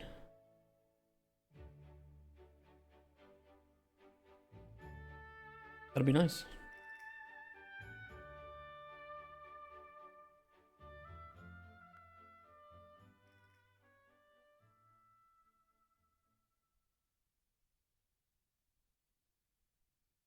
And then the rewards, like the chests, they're already set up. We just need to plug in loot tables to those. And a little bit of functionality. Reputation will be easy to resolve too, since I already have the functions for it. And then we need to, write some dialogue that actually is barred by reputation. And test it out. But that'll be pretty easy to do, since that's just grabbing reputation and doing that on a conditional. Oh fuck. That was a good productive day though. That was a good productive day. We finished up the panel for tasks. We are we're building the strings dynamically for the potions. It's good. It's good. And tomorrow we can tackle the rest of it. I'm very hungry. I'm gonna get going. I gotta rest. I gotta get some food. This has been a nice 8-hour stream. So guys, thank you so much for coming out today. And thank you for the followers today. I will see you guys tomorrow, same time for the same shit. And we will continue with our task system. And I do strongly believe we will have this done by the end of the week. It'll be pretty exciting. That's good. I was worried it might take me 2 weeks, but I think it will only take me 1 week. That's what we like to see. So guys, take care, have a nice rest of your Tuesday, and I will see you tomorrow. Bye-bye. Peace. Cheers, guys.